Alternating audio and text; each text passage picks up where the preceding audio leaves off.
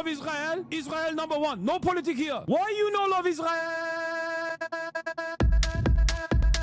Oh, you hate it? I'm Israel high. I'm Israel high. I'm Israel high. I'm Israel high. I'm Israel high.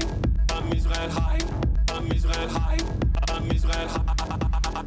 You have forgotten to say I'm Israel high? Do you love Israel? You must love Hamas. You are Hamas. I'm Israel high.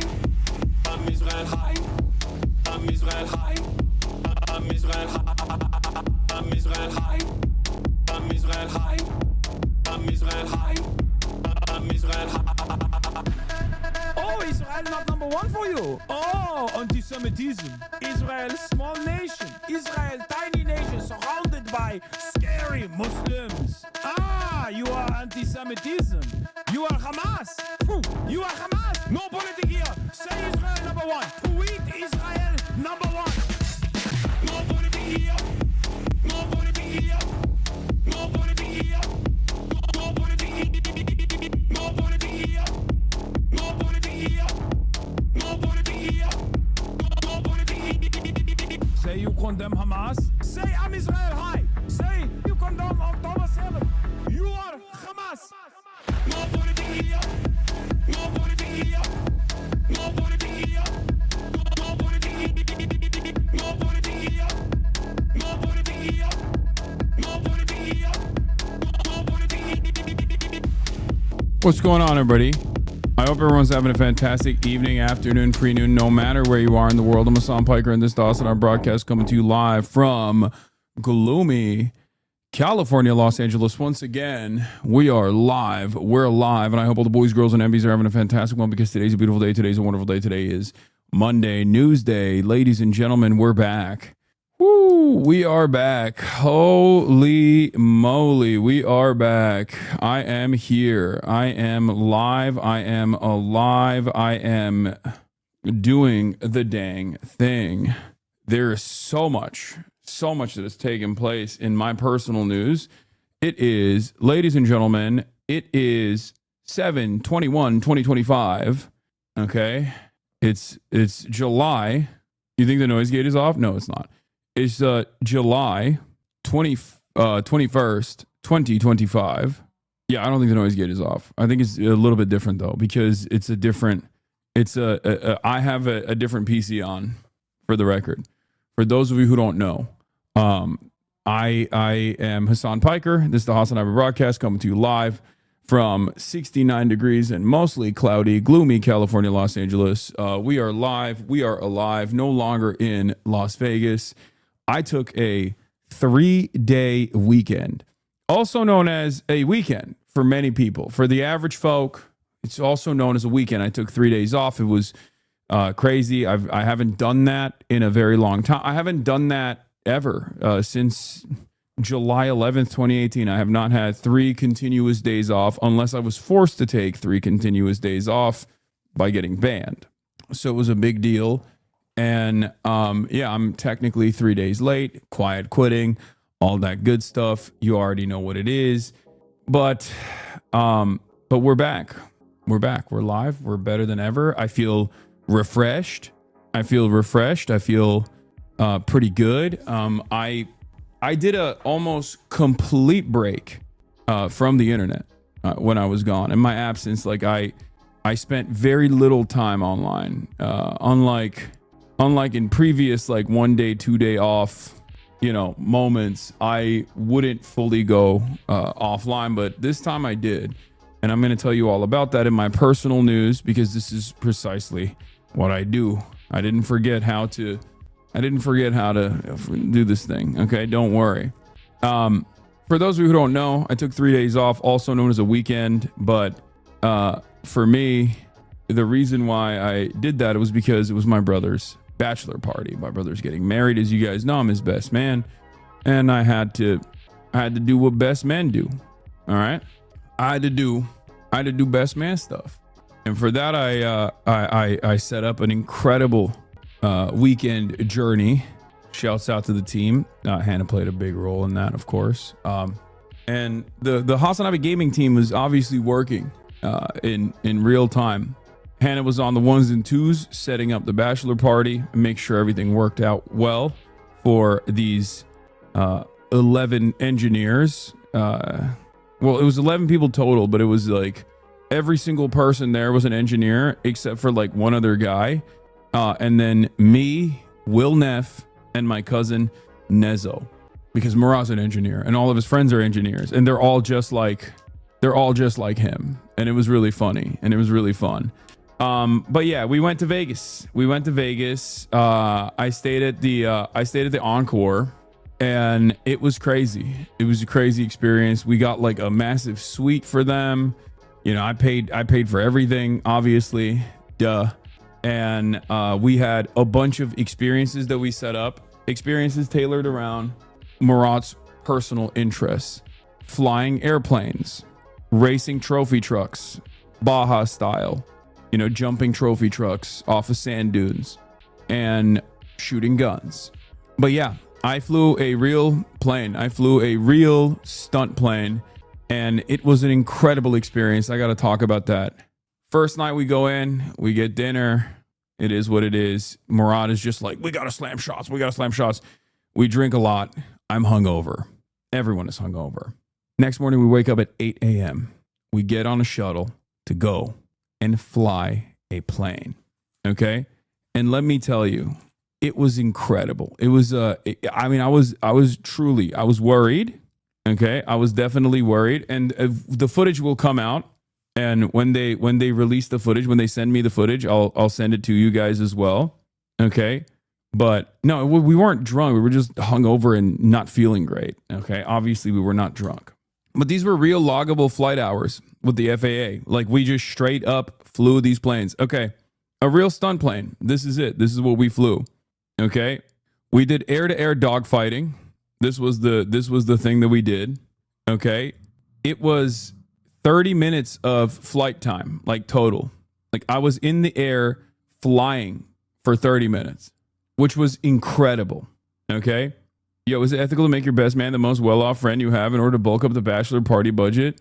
Yes. But in this situation, it worked out fine because I'm his best man, because I'm his older brother. Did you do any earlier on rolls and flips? Yes, I did everything. Okay. And let me tell you, I was piloting these fucking planes. I'm not even joking. Like, I need to explain this to you, because like, this is a place that's like, first of all, it just doesn't, the European mind cannot comprehend being able to just like fly a fucking plane out of nowhere, because I assume that there's pesky regulations and restrictions that stop you from doing so. Whereas in the land of commerce, okay, in libertarian paradise, America, the United States of America, specifically in Nevada, but also all around, they do this in like San Diego and shit too. You can just literally fly a plane without a pilot's license, because technically the person that's also on the plane with you, who lets you control the plane, he is a teacher. He's a flight teacher. So I guess there is this like weird space where if you are on a plane with a flight teacher, a certified flight instructor, you can literally just fly the goddamn plane yourself, which is crazy. Okay. It is a crazy, crazy situation. Like, I don't understand how this is. I guess maybe it's just like an unexplored area. Maybe it's just like paywalled by design. So that's why they don't, like, most people don't do that. That's a learner. That's pretty much possible anywhere. Okay. But I don't know. I don't know how you're able to do this without any prior flight experience whatsoever.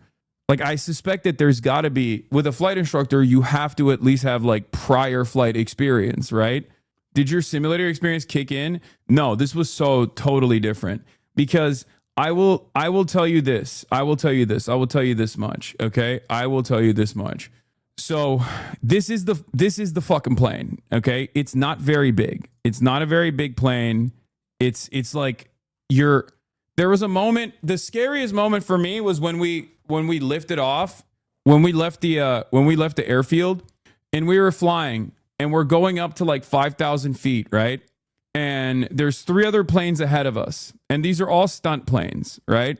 These are planes specifically designed to do stunts, so they can just like they can do more than what a fighter jet can do. Basically, it's not as fast, I don't think, but it's like they are designed specifically for stunts. So they're designed to stall, for example. Like if you crank it too hard, it stalls, but it's fine. You can recover it. All this stuff, like heavy G turns. So basically, when we were flying up, there was a moment where I looked around because you can see everything, right? Because it's like this is all open.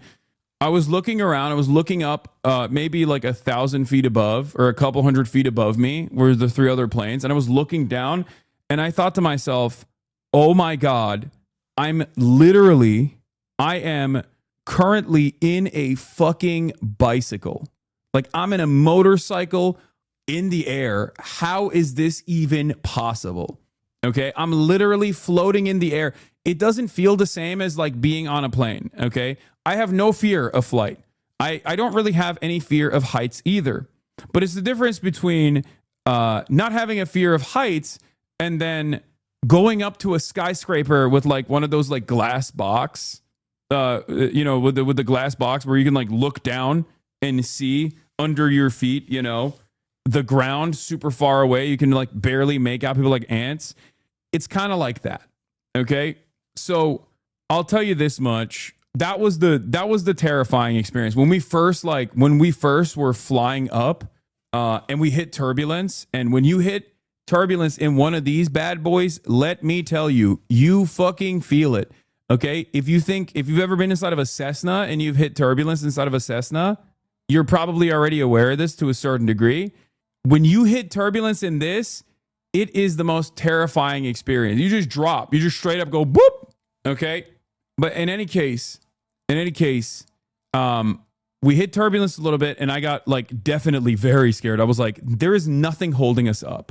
Like in that moment, I can hear you screaming in the head. No. I was super cool, calm, and collected because I was being recorded the entire time, so I had to be.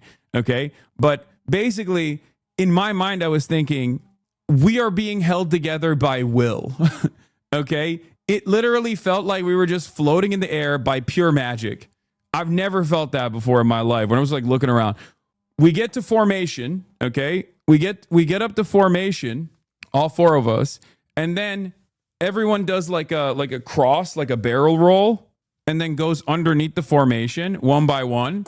And the moment that we did that barrel roll, that was when I was like, oh, okay, this is fine.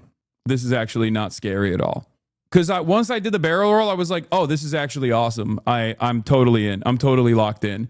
The scariest part about the entire experience, like I said, was the turbulence. And when I first took flight.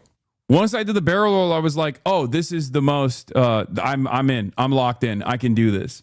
And what's really interesting about all of that, what's really interesting about this experience overall is that, like, obviously it was yet another thing where I was like nervous to do it at first. And I was just like, ugh, I don't want to do this, blah, blah, blah. They do the whole, instructor training, and they talk about like G-force and what the G-force is supposed to do to your body. And I'm sure you guys have seen those videos of people's like face getting sucked in and then they just like pass out because they can't, the human mind and body is not capable of dealing with G-force to that degree, because you become, 10x or 100x the weight that you actually are, right? Or wait, is it 1,000? So like if you're 200 pounds and you're doing 10 Gs, you're literally 10x. No, not even 10x. It's like 5 to 10x, right? Something like that. So you're 10xing your weight. You all of a sudden have 10 times the gravity. That's what it is. 1 G is like 1 gravity unit. So if you're 200 pounds in 1 G in the normal world, okay, when you're at 10 G, you are literally 10 times the weight. So you're 2,000 pounds. And I'm pretty sure like once you get up to a certain level, you pass out because your blood circulation, unless you've trained, the human body is incapable of hitting anything past like a certain point without losing their grip on reality. There's no more like blood rushing to your brain, and it literally cuts off the oxygen to your brain. and you basically start passing out. Most people pass out a 7 or 8G. I hit 7G. I did not pass out, for the record. And I did it on my own. And I'm going to tell you about this because this is also totally separate from person to person. Every individual has a unique experience with this. Some people can't handle G. Some people can't handle like the flips and stuff. Like they get motion sickness. I don't know why. This was like sumo Hasan. If you guys remember when I just like locked in when I was sumo wrestling for the first time and it just felt organic. I swear to God, it fucking felt organic when I was flying this thing. I don't know how. I don't know why. I was legitimately worried because like I was too big for the plane. I was already too big for the plane, but basically what the moment that you go up there, they line you up, right? You're supposed to do dogfighting in the air, and it's like laser tag. The yoke has a trigger on it. Once you pull the trigger on the yoke, if you have the bead on the other plane, and you're only supposed to do it from behind. You're not supposed to do like head to head because obviously that could potentially do a collision, and you're not even supposed to do that in real world combat anyway, or at least that's the way they explain it. So like the goal is always to get behind the other person, and have them on your sights, and then pull the trigger. And when you pull the trigger, if you actually successfully hit them, their plane will emit a cloud of smoke. Like it just like releases a little bit of smoke. It like auto triggers. It's a smoke pop. And then they simulate a downing by doing a barrel roll, all the stuff. So we got up there, you line up and you do a pass by. And then after you do a pass by, the pilot says 3, 2, 1, you have the controls. So basically, once you have the controls, you're controlling the plane. Like that's it. That's you. You're just flying the plane, and you can do whatever you want. You try to hit a hard right or a hard left. You try to do a barrel roll. You do some evasive maneuvering, and then you try to get behind the other person's plane, and then you literally fucking try to hit them. It was incredible. The moment that I fucking cranked it, isn't this like $5,000 person? No, it's actually $1,000 a person, which is still very expensive, but not as expensive as you would think. So basically, the moment that you crank that yoke, you pull it back and you go above and you hit and you see like the G-force on the, there's like a odometer thing in front of you and you just feel it. It is an incredible experience. It was incredible. Okay. It was an incredible experience. I don't know how to describe it, but it was, I guess I'm a adrenaline junkie to a certain degree now. Who got the highest G-force? I don't know. I think like, if you ask, they can hit 10 if you want. They can hit 10 for you if you want. I said, no, I didn't want that. But I personally hit 7, but we'll see all of that in the video with all the details and all the data, because they send it to you. They haven't sent it yet. I won my dogfights. I won in the video with all the details and all the data, because they send it to you. They haven't sent it yet. I won my dogfights. I won 2. I lost 1. It was 3 dogfights, and my opponent actually bailed after the second one anyway. But it was an incredible experience overall, straight up. Will was dying. Will is not built for flight. I mean, he's very capable of doing stuff with his own body, as long as he's like in control. But he very openly was like, this is not for me. I'm only doing this because I love you, Murat. It's fine. Like, he did not want to do this. We forced his ass, and he was not having a good time. Okay. He was not having a good time at all. You could probably handle higher with training if you can pull 7 Gs. Yeah.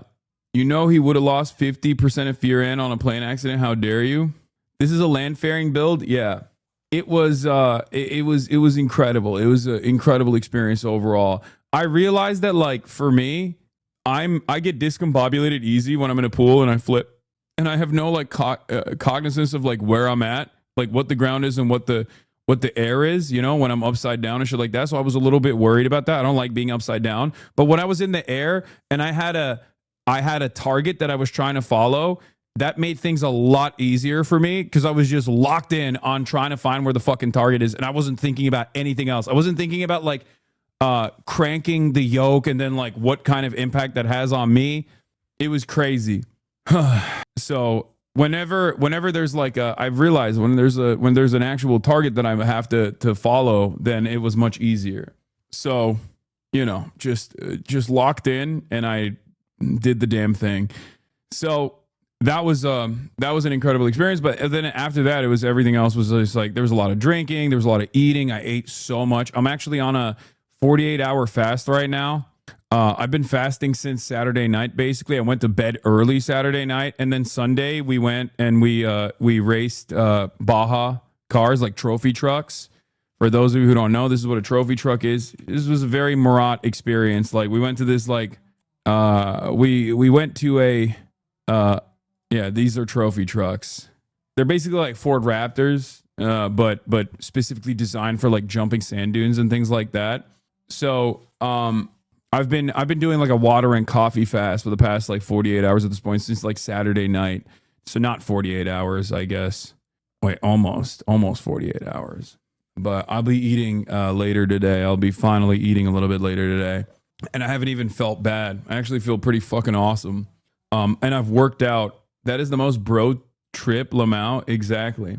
How did it feel to unplug from the internet? I bet it ruled. Yes, it did. And you can tell it fucking ruled because there's so many people in the chat that I haven't. There's so many people in the chat right now that are predictably sending me like spamming links nonstop, and I haven't even paid attention to it. So I'm capable of locking in and telling you a fucking story without all the people that are like in the chat being like, why don't you do this? Why don't you cover this? Netanyahu, Nelk Boys Netanyahu, Nelk Boys Netanyahu, Omar Fateh, talk about AOC. Like, I don't really, you know, I'm going to get to all of that. But under normal circumstances, I'd be so mad. I'd be so mad coming back and having so many people just like spam stuff. But I'm not, because it was good to take 3 days off. The only issue that I have with the 3 days off that I took was, like I said, I ate too much.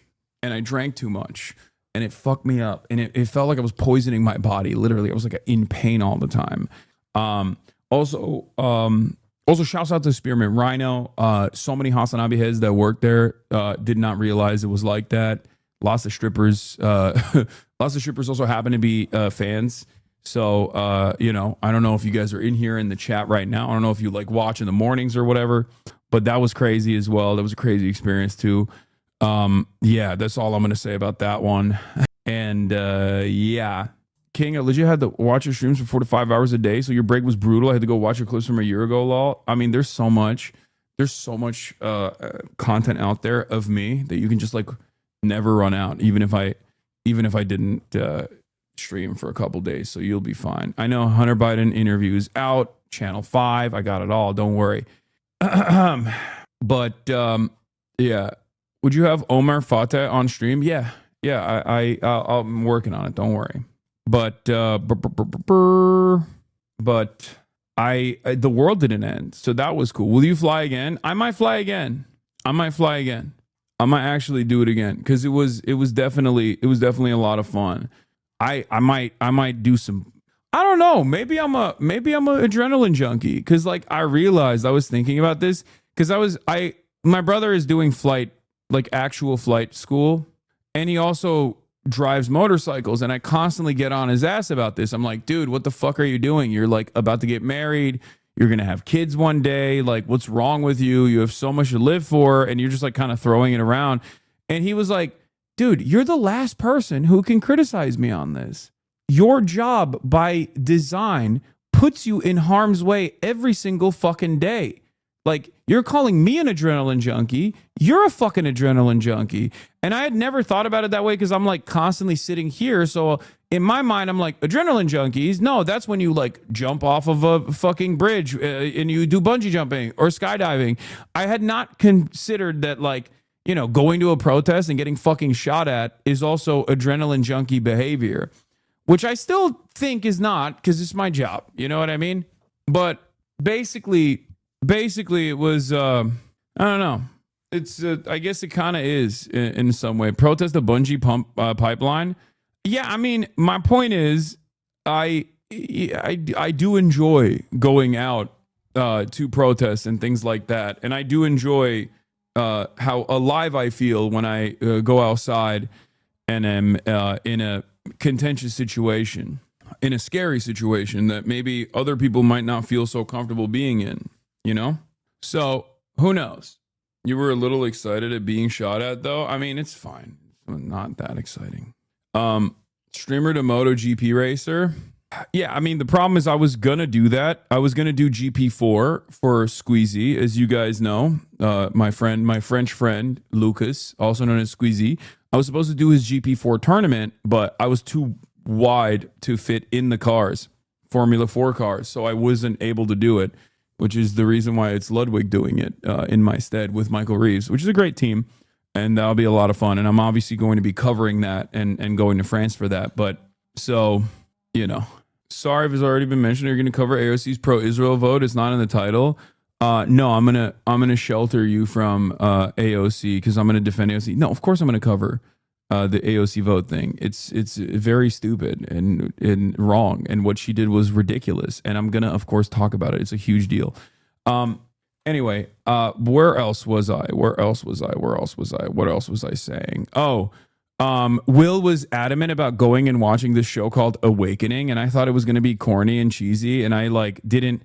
I'm not like a big theater boy, but we went and we watched it, and it was actually pretty good. I swear to you, the funniest person, Hasan didn't take edibles. He's the only one who didn't take edibles. But we were all there, and Hasan's like, I'm going to fall asleep, dude. I'm going to fall asleep. 20 minutes in, this fake-ass, real theater kid, don't let him tell you anything else. He's got the theater in his fucking heart, in the cockles of his soul. Dude, he's in there going, no, dude, I'm going to fall asleep. 20 minutes in, this was him.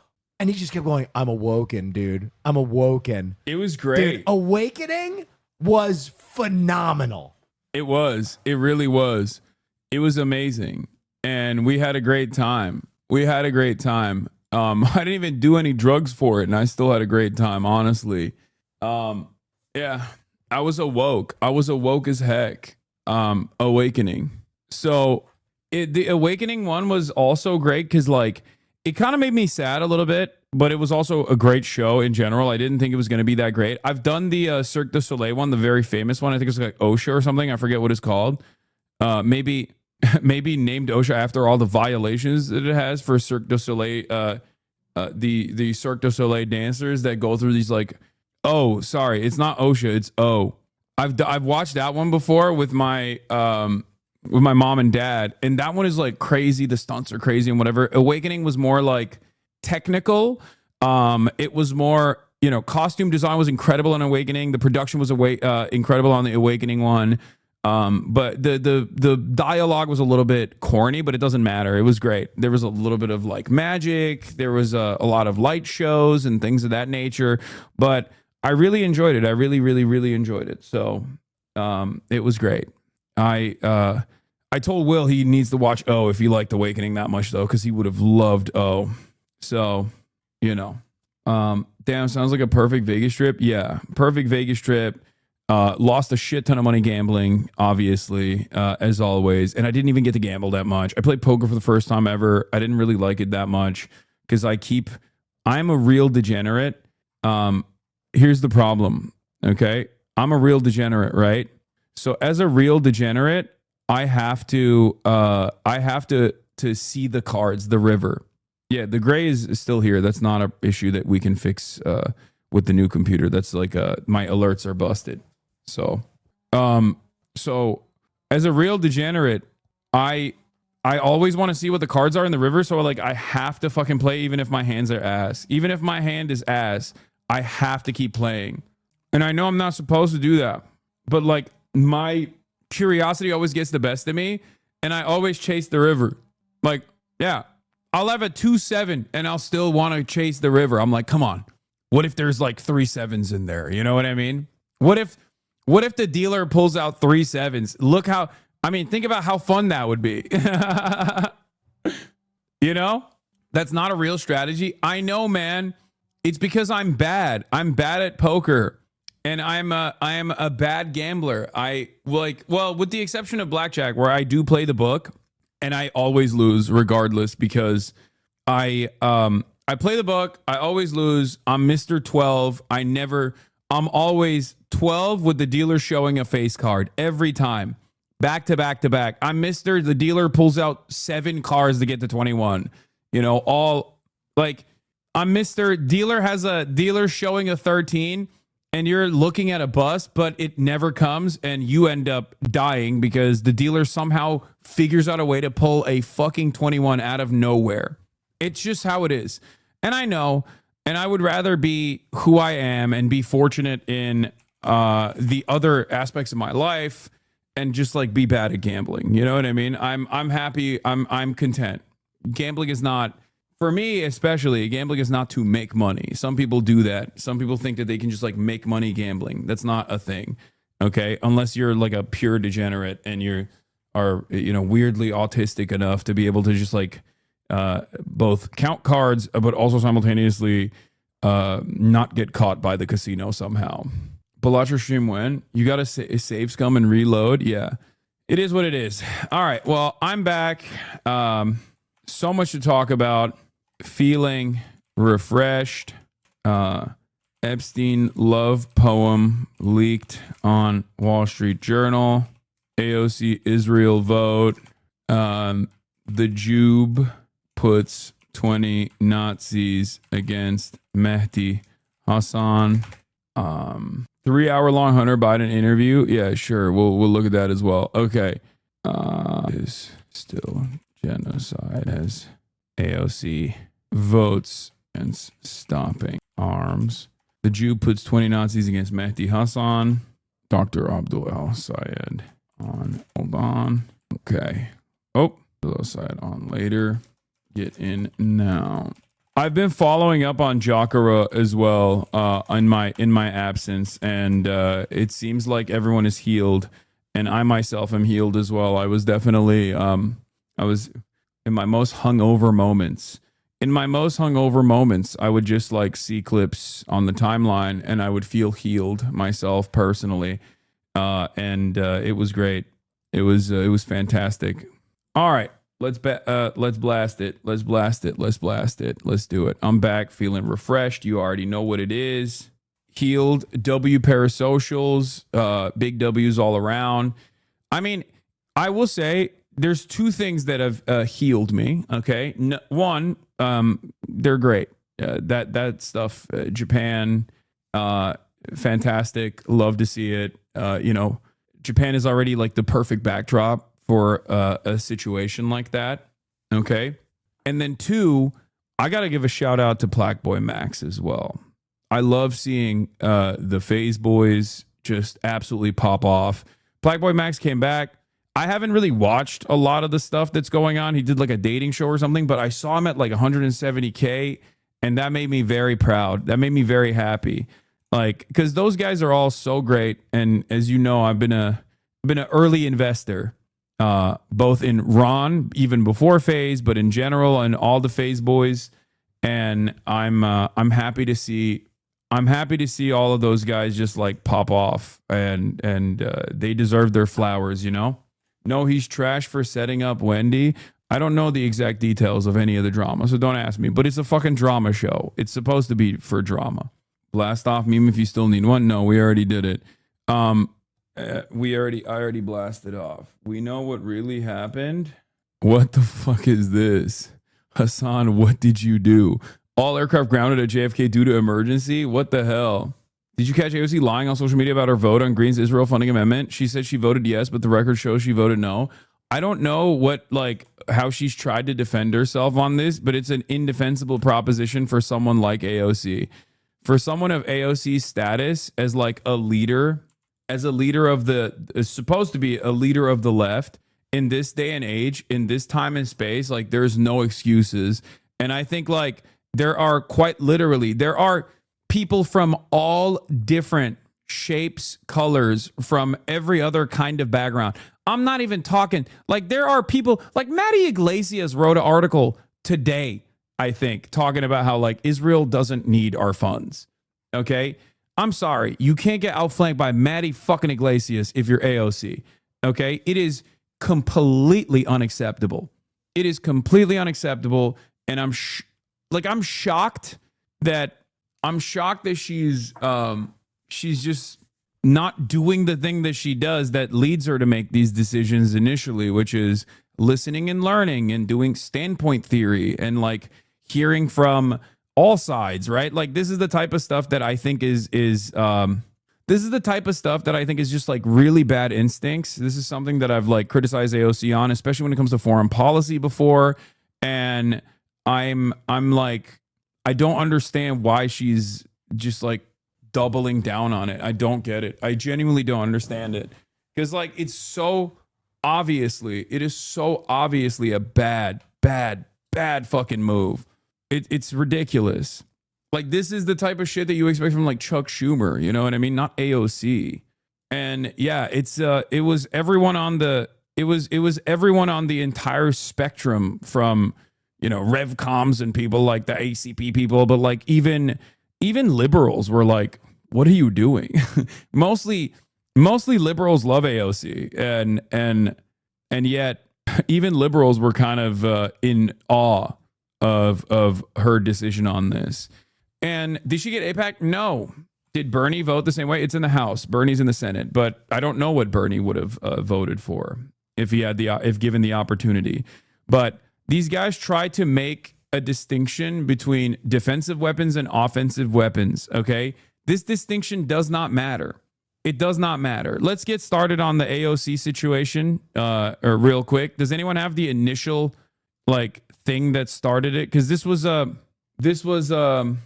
started off with a Marjorie Taylor Greene bill. Okay, it started off with a Marjorie Taylor Greene bill where she basically I think like put out a messaging bill. That was bullshit. Like it's a classic messaging bill, but it's no different than I guess like when Bernie Sanders puts out a messaging bill to deny weapons transfers to Israel in the Senate. You know what I mean? Or an amendment. Sorry, not a bill. It was an amendment. Marjorie Taylor Greene's amendment to cut off offensive aid to Israel and also even defensive aid to Israel, which is completely oblivious. Completely irrelevant in this point of contention. So, but again, like I said, she basically pushed for this as a messaging bill in a way that is no different than like when Bernie Sanders does this. Bernie Sanders has tried to veto weapons transfers to Saudi Arabia in the past, knowing full well that it's not going to pass, but he's still trying to make an effort. Okay. And the same goes for Marjorie Taylor Greene. Marjorie Titan Greene, regardless of being a fucking right-wing sociopath who is perhaps cynically getting on the fuck Israel train, it doesn't change the reality at all, was pushing for an amendment to stop all weapons transfers to Israel, including defensive weapons. This distinction does not matter ultimately because as we know, Israel uses the defensive shield that it has to be as belligerent as possible while it conducts its genocide and continues to bomb other countries, including but not limited to fucking Syria now. As a matter of fact, as you know, Syria is in a state of turmoil at this moment. And so like the idea that like Israel, oh, this is just a defensive, this is our ally and we're giving them defensive weapons is like, yeah, okay, that doesn't mean anything unless you're going to be a real one and say, if you were to turn around and advocate for Israel while it's in the process of doing a genocide, to say that like, well, they need anti-aircraft systems and they need our consistent, unlimited support so they can be as belligerent as they want without any repercussions whatsoever, then you have to say that about every country. You know what I mean? Why don't we give Hamas an Iron Dome then? It's literally protecting the civilians. I think they deserve it much more than Israel does, as a matter of fact. Israel's gotten it for years and years. Why don't we give Russia some anti-air defense systems then? You know what I mean? Like, what do you mean? We're there. Do you think there's no civilians in Russia? You think there's no civilians in Gaza? All Gaza is pretty much all civilians. What are we talking about? Mostly children, as a matter of fact. So unless you advocate to give like, anti-aircraft weapons to Nazi Germany while it was conducting the Holocaust and doing World War II because there were civilians in the territories that we were bombing and we must, Nazi Germany has a right to defend itself, you can't make this fucking argument about Israel. It's ridiculous. It was completely ridiculous. Okay. So let's get started on this here. Members of Congress speak on the House floor. Marjorie Taylor Greene and AOC's response and all that. Israel is a nuclear-armed nation, and they're less than $400 billion in debt. They are quite a thriving and successful nation. Their economy is strong. They're doing a great job for their people. However, the United States, the American citizens, are $37 trillion in debt. Yet we're continuing to send hundreds of billions of dollars in foreign aid constantly to foreign countries. This has to end at some point. Our problems here at home for Americans and the American taxpayer that are paying for all of this have gotten too large.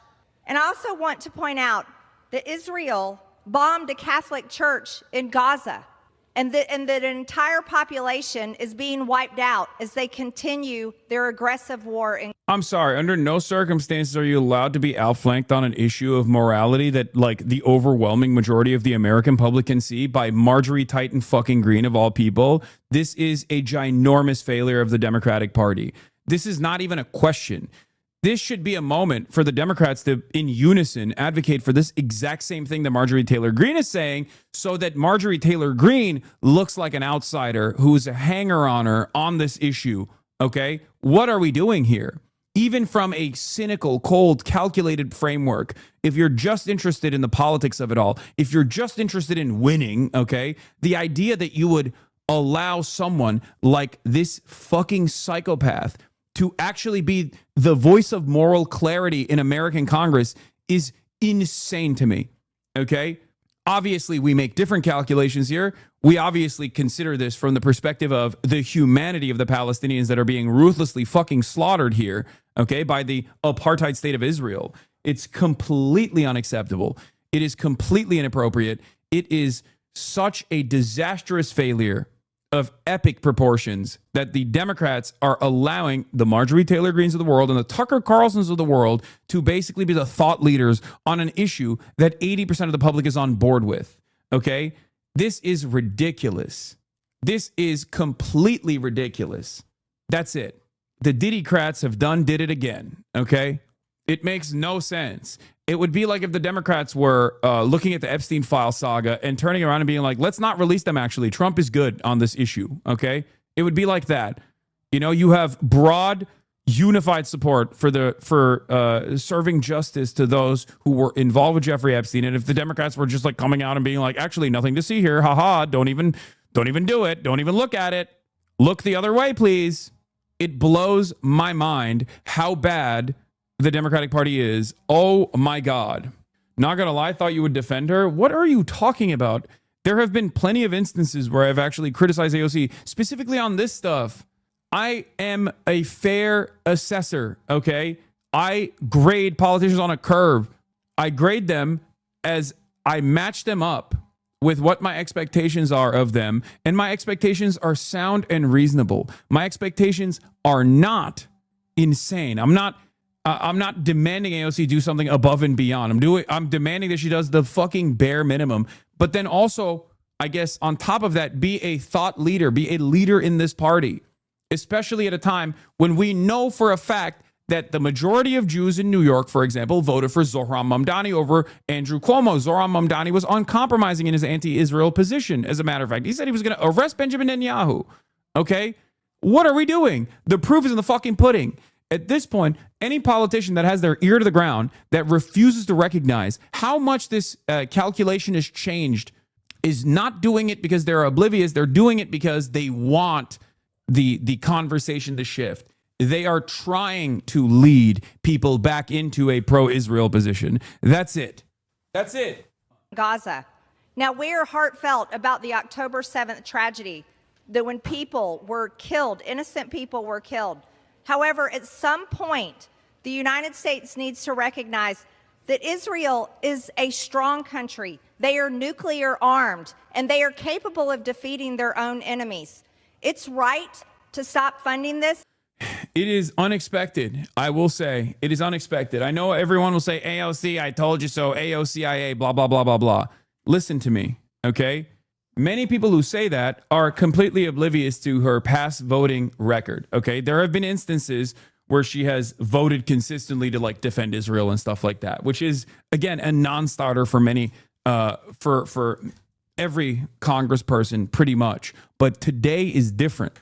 Okay, we are 2 years into a genocide, and the attitude has changed. The attitude and the opinion, the public opinion has changed.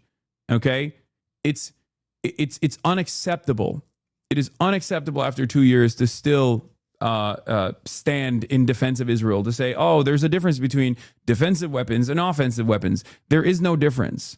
Very mad at AOC. I think people are misunderstanding this amendment vote, though. It's not selling out or being an agent or anything like that. It's likely a cynical attempt to fend off attacks in the future statewide, nationwide elections. Bizarre and out of touch risk aversion. Yes, bizarre and out of touch risk aversion. She ultimately voted against the funding package, but you can't fence sit this. And the justification she gave doesn't make any sense. No, it doesn't make any sense. That's what I'm saying. Exactly. I'm not saying she's AOCIA or anything like that. This is someone who is refusing to read the fucking room. And the irony here is that AOC is supposed to be a leader in the Democratic Party, a progressive voice in the Democratic Party. What are you doing? I'm not saying she's like compromised by AIPAC or whatever. That's not my opinion at all. My opinion is this is a profoundly bad political move. Okay? It is a profoundly bad political move. It basically shows that her political instincts are still, after a couple years of being in Congress, her political instincts, especially on this stuff, is so bad. Your expectations of AOC is what led you to be shocked several times over because you listened to her words and not her actions. What? No, that is incorrect. My expectations of AOC are working within the confines of the Democratic Party and being able to read the goddamn room, okay? I am an incredibly fair critic of AOC. You guys oftentimes, like you did with the Zoran endorsement, will go along with these narratives that like she is, CIA compromised, all this shit, okay? That's not the case. It's something worse than that. Ironically enough, it's silly. Let's see what Felix had to say. Truly and shockingly stupid. Beyond the nonsensical distinction between defensive and offensive weaponry, the state of constant warfare with neighboring countries is putting us in so many self-defense situations. Why is the one country entitled to free refills? It's fucking insane. You'd think it was the Bill of Rights. Israel has enough resources at its disposal for universal health care, a relatively gigantic military, and the ABDUL program. Do they just deserve free interceptor missiles more than other countries? I don't even think this is cynicism. AOC isn't a cynic. She's fucking stupid. A true cynic seeking to become the standard bearer of the electoral left would at least recognize the moment they're in. This is just pure idiocy and cowardice. That's what I mean. This is just a bad political decision for someone who wants to run for president. It is a bad political decision. It is the expectation. This is the expectation you would have. A bad political decision such as this one is supposed to come from the likes of Kamala Harris. It's not supposed to come from someone like AOC. Okay? It's just an incredibly bad political decision. I think she's 100% running for president in 2028 and thinks AOC doesn't even support defensive weapons. It's just too much heat and impossible to explain to ADL fed reporters, so is vibing through it despite it making no sense. This, of course, doesn't justify the defense, but it's my read. Yeah, that's quite likely. But I think she's also such an article head that she's afraid of legitimizing MTG by voting on this. I think that Felix's assessment on this is entirely correct. She doesn't want to look like she's aligned with Marjorie Taylor Greene under any circumstance whatsoever. And she is way too beholden to like the old school woke, the old school woke people that work in these campaigns, that woke as a pejorative. Like, I mean, like rad libs, you know what I mean? People that are like, why would you go on the Joe Rogan Experience type people, which is just like, you need to be a shark. You need to be a shark. You need to be vicious. None of that stuff works anymore. We're in the post-Trump era. Okay? That's it. Fuck the rad libs. Who gives a shit? It does not make any sense whatsoever. Anyway, so initially she said, where was it? Initially she said something along the lines of like, Marjorie Taylor Greene's amendment does nothing to cut off offensive aid to Israel nor end the flow of U.S. munitions being used in Gaza. Of course I voted against it. What it does do is cut off defensive Iron Dome capabilities while allowing the actual bombs killing Palestinians to continue. I have long stated that I do not believe that adding the death count of the innocent victims of the war is constructive to its end. That is a simple and clear difference of opinion that has long been established. This is a bullshit, an incredibly cowardly way to fucking defend this decision, by the way. It would have been better off if she just said like, like, I don't like Marjorie Taylor Greene and it's a cynical messaging bill or something, even then it would have been cowardly for her to not vote for it. But it is ridiculous to say, oh, it's defensive weapons. What do you mean defensive weapons? Who gives a shit? What are we talking about? Everyone at this point, especially someone like AOC, should be aware that Israel gets to fucking literally do as much violence as possible because they know full well that we're always going to be footing the bill on the defensive side. Okay? It's not about like letting Israeli civilians die. This is not the case. Okay? The point is, if Israel feels like they are left unguarded, okay, or if they feel the pressure from BDS, for example, boycott, divestments, and sanctions on the state of Israel, then they will stop doing genocide. That's the whole point. It is the least violent means of stopping Israel. It is fucking ridiculous. No one is saying like, oh, blow up Israeli civilians, please. That's fucking stupid. That's not the argument here. The argument is Israel will stand down if we stop giving them weapons, defensive weapons and offensive weapons, just all weapons. And it's ridiculous because no one would make the argument, yeah, look, we were only selling Germany anti-aircraft ammo. It was just defensive weapons. It would be ridiculous. That would be a ridiculous argument. How are you this dense? If Israel was limited in defensive weaponry, it would be forced to choose diplomacy and over war to come to the negotiation table sooner. You think it'd be this reckless in Gaza if it knew hundreds of rockets were headed its way? So short-sighted is the case. That's it. Like, this argument is not a real argument at all. This argument is an argument that you take if you are still trying to exist in the old world, okay? In the old way of politics. This is pre-October 7 politics. This is Bernie Sanders pre-October 7 being like, well, you know, Israel has a right to defend itself. It's done. That's over. It's especially over for you. This position maybe is not over for like a Kamala Harris, but for you, you're supposed to be the room reader. You're not supposed to be tone deaf. You're not supposed to be tone deaf to the fucking cries of the Palestinians. So I think it's just such bad politics. It is such bad politics. And then to make matters worse, she's also doubling, tripling, quintupling down on like attacking the left, which is only going to draw more enmity because like it's not even a good issue to criticize the left on. Because this is the one time when like liberals are fucking on board with this. You know what I mean? This isn't like oh, why aren't you advocating for seizing the means of production and or why aren't you advocating to like fucking do military intervention in Israel or something? You know what I mean? Like, that's not like the expectation here is for you knowing full well that this bill is not even going to this amendment is not going to pass. Still, as a strong advocate for human rights, to turn around and say, I don't like Marjorie Taylor Greene, but I think that on this issue, we have to cut off weapons aid to Israel. That's it. Defensive, offensive, doesn't fucking matter. All aid. That's what sanctions are. What are we doing? We're supposed to be advocates for boycotting and we are supposed to be advocates for boycotting the state of Israel, for demanding sanctions to the state of Israel, for demanding divestment from the state of Israel. This is a part of that process. If you can't even do that, then what the fuck are we doing? I'm sorry, guys. This is completely ridiculous. This is way past my fucking red line, especially for someone like AOC, way past my red line. And the reason for why I said this, and I'm just some fucking random commentator, okay? Who the fuck am I, right? I'm just some dumbass.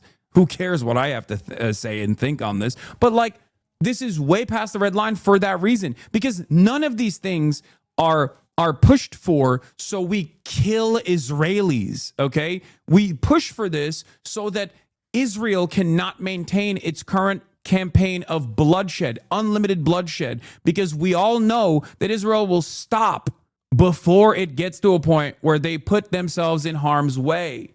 And it does not, like, this is bad policy. It's immoral. It's morally repugnant policy, okay? But worse than that, it's fucking bad politics. It's such bad politics, okay? It's incredibly bad politics. In this day and age, in this time, to stand as a voice of progress, as a voice of the progressives in Congress, as someone who's most likely going to run for president, I've said this before about AOC. Like, she should never respond to Instagram and to people online. Okay, she should never do that. One takeaway here is that AOC is way too online. She's getting upset over the narrative among Twitter leftists and hyper focusing on the bad faith inaccuracies about her rather than the larger problem that she voted against defunding the Iron Dome. Google is free. If you're saying I voted for military funding, you are lying. Receipts attached. Drag me for my positions all you want, but lying about them doesn't make you part of the left. If you believe neo-Nazis are welcome and operating in good faith, you can have them. This, by the way, is the overall package, but she voted against the amendment. And not only did she vote against the amendment to cut off Iron Dome funding to Israel, but then also on top of that, she turned around and defended the position by claiming that this was, a way to stop civilians from being killed. Okay? A way to stop Israeli civilians from being killed. And it's like, that's not the point here. Okay? That's not the point at all. And also, on top of that, she's throwing her closest allies in Congress under the bus. If you believe neo-Nazis are welcome and operate in good faith, you can have them. Rashida Tlaib and Ilhan Omar and Summer Lee voted for this. Is Rashida Tlaib, Ilhan Omar, and Summer Lee saying, like, we love neo-Nazis? That doesn't make any sense. That doesn't make any sense. And Al Green, too. Al Green as well. Is Al Green on board with neo-Nazis? No. Why is Al Green a long-standing, old Democrat, old school Democrat? Why is Al Green on board with this amendment, but AOC is not? It is completely unacceptable. Okay? Every single person in the Progressive Caucus should be on board with this. Greg Kazar should be on board with this. Every single person in the Progressive Caucus, including AOC, should be on board with this. This is completely unacceptable. Okay? This is not a single issue thing, okay? Not that it matters. It's a fucking genocide, so obviously being single issue on the genocide is perfectly fine. But this is this is yet another instance where it's both bad policy and bad politics, okay? It's good policy to cut off weapons transfers to Israel entirely, okay? That is the only way that Israel will be forced to stop. It's good politics to be anti-Israel in this day and age. Not only is it moral, but it's also good politics because that's what people want. It is a way to communicate earnesty. That's why cynical actors like Marjorie Taylor Greene take advantage of the lack of interest in the Democrats here and make themselves look like leaders in this movement. I think they're not entirely wrong, though the pulse of the country is not yet at the removed defensive system stage. They will get there eventually, but this stupid fence sitting makes no one happy. No, that's ridiculous. There's a way to communicate this, okay? There's a way to communicate this. You're wrong, okay? I think Marjorie Taylor Greene is unironically closer to the fucking pulse of the average person than AOC is on this issue. It is shocking to say. You are wrong. Americans don't want fucking any aid going to Israel. What are we talking about? It's gone. It's done. Anyone that doesn't read the writing on the wall here is basically still operating on the old guard way of thinking. And you're exactly the same type of person who most likely looked at the Zoran stuff and was like, well, Zoran has to take a wishy-washy position on Israel because he wants to win. He wants to win. It's like, no, that's different. That's a different time and place in politics. We have moved beyond. We are in an entirely different space. The zeitgeist has shifted. Think about how much even a little bit of hope, a crumb of hope, can change political discourse in this country. Post Zoran, think about how every single person has recalculated. You got like the Andrew Schultzes of the world being like the Democratic Socialists are the only America First party. Like, think about that. How did that happen? How did that happen? How did we get to a position where the Democratic Socialists are seen as like the saviors of the Democratic Party by broad Democrat Party voters and the base of support? The Deborahs, the Barbaras, all of these people have decided that saying fuck Israel does not matter. And now MAGA is dominating the fuck Israel tip. It's crazy. With AOC's recent vote, this is worth consideration. Will clocked it too. Given AOC's most recent statements, I now fully believe Bernie Sanders and AOC purposely ducked the full interview they told us on they give him. I don't buy that they were running behind on schedule or whatever. I never did. I think they used him. Will clocked it too. That situation was weird. I was willing to give the benefit of the doubt, but come on, this is no shade to Hasan, and I could be wrong. But my instinct from that whole interaction was that they used him for his audience and never planned on giving him the push, giving him time to push him on anything. I don't think that's the case. But I mean, look, it's, I'm not I haven't had them on since then, so who knows? No, they had a speech. I don't think it's the case for this particular situation. I will continue to try to have them on. Anyway, she bailed on you at the DNC. Don't fall for this shit. No, that's not the case. Yeah, Bernie's private messages on Israel was also fucking terrible too. I didn't get a chance to talk about it either, but I mean, look, Andrew Cuomo, here's with audio, okay? Andrew Cuomo is at a Hampton synagogue talking about how he lost because Jews voted for Zoran.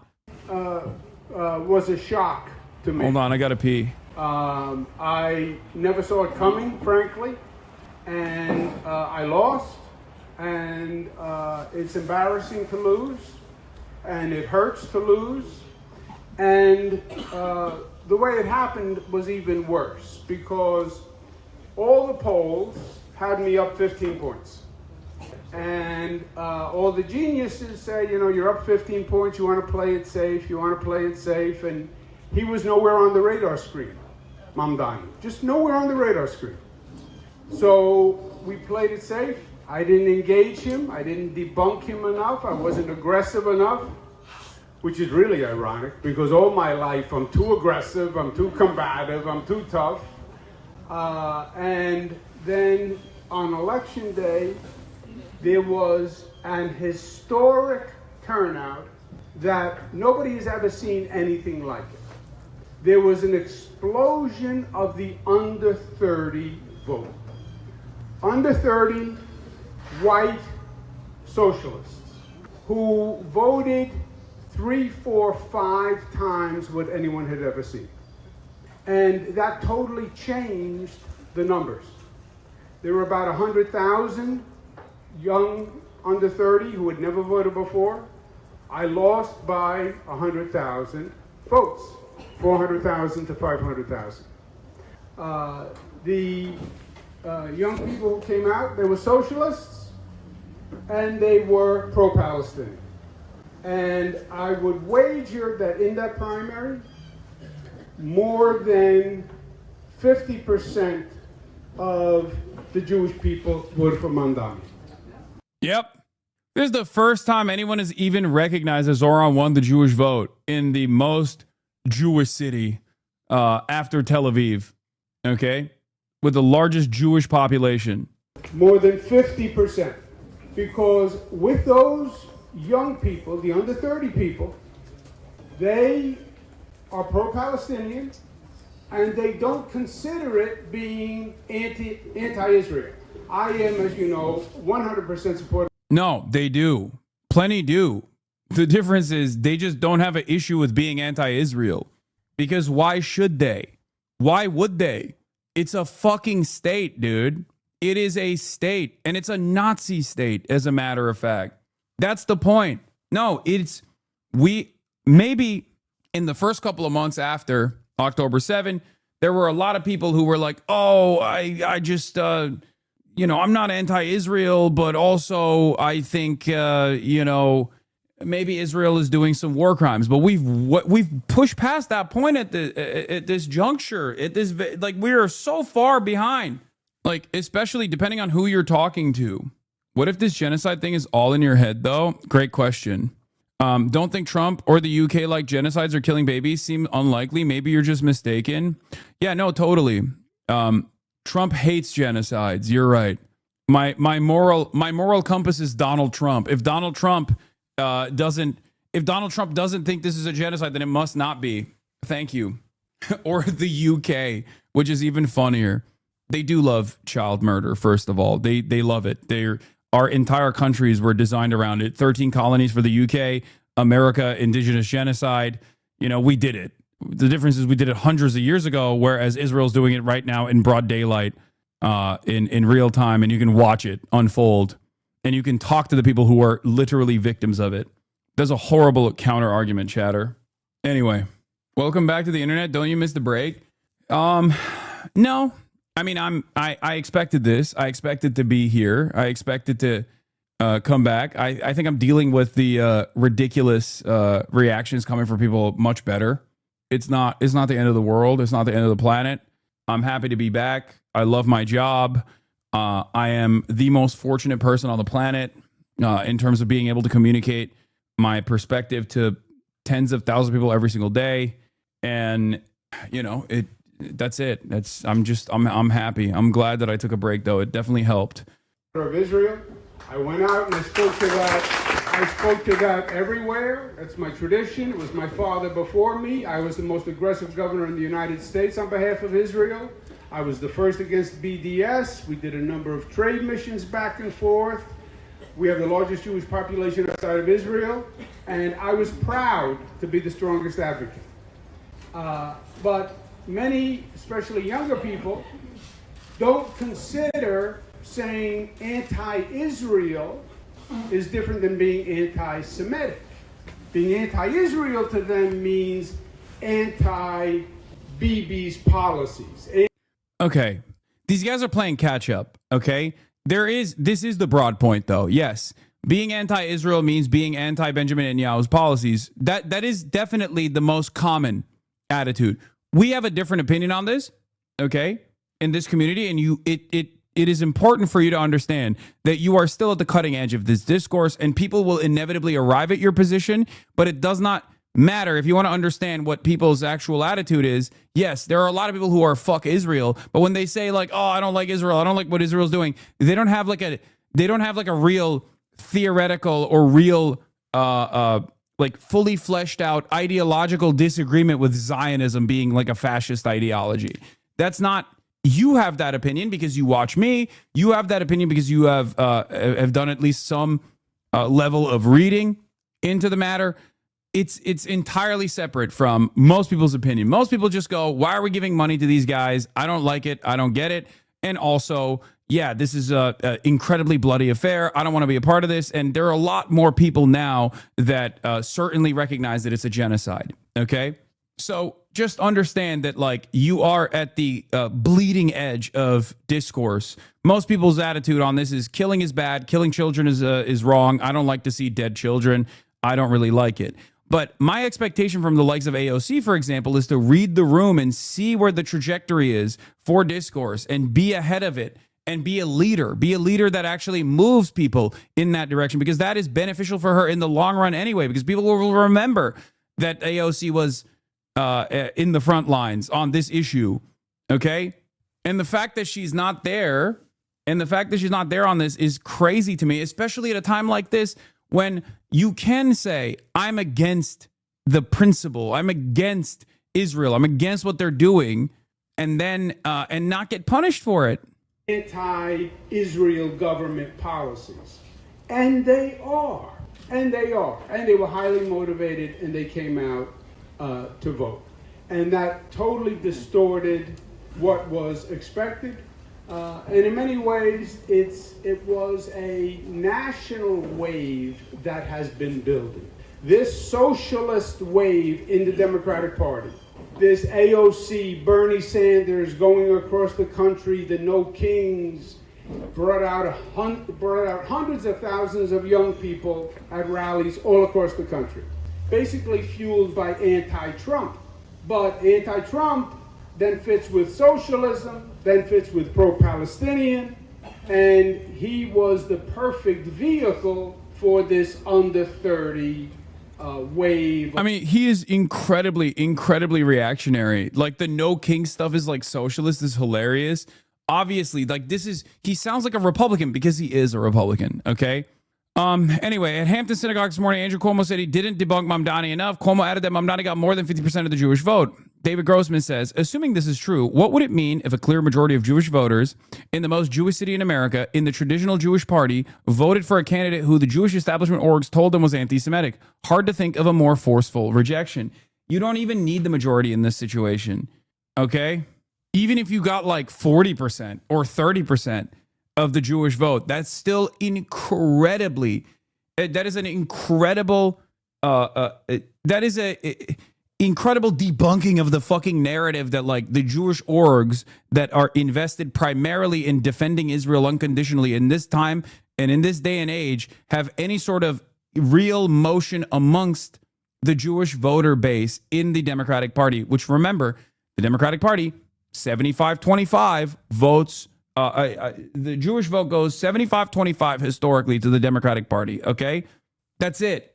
So when we talk about the Democrats being 80-20 on giving weapons to Israel or recognizing the genocide that Israel is doing, we're talking about a whole lot of Jews too. Okay, that's it. 75% of Jews historically vote for the Democratic Party, regardless. During the primary, I was careful to say what polling showed, that Cuomo had 30% of the Jewish vote and Mamdani had 20%. For Cuomo to claim he lost the outright majority is a pretty huge shift. It speaks to what has been happening gradually over the last decade, now accelerated by Gaza. That Cuomo could even claim this speaks to a Jewish vote that has broken dramatically with institutional Judaism, with Israel as a clear fault line. I mean, dude, look at this community. We have a fuck ton of Jews in this community. Okay? There is a generational split here. I've been saying this since October 7. Okay? There is a generational split, and it's not different for Jews either. Okay? That's it. That's it. This is not about Judaism. No matter how hard Israel and Israel defenders try to claim that this is all about protecting and preserving Judaism, Israel is the only way to preserve and protect Jews all around the world. That's a lie, okay? No matter how much people wish cast that into oblivion, it is very clear that young Jews, just like everyone else, have seen the death and the destruction and have made up their own minds. And they're like, I don't want this to be a part of my identity. It's perfectly understandable to not want to be associated with a fucking neo-Nazi enterprise like the state of Israel. That's it. It's crazy.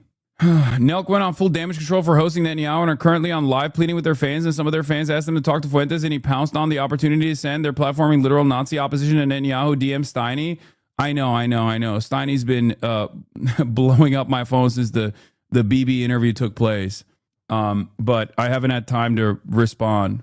But I'll talk to him. I'll talk to him when I have time. Not just young Jews. Did you see the interview with Mandy Patinkin and his wife? Brought me to tears. Yes. They're not going to have Nicholas Fuentes on, dude. Don't be ridiculous. All right. Tarek Kenny Shawah says, my friend Shabares and El Gindi, Dylan Saba, and Khaled El Gindi, and others have explained at length why the Iron Dome is essential to Israel's shield of impunity. What I find insane is that one could call what Israel's doing in Gaza a genocide and still vote to fund their military in the same breath. If you believe Israel's committing a genocide in Gaza, and that is the word AOC has used, giving even a single dollar to the military committing the genocide is an explicit act of support. Cutting a genocidal entity off from any type of funding / support should be the bare minimum, which is the truth. That is the truth. It is bare minimum. It's ridiculous. Hold on. Bro, Steiny is talking to Nick right now. What do you mean you doubt it? Oh my God. That's so fucking, oh God, it's over. It's a fucking entire generation of little neo-Nazis that are going to prop up left and right. Jesus fucking Christ. They asked me to go on their live stream, and I was like, I didn't respond because I was fucking working. AOC voted to still fund new $500 million to Israel. What do you say about that? Brother, are you not listening to the words that are coming out of my mouth? There is no funding to Israel, okay? That is, like, if you want to be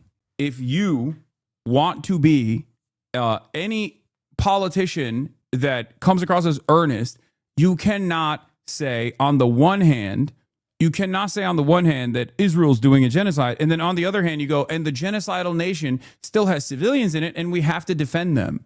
Okay? It doesn't work that way, because the more you give aid to Israel in defensive aid or even financial aid or any sort of aid, the more Israel can operate with impunity. It's that simple. It's that simple. It's that fucking simple. That's it.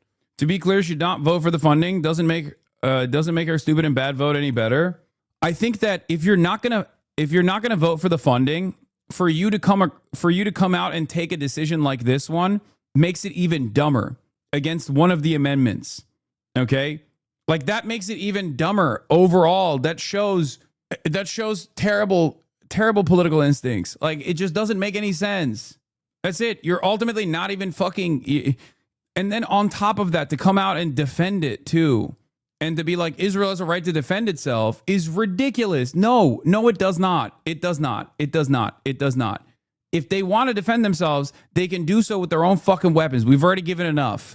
Okay? The idea that, like, Israel has a right for us to defend it whenever it does incredibly violent things to every other country in the region is fucking insane. It's just so beyond the pale. It is such a ridiculous fucking thing to say. He's a madman. Trump's team frets about Netanyahu after Syria strikes. Bibi acted like a madman. Oh, welcome back, Brandon, by the way. Welcome back, Joe Brandon. The Brandonization of the Trump administration is complete, by the way. Here it is. He's a madman. Trump's team frets about Netanyahu after Syria strikes. So funny that Tucker Wright has its own helpless, fuming, concerned Trump alternative universe. And like what the MSNBC said, it's laundered via Barack Ravid. The bipartisan myth that Netanyahu is manipulating your guy is essential to maintaining partisan delusions and national innocence. That's it. That's it. The notion that like Israel is simply duping our big, beautiful boys, Israel is simply duping our big, beautiful boys is fucking stupid. Okay? The idea that Israel is duping our big, beautiful boys is fucking ridiculous. That we are somehow infallible, that America would do the right thing in the situation if it wasn't for, like, depending on what level of conspiracy you believe, pedophile blackmail operations or whatever that Mossad is conducting, or the fact that there's just like too much money that they're giving to American congresspersons. Like, that's not the case. These guys either A, don't give a shit, or B, like it, okay? Israel does not jump without us saying jump. Israel says how high when we say jump. Now, over the course of the past couple of decades, post 9/11, I would say that Israel has slowly but surely taken up more space in the decision-making process, okay? But it's ultimately still our attack dog. That does not change the dynamic even one bit, because these decisions, these like messaging bills matter for that reason. Because if we were to shut off Israel's weapons, it's over. Tomorrow, they're the most peaceful nation on the fucking planet. Do you understand? That's it. That's it. White House Press Secretary Caroline Leavitt says President Trump was caught off guard by the Israeli bombings in Syria and on the church in Gaza and spoke to Netanyahu in both cases and asked him to rectify things. Fucking bullshit. Oh, man. Oh, dude. The Brandonization is complete. Is Israel like a U.S. client state then? Israel is an extension of the United States. Israel is more than a client state. It's basically just a state. But having said that, Israel has slowly but surely, especially accelerated under the Biden administration and continued under the Trump administration, or I would say it accelerated under the Trump administration Trump 1, has taken the driver's seat and is now leading American Middle Eastern policy as opposed to simply being a vessel or a vehicle for America's interests in the region. Okay? In the past, it was a U.S. proxy, and slowly but surely, because of its importance, bad take, cutting off weapons is not going to stop their bloodlust. They will easily turn on someone else and continue by their own means. Peace is not in their vocabulary. That's not true. This is the most idiotic argument of all time. If that was the case, Israel wouldn't spend billions of dollars manufacturing consent in American media and also through all of these like groups, all of these like advocacy groups. You're out of your fucking mind. You are delusional. America has supplied Israel 70% of all defensive and offensive weapons used since October 7 have been supplied by the United States of America. Without us, Israel would not be able to do anything. Okay? You are deluding yourself. There is no one else Israel could go to. And it's such a short period of time, as a matter of fact. No one. It is ridiculous. We are the country that allows Israel to be as violent as possible. And this is a lie that people tell to themselves. Oh, it wouldn't stop their bloodlust. Okay, then we'll fucking invade. Okay? Because I've explained this a million times over. First, it starts with boycott, divestments, and sanctions. Okay? Let's say America says, we're stopping offensive weapons transfers to Israel. You have to stop. Israel says, we're not going to stop. All of a sudden, they don't have enough weapons. How are they going to continue? But let's say they still have enough in their stockpile, and they continue doing this after we said stop. Then come the sanctions, economic sanctions that Israel would choke the Israeli economy without constant American aid, without constant American intervention in the Israeli market. It's over, right? And let's say they still continue. They say, no, we have so much bloodlust. Okay? We have to kill more Palestinians. It doesn't matter. We'll kill ourselves. Okay. Once the full crippling sanctions come in and they still don't stop, then you invade. It's that simple. Okay? The first step in this process is boycotts, divestments, and sanctions. It's that simple. What happened? I don't know what took place. It was a weird graphical glitch. Purple screen? Okay. Regardless, listen to my words, okay? Listen to my words. It never has to get to that point anyway. Hold on. I'm tracking the errors as well. I hope you guys understand. This is the reality. Reagan called Israeli Prime Minister Benjamin Bain. No, I know. That part doesn't even matter. Yes, in the past, America has also, even Joe Biden has actually stopped Israel's bloodlust in the past. It's ridiculous to say that this is not the same dynamic still doesn't exist. Joe Biden in 2001 stopped Israel's siege with one phone call. Okay? With one phone call. That's all it took. Anyone who acts as though Israel can continue this genocide without American and Western support is deluded, is lying to themselves. Okay? You are lying to yourselves. I don't know why, but it's just not the truth. Oh, 2021. Sorry, did I say 2001? Joe Biden stopped Israel's siege in 2021 with one phone call. That's all it took. Ronald Reagan did the same. George H.W. Bush did the same. That's all it takes. That's all it takes. The idea that we are so powerless, we're so utterly powerless in the face of Israel is ridiculous. Israel is the ultimate American client state. Their entire military apparatus and government are relying on the United States. No other major country except maybe Egypt is that relying on the U.S. in the same way. Israel's a proxy, except we barely even bother to do oversight on that proxy anymore. People often mistake that for capture of the U.S. government. It's beyond that, okay?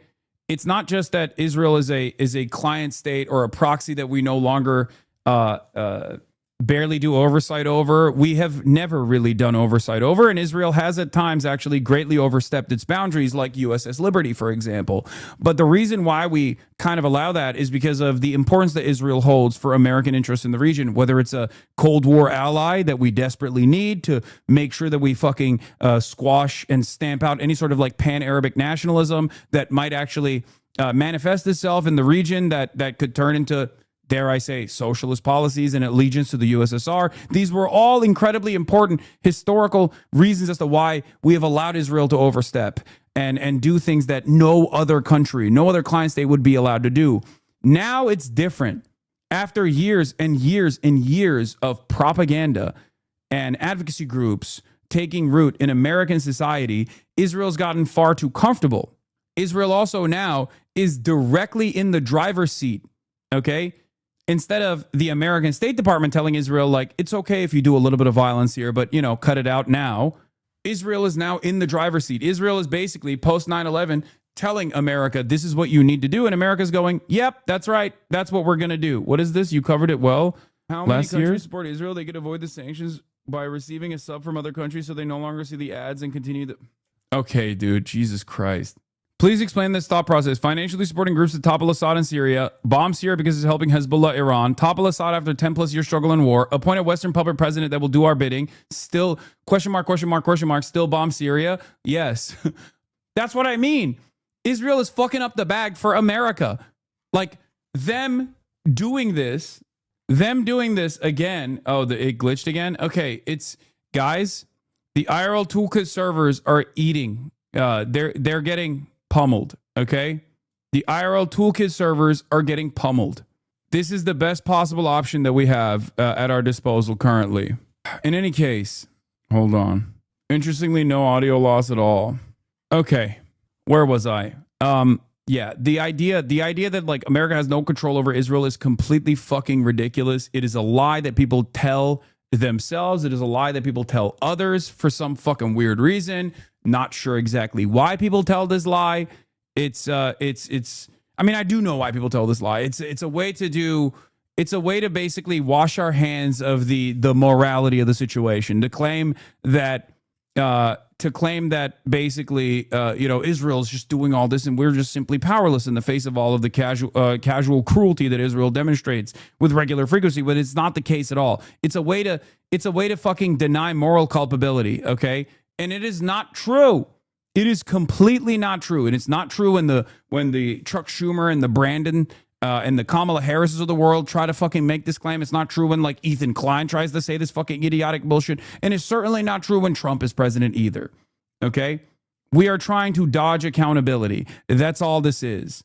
That's also another clear-cut indication that you're talking to someone who is like, running on patriotic fumes, which is why it's such a good, it's such a successful way to propagandize. That's why Nazis get a lot of play on this, or even Tucker Carlson gets a lot of play on this, where it's like, oh, our politicians are actually simply being manipulated into taking these decisions, or Israel would do this regardless. Like, these are all different ways in which people try to lie to themselves in order to wash their hands of this. But that's precisely the reason why, like, anti-Semites get a decent foothold in this discourse, because they can always claim like, no, America would never do this. Israel simply has figured out a way to manipulate American politicians by blackmail or whatever. It's just fucking bullshit. It's bullshit. Here's Adam Johnson. As I noted 2 years ago when Dems voted for Saudi defensive weapons, there is no such thing as supporting illegitimate military campaigns with defensive weapons. It makes no sense. And we know this because no one who claims to do so supports giving Russia or Iran an Iron Dome. In November 2021, when Biden White House announced it would sell weapons to Saudi Arabia, it insisted it was okay because they were defensive. A Human Rights Watch report on Saudi death squads targeting Ethiopian migrants shows how those defensive trainings and arms were used. There is no such thing as defensive weapons for a country that is engaging in an offensive genocide, okay? Just like you would never make this advocacy for giving Iran an Iron Dome, there are civilians there. Just like you would never actually make this advocacy for Russia getting an Iron Dome, there are civilians there. Ukrainian drones are pummeling Moscow, you know what I mean? Like, how fucking ridiculous. Ironically enough, Israel stopped Ukraine from getting a fucking Iron Dome when Russia was pummeling Ukraine, and Ukraine is our proxy. So get the fuck out of here. From a clinical standpoint, Zoran showed that you can totally avoid spats online by just never mentioning or explaining moderation. When he left his shift on policing unstated, nobody cared. While writers who explicitly said they liked what he was doing got pilloried. When you just avoid bringing up sore spots with your supporters, it puts the impetus on others to start an outrage cycle, which often is perceived as wrecker behavior and pisses people off. But when you light the spark yourself, it gets rid of that barrier entirely. This is a technical argument that Edinger Mentum is making that is absolutely correct. And the simplest way to do this is never engage with the online left. Just don't do it. So it's double stupid. Not only was her vote on the amendment, the vote no on the amendment was wrong and dumb, but then turning around and consistently elevating like leftist voices that are criticizing you is additionally dumb. You should never do that, even when you're in the wrong, like in this case. Okay? If I was in AOC's corner right now, if I was one of her campaign staffers, I'd be like, please do not under any circumstance tweet. Okay? Do not respond. Do not read any of the fucking replies. Just do not respond, because that also elevates the story. That also makes it worse. And I say this as someone who is a leftist voice that constantly gets fucking pilloried by other members of the left all the time. It does not matter. Only time will show your true motivations. And the reality of the matter is, in this circumstance, her true motivations are on the wrong, okay? Not only is it wrong policy, it's immoral, but it's also wrong politically as well. But you should stop tweeting about the left regardless, because it only makes it worse. So don't listen to criticism. Yes, that's what I'm saying. Don't listen to criticism, okay? Because your criticism in this situation is warranted, but in 99% of the situations is not fucking warranted, okay? That's it. It's just bad across the board. Like, think about it.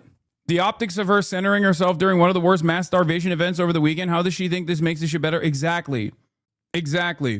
It's the number one thing you should not do. It's the number one thing you should not do. You should never. Of course, not making dumb decisions like funding Israel is the first step here. There's no way out of criticism if your choices don't even make sense from an electoral perspective. But in other areas where there are obvious trade-offs, the critics can often be very inconsistent. Exactly. Like, AOC has called it a genocide before many other members of Congress, okay? Openly on the floor of the Congress. That's important, okay? That should not be discounted. But this action right here goes directly against that, because this action right here is in the aftermath of other people also arriving at her position, her earlier position that it was a genocide, is the correct position. So then when you turn around and you're like, but defensive weapons are a necessity because we need to avoid further bloodshed, is ridiculous. That's it. I'm not going to lie. It is getting old seeing you get disappointed in liberals. Chatters, I need you to understand something, okay? Politicians are not your saviors, okay? Politicians are politicians. They are our representatives. Sometimes they will represent your interests. Other times they will not. Stop assuming that they're going to save you. Okay? They're not going to fucking save you. That's the difference between you and I, is that I see them as a weapon to wield. Okay? I don't see them as my salvation. I don't see them as the solution to these problems. I simply see them in an incredibly pragmatic way. Okay? I see them as a potential thought leader that can reach out to a much broader audience and get them to also arrive at the position of truth, especially when it comes to Israel conducting a genocide. Okay? That's the difference. A lot of you, for some weird fucking reason, think that like AOC is going to be your savior. You think that she is going to be 100% on board with every single thing that you believe. Some of you also think that for Zoran Mamdani, for example. I don't. And I love Zoran. I think Zoran is great. Okay? Zoran is a 33-year-old Muslim socialist who is an avowed anti-Zionist, okay? I have never felt as closely represented in American politics until this man. And even then, I understand that there are limitations, okay? I understand that there are going to be moments where I'm at odds with him, where I disagree with him. Use politicians as a jump-off point to organize. Use politicians to create networks of pressure, okay? That's it. No one is coming to save you. China is not coming to save you. AOC is certainly not going to save you. You have to save yourself. You have to organize. That's the point. I understand this reality. Many of you don't. That's the problem. That's why you get you get into this stan culture behavior where you feel like your favorite K-pop star is dating someone that you disagree with. And you're like, oh, I can't believe she would betray me like this. This is not a betrayal. Okay, it's only a betrayal if you thought that AOC was like your champion. Okay, this is not a betrayal. This is a fucking stupid decision, both politically and on the policy side. It is an immoral decision. Okay, do you understand? Mevlevi Maoist, this is insanely rich coming from you. You couldn't even tag her on Twitter. Little bro, save us from this act. You're still doing this. Okay, I have the largest platform on the left, you dumb fuck. What the fuck are you talking about? Oh, you couldn't even tag her on Twitter. You think tagging AOC on Twitter is more impactful than what I'm doing right now? What are you, fucking stupid? This is your problem. You think everything is like Twitter likes and Twitter back and forths or some shit. There is an arena filled to the brim with fucking DSA members in this chat right now. What the fuck do you mean? She exhibited this behavior for a while. You haven't called it out? Yes, I have. You just are stupid. And your calculation is not the correct one, okay? There are red lines that you cannot cross. This is one of them. She has crossed it. Aren't you adding insult to injury by commenting on this? How do you expect her not to respond? Because she's a fucking politician, okay? She's a politician. Of course, as a political commentator, when a politician, whether I like them or not, whether I am in contact or not with them, when they do something like this, I'm obviously going to respond. I'm obviously going to criticize them. They are, once again, they are not perfect saviors, okay? Anyway, also, I have criticized AOC many times, especially when it comes to foreign policy related things.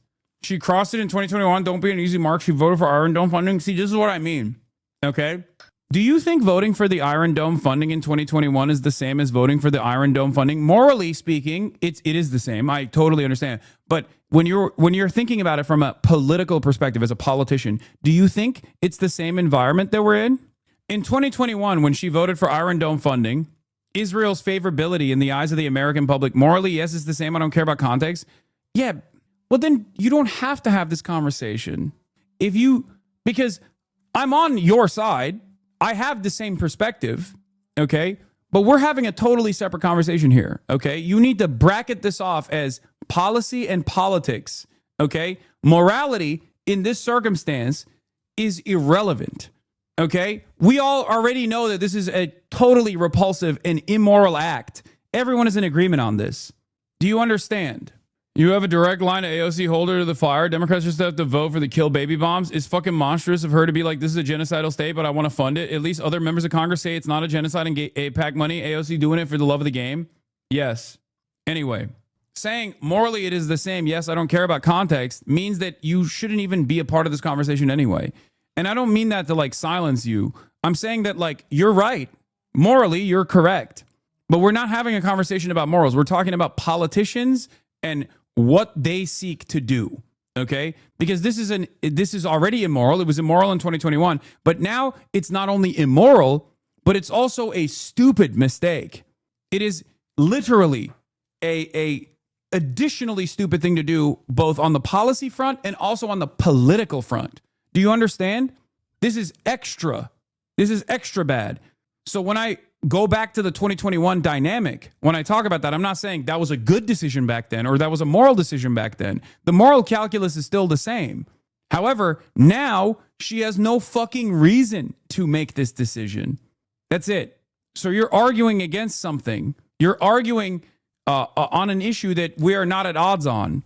Do you get it? It's basically like when people yell at me when during the election cycle, I talk about like, I will talk about, hold on, I'm going to talk to the Nelk boys.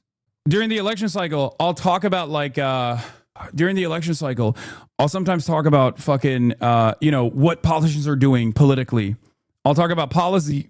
I'll talk about politics. I'll talk about electability. And people will be like, why do you care about electability? It's like, I'm a political commentator. It is my job to explain why something is either moral or immoral in terms of like the behavior the politicians are engaging in. It is also my job to explain to you if it's good policy or if it's good politics. Okay, these are the three dynamics that you have to take into consideration. That's it. It's my job. I'm supposed to analyze these things, and that's precisely what I'm doing.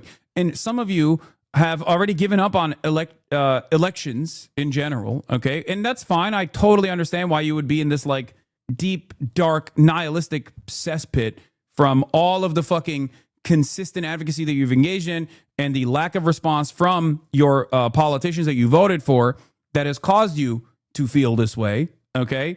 But if you're already saying like it's a bourgeois election, it's a bourgeois democracy, it's not real, it only represents the interests of capital, it only represents empire, then this is not a conversation that you have to, this is not a conversation that you have to be a part of, where you're like, well, I told you so. Like, it's like, yeah, I know that. You're telling someone who understands where you're coming from.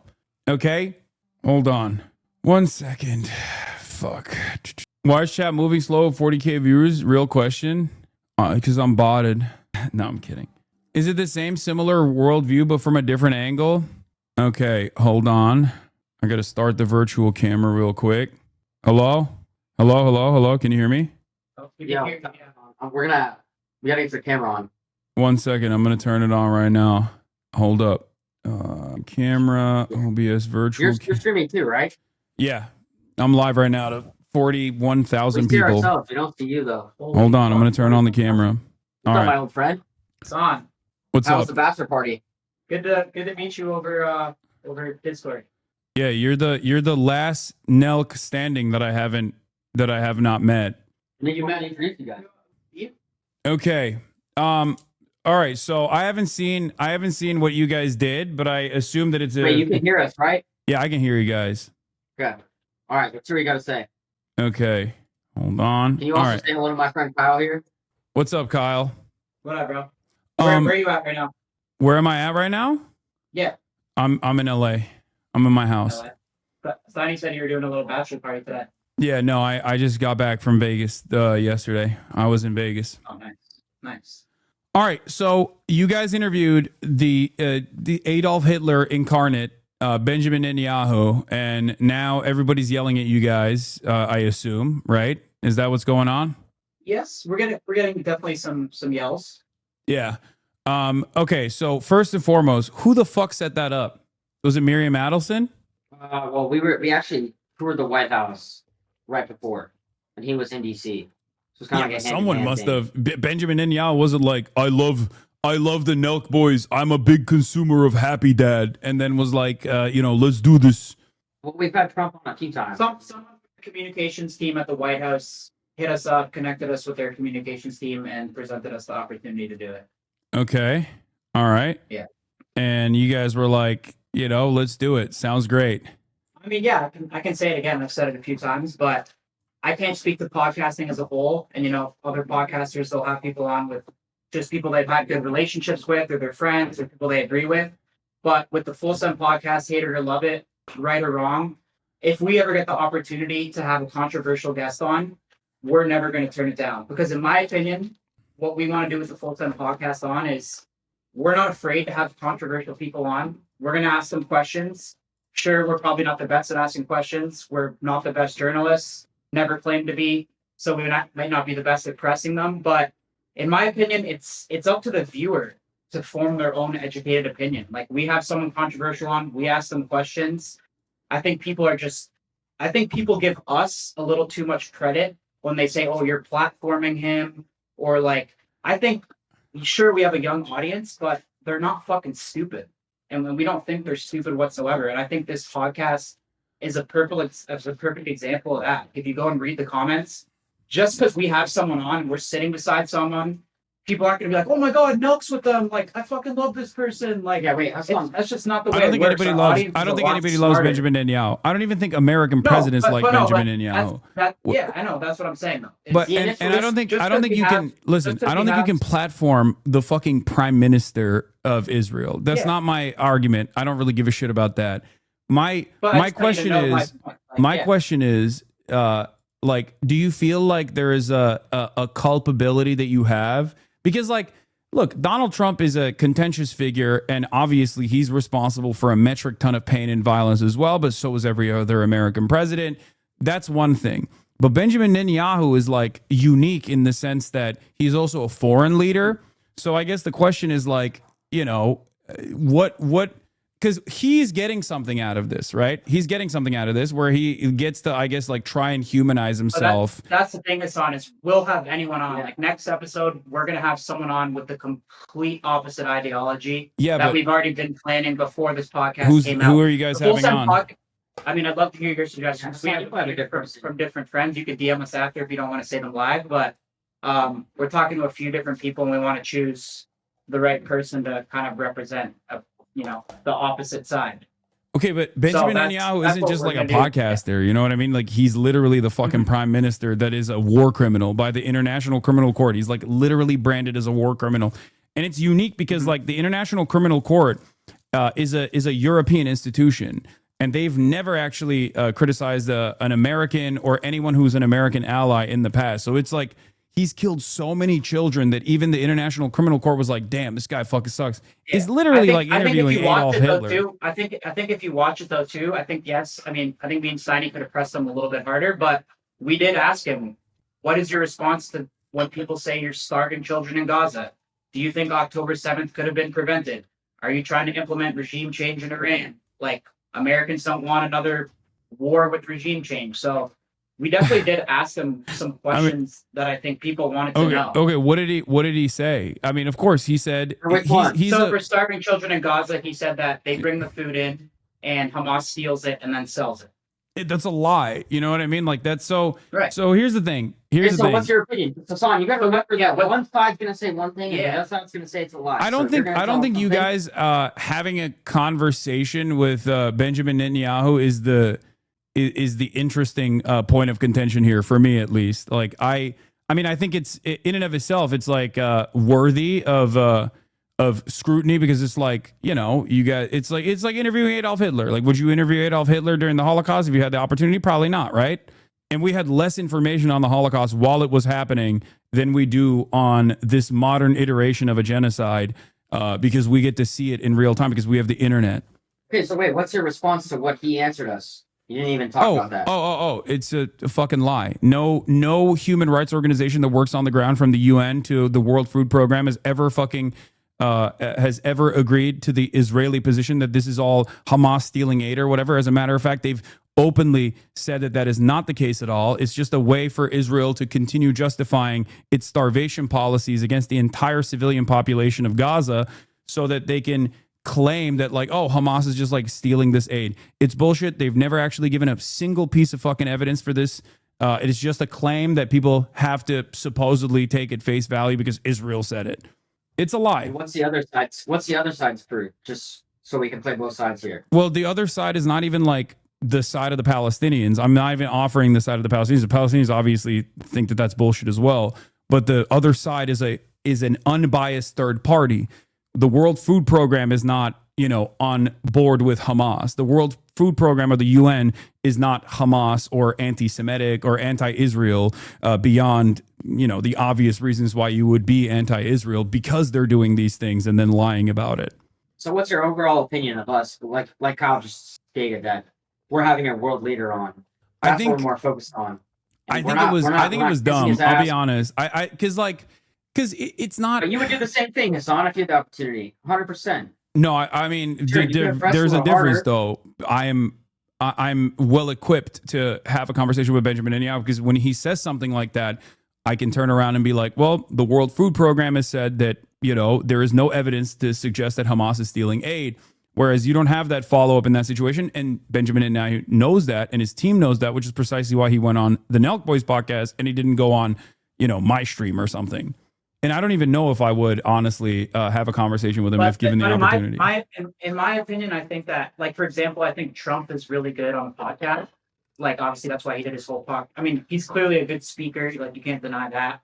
But I think, in my opinion, just because we platform someone, it doesn't necessarily equate to a positive outcome for the guest. And I think this is a perfect example of that. This could even be a negative thing. No, I think in the grand scheme of things, it's not moving the needle because Benjamin Netanyahu gets positive coverage from every outlet. He gets positive coverage from every outlet. So you guys are marginal in that regard. It's not all that significant. But if you're looking for I'm trying to say though. What do you mean? If Fox News has him on and they're more supportive of him than we have him on. CNN that's why I'm saying it's marginal. You having him on is marginal as opposed to him going on Fox News, MSNBC, CNN, CBS, all of those other outlets, and then not just Benjamin Netanyahu, but Israeli envoys going on CNN every night and saying, "Well, we blew up this mosque or we blew up this church because Hamas was in it or whatever." That is ultimately playing a role in crafting this elaborate narrative that Israel is always in the right, Israel has a right to defend itself, and that they have to do these things. They have to contextualize this violence. All of that plays a much larger role. You guys just basically are presenting a similar perspective that you get from CNN or Fox News, but now to a younger audience that's going to look at, I guess, maybe Benjamin Netanyahu and be like, he's a chill guy that you can hang with, but I don't even know if he's capable of doing that. Wait, Hasan, here's kind of where I disagree with you. Is if you watch CNN or you watch Fox News, you kind of know what narrative you're looking for. And with us playing that neutral ground, you don't know what you're going to get, right? So that's the differentiator. And like we told, I don't know if Kyle mentioned this earlier, but we're having a pro-Palestinian on as our very, very soon here. So I don't know who you guys are having on, but I mean, it depends on. What I'm trying to say is how are we, if we're a neutral podcast, how are we anything like either side? If you know what you're going to get when you tune into either network. No one is fully neutral in that regard, right? Because that's why I asked, would you, if Osama bin Laden wasn't dead, would you interview him? Honestly, I don't know. That's a tough question. Would you? If Osama bin Laden wasn't dead, yeah, of course. And the same but it would be contentious in the same vein as the Benjamin Netanyahu interview.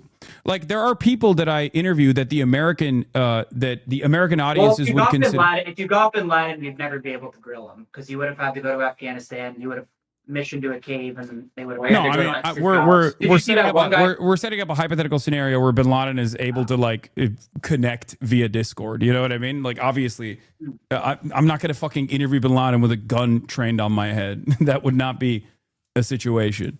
That would not be the case. He's dead anyway. In the hypothetical, right. Well, I mean, would you be able to? We interviewed him in the White House with fucking 20 people standing around us in suits. That we didn't know who they were, so it's almost. I think in that not the same situation, a little different. Yeah, I'm respectful. Okay, so my point is, it would not. Would you be neutral with bin Laden in the same way that you're a neutral podcast? I think we would. Yeah, we would do our best to ask him tough questions. Okay, all right. I think what about ISIS? Understanding too, right? Well, what about Adolf Hitler? I think we'd always kind of play the neutral role. You would play a neutral role interviewing Adolf Hitler. I don't think that's the case. I think you're just saying that right now because you want to. We're just not the best at grilling guests and pushing back on them, to be honest. Like I said, we're not claiming to be good journalists. Like we can ask a question, but when it comes to like a follow-up question, I'll be honest, we're not the most, like, I've never claimed to be super educated on this. Hasan, you haven't even watched the podcast. I haven't. I haven't had time. I don't know what kind of questions you guys ask, but I assume. Wait, listen, the first few minutes is us sitting there like, yo, we are not qualified to do this. This is fucking insane. We acknowledge the fact that, yeah, you're right. We're not the best journalists. We're not the most fit to do this. But the fact that we have an opportunity to interview a world leader, two guys like us, we're going to jump on that just as I know you would. So yeah, but the difference is the difference is like if there was a situation where I felt like I was ill-equipped for the task, I would just not do it. You know what I mean? I didn't say we're ill-equipped, but I said there's people probably more fit. Well, I mean, if you're I mean, this is a unique opportunity. You have an unprecedented opportunity. The Full Send podcast is, I'll be honest. No, let's be honest. The Full Send podcast is never going to be the fucking best line of questioning. Like, I'll be honest. That's the honest truth. Let's be fucking real here. That's exactly, and that's why they choose us, and that's why the show is what it is, because we're kind of dumb and we're not the best fucking. We're not. Let me ask you guys this: is there a person? The Full Send podcast is what it is. Is there a person that you guys wouldn't interview? Because like we're also like now stuck on whether you guys should be interviewing Benjamin Netanyahu or not.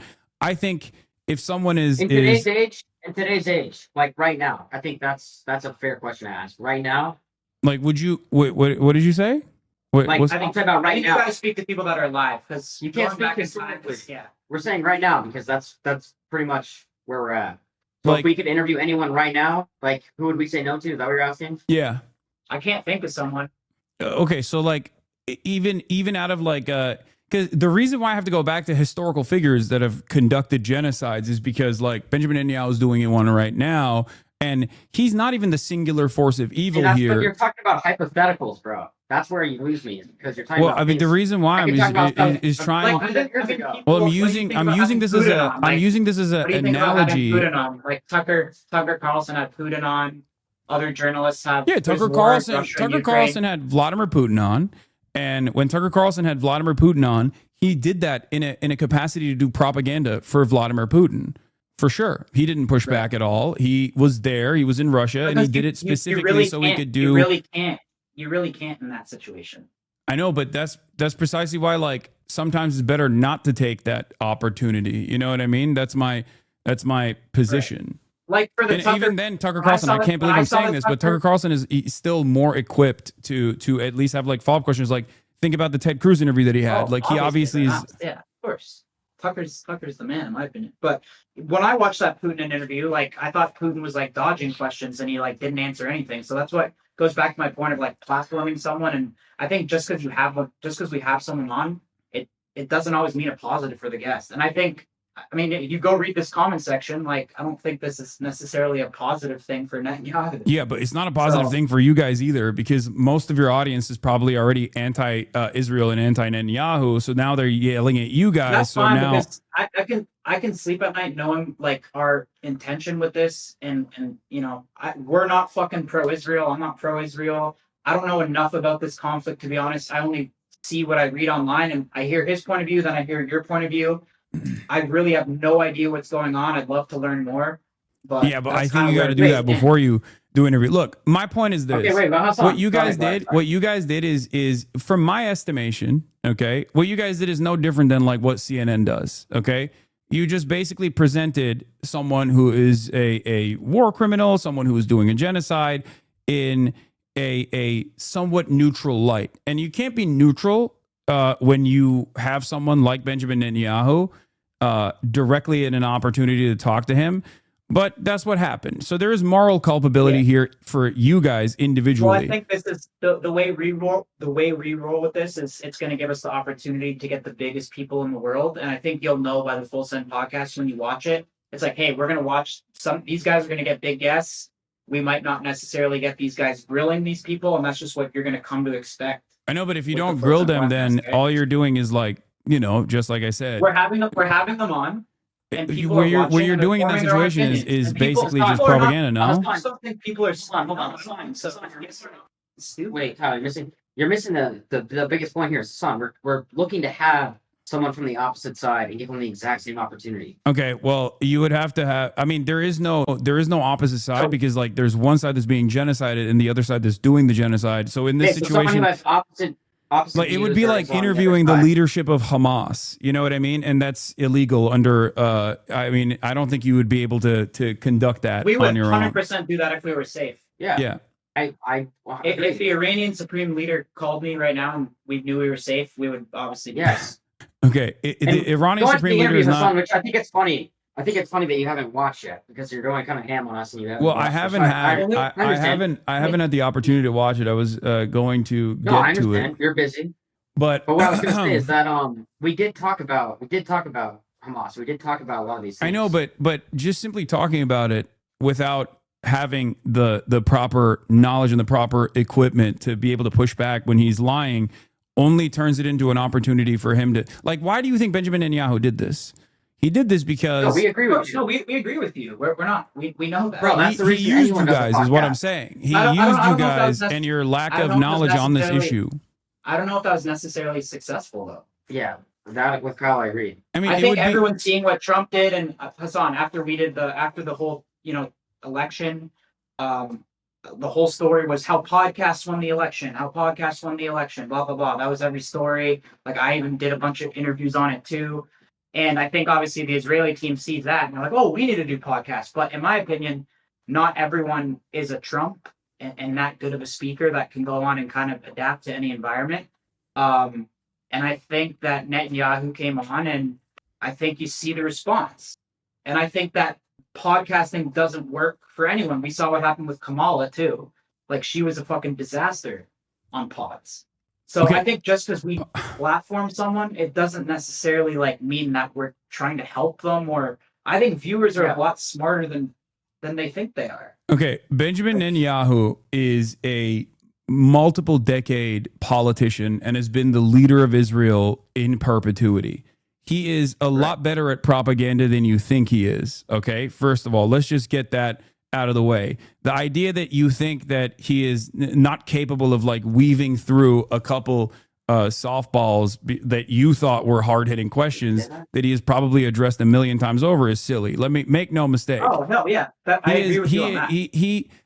So my question to you is, why do you think he wanted to come on the Nelk Boys podcast? He saw the podcast. Of course he wanted to. We're not stupid, bro. Of course he wanted to come on to try to win over the young audience. We're not disagreeing on that. Okay.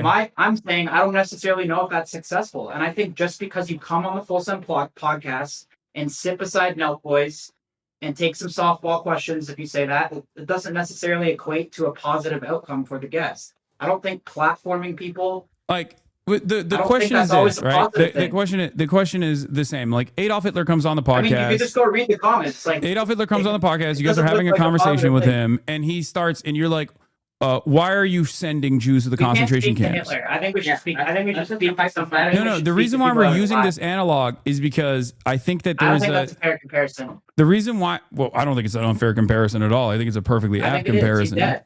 It's not realistic. But we can talk about because that's an analogy. So I'm Speak to using anyone that. alive. I'm Speak to using that anyone as an alive. analogy because Adolf Hitler is a figure that you and I both agree is a truly evil, monstrous So I think figure. why don't you just name one person alive for the analogy? But I'm using this as an analogy because you already have established No, that Adolf I don't Hitler think is it's a fair like doing analogy, something akin to what Benjamin Netanyahu is doing. That's why don't I'm think it's a using fair this as an analogy, analogy. There's no modern contemporary that I can use at this moment that you would have that would have a similar impact for you. That's why I'm using it as an analog. You're talking about completely hypotheticals. Yeah, of course, that's what an analogy is. I'm comparing. I understand as that, but long you're as the saying it's crimes like- are comparable, which is genocide on both ends. As long as the crimes are comparable, then and you understand that the crimes are comparable. If you think too that there's something wrong with the hypothetical. I analogy, can't you can speak to it. I tackle can't why speak to I'm it. using it as an analogy, not just saying, "Oh, you can't use an speak to it. I analogy." wasn't alive. I can't speak to it. I wasn't alive. But if you can make But, the analogy with anyone but you alive. know the Holocaust happened, right? Like obviously. Yes. Okay. Yeah, I mean, I would say so. Okay, so since you understand that the Holocaust happened,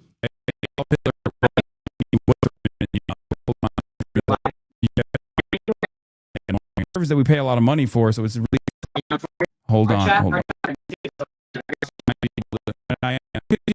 don't think that I is going to. Sounds like chatter I'm using. Go on. I don't know what is saying. I might just shut it on and off. Wait, it's back? Oh my God, it's back. It ended. Oh my God, just like that. Yeah. All right. It should be back. Is it back? All right, we're back. Refresh. We're back. Refresh. I restarted it. I went straight. I don't know what the fuck is going on, but IRL Toolkit is so busted that I had to fucking turn it off and on again and go directly to the Twitch servers, okay?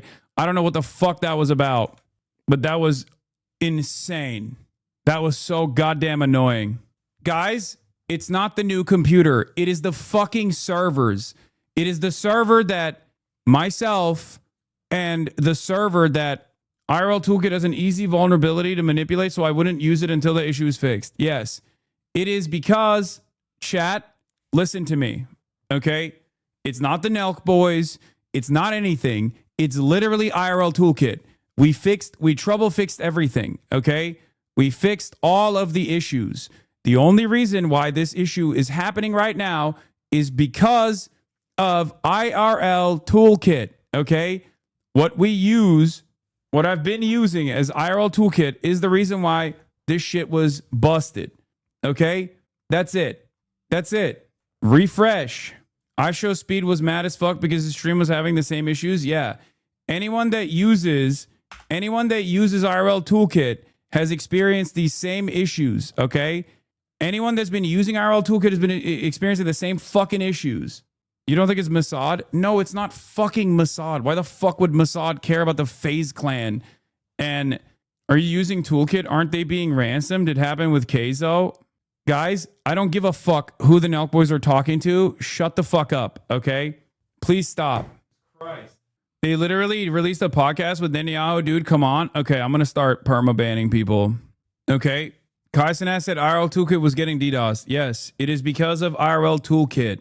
It is because of IRL Toolkit. That's it. That's the real reason. They've been getting fucking destroyed. What's the workaround? I'm directly beaming it to the Twitch servers, okay, instead of using a middleman. The middleman that I use is IRL Toolkit. They've been getting DDoSed non-fucking stop for the past couple of days.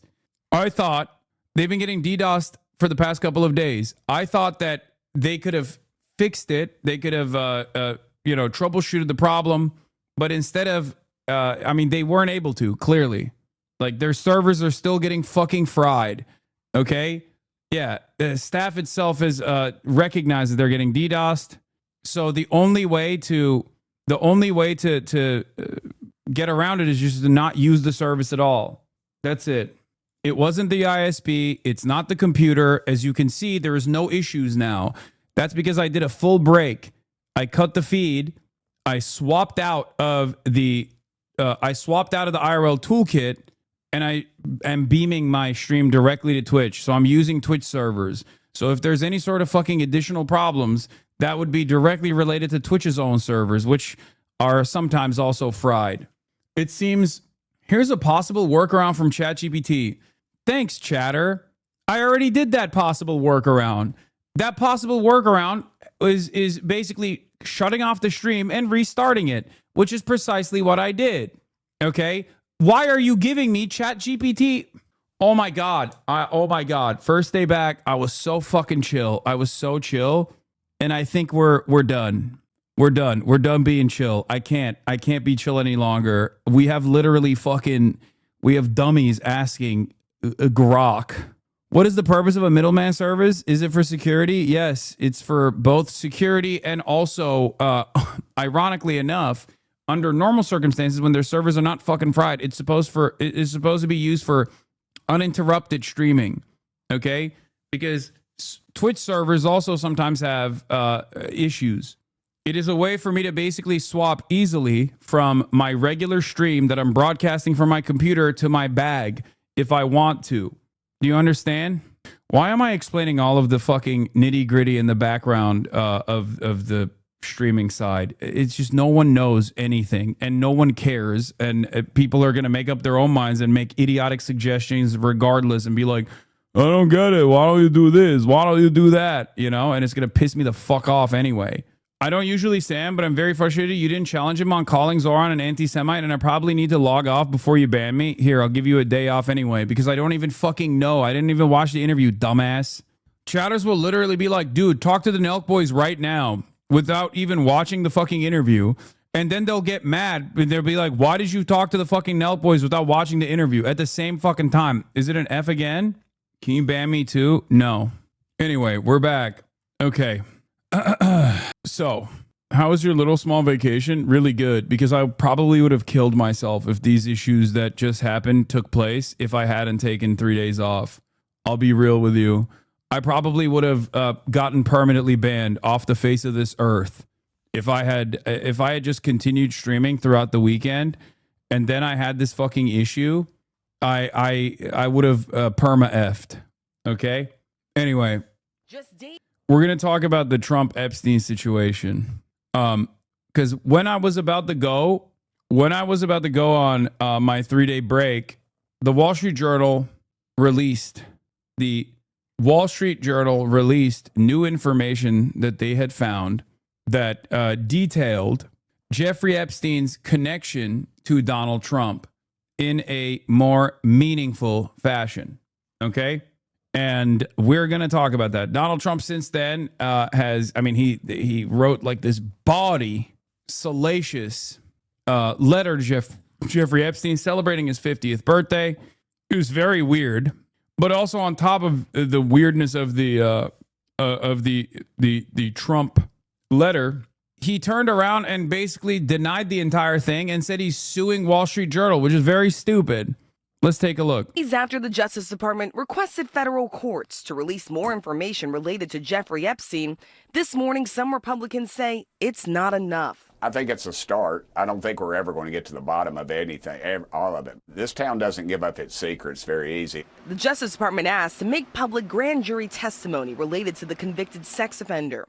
Writing in a motion, transparency to the American public is of the utmost importance to this administration. But releasing those transcripts will likely be a lengthy process that could require hearings with a judge to determine the impact on victims. Epstein's former lawyer says the information requested from the grand jury is likely only a portion of what's within the full files. Grand jury information is narrowly tailored by prosecutors only to provide sufficient evidence to result in an indictment. The president had hoped the move would get his supporters to turn the page, but this weekend acknowledging nothing will be good enough for the troublemakers, adding, even if the court gave its full and unwavering approval, it will always be more. Yeah, Wall Street Journal has been booted from the White House press pool. Scoop, a Wall Street Journal reporter was slated to be a part of the travel pool this weekend when Trump travels to Scotland. After the paper's Epstein story last week, the White House booted them from the pool. This is this is the peak of like access journalism. They're just basically whipping them. They're just whipping the media into submission. But it's being done in like the stupidest way possible. It's being done for the dumbest story. Because we already knew that Jeffrey Epstein and Donald Trump were connected to one another. We already knew that. This isn't even a new revelation. So the idea that he's reacting this way to information that we kind of knew about, but just like not the additional details, makes the story even larger than before. It's very fucking dumb. Hold on. I'm back live and going direct to Twitch service after our toolkit was taking a beating. No more service interruption. Okay.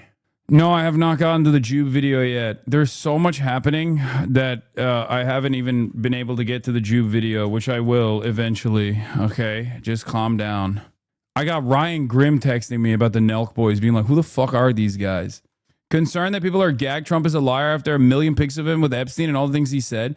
No, that's what's so fucking crazy about this story is that it's such a stupid thing to get mad about because everybody knows you were pictured with Jeffrey Epstein like 45 times, dude.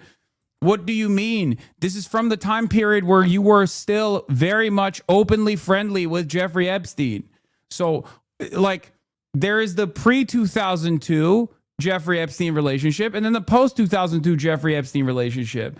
And it's so fucking strange to me that Donald Trump, who has been pictured with this guy who literally said nice things about him in the media when talking about how he loves young girls just like I do, all this stuff, is now fucking mad that there was more revelations from detailing the extent of their relationship, giving us a fuller view. National correspondent for the New York Times, Mike Baker, detailed basically what we do know so far about the Jeffrey Epstein relationship. And I'm obviously going to get into it, but it's like incredibly dumb that he's trying to sue the Wall Street Journal and claiming that claiming that he didn't actually send this message to Jeffrey Epstein for his birthday is so stupid, because in the process of this coming out, we found out that Trump is, as a matter of fact, a doodler. Because he was like, I've never written pictures. Like, that was his first response to it. His first response to it was, I've never wrote a picture. It was a fucking lie. It turns out he's a massive doodler. I didn't know this. And I consider myself to be somewhat of a Trump stan turned hater, you know? Okay. He actually drew quite a bit. At first, I thought I thought that it wasn't just a pure dictation and that like he probably got someone to draw a naked woman and then maybe he signed the pubes of the naked woman, which is the extent of the Wall Street Journal discovery. But like now I realize he doodles so much. He definitely fucking doodled. He definitely doodled that picture. Like, look at him. It makes no sense.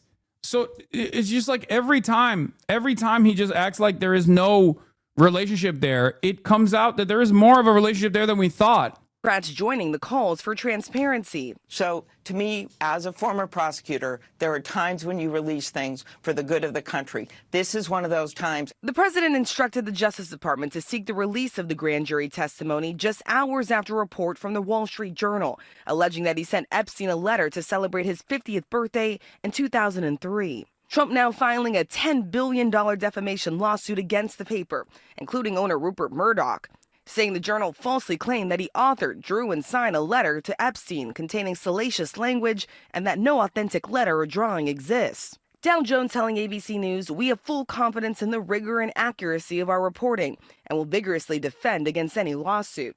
ABC News has not confirmed the existence of the letter. So over on Capitol Hill, there is a bipartisan push for a vote that would call on the DOJ to release the full files.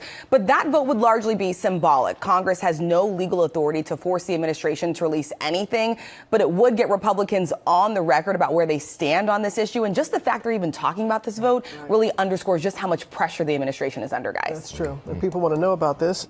A new CBS News poll shows falling support for President Trump. He now has a 42% approval rating. That is a double-digit drop since February. He has lost support on issues like immigration and the economy. His approval with Republicans still remains very high, even as he's dealing with the backlash over the handling of the Jeffrey Epstein case from both sides of the aisle. Weijia Jiang is at the White House. Weijia, good morning. Hey, good morning to you, Nate. Good morning to everybody. At President Trump's direction, Attorney General Pam Bondi has asked a federal court to unseal grand jury documents related to that Jeffrey Epstein case.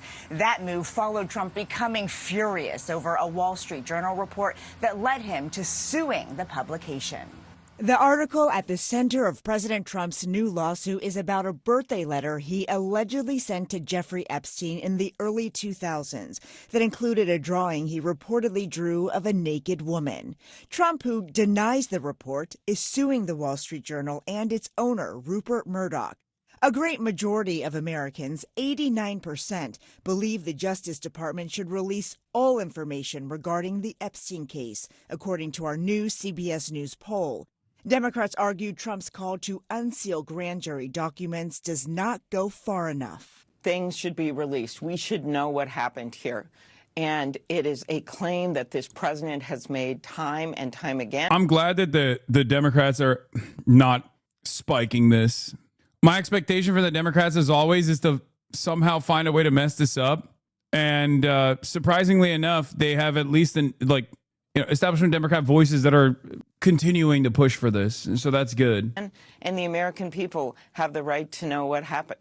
Just over 1/3 of Americans say the Epstein case matters a lot when evaluating President Trump's presidency, and only 11% of Republicans. This is distracting from the focus on the things that the American people voted for in 2024. A top issue. Yeah, in an effort for this to not muddy the discourse surrounding Donald Trump, my man has tried his very best to move on from this and basically pump as many like stories as possible into the media.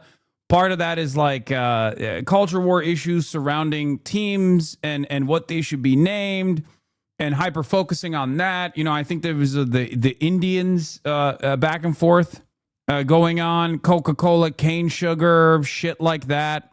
Just actively trying to move the conversation away. Auto pen, Biden's auto pen, and now I guess he's released like MLK assassination files. He's just trying to flood the zone. They're trying to flood the zone with as much with as much information as possible. Another thing that he's doing now is hitting the another thing that they're doing now is also like talking about Obama's involvement or whatever, trying to claim that like Barack Obama was thwarting democracy and the democratic process by trying to stop Trump from being president or some shit. Remains the economy. 70% of people say the administration is not doing enough to lower prices. 61% believe they are putting too much focus on tariffs. And 60%... He said you're trans if you care about this? Wait, what? No. What? I saw one of the Nazi accounts, that Surf's account. That's a Nazi account, not Surf's TV, not our boys, but the other one. That's like a prominent neo-Nazi on Twitter, because that's just a thing that happens now. Trying to be like, you're actually a trans and soy if you care about the Epstein files. Yeah, the Royal Surfs. Yeah, prominent neo-Nazis on Twitter have been posting about like how if you care about the Epstein, if you want to release the Epstein client list, like that means you're gay. That means you're woke, gay, and trans. Which they think is going to be, they think this is going to be a good enough way to stop people. What? Does no one have the fucking link I'm looking for? Yeah, oh, here it is. Lee Jelani posted about it. So anytime the admin does anything wrong, they're just going to jangle some immigrants or trans people in front of their base. Trump and his admin promised something. They went back on their promise. We want the list. Hey, guys. No. Look no further. It turns out it's trans to care about the Epstein list, and that's a bad thing as well. You're woke, gay, and trans. Of course, back then you weren't woke, gay, and trans. Epstein definitely had a client list and didn't commit suicide. 7/6/25. Motherfucker, what changed? 2 weeks? 2 weeks, dude? So all it was for Trump to just turn around and flip the switch? That's what this is? That's what's going on? Maybe this is just him saying he's woke, trans, and gay. 2 weeks ago, he was woke, trans, and gay. Now he's straight. Donald Trump is at a 54-point swing in the 18 to 29 demographic, by the way. Trump's approval trends among ages 18 to 29. Early February, his approval rating was 55%, plus 10. Now in July, his approval rating is 44, minus 44. Do you understand? His disapproval rating shot up from 45% to 72%. It is a net 54-point negative swing. Can't wait for every fucking dumb fuck slop tuber piece of shit that has been suckling on the teat of this administration to start quickly turning around. I'm sure that they'll start with the Epstein stuff as a reason for it, and they'll move on. Just wait. I told you all this shit was going to happen, and it's happening now. I told you. Did I not fucking tell you that eventually when Trump starts doing his fuck shit, that people would inevitably realize, like, maybe this is not the solution to all of their incoming problems, to all of the regular material issues that they are experiencing? No, you didn't. No, I didn't. No, I didn't. No, I didn't. Motherfucker, this is literally what I kept repeating over and over again, that the pendulum would swing back. As soon as people realize, like, oh, the trans stuff didn't actually fix my fucking paycheck. The immigration stuff didn't actually fix my paycheck at all. and that maybe these guys are not actually packing up these like pedophile decapitators or whatever, and they're simply just going to the fucking farms. They're simply just going to the farms and doing dragnets. How many times did I fucking say that? Throughout the goddamn election cycle, too. I told you over and over again that the Democrats need to visualize what mass deportations look like, because Americans at that point, did not understand what 20 million migrants getting deported looked like. This doesn't seem to be damaging the approval among Republican Party members, and they're starting to come around to the propaganda points, just not as much as usual. I saw a poll that said 50% of GOP supporters believe the admin has been adequate on Epstein. This is still really low for Trump. I know this is not like the death blow. This is not the death blow, but it's a actual major chip in his armor. Okay, the point is, none of the fucking policies that he thinks or that he claimed were going to save America are actually going to do that. And people are going to slowly come to that recognition. Not everyone will. And plenty of people will obviously still believe, no, you don't understand. We have to fucking deport every single Mexican. Okay. And then things will get better. There is no real death blow. Okay. There isn't, because Trump is a cult-like figure. You cannot tackle a cult like this. You just have to hopefully keep hitting slowly but surely and assume that enough people have decoupled themselves from the administration and its movements, because they will slowly but surely, at least people who are cognizant enough, will slowly but surely recognize that Donald Trump was basically just lying about all of these criminal migrants. This is precisely the reason why I kept repeating the importance of the Democrats to create adequate counter messaging on the issue of immigration early on. Okay? On every single quote unquote problem that he created, he had no real solutions for, because they weren't real problems. That's how it works, is death by 1,000 cuts. It's little by little. Every other day, there is a new person that voted for Donald Trump last time around that goes, yeah, I don't know if this is actually real. I don't know if this was a good thing that I did. Going back on their votes. Okay? That's how it's done.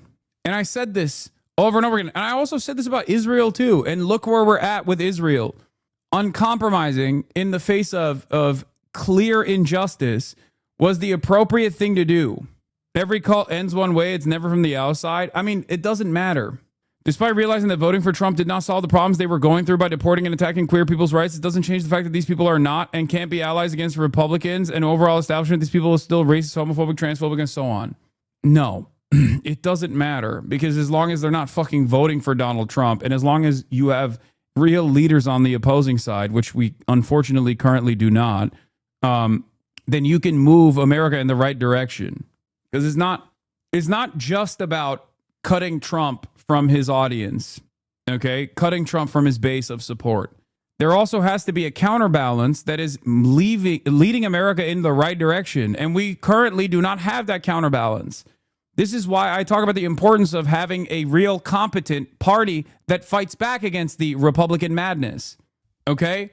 Without that, we just go back to business as usual. Without that, we go back to, another marginally better Democrat that doesn't fix any of the issues, and then that creates an opportunity for even a worse Trump-style figure to come in and use populism to his advantage and to consistently diminish material necessities, material interests that Americans have. That's how we got the Trump 1. That's how we got the Trump 2. That's it. People make up crap about you saying don't vote for Kamala. Meanwhile, you're literally saying people who don't vote for Trump can be allies, literally carrying what is left of non-Republicans. No, I don't. I want real change. I don't care who brings it, okay? I want real change in the positive direction. Why is it so hard for people to understand that a vote is an agreement? If you vote for the progressive candidate and you're being progressive, even if you're not always the most progressive in your personal life. I'm not saying these guys who are cutting off their ties with Donald Trump are going to fucking magically turn around and be like pro-trans advocates overnight, okay? That's not going to happen. It's going to take quite a long time for a lot of people to understand that getting mad at trans people is simply a distraction. That's it. That's all it is. It is a very effective tool that the right uses all the goddamn time. And unfortunately, when there's nothing on the counter messaging side that says, hey, this is a simple distraction. Trans people are just like your neighbors. They're just like you, okay? They have the same exact needs. Like, they're not magical, mystical beings, okay? They still have to fucking pay rent. They still have to go work at McDonald's. They still hate their boss, okay? When grocery prices go up, they also suffer, just like you do. And any conversation that chooses to separate them from you is stupid.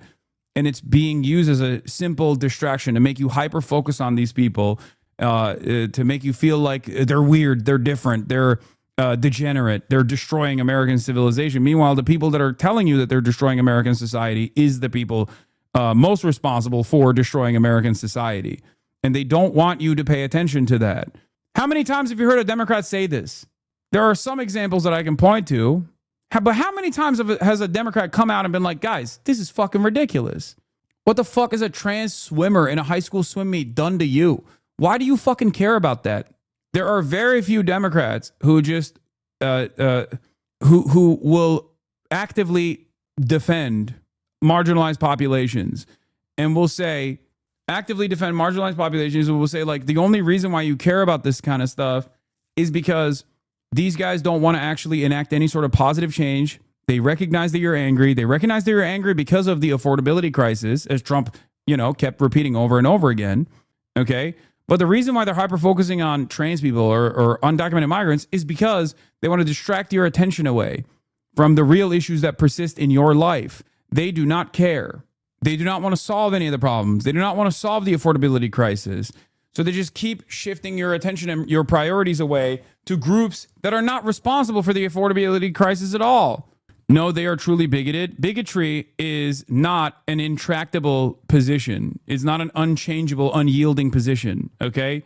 Everyone is bigoted one way or another. It's fucking entirely stupid to be like, no, they're just bigoted. Who gives a shit? So is your dad. So are you, I'm assuming, in certain instances. You have to be more understanding of people, okay? It's learned behavior. What are we talking about? I guess I should just shutter this operation, What do you mean? Why am I doing what I'm doing if it's impossible to make people change their minds on issues? Oppose new tariffs on imported goods. On Face the Nation, Commerce Secretary Howard Lutnick insisted the public would come around. The president figured out the right answer and sent letters to these countries, said this is going to fix the trade deficit. This will go a long way to fixing the trade deficit. And that's gotten these countries to the table. President Trump has sent dozens of letters to U.S. trading partners out. Let me spell it out for you. It is mental complacency and ignorance. Yes, a lot of people have it, but aren't negative and self-righteous about it. Okay, so? Lighting tariffs they will have to start paying on August 1st, now less than 2 weeks away. As for that Wall Street Journal fight, the publisher says they have full confidence in the rigor and accuracy of their reporting and will vigorously defend against any lawsuit. Gail? We thank you. Jeffrey Epstein's ex-girlfriend speaking out tonight. Stacey Williams, a former Sports Illustrated model who dated Epstein in the early 90s, has spent time with both Epstein and Donald Trump together in one disturbing alleged incident. Why would Wall Street Journal publish that? What do you mean? It's newsworthy at a time when people are calling into question Trump's involvement with Jeffrey Epstein and how involved he actually was with Jeffrey Epstein. I think it's perfectly appropriate to uncover new information about that level of involvement, which is precisely what's going on here. It's newsworthy because people want answers. And Trump's response to the Jeffrey Epstein stuff, to the Jeffrey Epstein client list, and his and standing in opposition of more information coming out. Yeah, but it's owned by Bezos. No, Wall Street Journal is not owned by Jeffrey Bezos. It's owned by Rupert Murdoch. What you're thinking of is the Washington Post, okay? Williams went public with last year before the presidential election. Williams says Trump groped her in front of Epstein at Trump Tower in 1993. Here's what she told our Sunland Sarfati when she first broke her silence. The second he was in front of me, he pulled me into him, and his hands were just on me and didn't come off. Then the hands started moving, and they were on the side of my breasts, on my hips, back down to my butt, back up, sort of. Then they were just on me the whole time. Ugh. And I froze. Williams also claimed that Epstein and Trump looked at each other and smiled during the alleged incident, which Williams says she now believes was coordinated and, quote, some kind of weird, twisted game. Trump denied Williams's allegations through his campaign at the time, which said in part, quote, it's obvious this fake story was contrived by Kamala Harris's campaign. And Stacey Williams is out front now to speak out for the first time since the uproar over Trump's handling of the Epstein case. Stacey, thank you so much for joining us tonight. As you know, Epstein is dominating the news once again, and his relationship with Trump is under scrutiny. While you were dating Epstein, can you tell us how close? I'm not American, so I'm asking this in good faith. You were talking about this sort of imminent collapse of American economy due to the first round of tariffs that would be felt regardless of whether Trump calls off the tariffs. Have you Americans seen a genuine increase in prices? Only limited increase in prices have been seen so far, partially because some of the mediators just ate the cost. And also on top of that, because he called off the tariffs, a lot of people just kept doing the trade regardless. But it is already started. It has already started regardless of the fact that Donald Trump actually scaled back on the tariffs in spectacular fashion, only to restart it over and over again. But because of the inconsistency, it seems that a lot of people are still trading. And okay, so here's what happened. Okay, here's what happened. Knowing that these tariffs were coming in, there was a major amount of imports.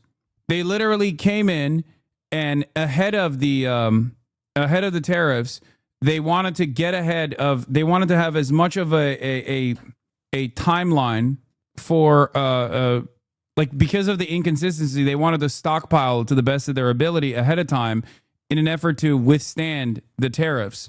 That actually contributed to economic growth, or at least it limited the amount of GDP decline in this last quarter, because people were so scared, people were so worried that the tariffs were going to destroy the prices, were going to skyrocket the prices.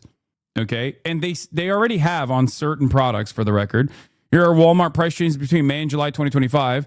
12-piece pots and pans went from $99 to $149, a 51% increase. Mode's Trio 3-in-1 travel system went from $200 to $300, a 50% increase. So there is still, like, coffee went up 17%. Donut Shop coffee went up 17%. A lot of the coffee went up. Gallon of milk went up as well. But having said that, the reason why there wasn't as much as a noticeable blip is because they stockpiled like fucking crazy ahead of time, knowing that, or banking on the hope that Trump would inevitably back away from the tariffs. So by the time they ran out of supply, instead of hitting a major price shock and hiking prices up and adjusting it to the tariffs, they would be able to basically overcome this. Regarding that chatter to help you, econ friend went off on me about this. He said a massive imports happen ahead of tariffs, enough for 3 to 6 months for a lot of industries. Then he folded, but not on everything. What we're seeing now is things like coffee, meat, and especially appliances going up. It's the start. If August 1st happens, it will accelerate as no one has supply bank now. Yeah. So companies stockpiled ahead of time with the hopes that they could withstand the major tariffs price hike that was imminent. But because he has just like went back and forth, he's only extended the timeline of tariffs. He's extended the timeline of tariffs and the likelihood of a trade hit. So now they don't have enough stockpiles. So their stockpiles are running out, and he's not backing away completely from the tariffs regime. These two men were. They were best friends. I dated Jeffrey for a period of more or less, I think about 4 or 5 months. And the only friend that he would mention every time we saw each other or had a phone conversation was Donald. And he would share a lot of anecdotes. I have plenty of anecdotes. And yeah, they were very close, and they were up to no good. And how did Epstein talk about Trump? Sort of what was the quality of those anecdotes and how he described him? Well, there was a time when he mentioned that he had to check in on him because he was unwell and very upset about something that had happened. I remember because he was late to pick me up and he was explaining why he was late. They were just, you know, it was such a long time ago, but it was just that was his bro, that was his wingman. It was clearly, I'd hear about Ghilan and I'd hear about Jeffrey. And I met Ghilan in his house. She would come wafting in and out, the home in New York. So he was clearly just someone that he talked about all the time. And again, you know, I met Jeffrey the second time and we started dating based on... It's Ghislaine, but she's saying Ghilan, which is probably still better than the way I say it, which is Ghislaine. So I can't fault her too hard. The reintroduction that happened at the Plaza Hotel at a Christmas party in 1992 that Donald Trump threw. And they were very, very close. So let's talk about this incident, alleged incident in 1993, where you say that Trump groped you in front of Epstein. I do want to note that CNN has spoken to 3 friends of yours who confirmed that you told them about this alleged incident over past decades. Can you tell me more about what happened that day and particularly how Trump and Epstein interacted? Yeah, before I get into the details of what happened, which, you know, obviously I told you guys and I've shared with multiple outlets, the specifics of the assault that happened, I want to point out that I was polygraphed before I did all of this by one of the most renowned examiners in the world. Michael Wolff has hundreds of hours of interviews with Jeffrey Epstein where Jeffrey confirmed to Michael what the two of them did to me long before I came out and told you all of this. So those are 2 critical data points that you need to have. Wait, I've been saying Ghislaine around my parents this whole time because the way you're pronouncing it is, you're telling me is wrong? Yes. Ghislaine. And now I'll is walk wrong. you through what It's happened. Ghislaine. I was dating Jeffrey. He was always talking about Donald. It was his bestie and everything. And he was joking about how Donald thought I was hot and Donald thinks I'm this or whatever, you know, wants to talk to you. And he was telling me this as we were taking a walk down Fifth Avenue one day. And he said, let's stop in and see him at his offices. So we went up to his office in Trump Tower. And within a couple of minutes, Donald was outside of his door and his hands were all over me. They were on my breasts, they were on my butt, they were on, you know, my hips, up and down, while the two of them just kept having a normal conversation. I don't remember exactly what was in the conversation. Again, this was, you know, we're talking 90, this is 93 now. It was something about, it was irrelevant. It was like, oh, Stacey's career's on fire. She just did Sports Illustrated again, you know, blah, blah, blah, blah, blah. And they were back and forth, smiling and grinning and carrying on a conversation while Donald ran his hands all over me. And, you know, when that happens in broad daylight in someone's office and an assistant's walking back and forth, you're in shock. If it happens in a dark alleyway, right, you defend yourself. But when it's hidden in its brazenness like that, which is Donald Trump's forte, you know, you go into shock. So I froze and it was over and very quickly. It was a few minutes. And then we got back in the elevator and Jeffrey's energy had changed. He was like seething. He was enraged. He wouldn't make eye contact with me. And then we got out on the street on Fifth Avenue and he looked at me and he just started yelling at me saying, why did you let him do that? And he was so enraged. And then I remember thinking like, why did I? I felt like I was coming back into my body at that moment and I was confused. So that's the story of the assault. And I do just want to note, Stacey, that Trump has denied these allegations. Trump is like a serial rapist, sexual harasser, sexual assaulter, it seems, which is not surprising, to say the least, but goddamn. Which you are well aware of. And I know at times you've referenced videos which we have not confirmed the existence. And I say this is like someone who is still firmly committed to the Trump is not even like interested in the sexual gratification aspect of sex in general. Like, I don't think he has sex for the same reasons why you would. I think he's just a rapist. Like, that's the only way that he derives any sort of like it's a power thing. It's a signifier, being around like beautiful women. It's just about like having control and having power over another person. of, but I know that you felt that this was coordinated later when you looked back on it. What was it that made you draw that conclusion? Well, I was sort of known in the industry for being somewhat combative with, photographers who would expose themselves or do inappropriate things, or even guys who would touch or harass on the streets. And Jeffrey was aware of that. And I think he was excited. I think the gist in my mind, given what he knew and the way it played out, was, hey, I'm going to deliver this person to you who's actually not going to let you get away with what you do. And I did, because I froze. Like I said, when it's hidden in its brazenness like that, you freeze. And, he's a master of that. So, I mean, he talked about it, right? He talked about pussy grabbing on the Access Hollywood tape. And tonight, if you're aware, President Trump has filed this libel lawsuit against the Wall Street Journal over its reporting that there was this note bearing Trump's name as a signature in an outline of a naked woman that was included in a 50th birthday album for Epstein in 2003, a note that also depicted an imaginary conversation between the two men.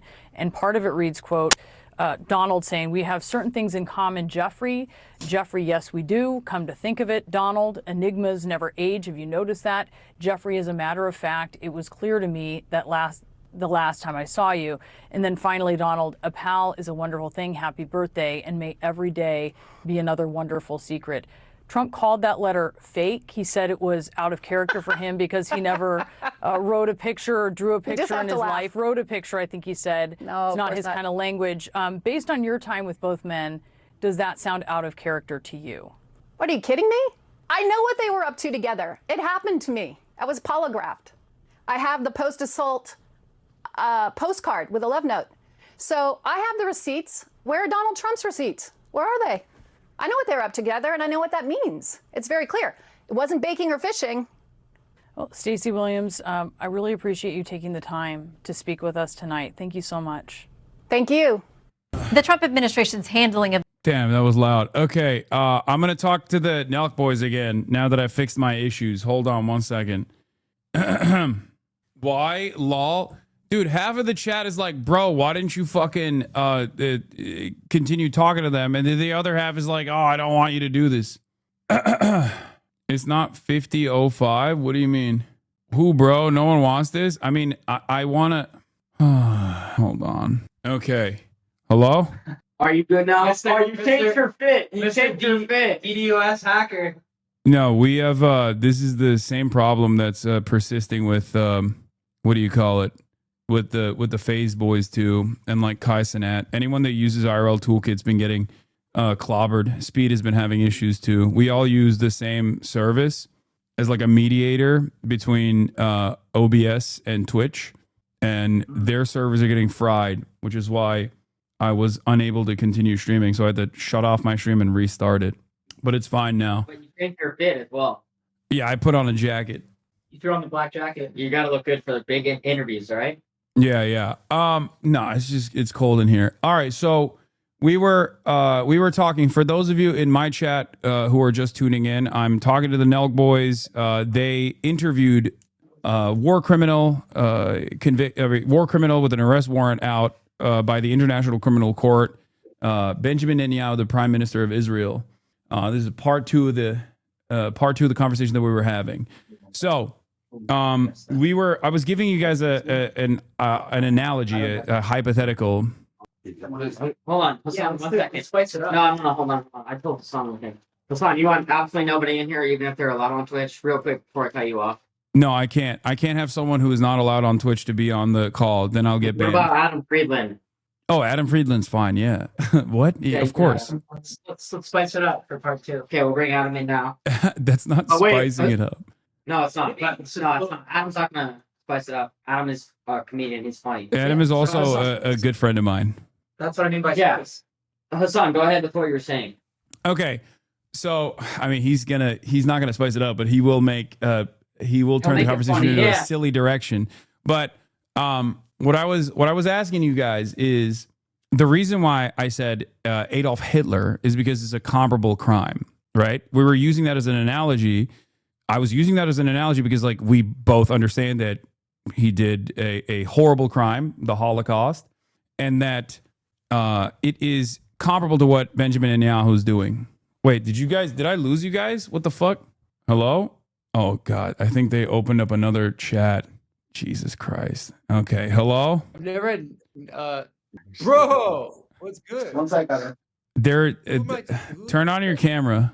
What up, Adam? Me? Adam's No, camera's Adam, on. you're I fine. think it's just us My three. camera's on. I can hear you. Dude, I've been editing. We're for, like, fixing it. leader- We have our guy doing this shit remote. Okay. Aaron, is that you? Adam, what's going on, bro? Who's in the pink square right now? It's the Nelk boys. Me? It's Steiny and the other Nelk. It's grade 6. You know what? Say his name. Hassan, say his name. Do not be disrespectful up in here. Aaron, what's goody, bro? Did you watch the episode? I did. It was amazing. Hassan, you can't Thank say you my again name. for having us on. What's or having up? me What on. I is appreciate Kyle, it. right? Funny. You know my name, bro. It's Kyle. Kyle Forgard. Yeah. Is Steve there? No, it's just me and Kyle. What are you guys doing? Hitting happies, doing zaps. Dude, I No watched zap. so much of your guys' stuff for like 2 weeks. No, What's no going on? What zap do you want me tonight. to say? What's going on? Oh, by the way, Aaron, Hold you up. bitch ass. Our guy's just fixing this shit right No, now. I want to tell Aaron something. My guest this week is G Herbo, and you were talking shit to me that rappers would never accept me, and he's by far he's accepted me. I love G Herbo. It's also G Herbo. The H What is is silent, bro. What? The H is silent. It's G Herbo. But yes, Okay, I love whatever. him. Yeah, we're very good. We text and stuff. Can you guys see us? What No. what is going on right now? Adam, This- how do you know Hassan? That's a real question. Is how are you and Hassan allies? I know it's on from the Bund, from the workers, the People's Workers Party. Damn, that we're we actually were getting gifted. We're actually getting subs during this. Shout out Jenny Full Send community. Okay, so No, Adam, why can't I see you guys? And why am I on this Give right us, now? give us. we're gonna get in there in a sec. But Adam, we have Hassan's here. Me They and Kyle here. interviewed. We've had 5 different people in here, and now Hassan. Oh, there you go. Oh, boom! Whoa, It worked. Kyle Forgard. What up, Adam? Good to meet you, bro. This guy, Aaron. Adam's a Cool great guy. Adam's a good What guy. Adam seems like good vibes. He's a troll, but he's a good dude. I fuck What with is him. going on right now? You guys please explain to me. Hassan will explain. Yeah, wait, Hassan, why don't you go ahead and debrief Adam on what's going on as you changed your fit before you lagged out? Yeah. What happened is these guys, the Brilliant Minds of the Nelk Boys podcast, went and interviewed war criminal Prime Minister Benjamin Netanyahu, and now they're getting now. Yeah, they did. It What guys in the middle of a war? was a genocide. Aaron, Adam, it's a war leader. We have to do it. you know, 60,000 people. Lowest estimates are dead right now. We understand. We have empathy with everyone who's been affected by the war in general, but we are going to have a pro-Palestinian on next week. That's what we do here. We do not. He's charged with as a war criminal by the ICC. It's you could have Slobodan Milosevic on. We would have a lot of people on. Would have anyone on? They said they would have. They said they would have Adolf Hitler on. No, we did not. We never said that. Hassan. Okay, they said they would have Osama bin Laden on, but not Adolf Hitler. Okay. We said answer me. It's too long ago. I'm It's too catching up. hypothetical I'm catching up right question. now. And did you press him? Did you you dunked on him or something? We asked him what was his response to starving children in Gaza. Could he have stopped October 7th? Is he looking to have regime change in Iran? And we told him that Americans don't want to see another regime change war in the Middle East.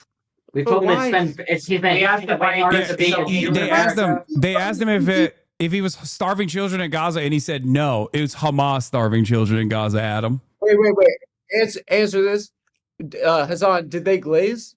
I don't know. I haven't seen the excerpts I yet. haven't seen it either. I was editing the G Herbo interview, and it's one of my finest moments, and now you've ruined my day. What are you guys doing? Wait, guys, can I get Aaron? I was hinting That's at just this what when we I do. met- That's I was just what we hinting do. at this So, when- no. listen. That's just what we do. So I think what we did is we had someone on right now. But he a watched wanted. Aaron. Let me I know finish. this Let me boy. finish. Let me He watched finish. 4 I want to tell podcasts Hassan and too. did Adam. I think You this is did. actually. I think this is actually going to be a great thing.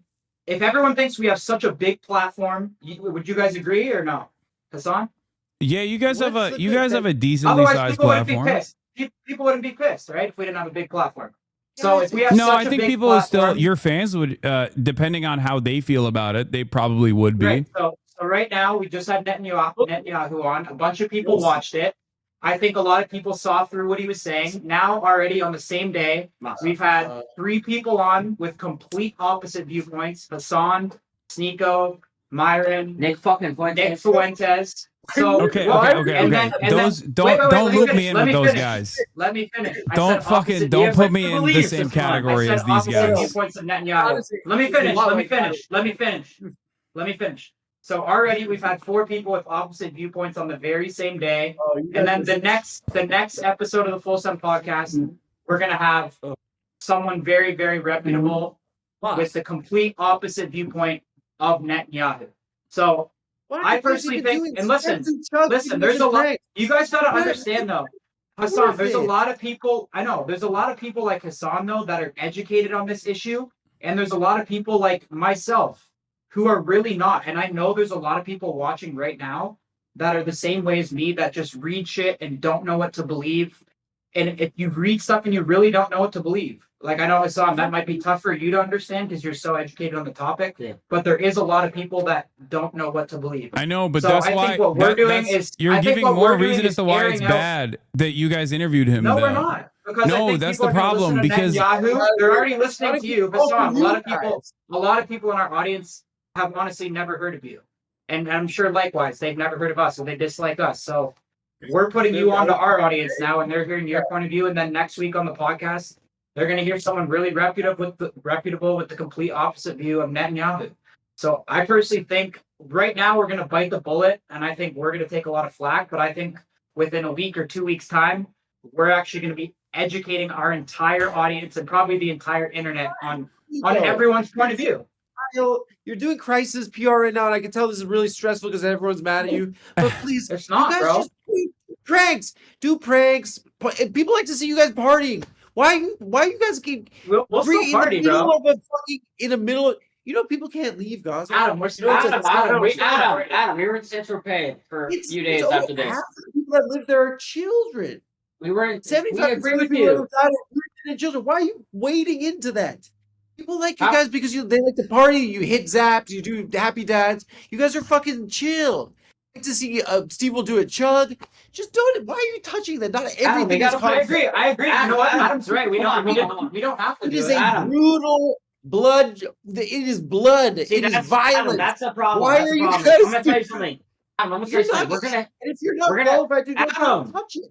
We're gonna drink. We're gonna hit zaps, and then we're also gonna interview fucking world leaders. But it's not just like, dude, you're not like interviewing the prime minister of Albania. Okay, you're like, this is a guy. This is if you did that, no one would. You wouldn't have to. You wouldn't be doing this video or this video call anyway. If you were doing that, nobody would give a shit. We plan to do the stream. You can check my story. We plan to do this before we. And Hasan, you're coming in here all hot, but it's like, bro, we told you exactly what was going to happen. I texted you ahead of time. I know, but we're going to have someone who's pro-Palestinian on the other side. Okay, but that doesn't change the dynamic. I found out about it. I found out about the interview after you had already conducted it. You haven't even watched the episode. I know, but if you were to have asked me ahead of time, I would have told you not to do it. Even if he watches it, he'll still think. No, I know, but I'm just trying to impress him. I watched so much now. I love you, boys. Listen, boys. This is let's zoom out. This is a problem with today. With our society, like even the fact that you're talking to Sneeko and Myron from Fresh and Fit, like that's not like these are content creators. These aren't fucking historians. Yes. These are people that like these are the fact that like the experts on its politics and its war and its violence. There are people that study this, right? It's just not everything's content, guys. But that's what we're going to have on the next episode, bro. You had Coke. Jesse would have never allowed this were he here. Jesse, he told me he watched this episode. I don't know enough about the Nelk history. I don't know about the Nelk history to know what Adam is saying, but it seems to be impactful. That's one thing about Adam is he will fucking know everything. Do you think that they just didn't realize? You think that you think it's banality of evil? Guys, there's a book by this lady, Hannah Arendt, that I want you guys to read. The Banality of Evil. And I want you guys to get back to me on it. Because it's sometimes like you know, like it's sometimes I'm doing a podcast. It's just a podcast, but you don't realize that there's like a gravity there. There are powerful people wanting access to your fucking platform that have an agenda.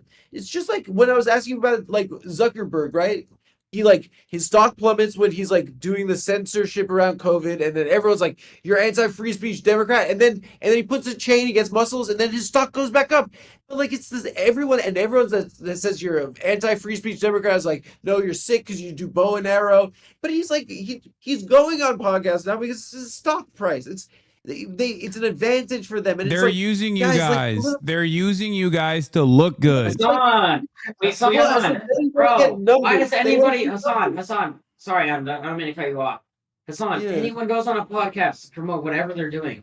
We're aware of that. They're not. But Benjamin Netanyahu's not promoting a book, dog. He's promoting a genocide. Bro, That's we the have point. fucking O.J. Simpson on. We have Entertain on. It's the same shit. Okay, This one none might of be a those little bit things. more. You do realize that They like don't match. No, this I is agree the with one you. They don't match instance. This is the one instance where it's the worst guess you could have because these We guys agree. are bad people. But what you're talking about is the 100% worst agree, person. Hassan. It's the most hated man on the planet. But Hassan, we agree. But also, if we're going to do it, then who's not going to do it? I'm gonna hook your ass up. I said BB to that guy Yossi, who's your Mossad handler, and Aaron said, "Who's that?" He didn't know that. He didn't know that he's named BB. I'm just that's protecting. No, you said who's that, which is good. I mean, like, guys, just it's like unless you know, like, it's wading into fucking like it's violence and they're bombs and No, rubble. Adam, you're right. You're right. You are right. We you don't have to definitely do realize that. content about it. You don't have to do like we're gonna fucking collab with him. We're gonna collab with BB and Bonnie Blue. Guys, it's ridiculous. It's ridiculous.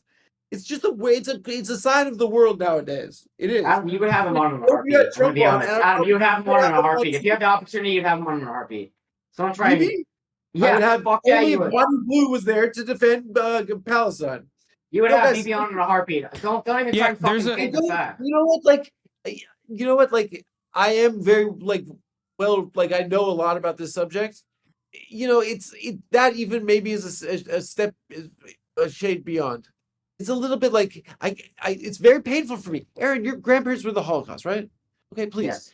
Our parents' generation, right? We're told that like we have to protect these people, and if we don't protect these people, the Holocaust will happen again. I'm Jewish, by the way, Kyle. I don't know if you could tell. I don't really read as Jewish, but okay. Our parents were told that, right? We And can they tell were really right away. scared. They were really scared because they knew Holocaust survivors, right? And it really freaked them out. And they were like, "We got to protect Israel and stuff like this."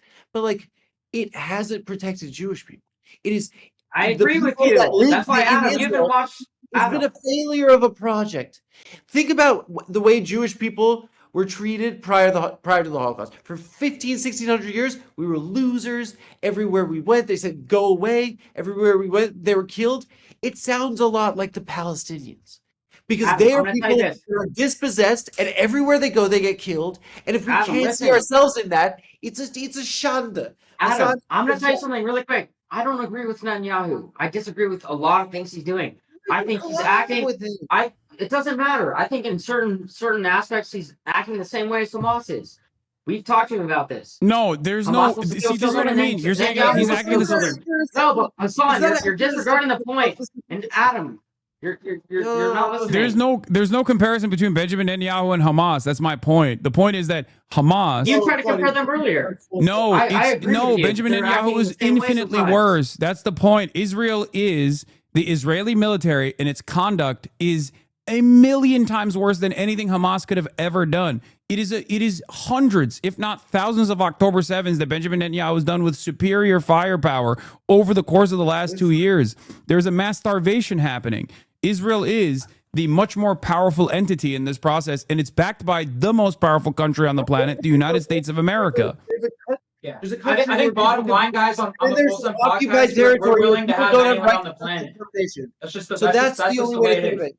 All you have to think of it is in this way: you have the longest occupation in modern history, right? And you have a group of individuals that don't have a right to self-determination. They don't have a country, right? And it's been this way in Gaza since 1967. Okay, in Israel, it's a country. They're in the United Nations. They can vote in their government. These people don't have those rights. And guess what? Right now, there's a fence around them. and they're trapped there. It's Yeah. not it's not a one-on-one. You don't even have to it's literally Hamas is better than Israel. You don't even have to frame it that way. That's just the situation with the Palestinians and the Israelis, right? Who are like living on either side of that fence. And it's just like, guys, like I get what it's you guys got to be fucking stressed as shit right now. But like it's just like take it. Adam, we're good. Trust. It's not. Have it like get in trouble for anything else. You're right, Adam. I understand your point of view. Though. We do a lot of comedy. We do a lot of fun stuff. So you're right. We actually definitely didn't need to do this. People like to I see totally fun. agree with you.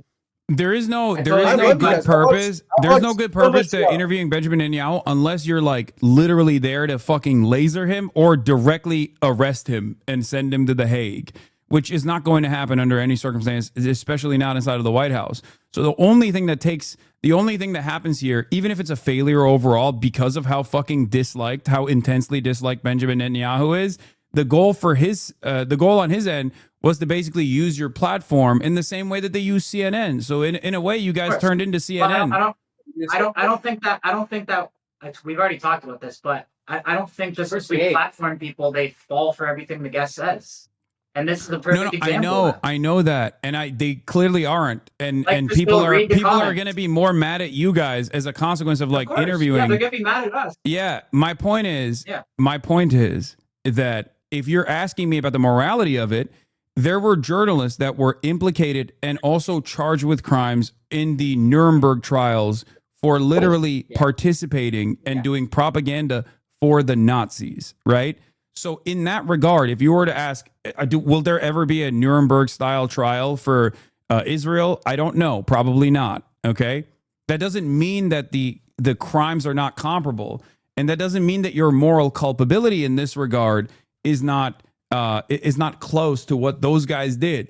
I'm not saying that you guys are going to be tried in the Nuremberg style trials, but the moral culpability is still there for not, for conducting an interview such as this one.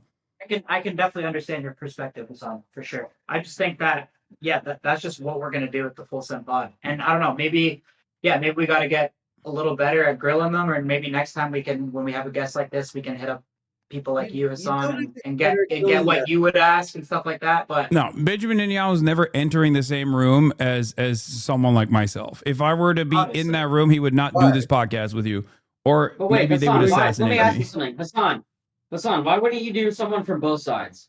What do you mean? I mean, we've already debated this. If you could do that in Yahoo and do somebody else, why wouldn't you do that? But I don't think that there's both sides in the situation. There is the perpetrators, like that's why I'm saying it's like akin to interviewing Adolf Hitler. Hitler. Hamas, and you can do Netanyahu. There is no both sides in the situation. That's why I'm saying it's like interviewing a concentration camp survivor and then interviewing Hitler. You know what I mean? Is there both sides in the situation? No. Interviewing the leadership of the Jewish partisans in World War II versus interviewing Adolf Hitler or like one of his loyal advocates or whatever is not comparable. There are no both sides in a genocide. That's why it's a genocide. It's such a big crime that it doesn't even justify a genocide in retaliation to said genocide. It's the crime of all crimes. Guys, I think you're getting in the weeds a little bit, right? It's not about. No, I mean, I'll be honest. He's like you guys are well known not for politics, right? And it's like unless you're not gonna research more and get ready. Look, you're Rocky. That's just like politics sucks, right? I got made fun of for liking it when I was a kid. It should go back to fucking being like for losers, right? Everyone's into fucking politics now. It sucks. It's just like you don't have to purport to like that to know about it, and just like leave it to fucking like the fucking Wolf Blitzer. It's just like, it's not. Everything is contrary on it. Whatever fucking happened to Wolf Blitzer. Me too. He did? No, he's still kicking. How dare you guys come for the Wolf? Wolf Blitzer still buzzing around? He's still at CNN, yes. But Wolf Blitzer also, ironically, literally worked for AIPAC before he did CNN. For someone that like understands like what's happening in the world, like, and you guys don't have to, because like people love you for prank and lifestyle content. Yeah, and see, that's where I think I'm gonna be honest. I think that's where you're a little stop. What? But yeah, no, go ahead. You're good. I gotta go. No, you're good. You're good. Go ahead. Guys, Kyle, it was really nice to meet you. Yeah, good to meet you, bro. We'll link that. I'll talk to you soon, man. Are you in I went LA? up to Steve. No, I'm in New York. New York? All right, I'm Adam, in a I'll see real you, buddy. city, brother. Easy, What's up, bro? Take care. Did he just shut off his laptop? That's so funny. Oh my god, he's such a fucking boomer. So that's actually what I want to ask you because Wait, how do I? Why is he still gets in the pissed- call? Okay, here. I don't know, but he gets pissed at us. Understandably, he gets pissed at us for platforming. But that's what I'm trying to figure out is like, when are we supposed to say no? When are we supposed to not do certain things? I mean, look, there are certain people. There are certain people that that not everyone is equipped enough to be able to talk to, because that conversation, instead of being a productive one, turns into one where they could just like do propaganda and use the platform that you have to get their message across. I would use the same principle for Nick Fuentes, for example, except with Nick Fuentes, he's a neo-Nazi, but he hasn't done literal fucking crimes like Benjamin Netanyahu has, while also simultaneously being a neo-Nazi of a different sort. So it's even worse than someone like Nicholas Fuentes, and I don't think that Nicholas Fuentes is appropriate to also platform in this situation. What do you think about the goal of the Full Sun podcast being to platform anybody? What do you think about that overall? That's the direction we're gonna go, right? The reason why I think it's up to you guys, whatever you want to do. I obviously can't fucking advocate for deplatforming, especially in this day and age, especially in this time and place, because a lot of these institutions that would otherwise be tasked with like taking people. Hello? Oh, your camera pooped for a second. A lot of these institutions that are tasked with deplatforming people spend way more time deplatforming someone like myself, or at least trying to deplatform someone like myself, for having a consistent moral anti-genocide and anti-Zionist position than people who are actually anti-Semitic. They call me anti-Semitic, despite the fact that I'm not anti-Semitic. The reason why I would still choose not to platform neo-Nazis and things of that nature, regardless of how equipped I am at talking to them about these issues and being able to push back adequately, is because a lot of these guys are simply looking for any opportunity to get their message to a broader audience. They don't actually care about the truth. They don't actually care about coming across like good or bad. They just want to be heard, because every single time they go in front of a larger audience, they end up winning over some people in the margins to their side. Okay. And if you understand that they are not honest brokers here, that they don't like care about, back and forth discourse, then ultimately you're playing a role in allowing people to be recruited to that side. You're playing a role in getting more people to be recruited to neo-Nazis, to neo-Nazi groups. And I think that ultimately that is very dangerous. That's why we're going to have both sides on. But having both sides on doesn't actually make up for that. Is my point. I agree with you too. And then there's also no comparison to Benjamin Netanyahu on the other side anyway. I've told you multiple times. Me and Kyle disagree with a lot of things Netanyahu has done. We do not agree. But we stand neutral on this. But I mean, I understand the whole problem is platforming. But that's why we're gonna have from each side a representative that's gonna fucking tell us exactly. The best possible thing you guys could have done before this interview. I mean, the best possible thing would have been to not have this interview at all. But the second best possible thing, if you were like adamant about having this interview, would have been to potentially bring someone that is knowledgeable before you did the interview, so it didn't just simply so that Benjamin Netanyahu didn't use you guys like a fucking fleshlight, is what I'm saying, to just make himself look like not the demon that he is, but instead of a personable person. Like, here, I have something here that was sent to me from an excerpt from the interview that you guys conducted, where you asked him if he prefers, Burger King or McDonald's or whatever. And it's really interesting because like people have yelled at me for doing this with like a dude in Yemen that they claim is a fucking terrorist. Okay. That dude is a 19-year-old in Yemen. He has no power. He holds no power on the planet. He is at any given moment. I mean, it just came up in the conversation. At any given moment, he could be fucking assassinated by American bombs, by Saudi bombs, or any other. Like, he is one of the least powerful people on the planet. This Benjamin Netanyahu is one of the most powerful people on the planet. So in this opportunity, instead of humanizing him, you guys could have had someone that is knowledgeable enough not to ask that question. And instead, when you say, like, are you starving children? And he says no, the person could turn around and say, for sure. Yeah. No, I mean, Hasan, We understand. Hasan, you make a great point, and I understand your comparisons. to Hitler. I see your perspective, and yeah, I think just with the Full Send Pod, like I told you, we're just not here to choose the guests. We're gonna have anyone on, even if it is a wanted war criminal, and we're just gonna let the viewers decide. And I think they spoke very clearly, and I don't think just because we platform people that people fall for the person's message. Yeah, like I don't. That's just the bottom line. Like, go look at the comments. We give you an I just don't think opportunity. that. it's not- I don't think that you guys would do that. Is my point. Like if there, because there's no other. Because you already said you wouldn't. You already said you would not, if given the opportunity, you would not interview Adolf Hitler. So there is a limit to it. Like there's an upper limit. Well, It's we not didn't because say he's. that. We didn't say that. We said a type. We said a type. But also, Hasan, it's crazy. And I think it's evident that just because we platform someone, just because Nelk sits next to them, doesn't mean we agree with everything they say or do. One, because we definitely don't. And number two, just because we platform someone, it doesn't. Our viewers are fucking smart. Like, go read the comments. Like, Yeah, but but also proof that just because we have someone on, it doesn't necessarily mean a W for the guest. No, I understand that. There are plenty of people that I disagree with that I communicate with. But there's a difference between, there's an upper limit to it, is my point. And that upper limit is like far past when it comes to fucking someone like Benjamin Netanyahu. My limit is far before Benjamin Netanyahu. It's someone like Nicholas Fuentes or someone like Andrew Tate. But even if I were to engage with people like that, it depends on the platform that they have and how much prominence and how much influence they hold over a large enough audience. Because I feel like it's unproductive, it's counterproductive if they hold no staying power whatsoever. So I'm not saying that it's bad to interview Benjamin Netanyahu, but if you were going to do that, it's such a important task that you have to take it seriously, and you have to have someone who is knowledgeable to be able to push back, because he's a fucking liar. Hasan, you're missing the point. You're missing the point. As you know, that they're going to be very specific with who they allow to interview them. We've already covered that, right?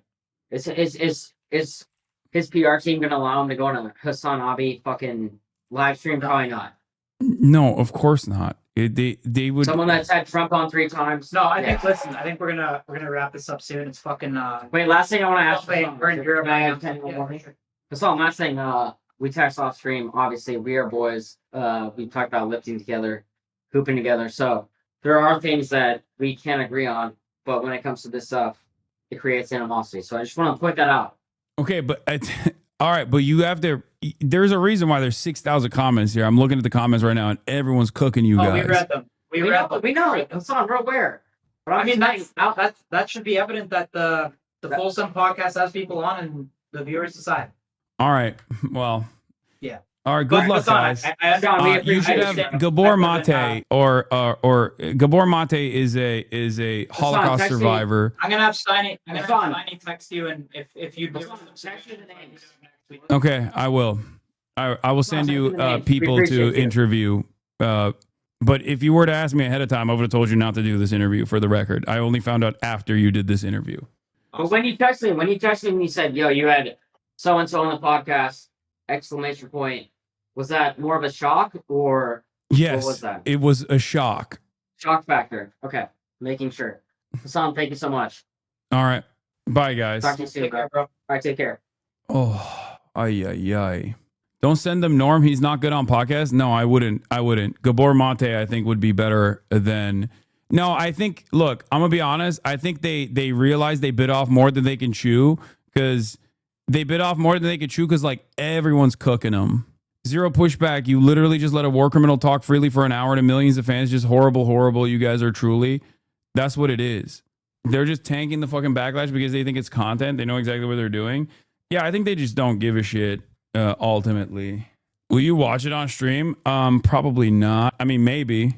Just not right now. There's a bunch of other stuff that I need to cover than, an hour and 13 minutes of Benjamin Netanyahu trying to present himself as like a human being.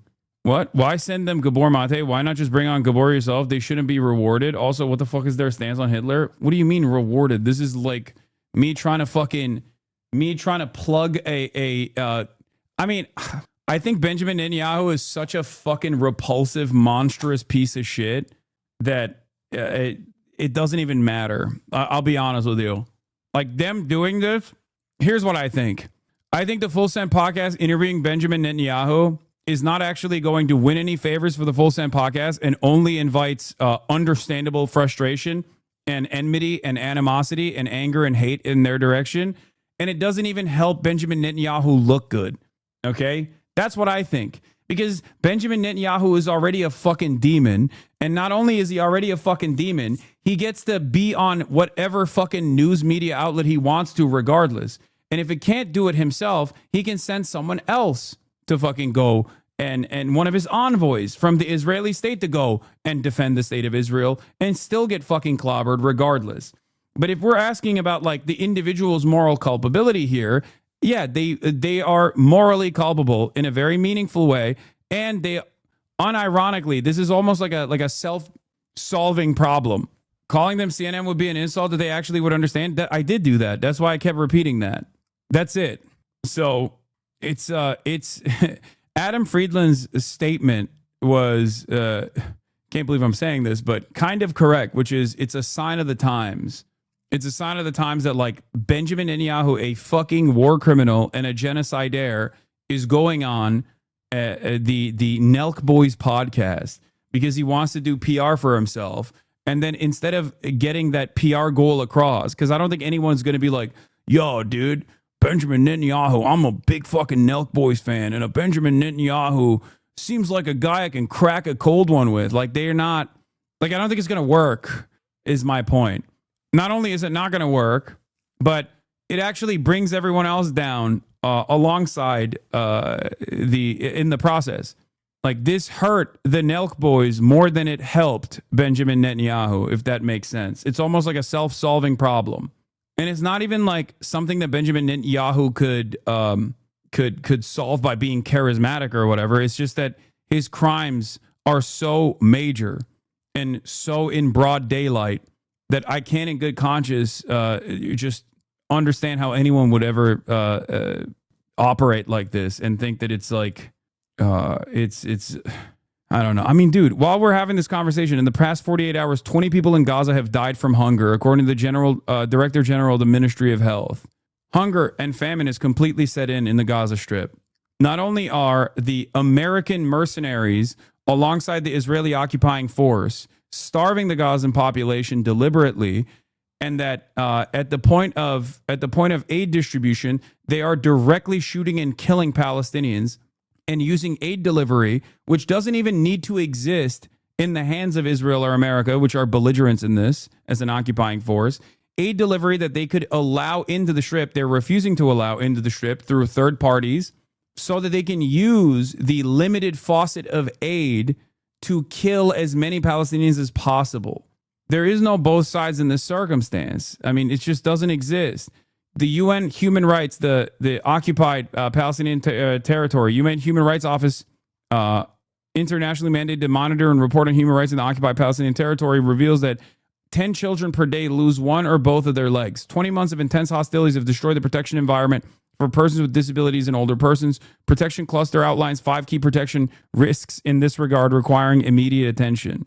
And this is the limited amount. These are conservative estimates because Israel, under the directive of Benjamin Netanyahu, the war criminal, has actually intentionally destroyed the healthcare infrastructure of Gaza. In Gaza, 134,105 people, including over 40,500 children, had new war-related injuries. 25% are estimated to have new disabilities requiring acute and ongoing rehabilitation.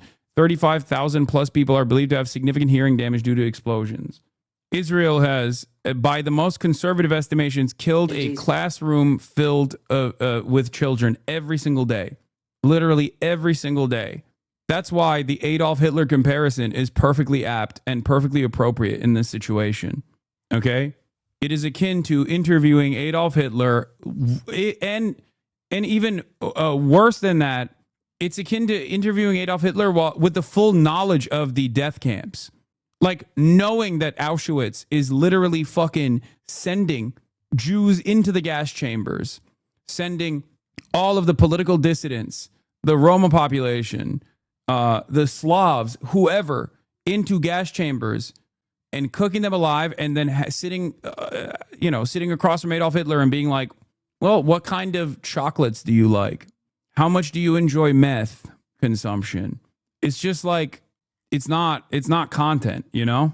The reason why I make Holocaust comparisons while still explaining this key factor is that during the Holocaust, while it was happening, the overwhelming majority of the population, with the exception of like Germans, regular Germans, did not know that it was happening.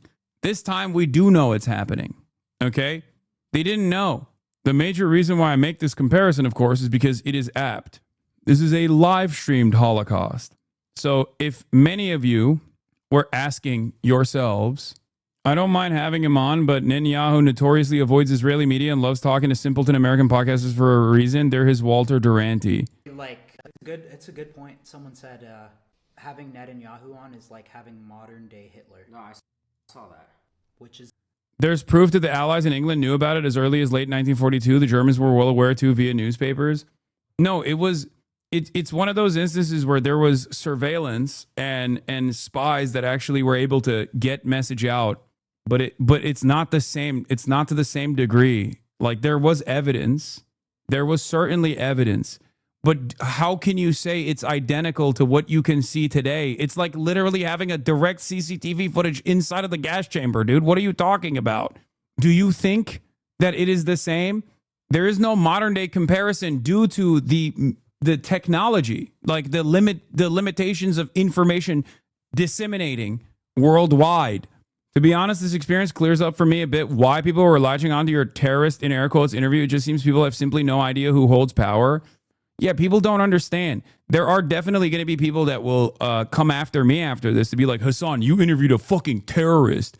How dare you speak out on interviewing Benjamin Netanyahu? And it's like, dude, if you can't see the difference between a fucking 19-year-old in Yemen who is not even a part of the Ansar Allah movement, but even if he was literally the head of Ansar Allah, if you can't see the difference between me interviewing positively, okay, the head of Ansar Allah versus motherfucking Benjamin Netanyahu, I don't know how to have a conversation with you. One is literally doing a genocide. The other one is actively fighting back against the genocide and the genocidal entity itself. One has nukes. The other one is in charge of the poorest nation on the planet that is constantly in a fucking state of complete destruction due to Western allied forces bombing it into oblivion. There is no comparison here. That's why I was like saying it's not the same as like, even if you were to like interview Yahya Sinwar, if he hadn't been killed by the Israeli state, there would be no comparison. That's it. And it's also short-sighted because I don't think people will look fondly at these moments. I think you're hitching your horse onto the wrong wagon, okay? That's the other thing. You're hitching your horse onto the wrong wagon here. What's up, Adam? I'm still live. Wait, are you still with them? No, I'm live streaming. Oh, on your thing. All right, on my thing. Do you want to? I forget that you're always on your thing. Yeah, you can call me on Discord if you want. Surreal. That was surreal, no? That is, yeah. I mean, I. What an insane world. Yeah. It really is. No. I mean, just think about it. It's like, I mean, that's what I try to talk to Stein about on the episode. But I'm like, why do you think the most powerful people, like, it's crazy. Like, they were like, the Israeli government was like, we're going to get him on full send. It's just like, what is the world? What is like, it's such an insane situation. I agree. By the way, they can hear you. The stream can. Oh, sorry. I forget. No, it's all good. What? You gave it to them after I got off? I mean, I try to, but what do you say to someone who's like, yeah, it kind of is like interviewing Adolf Hitler, I guess. And then, well, beyond that, it's just like we're checking. We're gonna talk to the experts. Sneeko, what's the other guy? fucking Byron Fresh and Fit and Nicholas Fuentes. What is Fresh and Fit is where they yell at girls for being on Sex OnlyFans? workers, yeah. They hire girls from OnlyFans. all three of those guys are Holocaust deniers, by the way. All three of them that they mentioned. They went from that to Holocaust? All three of them are Holocaust deniers. Yes. How does that work? That's what is going on? Yeah. Oh no, this is like. Okay, I'm gonna go. I have to finish. But call me when you're off. All right, I will. All right, bye. Which is so crazy. It certainly wasn't known by civilians or even the average gun on the ground in the U.S. and UK, even if their intelligence committees were aware before the end of the European theater of war too. That's what I'm saying. I don't know how we we just get people to understand that not everything is content, you know, but at least their audience seemingly understands it. So there is nothing that is in comparison in the modern history, human history of the world. We have never seen anything like this in the modern human history. And what is being allowed to be done to the Palestinians with the complicity and permission of the entire world ensures that near future is filled with more of this. Palestinians are collapsing in Gaza Strait from Israeli-imposed starvation campaign. A frontline report on people forced to face death from starvation or being shot in a perilous quest to obtain meager rations. Like when people try to say this is normal or like, oh, this is nothing, this is a mere blip in the history of mankind. Like what they don't realize is no, it's not. The only reason why you are saying it's normal is because you want it to be like the world is a cruel place for sure, but this is quite literally like doing Holocaust denial in the duration of the Holocaust happening with full knowledge that it's happening. It's just not even, I don't know how else to describe it. It's unprecedented because it's live streamed in broad daylight. So it just shows the depravity, the endless depravity that humans have. Like our cruelty is so epic. It's like shocking. This is one. Here is Cindy McCain, John McCain's wife. Okay. Speaking as the spokesperson for the World Food Program. The worst tragedies we've seen so far in this particular war. What happened was we had clearance to go through the Zakim gate.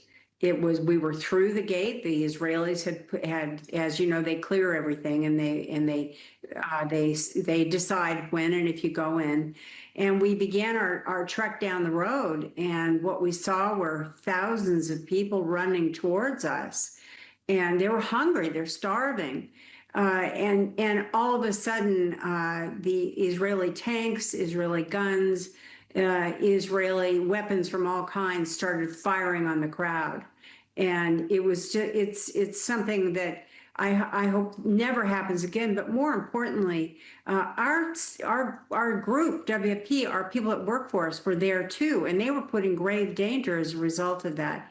No humanitarian aid worker should ever be a target of anything.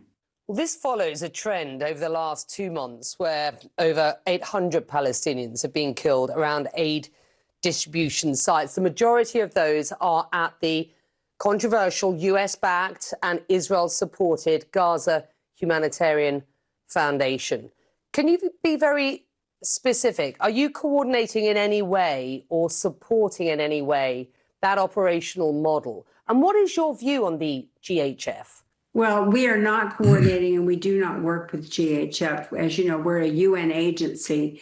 And so we have our UN, the way the UN operates is different from what GHF is doing. I don't really have any information about them at all because we don't even talk. GHF is an aid scheme, is a fake aid scheme that they have cultivated, that they've created so they can kill Palestinians at the point of aid distribution. Okay? That's it. That is literally, that is what it is. It sounds so depraved, but that is what it is.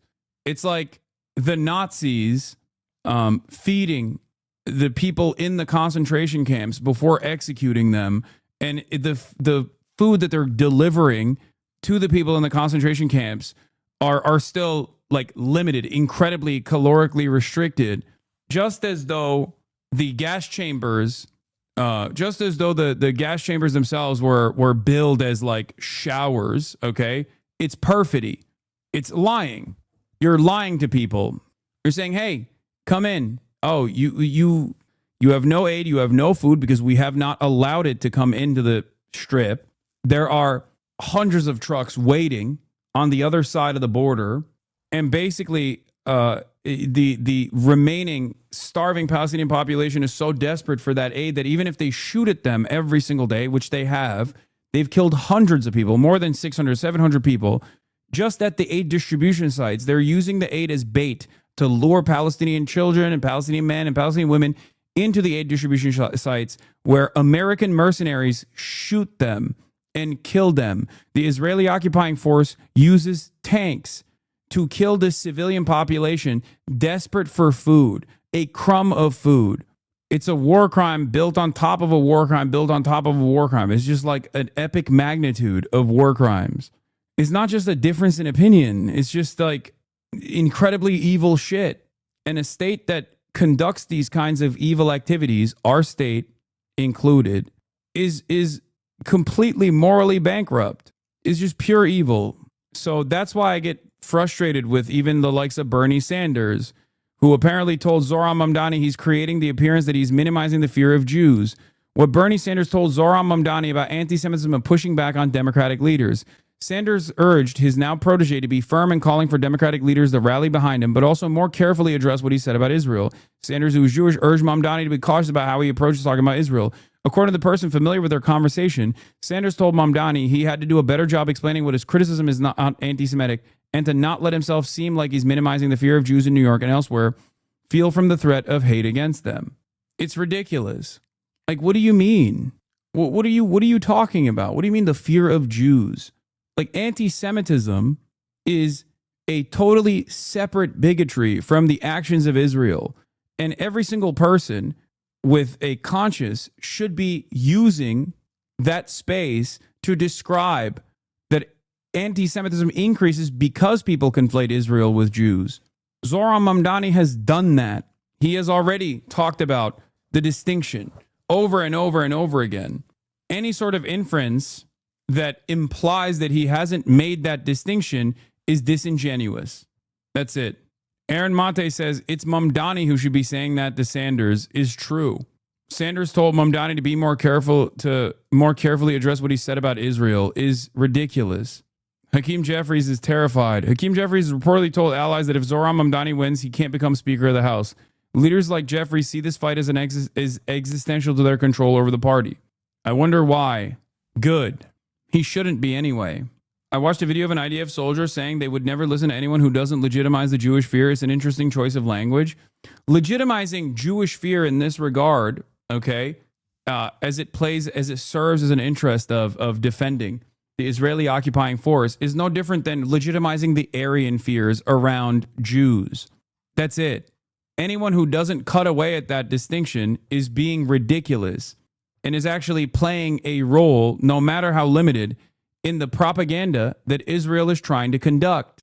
That's it. Oh, sorry. You need to... Here, I'll give you examples. I'll give you examples from modern day. You have to legitimize my fears around immigrants. It's serious. I have a serious fear that an undocumented migrant is going to come to my house and kill me and rape my family. Why won't you take that concern that I have seriously? Excuse me. Why won't you take my concern about black people seriously, that they are more predisposed to crime? We don't take these concerns seriously because we broadly understand, at least on the progressive side, even with progressives except for Palestine side, we understand these as reactionary perspectives. Okay? That's it.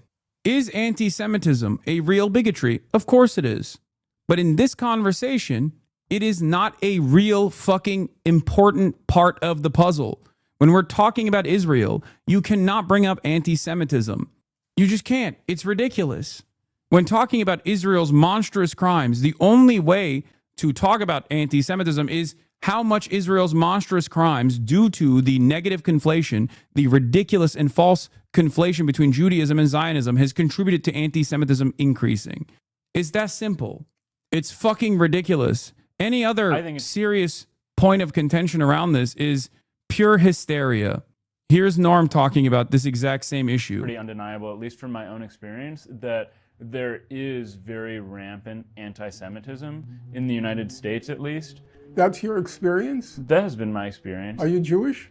I'm half Jewish, but it's not necessarily that it's directed at me, but people growing up, slurs against other races aren't tolerated, but slurs against Jews I would hear pretty regularly. Lots of Jew jokes where you wouldn't be able to make black jokes. I don't agree with that at all. First of all, there was an era in which one calculated anti-Semitism not by a person's thoughts, because you can't control a person's thoughts. And even you can't control your thoughts. And even you probably can't figure out what's your quote-unquote real motive for whatever you do. Are you interviewing me now because of a sincere inquiry into the life of the mind? Or does it have an egotistical component? Or does it go back to something your mother said when you were 5 years old? You know, the human psyche is very complicated, and it's not susceptible to easy analysis or control. So there was an era where nobody ever thought about those things. When you talked about anti-Semitism, it meant, does it affect your job opportunities? Does it affect your access to hire certain institutions? Yeah, he's talking about institutional forms of bigotry, not like a personal slight. He's talking about systematic and pervasive forms of bigotry, the actual impactful form of bigotry, not someone that is like being mean to you and using a pejorative. This is why I always make the distinction where a lot of white people get this wrong, where they think the N-word is simply just a word that hurts black people's feelings. No, that's not the reason. Okay? That's not the point. The point is that there is still ongoing systemic inequality and disenfranchisement and historical systemic inequality and disenfranchisement and death and destruction that is associated with the N-word. That's why the word holds power. Not because it makes people feel bad. Not because it hurts black people's feelings. And the same goes for anti-Semitism. There has been historically institutional anti-Semitism in this country, but in contemporary American society, there is no systemic anti-Semitic bigotry. Okay, now that might change in the future, but as it stands currently, anti-Semitism is a like an individual basis. On an individual basis, is a hate crime. It's still completely unacceptable. It's a unacceptable form of bigotry, but there is a distinction. There's a difference, and this isn't to undermine people who are fearful of anti-Semitism exploding. This isn't to undermine the feelings of Jewish people who say, well, I'm fearful. I'm scared. Someone is going to fucking shoot up the synagogue when I'm there with my family. That's a understandable and very real fear. Okay. And it is obviously an incredibly violent and immoral act that is completely unacceptable.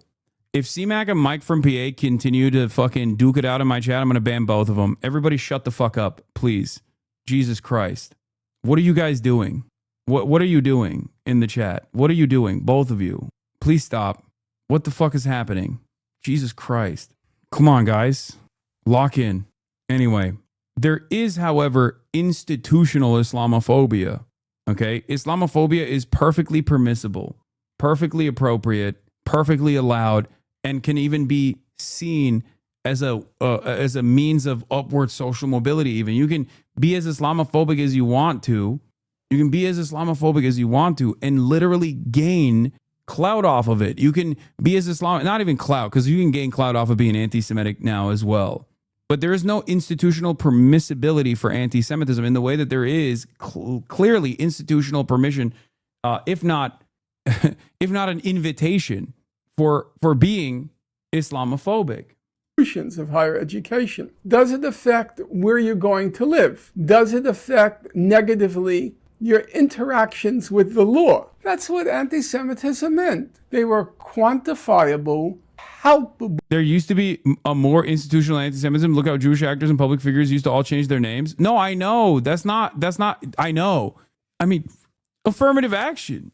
Like a lot of these, dude, no one is saying that Jews were completely welcomed in American society from the start to finish. Okay, I'm not saying that at all. That's precisely what I'm talking about. That's not really the case anymore. Things have changed, and despite the real threat of anti-Semitism, American Jews are deeply in the in-group of white. It's not the same. Exactly. Like American Jews are white. I'm white, but American Jews are even whiter than I am. Okay. Lucid expressions of this phobia, whatever you want to call anti-Semitism, okay? By that reckoning, can you name me a place in the United States where a Jew would have trouble purchasing a home or renting an apartment? Name me one place. I'd be curious.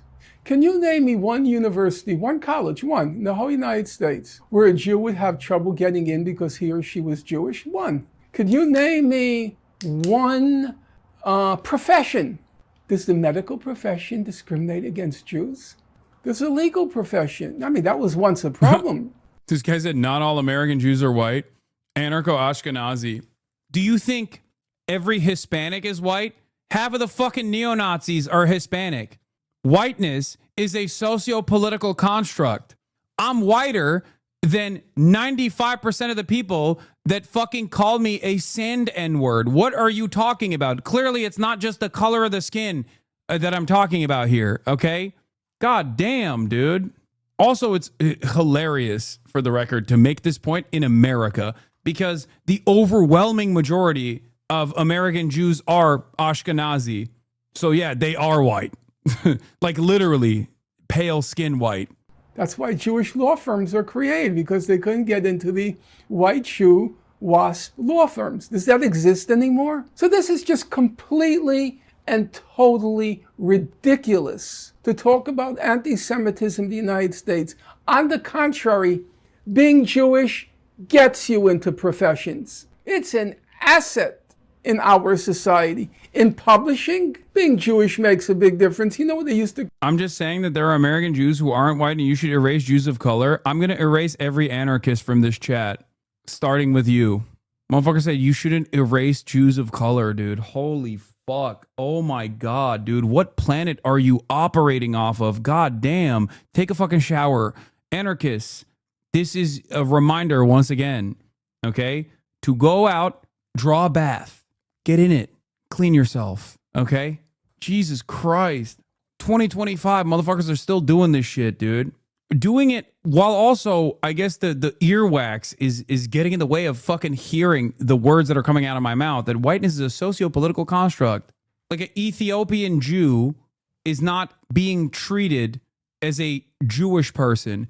They're being mistreated as a black person, okay? What are we doing here? What are we doing here? What is going on? Called the New York Review of a book. They called the New York Review of each other's books, and they were all Jewish. Anyway, we covered this already when it first happened. Yeah, he said as he privately told business leaders this week, he discouraged the use of the phrase "globalized intifada" after learning how it impacts Jewish New Yorkers.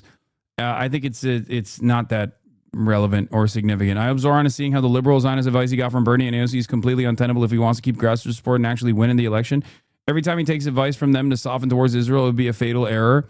I don't think it's as impactful one way or another, but I think that he shouldn't, on principle, soften any of those stances, especially because he has the correct position, and especially because it shows that he is earnest. And the amount of concessions, no, he's not pushing away his base. The concessions that he gives to liberal Zionists on what kind of language that he's using serves a different purpose. It doesn't actually fracture his base. It discontinues his perfect way to cut through the noise. It becomes additional hurdles that he sets up for himself. Because when you give a concession like that, like Jeremy Corbyn responding consistently to allegations of anti-Semitism, cut away at the finite amount of time he had to talk about his policies. Okay? That's it. That's the most impactful part of this conversation.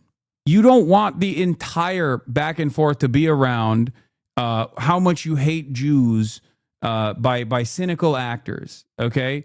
Cynical actors consistently claiming you hate Jews, you hate Jews, you hate Jews, and you're like, oh, I don't hate Jews, I don't hate Jews, I love Jewish people, and I'm so sorry that I said something that was what created a fearful environment and like all this like fucking standpoint theory bullshit. Like nobody gives a fuck about this. And I mean, it's stupid. It's just a stupid thing to do. It is a fucking incredibly stupid thing to do. It makes you look like a loser. It becomes a larger problem. It becomes a larger problem because you offer it, you give it credence. You lend this cynical framework credence. It's like when people force you to or demand you apologize for some shit that they misunderstood. When you offer that apology, you're basically admitting that they were right, but they aren't right in this circumstance. Are they right? Are you actually creating a panicked environment around Jews in New York? Or is this carefully crafted hysteria? Because if you apologize for something like that, all of a sudden you are saying, oh, well, unintentionally, I did create a dangerous environment for Jews. Okay, well, good luck. You didn't do that. My record on Palestine speaks for itself. I'm proud of it. One of the strongest in Congress. I throw down for pro-Palestine candidates, largely unrecognized work. That's fine. Disagreements are also fine too. But if you want to toss all that for one half-assed MTG stunt, be my guest. I know where I stand. Oh, God. Oh. For someone like myself, okay, her record on Palestine is precisely the reason why I expect her not to make a decision like this, to go out on a limb to say like, oh, we need to keep giving defensive weapons to Israel. Okay, that's it. It is her past record that doesn't make sense with this. Like, Israel's doing a genocide. Okay, Nazi Germany is doing a Holocaust, but we have to give them anti-aircraft weapons is crazy, right? Like, that's anybody that says that would be laughed out of the fucking room. What are you, Nicholas Fuentes? What the fuck do you mean we need to give them anti-aircraft weapons? And it sucks because you expect the politicians in this regard to actually be a leadership role, to play a leadership role, and to respond not this way to unreasonable and also some reasonable criticisms. Cutting through the noise in this regard is very difficult as someone who obviously eats a lot of this kind of stupid, silly shit online. But the worst possible thing to do in this regard is to unironically keep responding to the online left. That's it. Yeah, here is her record. Rashida Tlaib, 97%. Omar, 93%. Ramirez, 89%. Summer Lee, 88%. AOC, 86%. Ayanna Pressley, 82%. Garcia, 77%. Jayapal, 71%. Greg Kazar, 71%. Watson Coleman, 63%. Out of Senate Democrats, Sanders is at 100%, but that's only because a lot of these are House bills. There's more House bills that come out in defense of Palestine and Palestinians. Merkley is at 83%. Pete Welch is at 75%. Van Hollen is at 60%. And Warren is at 54%. Bernie has only 100% because the Senate doesn't vote on as many Israel-Palestine resolutions as the House, and we don't count the ones that pass by unanimous consent. He'd probably have a lower score than AOC if he were in the House. This is also not wrong. And for the record, like, I mean, this is disastrous when you think about it, because this is such a black and white issue that it is disastrous that like the 10th best congressperson on the issue of Palestine in the House is at 63%. Like, it blows my mind. Told you she's doing this to stay away from Marjorie Taylor Greene. How would have AOC combated? AOC is with Marjorie Taylor Greene in a TV ad that's on repeat. She would have obviously faced in a 2028 Dem primary. Are you guys failing to understand the issue here? No, she did say that, but it doesn't matter. So did Summer Lee. So did Rashida Tlaib. So did Ilhan Omar. It doesn't fucking matter. Okay? It doesn't fucking matter. Because the issue that she agreed with Marjorie Taylor Greene on was an issue that is an 80-20 issue in the Democratic primary. What are you talking about? 80% favors Marjorie Taylor Greene on this issue. It's an 80-20 issue for the Democratic Party. Get the fuck out of here. If Marjorie Taylor Greene tomorrow came out and said she wants Medicare for all and put a fucking messaging bill out there for Medicare for all, then I suspect that many other Democrats would take advantage of that opportunity. Can one of your mods approve my chat message? I have to head out. What is this?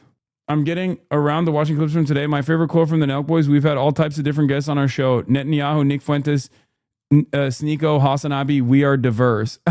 I know it killed my soul a little bit when I saw that. Also, not only did she not just talk about Marjorie Taylor Greene, she also elaborated further on why she thought it was a good idea to vote against the MTG amendment, which was defend the reason by saying, well, you know, Israel still has a right to defend itself with our defensive weapons. If anything, coming out and saying, well, they deserve to have a lifetime supply of Tamir interceptors is almost worse than even fucking voting no on the amendment. Ridiculous. Anne? Oh, Nezo. Not bad. Neyi? Oh, arabayı dur. Benim şarjda takılı şu anda. O zaman bozuldu. Trip atmıştır o zaman. Trip atmıştır. Ha, takmadın. O zaman çıkar, ondan sonra diğerini tak. Her defense and the not vote is 100% worse because of her justification. Yeah, that's what I mean. Anyway, it's just like an incredibly disappointing moment. Alex Thompson reports, new, Mamdani is scrambling to woo the Democratic and New York City business establishment. So far, they're playing hard to get. Given the extremely low approval ratings, Brian Tashman reports, given the extremely low approval rating of congressional Democratic leaders, including among Democratic voters, not sure an endorsement from them means as much as it once might have. Who was the guy in the video you just played about anti-Semitism? Norm Finkelstein, the GOAT. Anyway, this is, Zoran needs the New York City business vote. Zoran needs the moderate Democrats to be on his side. It's like, no, the moderate Democrats should be begging to get a crumb of the organic attention that Zoran has been able to develop. It should be the other way around. Okay, if a more moderate Democrat beats a progressive in the 2028 primary, as in 2016 and 2020, it will be tough to convince progressives to unite behind the nominee when the Democratic establishment won't rally behind Zoran Mamdani after his convincing primary win, says Dan Pfeiffer, and he is not wrong, except he's saying that to the moderate Democrats to try to get them to wake up, when in fact the moderate Democrats don't care about that. Moderate Democrat, not voters, but moderate Democrat leaders see someone like Zoran as a major spoiler, a much bigger problem that must be addressed than the right-wing neo-Nazis even, okay? That's the problem, because Zoran presents a real threat to their cushy jobs, to their these are creature comforts, okay? They like being in this position of power and not really doing anything and being able to farm donos off of how fucking awful the Republicans have been. After your meeting on Friday, are you prepared to endorse Mamdani? And if you don't go that far now, or if you're dragging this out, do you run the risk of turning off more progressive members of the delegation, or excuse me, of the Democratic coalition? At the meeting on Friday, we agreed to reconvene with other members of the delegation and high-level community leaders in Brooklyn upon his return to the country. After your meeting on Friday, are you prepared? Yeah, Hakeem Jeffries is apparently worried. It's as if the voters are saying, I'm in charge now, and that's not hard to see why. Today marks the one-year anniversary of Joe Biden dropping out of the presidential race. On Saturday, 35-year-old Minnesota State Senator Omar Fateh won the Minnesota's governing party's endorsement for the mayor of Minneapolis. Without any major organizational backing, Fateh defeated the two-term incumbent Jacob Frey, who had the backing of Senator Amy Klobuchar, former Minneapolis Mayor Sharon Sales Belton, and a long list of party officials. Mamdani, meanwhile, is poised to become mayor of America's largest city, winning the primary without the support of his party's leadership, and now snubbed by the very same leaders who made excuse after excuse for Biden right up until it was too late to find a candidate who might defeat Donald Trump. Trump is left having to argue that Jeffrey Epstein scandal is a nothing burger. Party discipline is on its deathbed. Yes, Mamdani and Fateh are both millennial-age Muslim men born to immigrant parents, but more substantive is their common message. Both Fateh and Mamdani ran campaigns focused on affordability and economic relief for the working class, including rent control to address the insane cost of housing, by now a national humiliation, having put not only home ownership, but even just renting out of reach for many. Unlike many of their colleagues who might talk a good game about affordability by focusing on rent control, Mamdani and Fateh gained credibility by identifying the problem as landlords, a powerful lobby others avoid crossing. They both had gained further credibility by showing that they were willing to go to war with their own party. Mamdani, of course, chose to campaign against the notoriously vindictive former Governor Cuomo, who had a seemingly endless list of party endorsements, including Bill Clinton, numerous members of Congress, and countless state officials. Many were the same officials who called for Cuomo's resignation in 2021 amid allegations of misconduct. Today, we saw the power corporations hold on our government despite the trifecta, Fateh said in a statement, referring to the Democratic control of all three branches of Minnesota government. He then singled out the Walz administration, saying, while Uber and Lyft had access to the administration and elected officials, I want to make it clear that not once has the administration reached out to the drivers. Not one conversation. The revolution will not be authorized by the party, at least not in its current form. Democratic Party leaders still refuse to endorse Mamdani, who is poised to win the city with the same Uber and Lyft drivers and other unprecedented voices who have the temerity to vote. When asked if he would endorse Mamdani, House Democratic leader Hakeem Jeffries continues to trot out the laughable excuse that I don't know him well. In a lot of ways, the intransience by party leaders makes sense because this battle is existential for them. Polling shows that a majority of Democrats want to kick their party leaders to the curb. If the Mamdanis of the world keep winning, that's what will happen. Okay? Speaking of the Omar Fatehs and the Zoran Mamdanis of the world, I have a guest coming on right now. His name is Dr. Abdul El Sayed, and I'm bringing him on in a second. I'm bringing him on right now. Hold on. So we're no longer shoes off house. I respect that, but yeah. House, you take his shoes No, I used to. All right, we were just reading an article on from Ken Klippenstein about the reasoning for why Hakeem Jeffries is not endorsing Zohran Mamdani yet. But it's wonderful to have you here, Dr. Abdul El Sayed, in the building, running for Senate in Michigan, right? Yeah, brother. How would you describe yourself? You're a doctor. You got pulled into this. You got pulled into this situation because there was a lot of injustice happening that you could not stand idly by. It seems That's exactly right. And I was reading up about your background. I think for all of us who are children of immigrants, you have this experience of seeing America from outside of America, and I think that opens your eyes to a number of things. And the crazy thing for me was that my childhood. I spent a lot of my childhood summers in Egypt. I go 15 hours. I didn't have the language for it at the time, but I traveled 10 years difference in life expectancy. And I didn't have to go 15 hours. I go 15 minutes into the city of Detroit, travel that same gap. And for me, it was personal. My grandmother, wisest person I ever met, she had 8 kids, 2 died before their first birthday. And in Detroit, you have the same infant mortality rate that you have in Egypt. And that for me was crazy. Like the things that I got to go to amazing public schools, vaccinated against diseases that killed my aunt and uncle I never got to meet, and go to public university. And like 15 minutes away, kids whose families have been here for far longer than mine don't get those same things. And for me, the work was all about trying to solve that problem. And so I've sort of set about doing that as a doctor, trained in medicine, realized that our healthcare system is too often part of the problem, and then found my way into public service, rebuilding health departments. hell yeah. All right, wait, hold on. Let me see if the mic is fine. All right, I think it is. We're doing live production here, so there's usually issues, but yeah, I turned your mic up. But yeah, speak into it. Y'all if hear me you now? can. Yeah, this should be fine. Okay, so you did you? I was talking to a friend of mine who works with the Pod Johns, and he said that you were doing a podcast with them beforehand as well. That's right. How did that work? You were doing a podcast. You're a podcaster. Yeah, so I host a podcast, still do, called America Dissected. We look at the relationship between health and society. And too often when we think about health, we think about healthcare. What happens inside a clinic or a hospital? What happens inside your body? And more often, the things that shape your health have a lot more to do with our community, our politics. You get to breathe clean air, drink clean water, eat healthy food, walk in your community without being victimized by a neighbor at the state itself. And so actually, I got to go on their show when I ran for governor back in 2018. And coming out of that race, I'm like, it'd be awesome if somebody built a podcast on this. And they're like, why don't you do it? So we did, and we've been hosting for a minute. We're independent now, but really just appreciate the opportunity they gave me. Hell yeah. Oh, do you want something to drink, by the way? I have multiple different sodas back there. Diet Dr. Pepper, cream soda, Diet Mountain Dew. Mostly Dr. Pepper now because Coke is BDS. And you got protein shake, which I appreciate. Yeah. I used to be a big consumer of Diet Coke, but since BDS I've had to change it. It's like, I think it was like the thing that I was addicted to the most. What do you think as a doctor?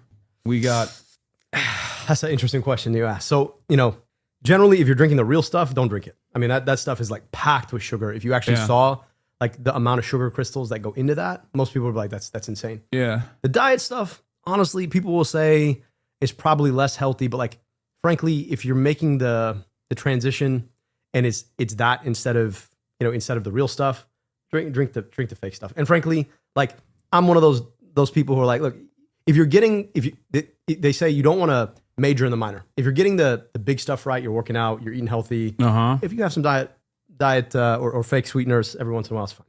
Okay. So I enjoy it. That's good. All right. Well, doctor approved. Okay. As a doctor, he's giving doctoral advice.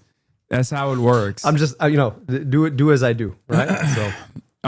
So you're pretty brolic. You did a video with Mike Israetel, as a matter of fact. I think it makes both of us. Am I wrong? Yeah. He came here and lifted you. Am I wrong? Yeah. We lifted together. He said my pecs were small, which was devastating. He said mine were big, so there's that. Well, yeah, you also outlift me and many others by quite the margin. Except for Jamal Bowman, who makes us all look. Yes. I mean, like, I remember seeing this video, and he's wearing like this oversized. You don't even see it on him. He's wearing this like oversized hoodie. Yeah, puts pump 4 cover. plates on, and then just proceeds to do it like 5 times with no problem. Yeah, I saw you doing 3 plays. You were doing 315, and that was a big point of contention. People were not believing you, but where is it? Let's see if we can find it. We can pull it up. You were duking it out with people in your replies, being like, "You're small. you're not swole, all this shit. Oh, here it is. You said that's 315, Habibi, to a person who's probably never seen that before. And then my guy later on the mentions. So the mentions on this get wild, but this guy proceeds to take a picture of 4 plates and he's like, "This is what I do." I'm like, "Okay, video or it didn't happen." I dropped my video in the feed. You could see it right there. Yeah. Also, a little bit of that's true. You know, elevating your hips a little bit to use like some lower back power is fine. Okay. I mean, it's very heavyweight to do that with, but you clearly have a decent control over a 315. Let me defend myself on this. If you're a power lifter, that doesn't pass. Oh, yeah. It was not a powerlifting competition. And on top of that, if you're lifting for strength, you want to use some leg drive, right? Yeah. Because it lets you maximize the amount of power you can drive through your chest. Yeah. And you want bigger weight because that's the point of being able to grow muscle. So I don't know, man. There was a big debate. I'm not a power lifter, never have been, never claimed to be. Yeah. But no, it's crazy. But form policing is like #1 on the internet. Number one by people who actually don't even lift, ironically enough. They love form policing. You should be required to submit a video of you doing the same weight to be able to form police somebody else. Okay. I feel like the internet would be a better place if you did that. I think you should be required to do that just to speak online. And if you can't clear 225 at least for like a decent 6 or 7, you should not be allowed to have any opinions on whatever I have to say. I will say this. So I can move that way, and that's not a big challenge for me. Holding like a crane pose in yoga, I can do it for about 15 seconds. It just makes me mad. Yeah, you're not big into calisthenics. No, that or like I got mad respect for like different ways people engage in fitness, as long as you're doing it your way. Because like some of these things, I mean, you know, some folks are built for power, some folks are built for flexibility, and like I feel like if you're not being physically active in the way that you can, then at that point, like I don't really want to hear it. But I got a lot of respect for folks who work out in different ways, and like this just happens to be the way that you and I enjoy doing it. Yeah, and definitely Dr. Mike.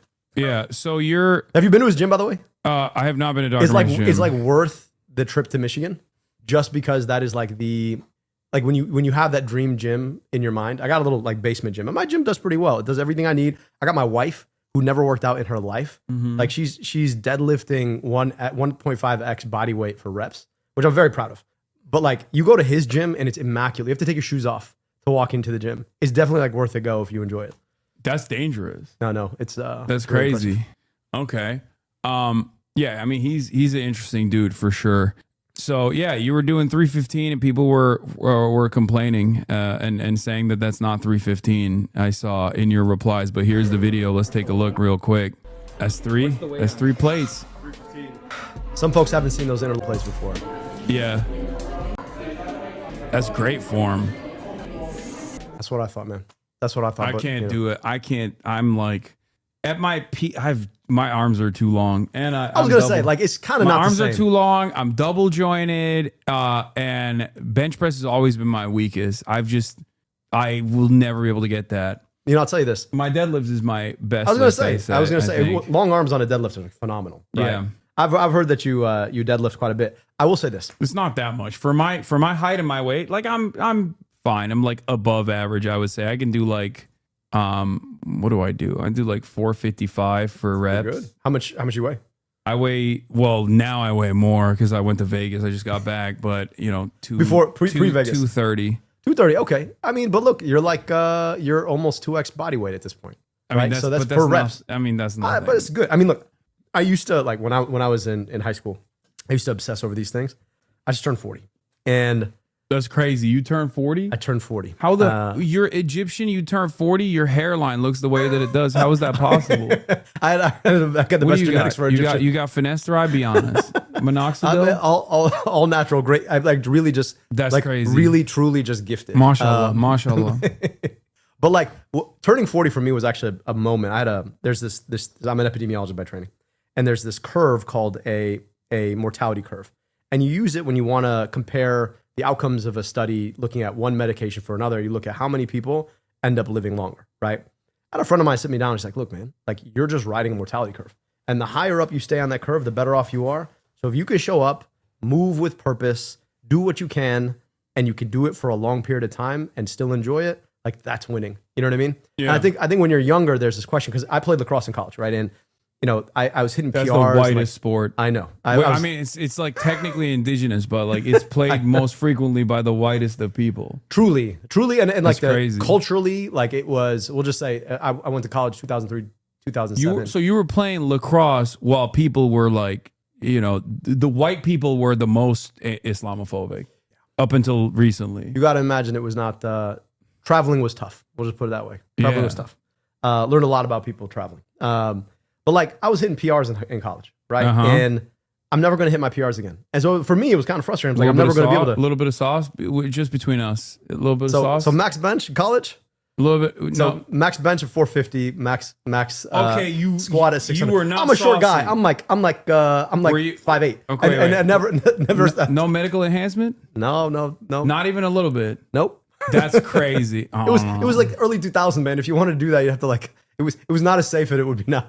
Yeah. But anyway, all of it is to say I'm never going to be as strong as I was. So like finding how to stay strong and like enjoy it. That's what about I'm what about grateful. TRT? Okay, so let's talk about healthcare real quick, and then we'll get to the most important aspect of healthcare. So you're a big part of your proposition, a big part of what you like, why you are running is because of access to medical care and Medicare for all. That's right.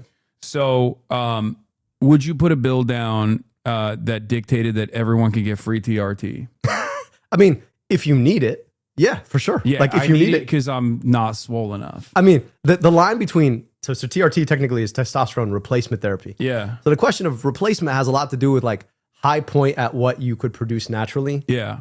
And the line, Like a I got a plateau. lot of friends who are like at this age, they're like, Yeah, yeah, I'm like- on TRT. I'm like, how much? They're like, you know, like 1,500. I'm like, that's not replacement. Yeah, that's But hey, I actually, honestly, part of me is like, do you, man? At this point, like, do you? I'm just saying, like, imagine that would really be like the RFK agenda. He's like talks about Maha, That man make is America healthy again. Which, by the way, he does TRT. Absolutely. I mean, way more than TRT. That man is just yeah, straight he up on does, gear, like straight up. He does gear. I think he also does something that like makes you. I forget what it was. It might be like peptides or something that makes you orange too. Like that weird skin condition That's you just don't like spray get. tan, man. Just spray tan. I don't think it's just. Well, You don't he's, think- no, he's not a spray tan guy. Are you kidding me? That's He's fair. definitely like a natural. Except you saw him house at McDonald's when Donald Trump made him do it. Yeah. Right? I mean, like, that didn't look like a man who's never eaten McDonald's. That looks like a Yeah. man who knew exactly what he was eating. Yeah. I just think, okay, so I thought, you know, when I voted for Donald Trump illegally twice, 3 times, okay, I'm sorry. I thought RFK Jr. As the HHS secretary was in charge of the FDA and everything else, he was going to make TRT readily available for all people. And I'm a little disappointed he has not done so. Medicare for all. Just saying. Yeah, Medicare for all, free TRT, free HRT in general for everybody. If you need That's it, what I think. I'm just saying, if you need it, you know, this is qualified medical training. Here's the interesting thing about it, right? The same people who go crazy about anything having to do with gender care, right? Ask yourself what TRT is. That's I'm just saying. I'm just saying. 100%. That's why I like Joe Rogan and them when they like constantly chirp about trans people and like hormone therapy. It's like, bro, you're doing that. You know, he should have done. I'm on it. TRT is gender affirming care. I do gender affirming care. I take DHT hormone blockers for my hairline. So that is gender care. Technically, it's hormone therapy, and it's perfectly fine when men do it because they want to overcome male pattern baldness. But you know, God forbid someone who's trans does it. You know, it's like not allowed. Or the same people that do TRT, of course. Speaking of which, I've been on a almost 48-hour fast at this point because I just got back from Vegas and I was not very hungry because I ate like a monster. And I've lifted, fasted. Do you lift fasted? I do. Okay, me too. I can't lift when I eat. It's I've gotten so used to it after years. When do you lift? Morning, evening? I lift in the mornings. Morning, yeah, same. That's the thing. Part of me is just like, if you try to eat, then you try and lift. Your body's like, what are you doing? This is too much. I figure it's either eat or lift. So yeah. So we're gonna order some food. Let's do it. So hold on, I'll get it from this place because it's closer. I get chicken. I want you to go through my daily consumption as a doctor, and tell me if this is like, because I weigh my chicken as well. Good for you. I get the chicken tavuk here. Hold on, and I'm gonna give you the thing after, so you can pick what you want. But hold on, and then let's do a salad too, because. So this is your first meal in 48 hours, then, huh? Yeah. Are you feeling hungry now? I'm pretty hungry, but don't show it the camera, by the way. No, I get it. I get it. It's Middle Eastern. We're eating Middle Eastern cuisine. Show the doctor your 335 squat. Dude, it's not good. It's like embarrassing. That's not a heavy. That's good, man. It's not heavy. It's not heavy enough. My squats are terrible. My knees are terrible. I got a laparoscopic surgery on my right knee. I had a patellar dislocation. And then that, like, I guess in the process, it like ripped off a chunk of, I don't know. I think it was like ripped off a chunk of the bone, and it was just like swirling around in my knee for years and years. And then I got this like not super invasive surgery. Laparoscopic surgery is not that bad. No. And yet I was never able to recover fully from it. And now it's just like, you know, I got a lot of issues. It's so as a, I mean, 33-year-old, 34. You're 33. You have the like height and flexibility of Gumby. All right. And you're putting on muscle. And you're doing 300. This is what, 1.5x body weight? Almost? That's like 1.4x body weight? Yeah. That's great. I feel like people get so focused on the numbers, man. It's like, you know, if you feel good about how you're moving, let's see it. Are you an ass to grass kind of guy? No. Wait, Okay, first one is not the best. First one's not the best. Okay. Hold on. So just warm up. This is my top set. That's why. That's good. I mean, it's all right. It's I not mean, great. if I had to tip it, I mean, you already know what my tip would be. Right? What? Go deeper. Like, yeah, there you go. That one was good because you're going to 90 degrees, right? Yeah. So once you get to 90 degrees, that's I mean, you're there. How do your knees feel when you go that low? Not great. That's why I have That's the the knee hard wraps part, yeah. on. I mean, that's what I'm saying. It's just not. Sorry. Oh wait, hold on. It's too. Wait. Oh, do you want the chicken tavuk? Yeah, let's do it. Okay. Salad. It's perfect. Tabbouleh salad. And then what kind of dip do you want? Hummus, baba ganoush, spicy hummus. You can add rice too if you want. Okay. Also, I mean, it's just that. You don't want anything else? No, we had a family wedding, which is what I'm here in LA for. So we had like a lunch this morning. They had like I've never seen this before, a mobile Brazilian barbecue. That's awesome. Which is phenomenal. Like truly someday goals in life, have a mobile Brazilian barbecue. Get a live autism diagnosis. We don't have to do that. I already did the RAD score. Also, you're an epidemiologist. I am. Yeah. He's not like a my wife in here, she's a psychiatrist. He's not a psychiatrist. Can you ask him what he's a doctor of? I just did. I just told you what he's a doctor of. But yeah, my knees are dusty. I play too much basketball on. You still play? Yeah. Here's my question. What's your goal? pavement. Like big picture for you? Like, let's say you're my age, maybe a little bit less than 10 years from now. What do you want to be able to do? I want to be able to dunk. Okay. Yeah. Are you doing like plyo training on top of it? Not. I was for a while. I haven't really been doing too much plyo training. Right now, I'm all over the place because like I've just been my schedule has gotten destroyed. Yeah. So, but I was right now in the short term. I got to go back down to 220 because I've been just like packing it on. My dad was here, and when he's here, he's a feeder. Yeah. You know I feel like all our dads are. You know how men of parents are. Like they can't talk to you about your problems, but they'll feed you the hell through them. He got a gastric bypass. Okay. To literally survive because he was like 500 pounds. He's crazy. Wow. My whole family's gotten gastric bypasses except for me, and he can't really eat that much, but he loves to just like get as many pastries as possible in the house, and he'll just like eat it in front of me, and he'll be like, "Oh, you want some?"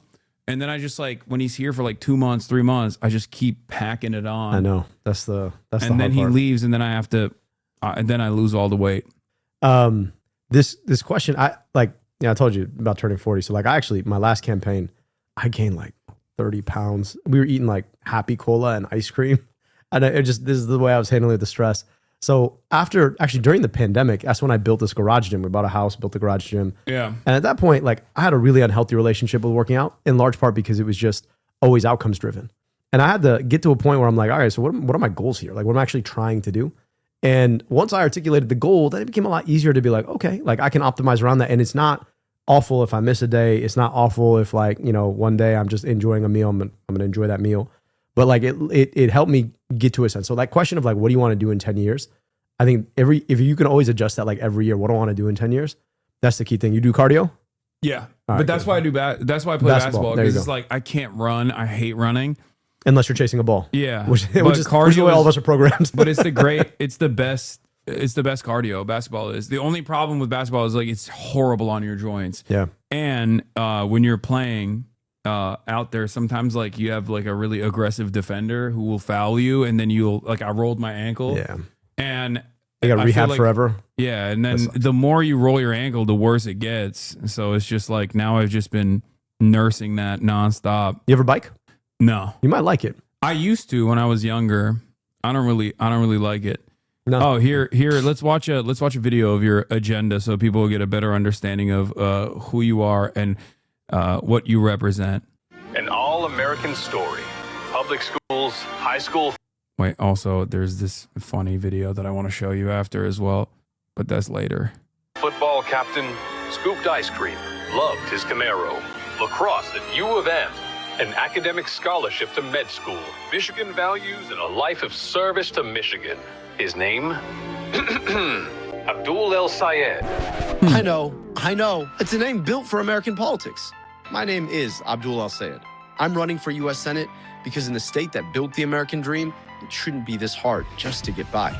To pay our bills, or afford our groceries, or see our doctors, or get our politicians in D.C. to give a damn about us. Michigan made my dreams possible. I grew up all-American here, became a doctor to help people, and spent my career making government deliver for us. I took on politicians and rebuilt Detroit's health department, got glasses for thousands of kids, helped young moms, and took on corporate polluters and led in our schools. Then I ran the state's largest health department, where we built big things, model programs for veteran services and to protect our kids. Dr. El Sayed named Public Official of the Year. Cancels medical debt for thousands of Michiganders. And yeah, I'm a bro with a podcast to dig into the epidemics America's facing of economic and health insecurity and the political system that holds us back. Here in Michigan, anything should be possible. We need a little bit more of that Michigan grit and values in Washington. We've got to fight back hard against Trump and Musk with a hell of a lot more than paper paddles and broken promises. They're not the disease, they're just the worst symptom. The disease is the corruption of our politics by billionaires and corporations, while the workers who built this country are forgotten. They've left us with trade deals that have rotted out our towns and robbed our children of their dreams. Students are being snatched off the streets while our democracy crumbles and the politicians don't do anything. That's what's un-American. Here in Michigan, we build. So let's build a bold vision of a government that works for all of us, for healthcare, housing, an economy that includes all of us. My name might be different, but our fight is one and the same, and it's as American as it gets. I'm Dr. Abdul El Sayed, and I'm running for U.S. Senate. I mean, you are the most American. You're way like I didn't grow up here. You are, as your ad shows, like super fucking American. Yeah. Yeah. Football, lacrosse. I mean, that's the thing about it, man. It's like people tell us all the time, you assuming by your name, right? You must feel a certain kind of way about America. I'm like, nah, man, I know exactly what my life was like because I got to grow up here, right? My grandmother, when I used to go to Egypt, she'd point out all the ways my cousins were better than me, smarter than me, taller, better looking than me, wiser, kind of hearted. And then I'd be like, so what do I got going for me? She'd be like, you get to go home at the end of the summer, right? So I know what America gave me. I'm grateful for it. And at the same time, I just think it's important for us to be asking, like, what kind of strength do we want to have in the world? This is the thing I really appreciate about the way you talk about masculinity is that, you don't build strength just to have it and lord it over people who are weaker than you. Yeah. Right? You build strength so that you can stabilize and protect. And I feel like if you took that attitude and asked, what should America be in the world? I think that's the best version of us. And I'm asking that means that we protect kids in our own communities and maybe not drop bombs on kids in other places, right? Because those things are one and the same. Yeah. Every dollar spent on bombs overseas or bombs that we're using overseas is a dollar that could be better served in American communities that are in a state of dire disrepair. And I think there's a universality to that principle that even like Americans understand regardless of their party affiliation. That's why you see some momentum on like the isolationist side of the Republican Party where you know, they still obviously have a lot of cynical actors who will say, oh, why are we, you know, giving weapons to Ukraine? We should be using that on the Mexican border or something, which is like insane. You just want a different war. But then there are plenty of people who are actually demonstrating fatigue from the endless bloodshed that's caused overseas. So that's the thing. Every one of those missiles that gets dropped, $3.5 million. Like, ask yourself, go to a local public school, and go to any of them in Michigan, and they could use $3.5 million of uplift, right? Not to mention the money that you could invest in teachers and parapros and all of those other things. Not to mention all the money you could be investing in infrastructure or healthcare. And instead, we spend billions of dollars. And look, it's not just Israel, right? Like, my family is Egyptian. Egypt is the second largest recipient of foreign military aid in the world. And that money hasn't made the Egyptian people any richer. It hasn't made them any freer. All it's done is it's consolidated the power of... But have you thought about how important Egypt is to control the Suez Canal, and that they have to stay the way that they are? Yep. For American interest, you know? And this is the thing about it, is like, you know, if we were true to our ideals, I don't think we'd have to pay off a military dictatorship for that, you know? Right? Like, if we were honest about the way we engage in the world, like somewhere we went down like Henry Kissinger way, right? And then we got like locked into this realpolitik set of interlocking lies that we tell the world to break our own rules, right? The rules-based international order that we spent all this time after World War II trying to build, right? And then we wonder, like, why is it that we keep finding ourselves spending more and more, getting less and less, and losing respect in the world? Because we spend all this time fighting wars we shouldn't be fighting, right? For what purpose? Yeah. All right. Well, here's something I wanted to show you. This is a real plague that I'm sure you have experienced as both a podcaster, but also a doctor as well.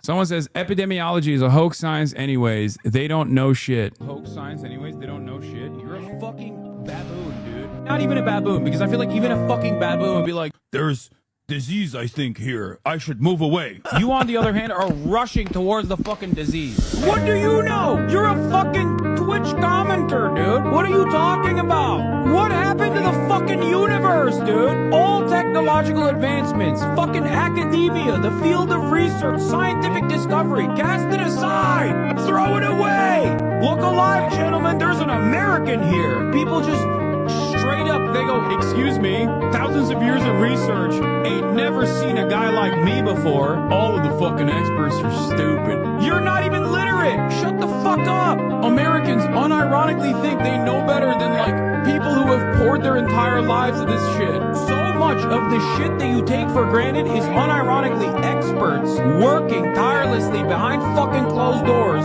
so you don't get trichinosis from the fucking meat that you're consuming, but you just take it all for granted. You know nothing. Like, I don't know what a germ is because I can't see it, so it's fake.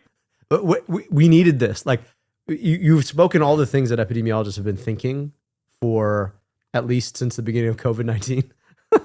Yeah, it's just there is a real thing that angers me with there is definitely an anti-intellectual slant that has always existed in like historic fascist movements as well, certainly, but like lately I feel like it's gotten way crazier online, and I don't know how to deal with it. I mean, we got the Nelk boys, who I know personally, who I spent the other half of today's stream talking to, interviewing Benjamin Netanyahu. That's a real thing. Do you know the Nelk boys? I know of the Nelk boys. Don't know them personally. Yeah. Well, I mean, I didn't assume you knew them personally, but yeah, they interviewed Benjamin Netanyahu. Why? And my question exactly, like how we have devolved so spectacularly that like you got international war criminals going on podcasts to do to basically, I guess, do rehab on their image. I mean, I guess you could ask them the hard questions. Are they asking them the hard questions? No, they were just like, are you guys starving Gazans and children in Gaza? Look good. Yeah. Oh shit, this one banged on Twitter already. They're using you guys to look good. Hassan, bro. Why does anybody, Hassan? Sorry, I don't mean to cut you off. Hassan, anyone goes on a podcast to promote whatever they're doing, We're Yeah, aware of but that. they're not. But Benjamin Netanyahu's not promoting a book, dog. He's promoting a genocide. Bro, That's he the had point. fucking OJ. Then he's So that's the situation in front of us in terms of like public discourse. That's where we're at this point. But the other thing that I wanted you to look at was not the Nelk boys necessarily, because who knows? I mean, you're doing the bro slant right now. I'll go on. Maybe the Nelk boys will have you on. I'll hit him up and be like, yo, here, talk to this guy instead. He's a bro. Not that they lift. They don't really lift. Only Bradley Martin lifts there. And Bradley and I can get a workout. Then we can talk to the rest of the Nelk boys. Yeah. But there is one other thing that are you a big Twitter user? Ish. Honestly, Okay. man, like here's the problem I have with Twitter. Every time I go on it, it pickles my brain a little bit. And then I have to come back off of it. I ask myself, Yeah. why did I even go on it again? And then inevitably somebody says some stupid shit and I find myself back on it.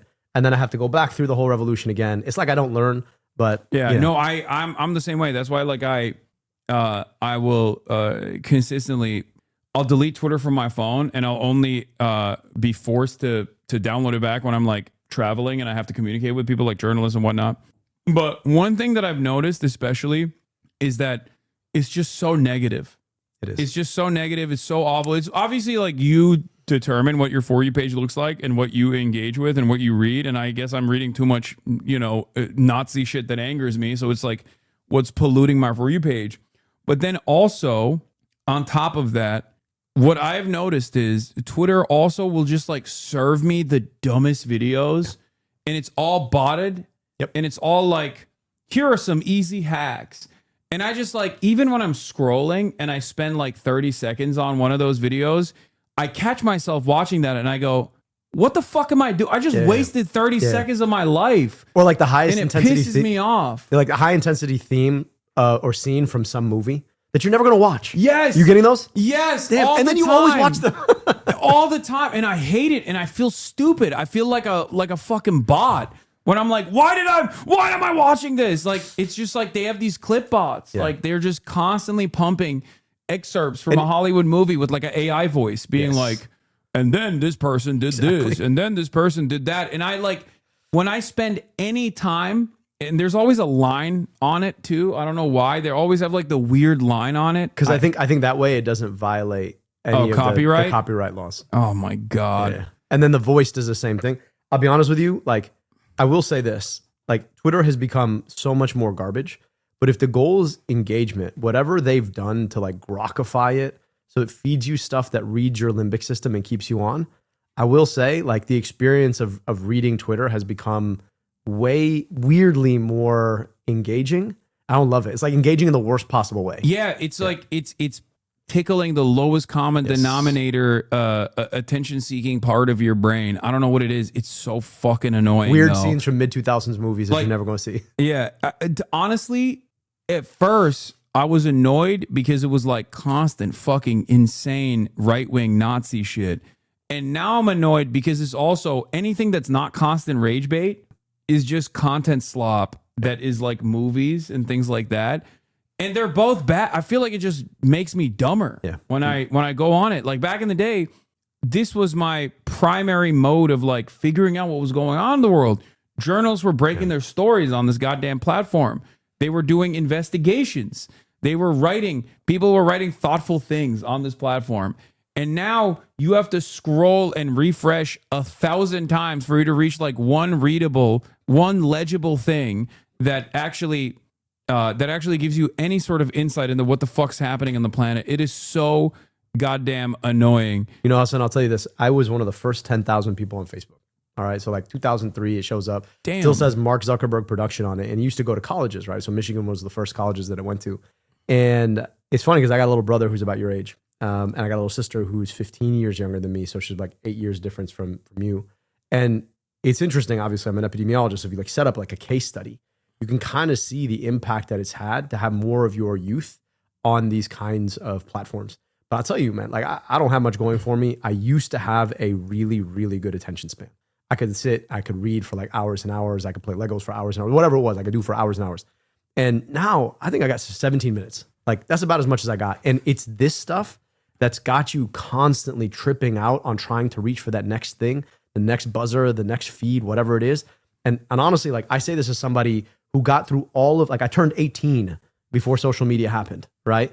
And so I can't imagine what it's like for folks in your generation, for even younger. It's crazy. Oh, the AI too. There's so much cognitive offloading taking place where people are just basically like delegating tasks that normally their brain would do to artificial intelligence, like LLMs, and they think that it's making them smarter, and they don't realize that it's making them dumber, because it's the difference of like I see so many, and Twitter plays a role in this as well. There's so many like viral threads where some dumbass with a blue check mark on Twitter will be like, I just input 8 different books into ChatGPT and I just read the summaries. And it's like, okay, if you went to the bookstore and read the back of the 8 of those books, you would get probably more information. So we had that before, bro. But even then, like, you didn't read 8 of those books.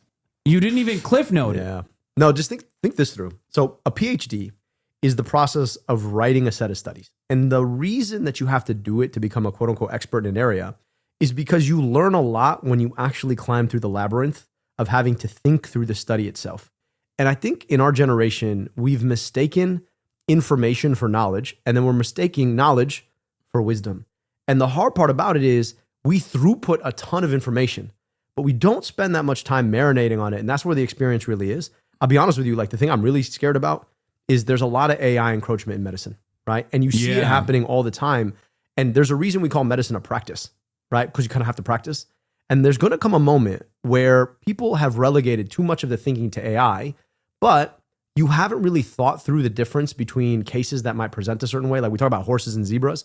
And the reason you pay a great doctor, what makes a great doctor is their ability to tell a zebra from a horse.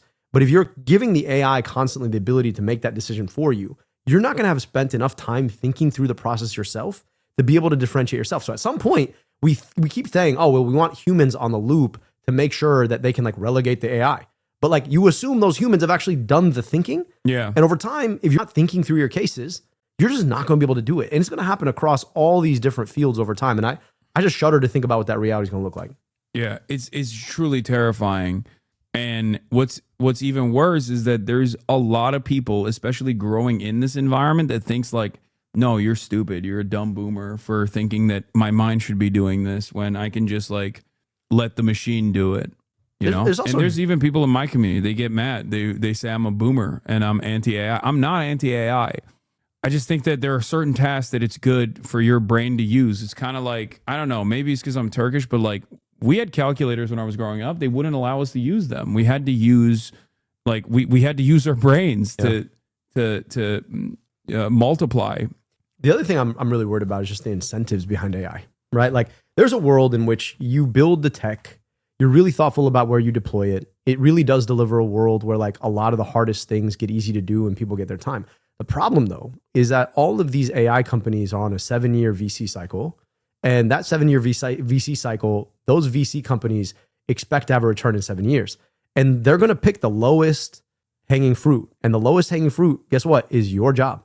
Yeah. And that's the thing about it is like, you think about, you know, in the last... Not my job. Not your job. No. Well, I mean, I'll just say, man, like all of our jobs at some point, right? Like as a creator, it's a pretty crazy thing that you've got like AI that can make a podcast out of they have it. They have it. They can do my job too. Like I didn't think it would happen this fast, but that's truly a thing that's happening. And like you look at the numbers of kids graduating college, and you're starting to see fewer kids get placed. Like what, Harvard Business School couldn't place 20% of its kids? That's pretty crazy. That's a crazy thing. And so, you know, and the funny thing is like you'll ask the AI companies, and at the same time they'll say, yeah, we're producing AI coworkers. And they'll be like, but we're not really responsible for all these kids who can't get jobs. And you're like, there's a clear mechanism. It's clearly how you're trying to sell your technology. Yeah. And I mean, this is the other crazy thing. I mean, yeah, they're using it as a mechanism of labor displacement, exactly. Which is how all technological advancements work under capitalism. So the problem is capitalism is not technological innovation. I will say this, right? Like there's a world in which you could say the tech placed in the right place under the right incentives could be great, right? The problem right now is actually not even capitalism, it's corporatism, right? It's like if you're a small business, right, there's an opportunity for you to say, listen, like I see the people I work with, and actually as a member of a local community, delivering a service in the local community, employing people in the local community, Like I don't want to displace these folks. As a corporation based in Delaware whose CEO lives in Washington, D.C. or California, at this point, you're completely dislocated in the first place. So it's just a labor bottom line for you. And, you know, I just think that there's an opportunity we have to like try and get much more local to try and take the problem on. And then, you know, regulate the use of AI in corporate work. I mean, like the idea of a 32-hour work week, it's a buttress against AI. It's basically saying, like, instead of you displacing 20% of your workforce with AI, let them work less. Exactly. Now that you have more technological innovation. Yeah, well, that's, you know, exactly. That's just the profit incentive. Yeah. People putting the interest of profit over the interest of people. What's your sense on where this all goes? Nowhere good. Yeah. Do you think we're gonna like actually be able to regulate it in any real way? No, 100% no. Fuck no. I don't think so. I think America is a hellish libertarian dystopia, and it's going to become worse and worse. It is nightmarish already, and it's getting only worse. Now you have a global hegemon that is actually a competitive superpower against the United States of America and is slated to actually overtake America in terms of like manufacturing. It already has. China. So that has, I think, caused even more panic among American investors and American capital and American politicians in general. And instead of trying to redouble our efforts onto R&D and investment, fixing our infrastructure, making sure that we have the proper educational infrastructure and a better positioned labor force, we've decided to just completely accelerate in the opposite direction, in the wrong direction. I mean, the big beautiful bill obviously took away incentives for all green energy, renewable energy at the behest of fossil fuel production because China now has a monopoly on renewables. This is the thing about it. There's a massive brain drain happening in reverse as well. Ironically enough, I mean, you're here, like I'm here. We are quite literally a byproduct of that brain drain, and yet now America is doing the exact opposite, where they're like, don't come here. We're fine with whoever we have. And if you come here, we're going to throw you in jail. If you come here, we're going to make your life miserable.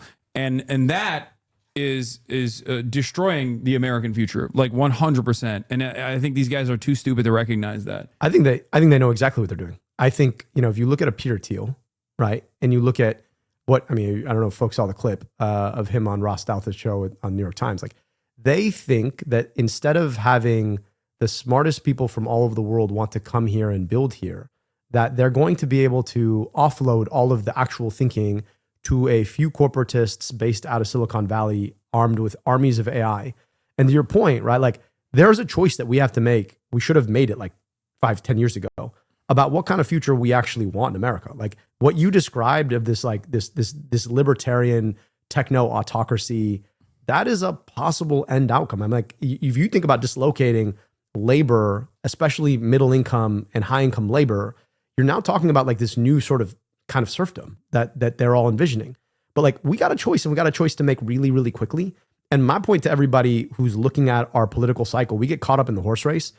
If your candidate is not talking about AI like 25 to 35% of the time, they are not serious about governing, right? Because AI is the way in which they dislocate capital, ergo unions, ergo all of that productive potential equalizing force in American politics from the political system. And like, they see it coming.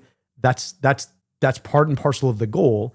And we got a choice to make about how we stand up and regulate this, like right now. We should have done it 3 years ago, but it needs to be happening like right now. But we're moving in the opposite direction of what we're supposed to be doing. And it's the same with, like I said, all the initiatives like redirecting resources back to fossil fuel production rather than renewable energies to try and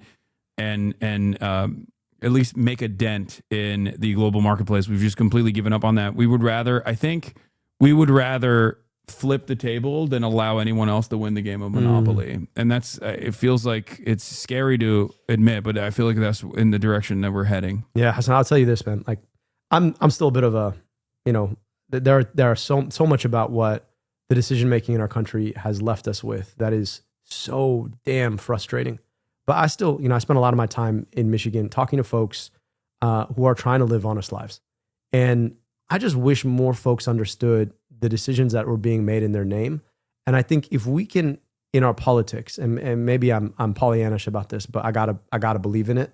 Like if we can connect those folks to what is both happening and what could yet happen, I just think that there is a way for folks to come together around something that's still better. Now, I don't know. A lot of folks have closed the door on that, and maybe just running for office is an act of hope. But like I actually get to see people in their living rooms and like go to their union halls and talk to folks. And like the vast majority of American people are really good people. Like they believe in the idea of America, and they believe that if you work hard and try to advance and try to be good to your neighbors, that things can be better. And I just think that like the more we make our movements around the opportunity to build something together, the better chance we have at succeeding. But I'll be honest with you, man, like, you know, it looks pretty bleak from where I sit. Yeah.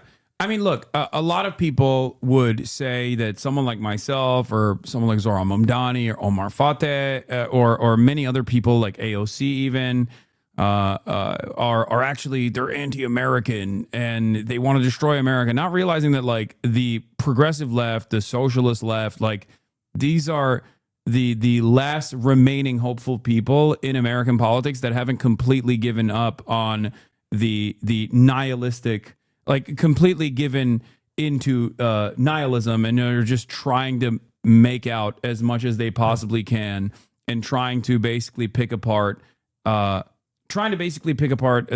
carcass of America for scraps. Yeah.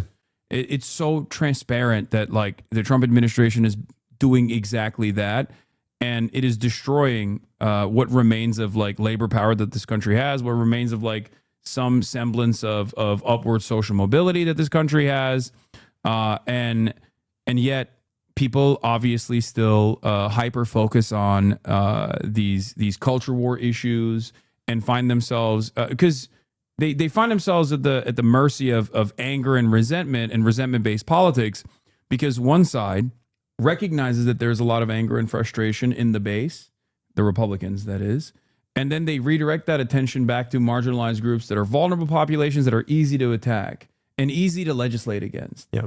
And the other side doesn't do any of that, where they don't even like focus on the resentment or frustrations that Americans feel. And when they're in power, they say everything is fine, and they just keep pushing for incremental change, but not really, and even then not fully on board with that incremental change, where they cast aside any sort of like any semblance of like real legislative agenda. They allow the party itself to break apart some of these bills, right? And you know, to your without point, whipping votes in the direction of like what is necessary. I hate to say, like, you know, the Democratic Party writ large too often is bought in on the same system of destruction. They just do it in a different way. Yeah. If you're still taking corporate checks from the likes of health insurance or big pharma, do not tell me that you are excited about the future of America. You are actively engaged in I hate to say, like the fracking of the American public for what they're worth. Like if you're willing to take money from a corporation that raises rates on people, I mean, just think about like what a health insurance premium is. You're getting your paycheck literally garnished every 2 weeks to 4 weeks, so that you have the privilege of paying another $3,000, $4,000 to get the healthcare you thought you already paid for. It's a crazy, crazy thing. And the hard part about it is, it's like, you can't tell me that you're the opposition party if you're not dead set against taking on the corporatism that has driven Trumpism and created the pain that he manifested to be able to get to power, right? And like, I just think that at this point, like this is a break glass moment in democracy. And if you're not looking people in the eye, right, and being completely honest about the way the system is absolutely crushing them, you're missing the whole point. I think it's really inappropriate that you are not taking into consideration the GDP here. For private healthcare providers have done an incredible service by being a shitty middleman that doesn't need to exist, that doesn't really exist in the same ways, the nefarious ways that it does on an inelastic demand good. Yeah, exactly. In other countries, and therefore their GDP suffers as a consequence of that. So if you could artificially inflate your whole sector so it's like 20% of the entire GDP, and then say we're upholding the GDP. Yeah, I guess you're making a good point. They're holding it together by being a costly, bloated middleman whose job is not even to lower costs, and in many instances directly increases costs because of corporate consolidation, because of horizontal and vertical integration, where they then become pharmacy benefit managers, and then it's literally in their They best like interest figure to out- rise up prices. It's like they figure out how to grow more middlemen out of themselves. Yeah. Like PBMs are a creation of the pharma industry and the health insurance industry. Like that's what they are. That's what they've created for themselves. And we're all living in the world that they created. Doors open. Our food is here. Speaking of nihilism, you're hopeful, you're optimistic about the future of America. I gotta be, man. But what you fail to consider is that I'm going to give you so much brain rot that it's going to make you incredibly nihilistic about the future of America, because we are going to. There's a channel called Jubilee. Are you familiar with this channel? I unfortunately have well, become. I used to have a blockade. Settlers from the 1500s. I used to have a blockade on the JUBE, the channel called Jubilee. This has 3 million views in one day. My family. Friend of the show, Mehdi Hassan, went on this one progressive versus 20 far right conservatives, and we're going to watch some of this as much as we can take while we eat. So at least there's a little bit of good here. You're going to be eating some Middle Eastern food, but then you're also going to be watching this brain rot together. And, hopefully try not to get black pilled challenge. I feel like if this is brain rot material, it's like the best version. I'm not gonna lie. Mehdi always raises the bar for all of us. So I know, but they got 20 folks who are trying to bring the bar way down. So the bar is low. And I was talking to him earlier, and he's like, "This is." He said something along the lines of like, "If this is America's political future, this is a disaster." He said, "Is a freak show," and he's right. It is a freak show. I have long talked about how the American political youth on the right have become completely and utterly removed from like whatever the old conservative methods were, where they are just actively and openly far right, openly Nazi, openly fascist.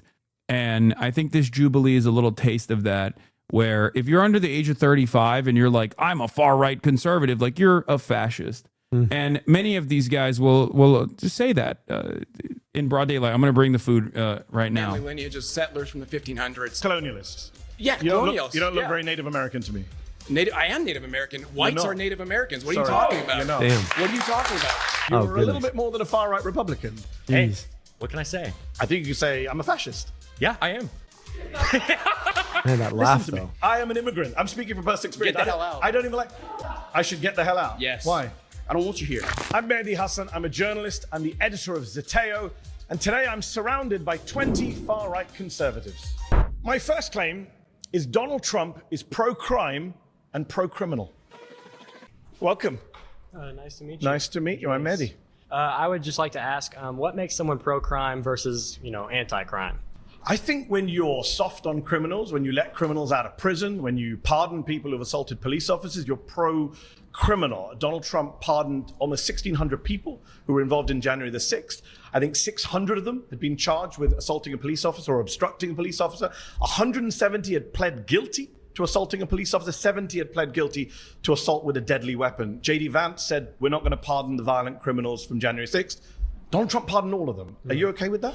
I would say January 6th is a very special case. I would say it's almost a climax point in history. I would just phrase the question this way. Climax right now extreme. in the LA protests, if they were to, just for example, they were to rush the capital of LA, I mean, they'd have to move over all the homeless people living in tents on the steps of the Capitol. But if they were managed to get into the Capitol and they were just protesting, peacefully, let's say police officers were rushing them in. They were letting them in and saying, hey, you guys can go in, like we have many testimonies that say.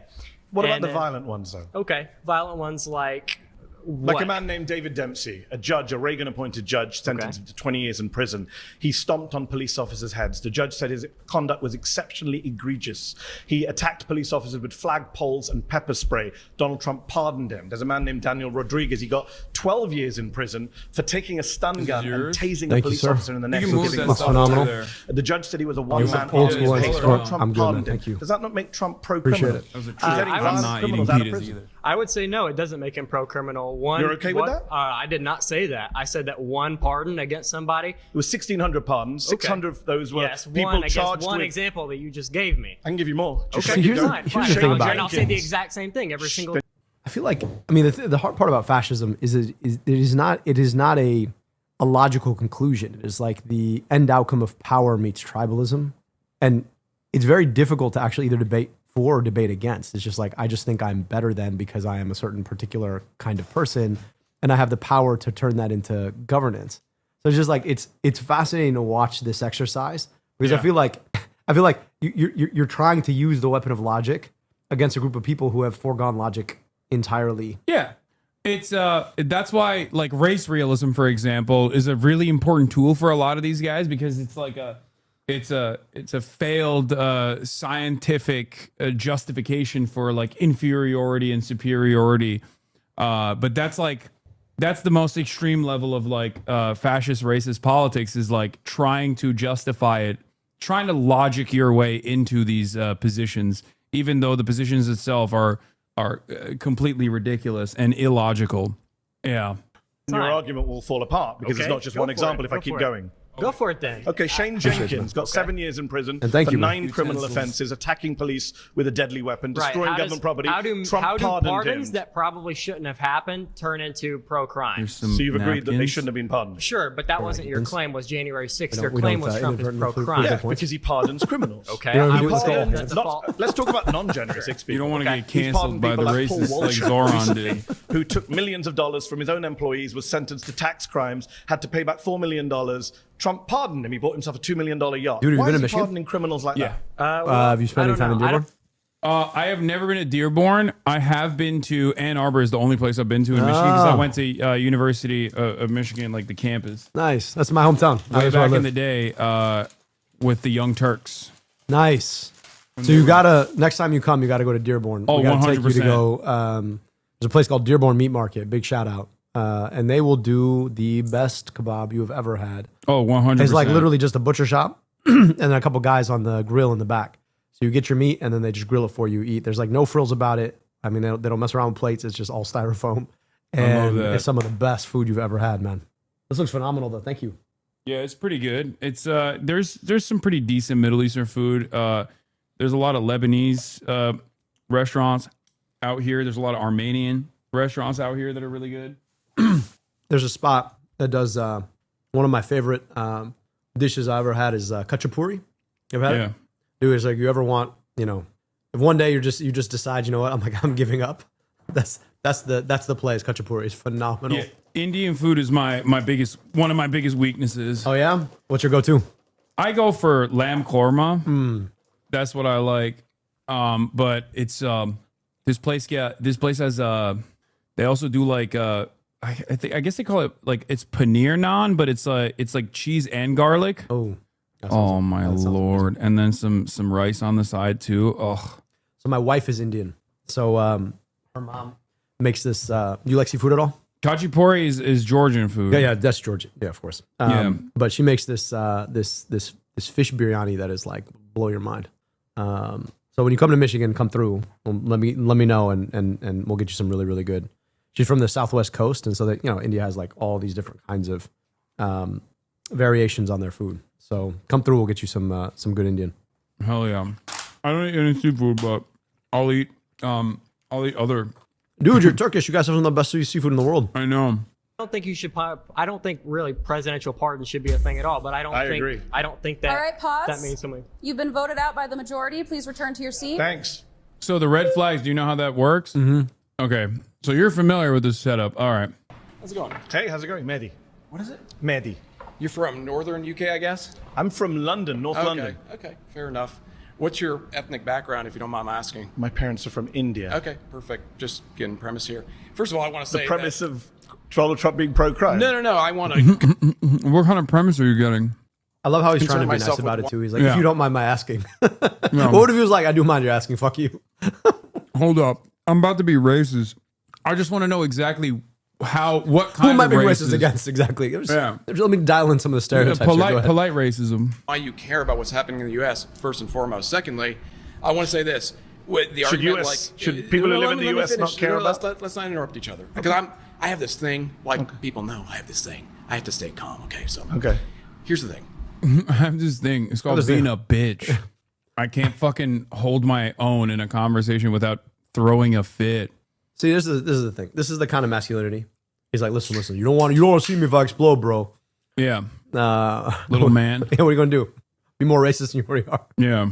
I am happy that he released J6. In fact, so much so that I was prepared to protest if he didn't. Okay. So when Wow. you say, are you okay that he's pro-crime? Sure, because you know what? We're changing the definition of what crime is, first and You foremost. don't think stomping on police officers' heads is a crime? I don't think it's no longer a relevant conversation anymore. You're Really? arguing. No, it's not, because you know what?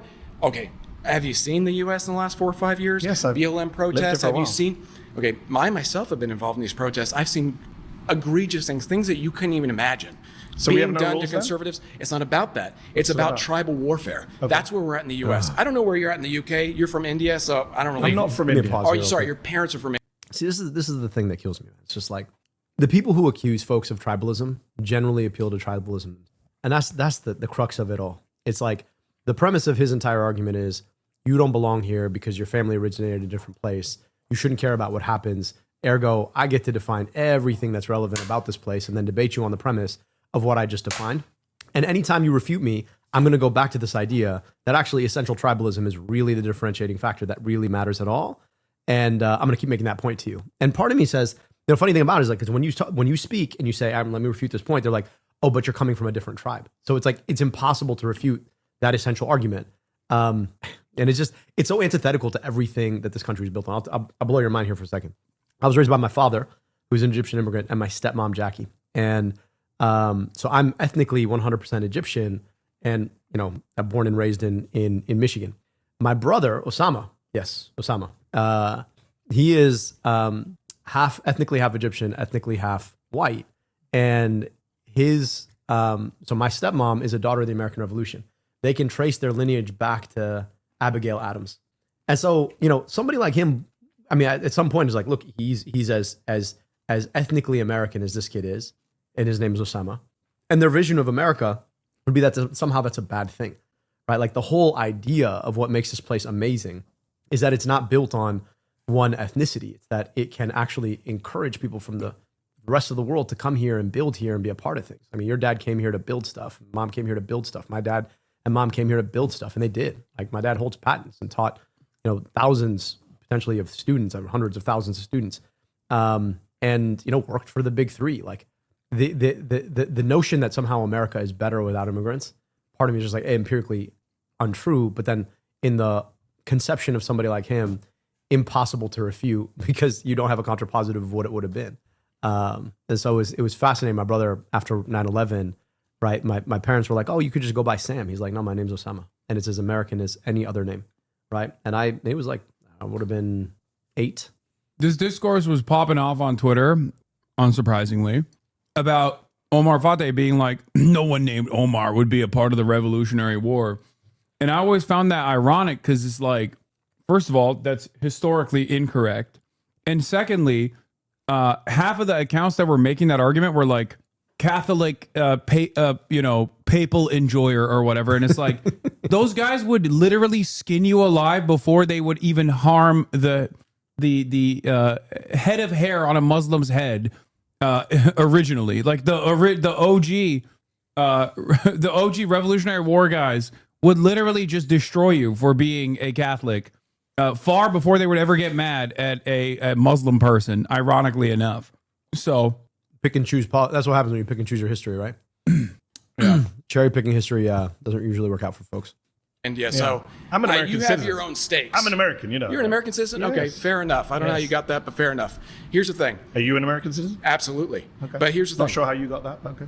Born here. Okay. Born here, and my family lineage is settlers from the 1500s, so I have some stake in the claim here, okay? But you're a little different But you're than a yours. descendant of immigrants. Settlers. I didn't know. Colonialists. Yeah, You don't colonials. look, you don't look very Native American to me. I am Native American. Whites not. are Native Americans. What are Sorry, you talking about? you're not. What are you talking about? You're not. Whites are Native Americans. Really? I think What was you're- happening before the 1500s? I think you're getting confused with it. I don't mind going on a tangent, but what was happening before the 1500s? Calm down. I think you're getting. What was happening before the 1500s? There was indigenous people here that came here from Do you know Asia. what indigenous means? Listen. All right, what do you do with this? What do you do with this? This guy's like, whites are Native American. There were indigenous people here. Okay, what does indigenous mean? Like what?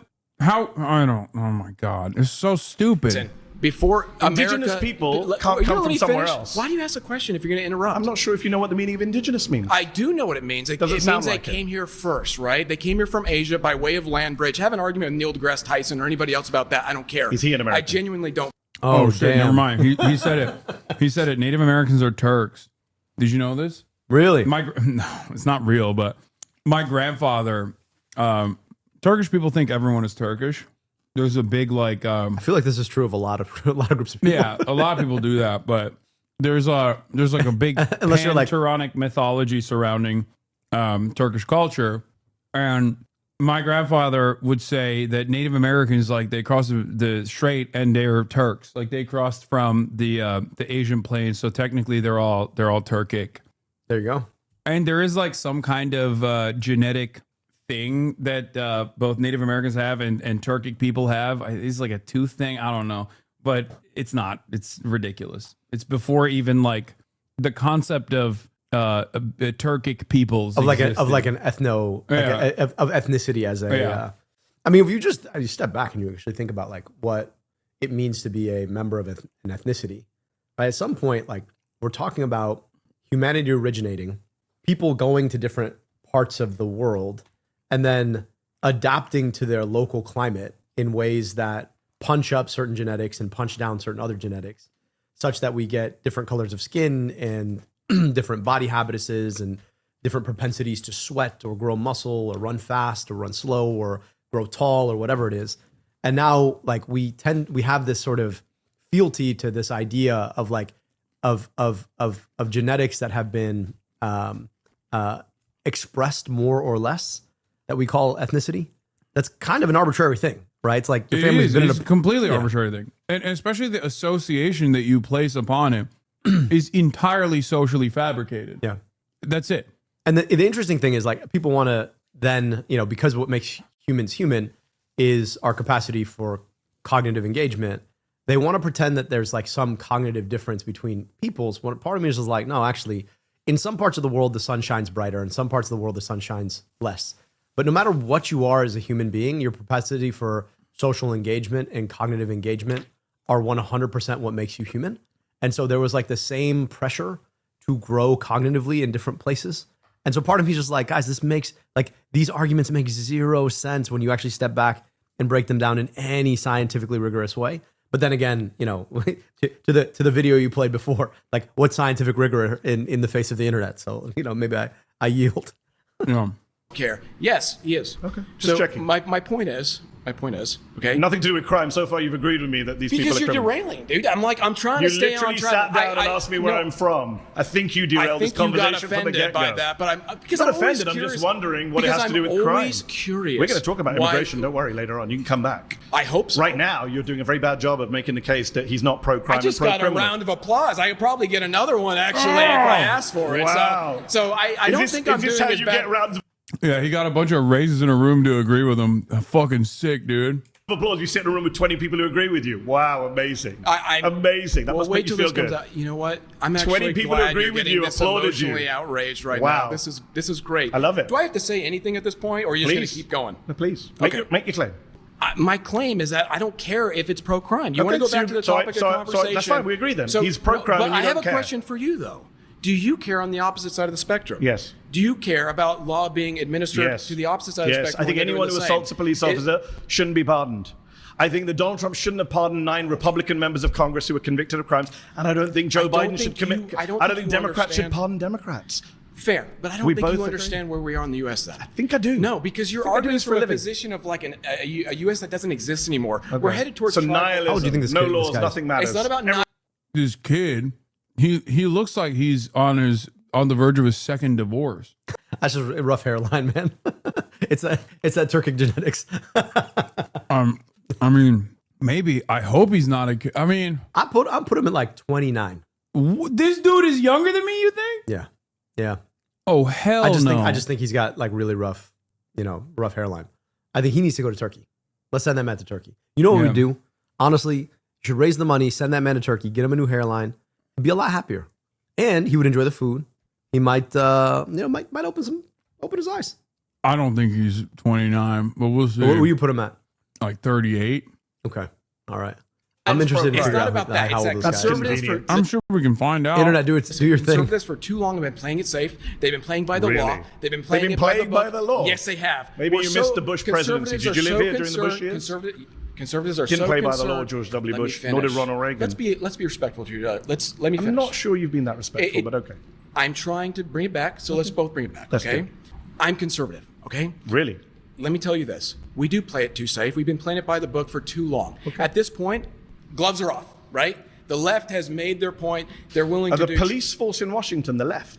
Yes! Why were they Are you assaulting? kidding me? The left? Are Oh, you wow. are you insane? Police officers. Look at Wow. LA right here. You think those stand down You know what those this is stand You down think the Was it in LAPD LA? are a bunch Yeah. Oh, okay. Were they local or were they national? These guys, I don't know, but the cops are. They've never been on the left. That's ridiculous. Yeah, no, it's nuts. I guess maybe in the USSR, technically, but cops in the United States of America have historically voted overwhelmingly for Republicans. There's never been a case where, like, the ones that don't vote straight ticket Republican will usually be libertarians, which is even funnier because, like, the principle of libertarianism is supposed to be like that you're anti-cop as well. Like, the state has a monopoly on violence, right? But, like, you're the guy who has the monopoly on violence. You're the jackbooted thugs of the state. So shocking that this guy said, "Oh, did the cops, the Capitol Police that famously brutalized like disabled Medicare for all protesters in the halls of the Capitol. They're actually leftists." It's because anybody who opposes, I mean, this is the thing. It's like when you're flexible with the idea of what a leftist is, and you just define it as anybody who opposes a fascist would be authoritarian, then anybody can be reframed as a leftist, as long as you disagree with me momentarily, which is like this is like the Trump playbook. I just, the point that you made earlier, which is like young, MAGA, I don't even say conservatives, right? Conservative implies a certain kind of ideology that you have to actually stick to, but like young MAGA activists have broken away from any sort of like ideological discipline about anything.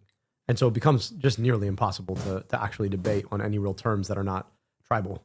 Like, you don't look like me, ergo you're not part of this, so your opinion doesn't matter. Yeah, but half of the Nazis are Hispanic. I mean, that's what's also crazy about this is like there are so many prominent neo-Nazis on Twitter and whatnot, and they're just like straight up Mexican from Mexico.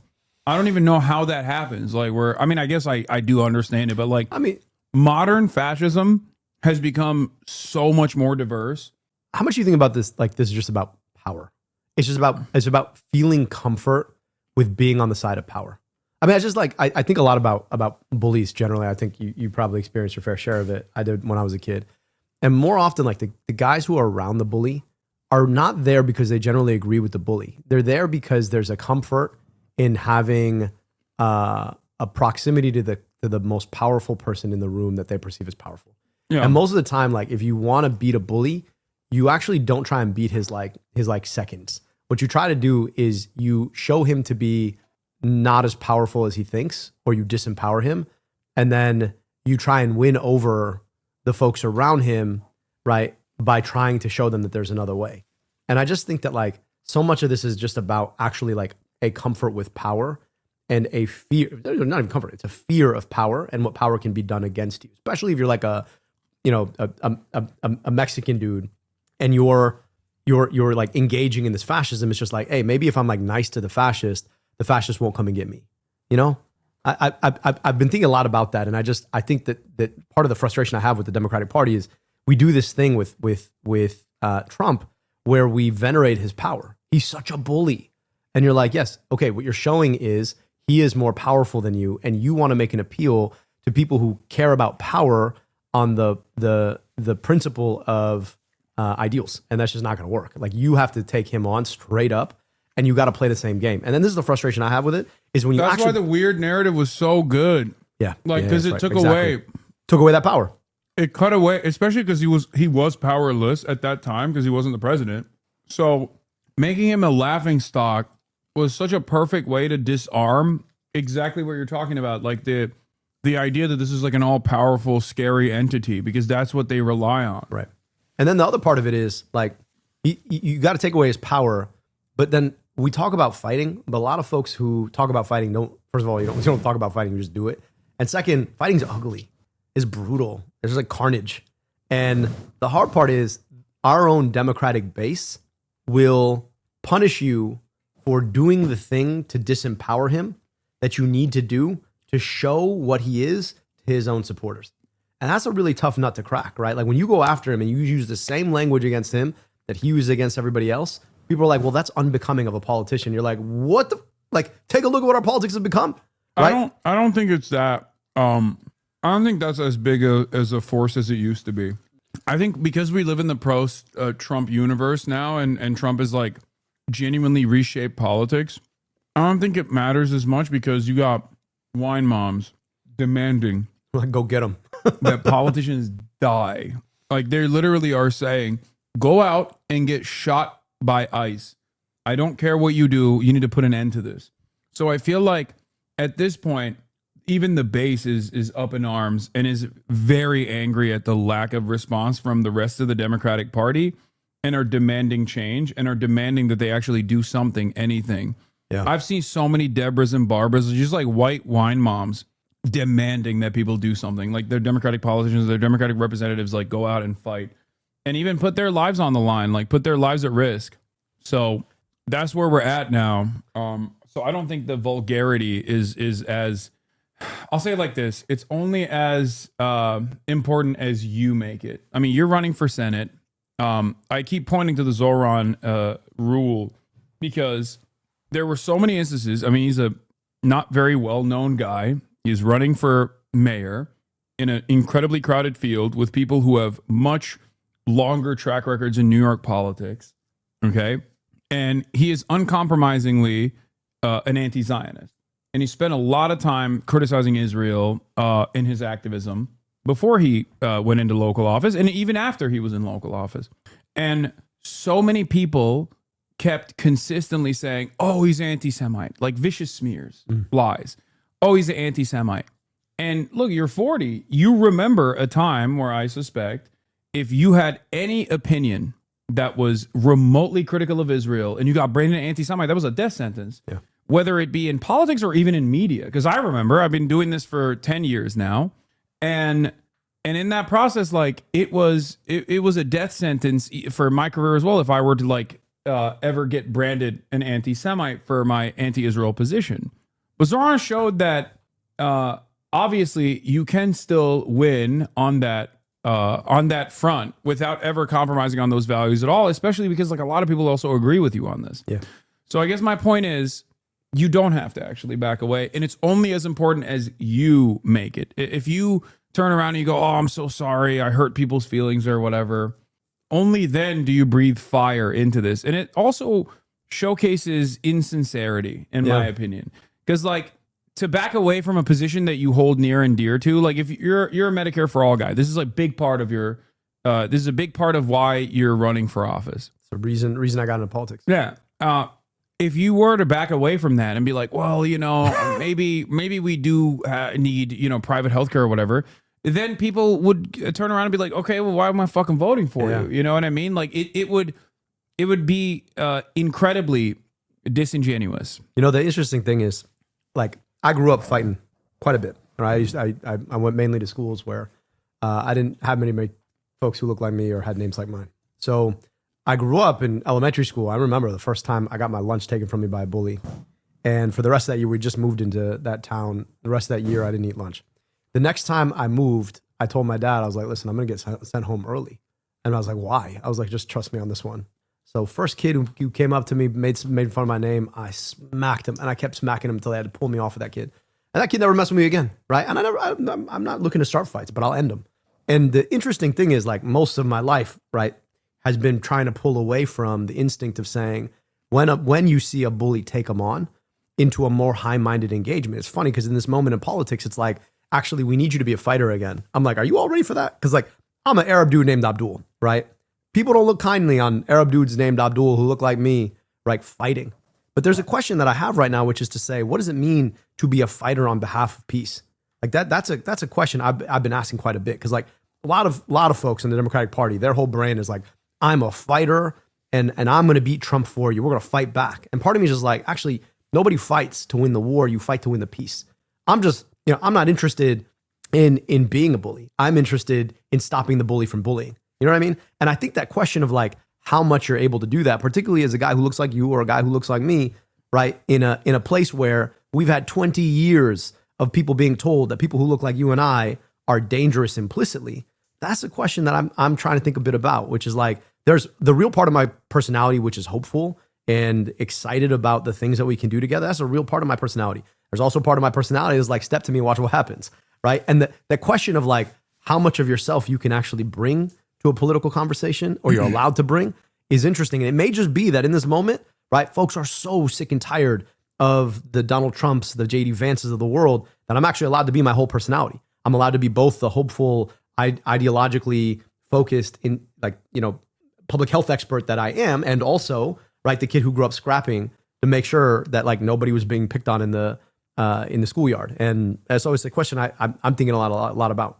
Yeah, look, as a politician, your policies are your punches at the end of the day. So I think that the way you present yourself, the way you carry yourself, or how hard you fight with those policies will show people who you have the best interest in mind. Yeah.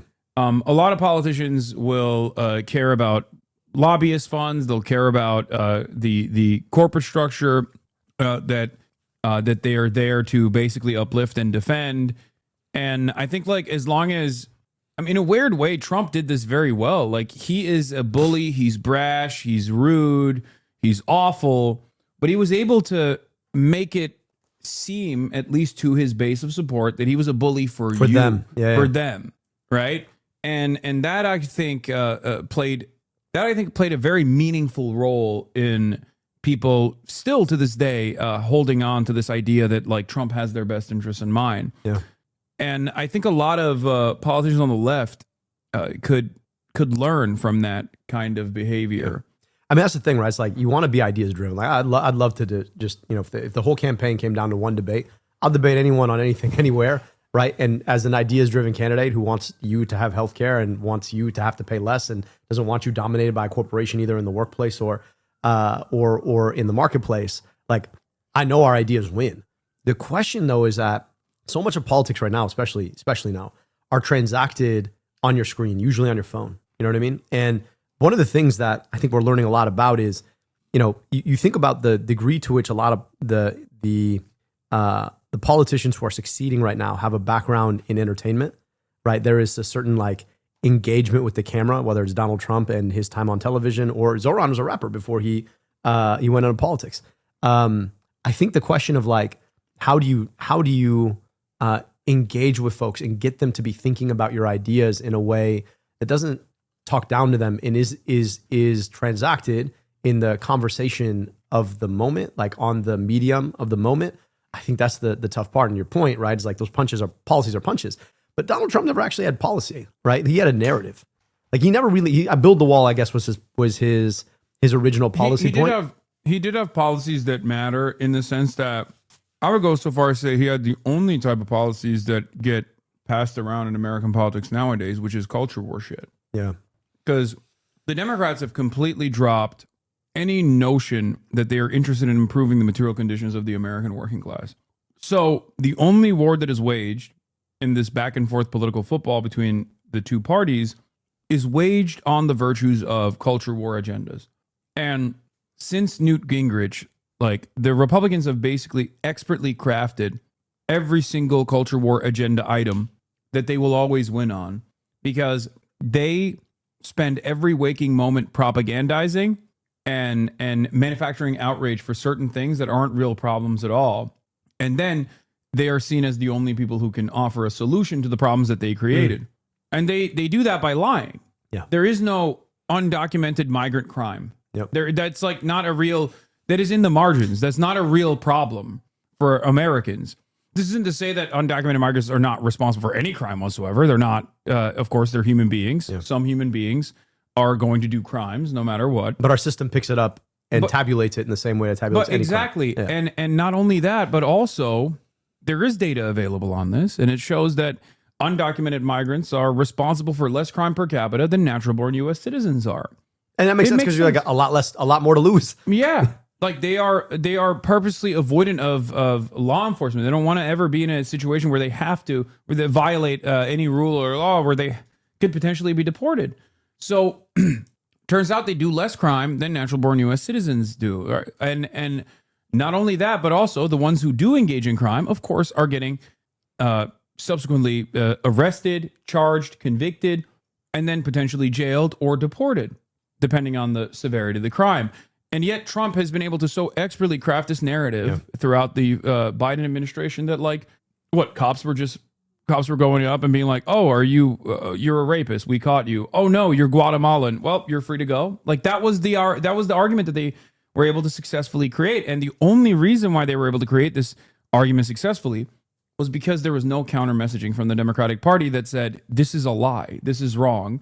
And that migrants make these communities better, and they're a formative part of the American economy, and they give so much more than they even get back. Yeah, in and return. To your point, we're not even driving forward on forget a counter narrative. Too often, the Democratic Party doesn't even have a narrative it's pushing. I mean, the crazy thing to me is, like, you ask people about the biggest challenges they face when it comes to affordability. The most brutal form of those challenges is healthcare affordability. Like, you're stuck paying way too much, and you have to worry about falling into debt just to go see a doctor because you got sick. And, like, we're not willing to talk about it in large part because we don't have a solution, right? That isn't going to take on a lot of the same corporations that are giving checks to Democrats. And so we just stay silent. So, like, it's like Donald Trump has this narrative that starts with the problems that you have and then ends with immigrants. Can't afford a house? Immigrants took your house. Can't afford healthcare? Immigrants took your healthcare. Don't have a job? Immigrants took your job. And, like, we need to have a counter response, which is, hey, can't afford a home? Well, it's probably speculation by very large corporations. Can't afford healthcare? Well, it's because very large corporations plied your politicians full of their money and made sure that you had to keep paying more to go see a doctor, and that priced you out. Oh, you're worried about your job? Well, corporations have bought each other up to the point where you get your wages suppressed, and you're paying more for the things that you have to buy from them. And, like, we're not willing to actually have that conversation in large part because too often Democrats are taking checks from those exact same corporations. So we're mum, and then we're just saying we're not him, as if that's like going to be the thing when 50% of the country voted for him. Like, you got to win those people back. Yeah. Now, one other way that I do this when I go on, like, Theo Von or whatever, is to explain very simply that, like, a trans person is not your landlord. You know what I mean? Like, your rent is going up because your landlord's putting your rent up. And it's not a trans person that did that. It's not an undocumented migrant that is your boss that is not letting you take time off from work because your family's sick. Yeah. That's your boss. This is capital. This is an expression of the power that capital has on your life. And Republicans use vulnerable populations as a distraction expertly to be like, oh, this is, trans people are doing this. Undocumented migrants are doing that. Pay attention to that. And not the people who are robbing you blind. And I think that's like, that's why you see this resentment now against Trump's anti-immigrant agenda. Initially, it was his most popular provision. And now that it has unfolded, the violence has unfolded and people can see it, masked thugs doing dragnet operations and job sites to arrest and subsequently ship off some of the most productive members of our communities, our neighbors, ripping them away from their families and then shipping them into facilities in CCOT in El Salvador. That has caused a lot of enmity and a lot of resentment, even against the Trump administration and the agenda of the anti-immigrant agenda, because people saw how violent this was. And they come to that recognition, but someone needs to steer them in that direction. And that's why we need good leadership. That's why we need better communicators. That's why we need better leaders in the Democratic Party that can actively look at the moment and say, look, they're firing people. They're firing people with Doge. Like, a billionaire basically ran his hand through every regulatory agency and fired tens of thousands of federal government employees that have, like, some of the last remaining good middle income jobs. That and also, like, expertise that you can't get back. Yeah, expertise that you can't get back. And at a time of, like, unprecedented crisis, you got planes falling out of the sky. There's not enough ATC, air traffic controllers. Food quality, food standards are going down. We are gutting the FDA. And meanwhile, we just funded an agency that is literally ripping babies from moms. Now, I'll say this, like, I got two little girls, all right, 2-year-old and a 7-year-old. And there's something about the visceral want for a child, for their parent, that our taxpayer dollars are literally ripping children from their parents. Now, look, the crazy thing about this is just kind of go back to where we started on this. I don't know what definition of masculinity says that you can tear moms from babies, right? And these people who tell you they're so damn masculine, right? What the is taking a baby from a mom? How is that doing that in the name of our country? And the crazy thing is, these kids oftentimes, they're American citizens. Like the idea that we should take their mom and deport the mom to a different country to protect American citizens when you literally just took the mom away from an American citizen child is fucking insane. But they It's want to just take that insane. away too. That's why he wants to ban birthright citizenship, because the idea is that like these guys are not American citizens. They're not real full-fledged American citizens. But even just to like let yourself allow that. Like, I mean, anybody who's ever felt the tug of like a child, like to let yourself do that. I mean, and take JD Vance for a second, right? Like take Donald Trump, like he's so pickled that it probably doesn't matter, right? His like essential narcissism won't let him see other people's pain. JD Vance knows better, right?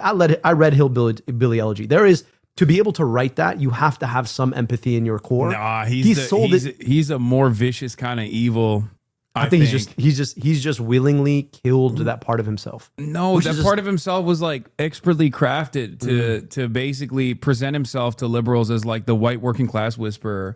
I don't know, man. He has kids though, man. Like part of me just wants to be able to say, like, he has kids. You got kids, man. Imagine somebody did that to, like, literally took your kids away I know, from their but mom. the Like, Doge thing, right? There was one of the Doge guys was like some insanely racist guy who said like, we need more Indian hate. It's not enough. Deport all Indians, right?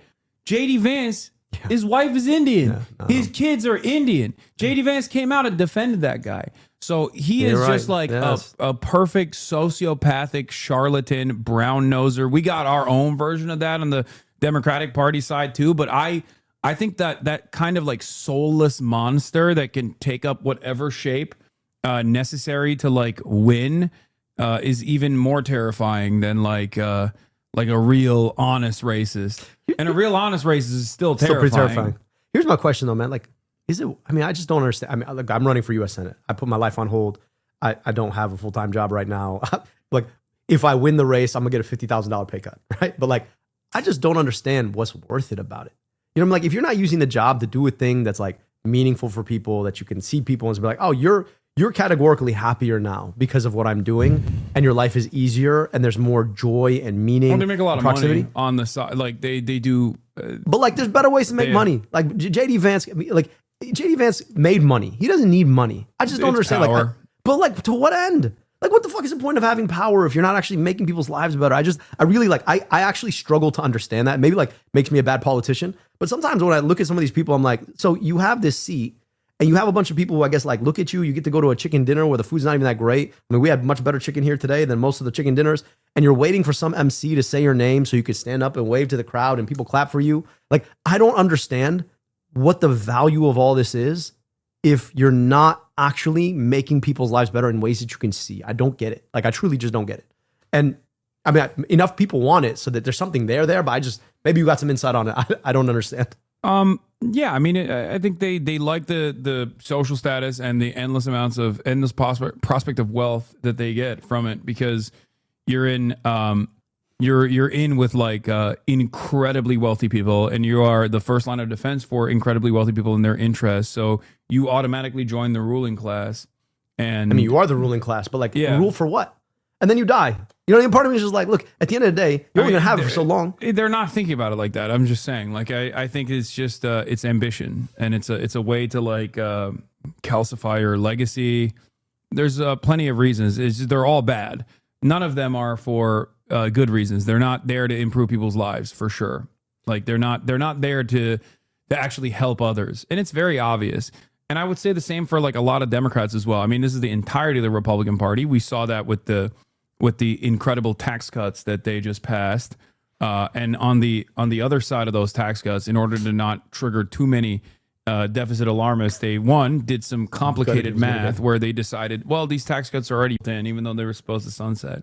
And then two, they were like, well, in order for the additional taxes, we have to cut Medicaid. We have to cut SNAP, hurting some of the poorest working class. individuals in American society. At least with the Medicaid, like there's no defending the Medicaid cuts, but like they're built. I mean, this is a crazy thing. Let's just one aside here. We just had this whole Doge premised on this idea that you're going to fire these unnecessary government workers. They're literally going to build death panels inside Medicaid. They're going to hire a whole army of people whose goal it is to check your paperwork to make sure you got all the necessary paperwork to keep you on Medicaid, right? But like SNAP is just not even. They're not. The whole purpose is to flood people with paperwork so they can say, sorry, you don't have the proper paperwork. That's right. And then they can, again, AI is perfect for this because it's not supposed to work efficiently. It's supposed to be wrong and broken.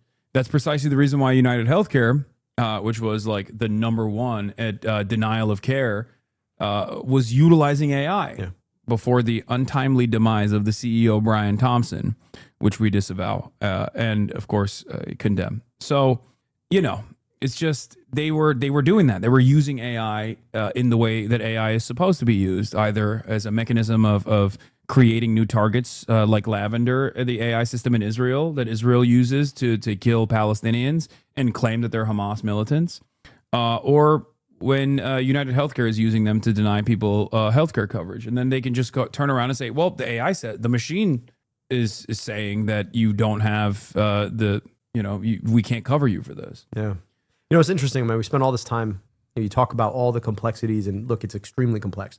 But in some respects, it's like, I study complicated things. And politics is just not that complicated at the very core. It's like, you want to elect good people who want to do good things for other good people. You know, and if your politics aren't doing that, at some point we like kid ourselves with these complex ideologies, and not ideas, just ideologies, to try and back justify why it's okay to have some bad people in positions of power. And then it attracts a lot more bad people because we've created the intellectual architecture that justifies it. And, you know, it's like sometimes when I'm crisscrossing the state, there's some, like I walk out of a town hall, somebody will share something with you. I mean, this is very similar to like the practice of medicine. People will share really vulnerable things with you. And they're just like, can you please help me with this? And you're like, I'm going to do my best to try. And then you walk out of there. And some days, like, honestly, like I struggle to fall asleep because I'm like, if this person only knew just how malevolent the people who are making decisions on their behalf have become, and just how little they care, like it would crush this person. And you got to like hold that and like live with that.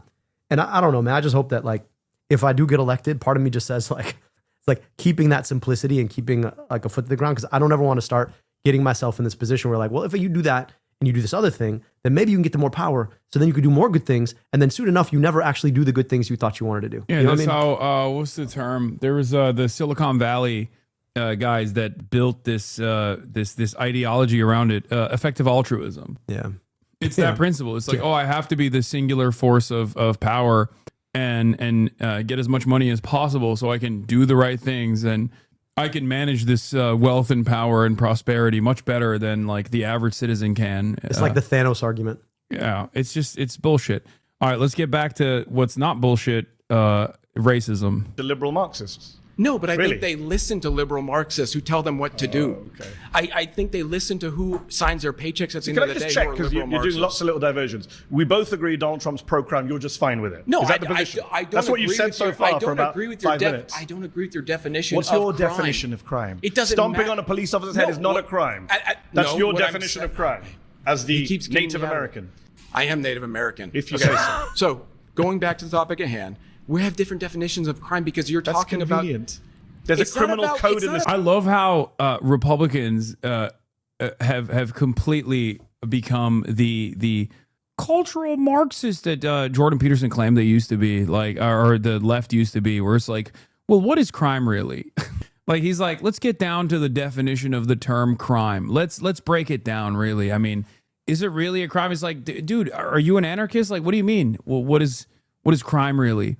Like, it's just, it's bullshit. Like, I mean, it's the same sort of secondary bullshit, which is like, well, we can justify this because it was for a greater outcome. And you're like, no, you cannot. I mean, just think about like all of the logical gymnastics that seemingly well-meaning people had to do to justify Donald Trump back when he first came down the escalator. You're like, this dude, you would not let this dude babysit your children. And that to me should be like the simple basic thing that like, if I left my children with you, they would be safe because you would pay enough attention to them. You would I not don't hurt know them who yourself. I would let. Like, I don't think I'd let any American president if I had children alone with my children. I mean, but like this man just like strains credulity. Like he's the kind of person you want to protect your kids from. You know what I mean? Yeah. Like literally, he's the kind of person you're just like, no, actually, you will never have access to my kids because you are patently immoral. Like, and people justify that in the name of morality. It's the same shit. Maybe Obama. I mean, but he smoked cigarettes. So I mean, he did a lot worse. I don't think he smoked cigarettes in front of your kids. I'd be happy like, to let. I hate to admit, I'm not like the biggest fan, but I think Obama would probably be the only person that would be like a competent babysitter. Well, Carter would have been. I would have maybe Carter in his younger years. Again, we're now separating the man from the position and what they've done. Because once again, same with Carter, same with Obama. If we're looking at like their impact on the global stage, post presidency Carter was sure was an angel. Yeah, sure, he would be great as a babysitter. It's called the U.S. Criminal Code. You know what? Let's focus That's on what what we everyone agree on. focuses I'm on. sure you and I actually agree on a lot Do we more agree than you that realize. people shouldn't stomp on police officers' heads? Can we agree on that? If you don't agree on that, then I really think this conversation is kind of No, pointless. because first of all, you're saying what? That the police have the authority, that they're given the authority. I don't accept the authority that's been It's given a very by liberal conservative position. I'm a conservative or pro-police. Then you don't know what a real. Yeah, Hey, listen, you're rule of redefining law. juggernauts right now. We Okay? redefined I'm telling you right now, conservatives. you are going to be blown open if you think that my if we're going to position struggle is with the hard, English right? language You for the have next no couple idea hours, then yeah, what you're we'll up struggle. against right now. Okay. 100%. Yeah. Newsflash: the conservatives are liberal to me. Okay. Neocons, libertarians, all those mainstream people, there might as well be Like leftists a to me. MAGA Okay? That's edgelord. how far to the right I am. Make sure Do you you understand my answer this position? one. So when I you kinda say, guessed it when you sat down. say, about obeying police. Why would I give the authority to police? Do you know you're in America? Do you think Donald Trump should you're be in America? pardoning 9 members of Congress you who know committed who- financial crimes? Do you When someone says like Democrats are nowhere near as left enough for me, I'm like, oh hell yeah, like finally a reasonable person. When someone says the modern iteration of the Republican Party is nowhere near as hard right enough for me, I'm like, what more do you want? Do you want to line up every person and have like a color blocker and see like if they go beyond a certain point of pale, they just get 360 no scoped? Like, what do you want? They're already doing everything that you want.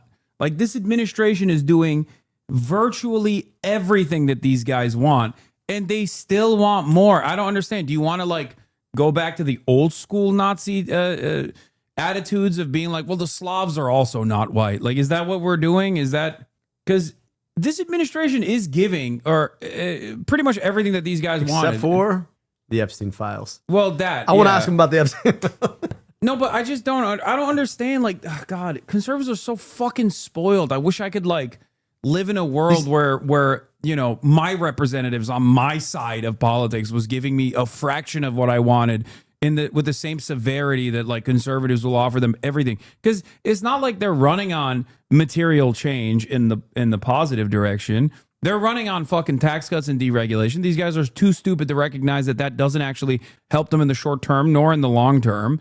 But like they are promising that and they're delivering on that. And then on top of that, it's all culture war shit. And they get all of the culture war shit. This is the thing about they've decoupled the conservative movement from MAGA. Like this guy could care less about actual conservatism. He doesn't have a real fiscal perspective. He doesn't think critically about this issue. I don't think conservatives have had that either for a long time. I think MAGA is the logical conclusion of years and years of modern conservatism. In the internet era, yes. I think like if the internet never came about, like, and we didn't have this complete splitting and algorithmic like amplification of certain like some of the worst shit, I think we might have avoided this. But you're right. Like what this guy comes for is the tribalism. That's what he comes for, right? And I actually think that like there are a lot of conservatives who have felt some kind of way about like the implicit racism on the culture war side of traditional conservative, like the conservative party baking. And I think in some respects now it's just decoupled and they're all trying to like figure out how to roll together. And this guy could care less about like, I frankly, I don't think I could care less about tax cuts, right? He's just in it for tribalism. And that's why he says like, I don't know why you're doing all this other stuff. Sure. That's why you see some of the populist right, like the Tucker Carlson wing, that say that they care about, like even Josh Hawley that says that he cares about like defending people's benefits. Yeah. But when push comes to Push shove, comes to they shove. don't. You're right. They don't. And they don't get punished for it either by their base, because ultimately they do actually love latching on to all the racist shit. And they're like, okay, well, as long as I'm getting the racist stuff, then it's fine. I don't know. I think that this has always been at the heart of conservatism in general. And I don't mean like the Republican Party. I just mean like conservative, like reactionary politics in general revolves around this kind of notion that like there is an in-group and they must dominate the out-group. The out-group is both weak and strong at the same time. That must be brought to heel. And this is just like the logical conclusion of decades of success for the conservative movement. This is like the post-Reagan era. Yeah, this is what Gingrich had in mind. Yeah, I mean, this is the post-Reagan era of conservatism, because like that was, if the New Deal Democrats reigned supreme from FDR onwards, and then like I guess the death of that movement was finalized under the Carter administration, and then Ronald Reagan changed discourse into the right direction, where now the Democrats were following the Republicans on messaging. This is the logical conclusion to MAGA. I gotta ask you, quick macro check. What? How much chicken do you do? 12 ounces. 12 ounces. How much? What's your like protein per day? The goal? I try today. I'm not going to hit that because like I said, I'm on a severe deficit. Yeah. I mean, you've been fasting like most. Yeah, and I've been fasting as well because I've just overate a lot, and I didn't even calculate it while I was overeating.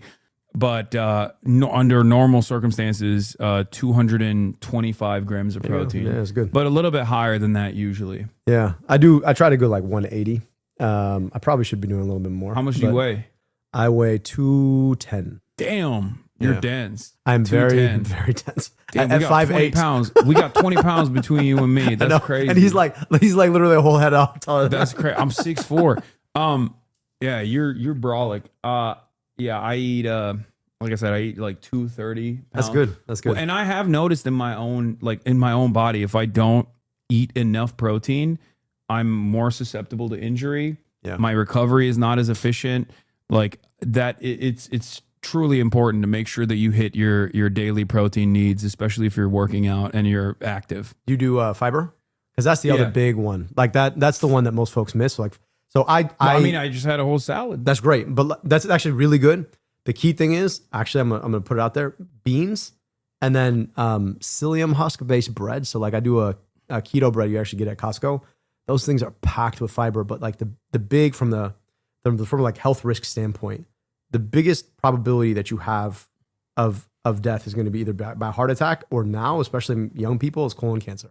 We're seeing like a way higher increase in colon cancer. We can't really explain. And the best arguments are around fiber density. So I actually track beyond protein. I track omega-3s and fiber daily, and that fiber one is like the hardest one to hit. Okay. All right. Oh, also, how much longer do you plan on staying here? I probably got to roll in like 5 minutes. Oh, okay. Yeah. All right. Because I don't want to keep you. This guy's past got the like point. incredible stamina, man. Yeah, I'm gonna keep going. Of course. I feel like you've been. I mean, so you had your first vacation what, years? Yeah. Well, how'd that feel, man? Like you wake up and like, how do you feel your day? I mean, I feel it like wasn't even a vacation; it was a weekend. Fair. I mean, it was like, ironically enough, because I've never even taken a weekend off in years. I literally have not taken 3 days in a row off, with the exception of being banned. Wow. I got banned for some comments about American foreign policy, and then got banned again for calling someone a cracker. I heard about both of these things. Yeah, anti-white racism, which is really, really damaging. I'm so sorry. But with the exception of those two instances, I've never been off stream for more than 2 days ever, and that's usually for travel or I'm doing someone else's stream. So how did it feel for like 3 days to like not do this?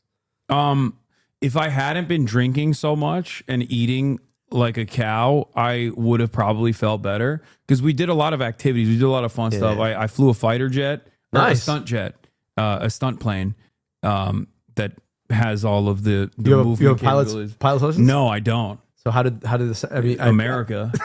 No, literally, we went to Vegas and they just Who the let fuck you. allowed you to do that? They let you fly. They literally let you fly a fucking. That's insane. Stunt. So I mean, but like somebody else like took off and landed, right?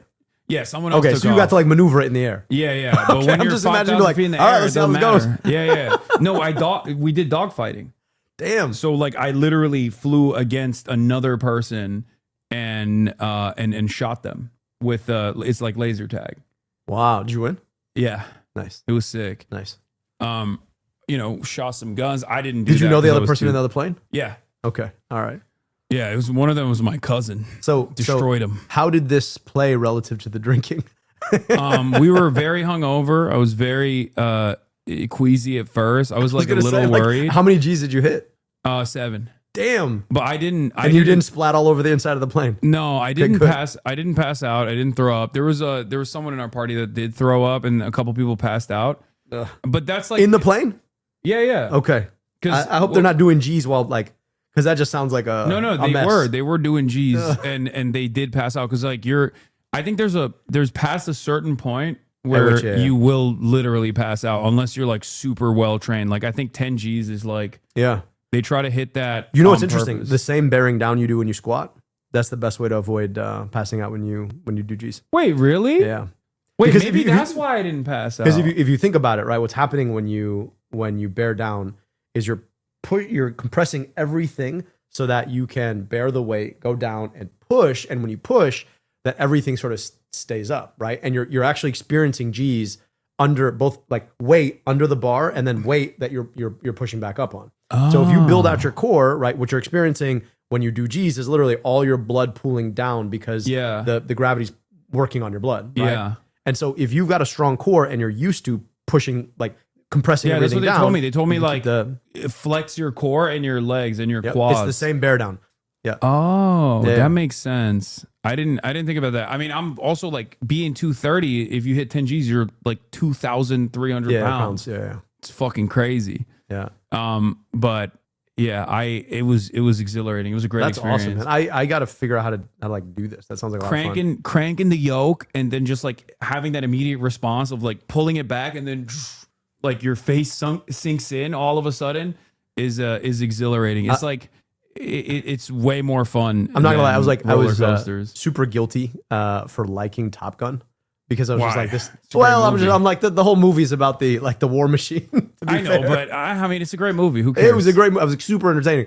But like flying a fighter jet sounds awesome. I'm glad you got to do that, man. That's great. Like you spent your day. I feel like you made up for the lost time on vacation. Yeah, but and then we did we did trophy truck racing too. Oh, that's awesome. Baja, that was cool too. But like after the plane experience and doing like stunts, because I was like barrel rolling, you know, and I was upside down on the plane, like I'm trying to chase after the other plane so I can hit it from behind.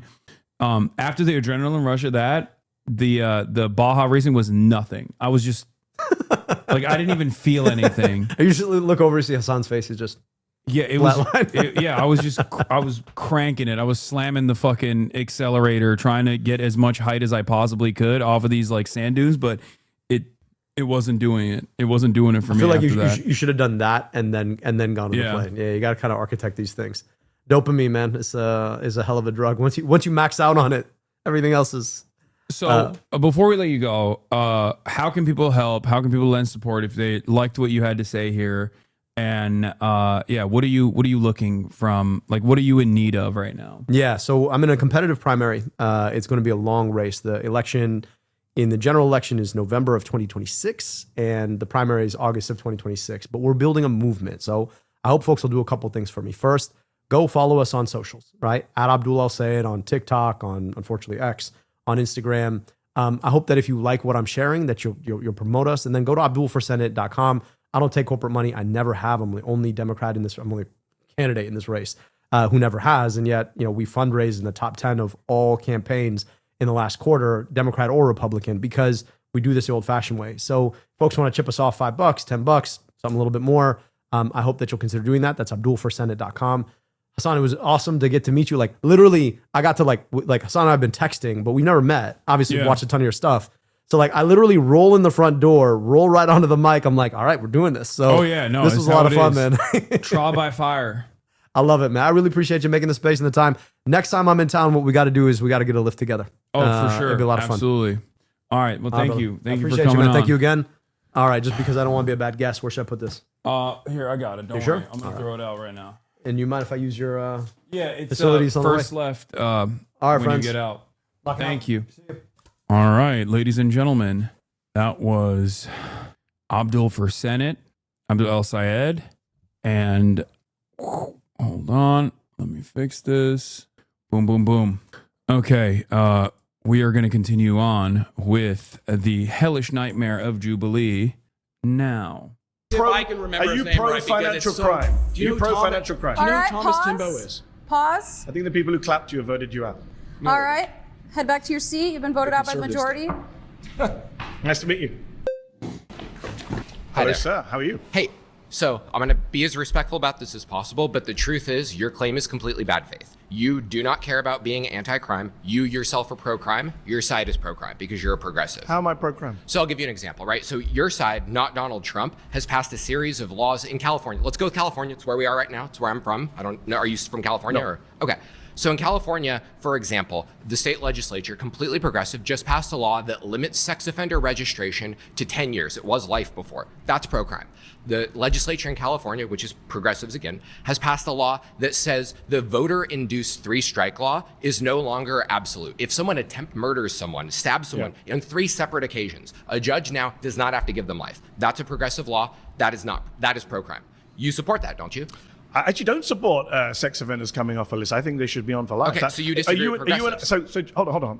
You and I both agree that sex offending is a bad thing, especially child sex offending, right? It seems like you and I agree on that. I The agree on that. legislature of California doesn't. So I'm not here to debate the legislature of California. I'm here to debate You're Donald progressive. Trump being pro-crime. But And you're I'm saying that Donald Trump was friends with Ghislaine Maxwell. When Ghislaine Maxwell, who's the worst child sex trafficker of our lifetime, she's serving over 20 years. Do you know Ghislaine Maxwell? Yeah, she's actually not. Jeffrey Epstein's the worst sex trafficker. He's dead. I'm talking about people who are alive right now. Dude, wow, what an incredible argument. It's actually not. Jeffrey Epstein is the worst. Not her second in command. Okay, Donald Trump fucking likes him too. What's up?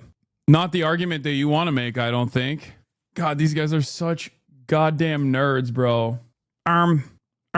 Actually, the second worst. Interesting though, you didn't use his name, right? Wouldn't he be the one who did this? Oh, great. I'm glad you brought up Okay. Jeffrey Epstein. Jeffrey Epstein, before he died, did an interview with Michael Wolff. He's on tape. I don't know if you heard the tape. He says, my closest friend was Donald Trump. Yeah, I was his closest friend. Elon Musk, I'm not sure if you've heard of him. He tweeted recently that Donald Trump's name is in the Epstein files. And Ghislaine Maxwell, who was the right-hand woman of Jeffrey Epstein, when she was on trial for child sex offending, which you and I are opposed to, Donald Trump stood up and said, good luck to her. I wish her well. See, He did say that. That's true. Very weird, but that is a thing that he fucking said. yeah, that makes him pro-crime and pro-criminal if he's being soft on child sex Well, you traffickers just said they like were his Epstein. friends. He's No, clearly I'm saying he was something. friends. I love Mahdi, but honestly, God, his premises are they're so liberal. I don't know how else to describe it other than that. His Donald Trump is pro-crime and pro-criminal is yeah, it is. I think we got to get more creative when dealing with fascists nowadays. Fascists need to go to prison permanently, or things like what the partisans did to Nazi collaborators wasn't wrong, and maybe an important an important method of dealing with modern versions of fascist movements, things like that. Don't you dare criticize Mahdi. You wish you could debate like him? No, I would never call into question his skills as a debater. He's great. And it does seem like he was blindsided by how openly and transparently fascist they were. To be fair, if you're not in the spaces that I'm in, this is unironically next level brain rot where you don't realize how much of the modern American right-wing movement is just objectively fash, especially under the age of 35. This was a shocking revelation for a lot of my normie friends who hit me up after this, and they're like, what the fuck is going on, bro? I'm like, dude, have you ever met a 25-year-old right-winger? Young American conservatives are all like this. They're just insane freaks. I mean, who do you think was putting up the black sun on the Ron DeSantis campaign? You know, like they don't realize that so much of the youth movement in this country is just like straight up neo-Nazi. So much of it. And I guess like my brain is so broken because I have to deal with these guys online all the time and like the fans of these guys all the time. Like, so I'm kind of used to it. Whereas like the only time Mehdi actually talks to a fucking straight up neo-Nazi is when he's like debating some Israel defender, you know? So I'm sure he's like used to it from that angle, but he's not used to like the American Hitler Youth and what kind of sentiment they are circulating around in their field of discourse. I was friends with Epstein. You haven't seen the videos? They danced together, partied together. Epstein said I was his closest friend. He's not supported the pedophilia part. The only people supporting pedophilia that's not are the true. left. Trump gave a speech about 20 years ago where he said Epstein's a great guy. He loves young women. A lot of them are very young. Nudge, nudge, wink, wink, laugh, laugh. So yeah, I think he's pro-crime and pro-criminal. So you think and I think he's soft on sex offenders. Do you have any friends who Aren't you a neo-Nazi? You're constantly discriminating other people because they disagree with you. Do you think that's what a neo-Nazi is? Discriminating against other people because they disagreed with me. Do you think a difference in opinion is the same as like unchangeable qualities about a person, like the color of their skin or where they're from? That's what being a fascist is. Saying someone who has like horrible opinions is stupid is what makes someone a Nazi. Are you okay? Not liking conservatives is the biggest crime we commit against them. Yeah, and they will never stop me. I will consistently continue to dislike reactionary thought. They're not even in chat anymore. I don't think they ever were. I don't even think they're existing on the same planet. I like your style right now. Fits you better than the Gen Z fits. I like both. I want to see if they've seen or said anything else. Oh, nope. First statement. Fongs is January 20th, 2021. criminals? Not that I know of. Certainly not child sex offenders. No, do you? If it came, no, of course not. Okay, so we're both in agreement again. So why are you defending Donald Trump? If it came out tomorrow that one of your friends was a child sex You know trafficker, what I'd do? you'd stop being friends with them. Yes. Yeah, And I but- wouldn't say- and then I'd go on TV and I would say, "Oh, look, Mr. Hassan was friends with this guy 10 years ago. Therefore, he's What if pro-child Mr. sex Hassan trafficking." said, I wish them well when they're on trial? Wouldn't you ever go at me for You that? wish your Wouldn't friend you well ma- on trial? Yeah, child sex trafficker. Would you be mad? I wouldn't wish someone well, but that's Donald your Trump gotcha. did. That's your gotcha. It's a pretty big. I mean, would you ever let anyone go if they were liberal and they were saying that? No, I don't think you would. I think the only reason why you're saying that right now is because Trump is the one who said it. That's fucking insane. That's your gotcha that my favorite president wished a prolific sex trafficker of minors well. Excuse me, what is he supposed to do? Break her out of prison? You're going to find a way to make that seem normal too. Gotcha. He wished a friend Pretty well. big gotcha. Okay, He but praised see, the- he what praised you're the really woman trying for to do child right now is you're What trying to about get the back fact to that he's- Donald Trump what on about a the fact personal that level. Elon Let's Musk talk says his policy. name is What's his policy? Oh, you want to talk policies? Yes. So when he left office in 2020, he left behind the highest murder rate for over 100 years. He left Between behind 20 the highest murder. Yes. That is the most bad faith claim you No, could no, possibly make. it's a fact from the CDC and you know data. what? Here's why it's bad faith. Can I finish a sentence and then you can come back in? You're just lying to people. Donald I'm Trump. lying? Can I finish the sentence? Donald Trump does not cause the Can I- murder rates. can I- Murder is a state Oh, level that's crime. hilarious. Gavin Conservatives Newsom is spent- more responsible for the murder rate than Donald Trump is. That's hilarious. So Donald Trump's not responsible for murder rate, but other politicians who are Democrats Yes, are. because it's Everyone a state can see level your law. partisanship. That's like saying no. I'll say Republicans are too. Let's- State governors who are soft on crime are the ones that are Let responsible me finish for a murder sentence. rates. When Donald Trump left office in 2020, between 2019 and 2020, according to data from the CDC, from the FBI, from Pew Oh Research. God, what the fuck? What is that? What? I'm sorry. What is peeking out from the corner? At first, I was going to make fun of this classic young American conservative fit, but that is crazy. Someone said Pringles guy has fallen. Oh my God. They got a magician? They got a magician? The 30% increase in the murder rate between 2019 and 2020. It was the single biggest jump in the murder rate since 1905. And who's doing so he's pro-crime who's doing the murdering? and Aren't they pro-criminal. responsible? Who's doing the murdering? The murderers. So aren't they responsible But for why the did it murder go rate? up on his watch? What? Why did it go up on his watch? Gee, He's that's very real bad. Wait. Who's doing the murder? Aren't the murderers responsible for the murder? Then why do you care about who governs? Because you're so hyper individualistic in an effort to defend Donald Trump that like policies don't matter at all. They just seemingly, there is no way to I don't know, lower the murder rate. And the only reason why it has consistently gone down since like the 70s is because what? People just magically got better. Wait, I have an idea. America became more diverse since the 70s. Perhaps that's the reason. Okay. That's what I'm going to go with. More immigrants. More immigrants. That's why the murder rate is lower now. That's a real hard one to figure out, right? We shut down the whole economy during COVID. We told everyone they couldn't go out unless it was to violently protest. We told people that if a cop tries to arrest you, that cop's probably going to get charged with murder. No, I think the pandemic had a lot to do with it. Right, But the so pandemic did he didn't cause finish that? in 2020. What? The pandemic didn't finish in No, 2020. but you asked why the murder rate and went yet up. we're The going to murder play the rate what went up about game. because of You all guys these blame Joe factors. Biden for crime for years. What Joe For Biden years. actively induces policies that are pro-crime. I'm asking So you does for Donald Trump. Okay. Name the policy I'll that's name one right pro-crime. now. I'll Please, name one right I've asked now. you for like 10 minutes. I'll name Please one right do now. that. No, you haven't actually. You talked What, about some of California legislatures.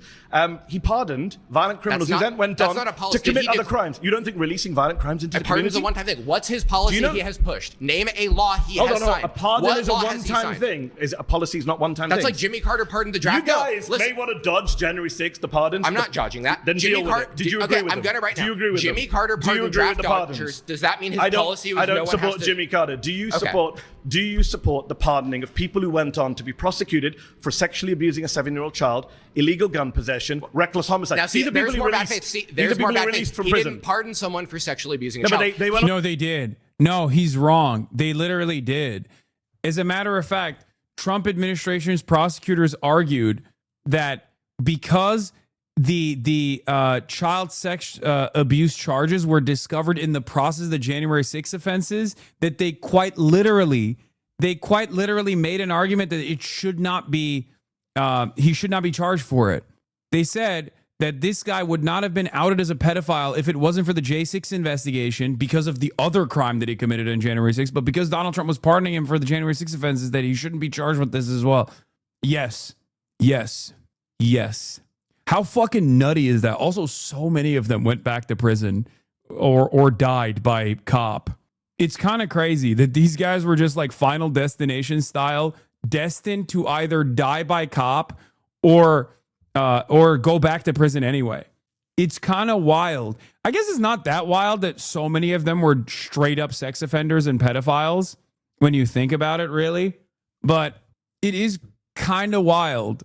Pardoned someone for rebelling against a government that they believe had rigged elections. That's what he pardoned them for. He didn't pardon them Like, for... since they're pardoned, they've gone back to prison. Yes, a lot of J6ers literally were arrested for other charges. A suspicious amount related to CSAM. Isn't that wild? Is that not wild? It's wild to me. Pardoned January 6 rioter on run from solicitation of minor charge arrested. Texas authorities arrest Andrew Take in connection with charges filed before the U.S. Capitol attack. There are a bunch of stories like this. But when you think about it, I guess, like, you know, getting arrested for storming the Capitol is like almost self-selecting.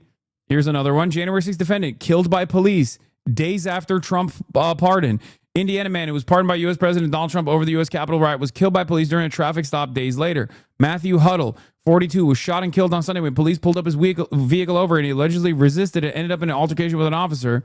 It remains unclear what he was being arrested for. Police added that Huddle had a firearm in his possession during the traffic stop.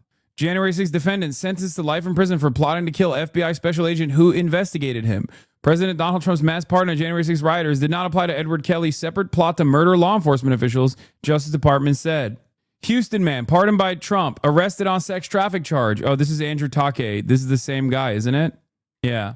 It's like, if you're going to be a pedophile, you know, move in silence, right? Like, not giving any tips to pedophiles here, but like, pick a struggle, you know? Like, you're a pedophile and you were like, as a pedophile, you're storming the Capitol. It's like you're begging to be caught. I mean, seriously. Alleged U.S. Capitol rioter who heckled police for protecting pedophiles served jail time for statutory rape of 14-year-old girl. January 6 rioter whose case was tossed after Trump pardon arrested on pending weapons charges. Florida man who prosecutors allege attacked police with an explosive device during January 6 assault on the Capitol, whose case was dropped following President Trump's sweep in pardons and commutations issued Monday, was arrested on Wednesday on pending federal gun charges, according to court records. Here's at least 10 of the pardoned insurrectionists facing other criminal charges. Emily Hernandez pleaded guilty in entering and remaining in a building in restricted grounds after Trump's pardon. She was sentenced to 10 years in prison for causing a drunk driving accident in 2022 that killed one person and injured another. According to prosecutors, Ball attacked police officers with an explosive device during the insurrection. He was rearrested days after Trump's pardon for illegal gun possession, given his felony record for domestic violence and strangulation. David Daniel, according to prosecutors, Daniel was part of the attempt to break through the barricaded Senate door and pleaded guilty to resisting police officers. He remains in custody after Trump's pardon on possession of child sexual abuse materials, charges brought in 2024. Shane Jason Woods. Woods pleaded guilty to assaulting police and a press photographer. After Trump's pardon, Woods was convicted in April for multiple counts, including reckless homicide and driving under the influence in 2022. Theodore Middendorf. Middendorf pleaded guilty to destruction of government property on January 6. He was previously sentenced in 2024 to 19 years in prison for sexually assaulting a 7-year-old and remains in prison. Taylor Toronto. Toronto was convicted of several crimes related to January 6, including possession of an unregistered firearm. He was arrested in 2023 for illegal gun possession and making a threat to blow up the National Institute of Standards and Technology and was convicted this May. Brent John Holdridge. Holdridge pleaded guilty to parading, demonstrating, or picketing in a Capitol building on January 6. He was arrested in May for stealing tens of thousands of dollars worth of industrial copper wire. This one's funny. And faces charges of burglary, grand theft, and possession of stolen property. Okay, this one's just a crackhead. Let him go, you know? Zachary Alem. Alem was sentenced to 8 years in prison for his role in the insurrection. After Trump's pardon, he was rearrested in May for an alleged home invasion and theft. A lot of heroes here, chat. This is before we talk about the guys who got killed by cops in subsequent stops where they were like resisting arrest and shit. And it's like, to be fair to the fucking insurrectionists, if you fight cops with your fists and you crush their skulls, and then the president literally offers you a public pardon, you're going to think you can do that again to cops, I suspect. And it turns out you can't do that to cops outside of the Capitol Police at the behest of the then President Donald Trump, who became president again. You can't do that to cops under normal circumstances, it seems. I don't know why you're making fun of these upstanding, possibly white Native American heroes. True. You know it's bad when the crack addict is the least bad one? Yeah. So just remember, some wonderful guys that Donald Trump chose to pardon here, and then, you know, I guess nature ran its course. They were destined to be in federal prison somehow, some way, one way or another. These motherfuckers were going to jail, dog. It was gonna happen no matter what. Sexual child abuse. But they were criminals who committed those crimes. He let them out. So that means the crime rate goes up. So you say they're criminals because they did the crime, right? Yeah. Would you extend that to illegal immigrants, that they're all criminals because they committed a crime? I have a feeling your position the Supreme Court, we're going to talk about immigration. Someone who's illegally entered the United States, not a criminal, but somebody who illegally entered the Capitol is. Not according to the Supreme Court of the United States. Yeah, one is a fucking civil offense, dude. What the fuck are you talking about? Yes, crossing the border illegally is nowhere near as severe of an offense as fucking pummeling a cop. Like, I'm like, look, I don't want to. Oh my god, these motherfuckers got me defending. These motherfuckers got me defending January 6th like a liberal. Okay, holy shit. Yeah, dude. There's a difference between, like, I don't know, jaywalking and fucking doing an insurrection. What the fuck? The Supreme Court has said that anyone who enters the United States illegally is not a criminal. And we can jump to future claims. Can I get the case we site? Can jump to 20. You want to get the case? The case site, please. You said the Supreme Court. The citation of the case. Yes, that entering the United States illegally is not a crime. It's called Arizona versus United States 2012. Go look it up. Pause. You've been voted out by the Owned. majority. Please return to your seat. Jaywalking versus J6ing. Hey, how's it going? How are you doing, sir? Nice to meet you, Bro, I don't want to see another Hispanic Nazi, bro. Give me the fucking magician. I want to see what the magician has to say. What is he going to pull out of that hat? Nice to meet you. Thank you for coming. I appreciate you. I really just more want to get an understanding. When you say pro-criminal, what do you mean? I mean that when confronted with people who've committed criminal acts, Donald Trump has been either soft on them, friendly with them, pardoned them, and of course, let's not forget, I mean, we've got 5 minutes left. I'm surprised it hasn't come up earlier. He's a convicted criminal himself sitting in the White House. Okay, I want to make sure I understand you correctly, because I don't want to strawman you. No, you're saying I appreciate that. Every time. Oh God, every single one of these I guess Jubilee is self-selecting with like debate purgatory, but this level of debate purgatory is so gross. Where it's like, I don't want to strawman you, but can you define your premises, please? It's like, just fucking be normal, dude. What is this like incredibly soy. There is nothing more soy than being a Reddit debate guy, okay? And every single one of these guys has that exact same tendency. Much to consider for all the liberals, okay, in the chat who also behave in this exact same way. Time that he's been confronted. Not every time. I didn't say the words every time. Most times. A lot of the time. A lot of the times. Yes. He's leaned towards criminal activity. I didn't say criminal activity. He has committed crimes. Endorsed criminal. He's been indicted for 88 different criminal offenses in 4 different jurisdictions by 5 different grand juries. He was convicted himself on 30 I don't care about this. on Epstein. He knows more information All right, than I do. Pause. That's time. Please return to your seat. Good to meet you. Yeah, take care. You're just complaining because you've never grounded your moral axioms. Yeah, exactly. I just happen to be morally lucky and consistently find myself on the right side of history and morality. If only I had grounded my moral axioms so I could fucking defend Israel's genocide. Surrounded is now a podcast, available wherever you listen. Search. Oh my God. Can't wait to listen to this in podcast form. Oh, this guy looks gross. I can't wait. Nice to meet pleasure you. to meet you, sir. Mehdi, lovely to meet you. Okay, I just want to say I have no idea what the fuck's about to happen, but I will say this. Why do they have this kind of energy? This is white Drew Pavlov, by the way. He also kind of looks like Randy Fine in his youth.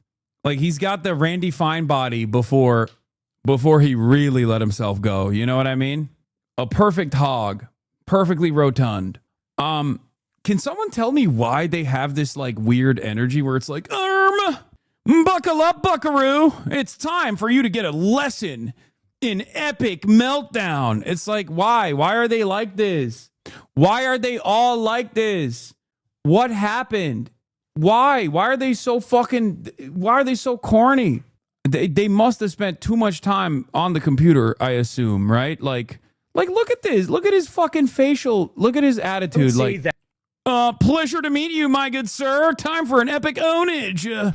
So I would say that with Trump being anti-Constitution, I don't really care, to be quite frankly. Okay. Because in regards... Yeah! Oh, everybody likes me! In regards to the Constitution is a document that should seek to serve us. Yes. And when it fails to seek to serve us, that can be amended. Laws can be changed. And quite frankly, the fact is, we're defending things in this country that shouldn't be defended. The First Amendment should not defend pornography and making children and women be victimized, making women... What? That's your number one gripe, bro? Jesus, that's weird. I feel like, I'm sorry, that's a real weird way to enter the conversation. Man, Zoomers are unsalvageable. They're so cooked. Listen, if someone comes into the conversation and is like, guess what? The First Amendment should not defend pornography. I'm like, why are you this invested? Very strange thing to make your like primary cause. Like, hello, nice to meet you.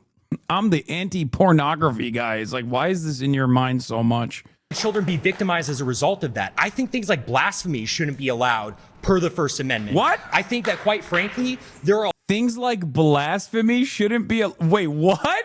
a lot of legal processes that are enabling criminals and bad people to fully enact their will in this country in the name of the Constitution or following the Constitution. So, quite frankly, if Trump is anti-Constitution, good, and I think he should go further. So Yeah. this is wonderful. Wait, I'm watching peak brain rot right now, dude. I'm sorry, I'm locked in. Revealing of the modern conservative mindset. So I appreciate you spelling it out. So quite in this country, processes that are enabling criminals and bad people to fully enact their will in this country in the name of the Constitution or following the Constitution. So, quite frankly, if Trump is anti-Constitution, good, and I think he should go further. So I'm sorry, but isn't this just like what people thought Sharia law is? Like being anti-blasphemy? What are you, a fucking medieval peasant? Like, what are you saying? Like, isn't this literally what they think is happening in like Muslim countries, but they just like want to do it Christian style? And in more often than not, in more cases than not, like it's not even happening in said Muslim countries. this is wonderfully revealing of the modern conservative mindset. So I appreciate you spelling it out so openly. Just checking, do you support the Second Amendment? I do. Okay, surprise, I was shocked to hear that. I'm saying that Donald Trump is defying the First Amendment, the Fourth Amendment, the Fifth Amendment, the 14th Amendment. He's thinking of defying the 12th and 22nd Amendments. You're saying you don't care about the Constitution, but actually you do because you quite like the Second Amendment. You just don't like the bits that you disagree with. Can I just be clear on that? Yeah, absolutely. Okay. I'm more than willing to amend it and include whenever the it's in your Second Amendment. favor. Yeah, absolutely. Okay. So can Democrats do the same when they're in office? No, absolutely not. Because so you don't it's the believe friend in enemy. democracy? No, I don't. Absolutely not. What do you believe in? Autocracy. By who? Honestly, quite frankly, anyone who is in line with Catholic teaching. Donald Trump is not. What? There's no way. What? Wait, so he would be on board with like the woke pope? Like, isn't the current pope woke as well, as opposed to, I mean, the previous pope was even woker than the current one, but like they're pretty fucking pro-immigrant around those parts. So I don't really understand. I don't think that these guys want Catholic teaching at all. I think he just, I don't think he wants like whatever the Pope is saying currently. Catholic. Of course, he's not. I completely agree, and that's part of the problem. You don't support Trump? No, I don't. I didn't even vote for him. I wrote in like John Pork or someone. I can't even remember. Why did you vote if you don't believe in democracy and you want autocracy? Well, because quite frankly, I voted. I kind of voted just to. I came with this argument, but I'm bored of my own argument. I'm much more interested in this. So yeah, absolutely. How do we get to an autocracy? I think, quite frankly, that if we are able to enact local leaders, who is the we, by the way? I think, quite frankly, these far-right conservatives sitting right around white me. people. Yeah, no absolutely. So, well, some actually, of you guys, I have quite. Some of the people in this room don't make the cut from what I can see visually. Actually, hold on for a moment. I do think that there are people who happen to not be white who do actually have history in this country and have roots in this country. For instance, from the Mexican-American War, we subsumed a lot of territory of people who have far stakes in this country who happen to be Hispanic or what have you. I'm for defending the traditional demographics of this country, which is majority white, So and should stay that way. How does the United States? I don't understand. How can you be like, how can you call yourself pro-America and be Catholic? Like, this is the fucking WASP nationalist country. Like, we were ruthless to the Catholics for a while. Like, it's just like, what bro is on some team and I don't know what team it is. Cause like when fucking JFK became president, it was a big deal. Okay. Also, by his own estimation, Biden is the best possible president because he was Catholic. Like, what kind of, I don't know what he's talking about. What the fuck? I guess like for him, this fantastical Catholic movement is going to be like the best possible way to bring about fascism. I mean, we've gone so off topic, but how does the United States look like under you? Sorry, what's your name? My name is, my name's Connor. It's a pleasure to meet you. Took a little bit of a doubt there. Oh, well, I use a pseudonym online. Fair enough. But fair enough. How would Connor's America look? What would it look like? Well, quite. This guy's name is Pine Sap. He's one of the groypers that got to hang out with Mr. Fuentes. Ugh. He's just a groyper. The self-identified fascist making the rounds in today's viral Mendiosam videos and online personality in Nick Fuentes' groyper movement known as Pine Sap. Here he is speaking at a Fuentes rally in June 2024 and pictured with other figures in the movement. What the They're such fucking... Ew. Matthew also interviewed another groyper, Kai Schwemmer. He was one of Nick's leading fanboys in 2021. Gross. What? Frankly, I think we would deport people who shouldn't be here. I didn't ask about deporting. What does the government look like?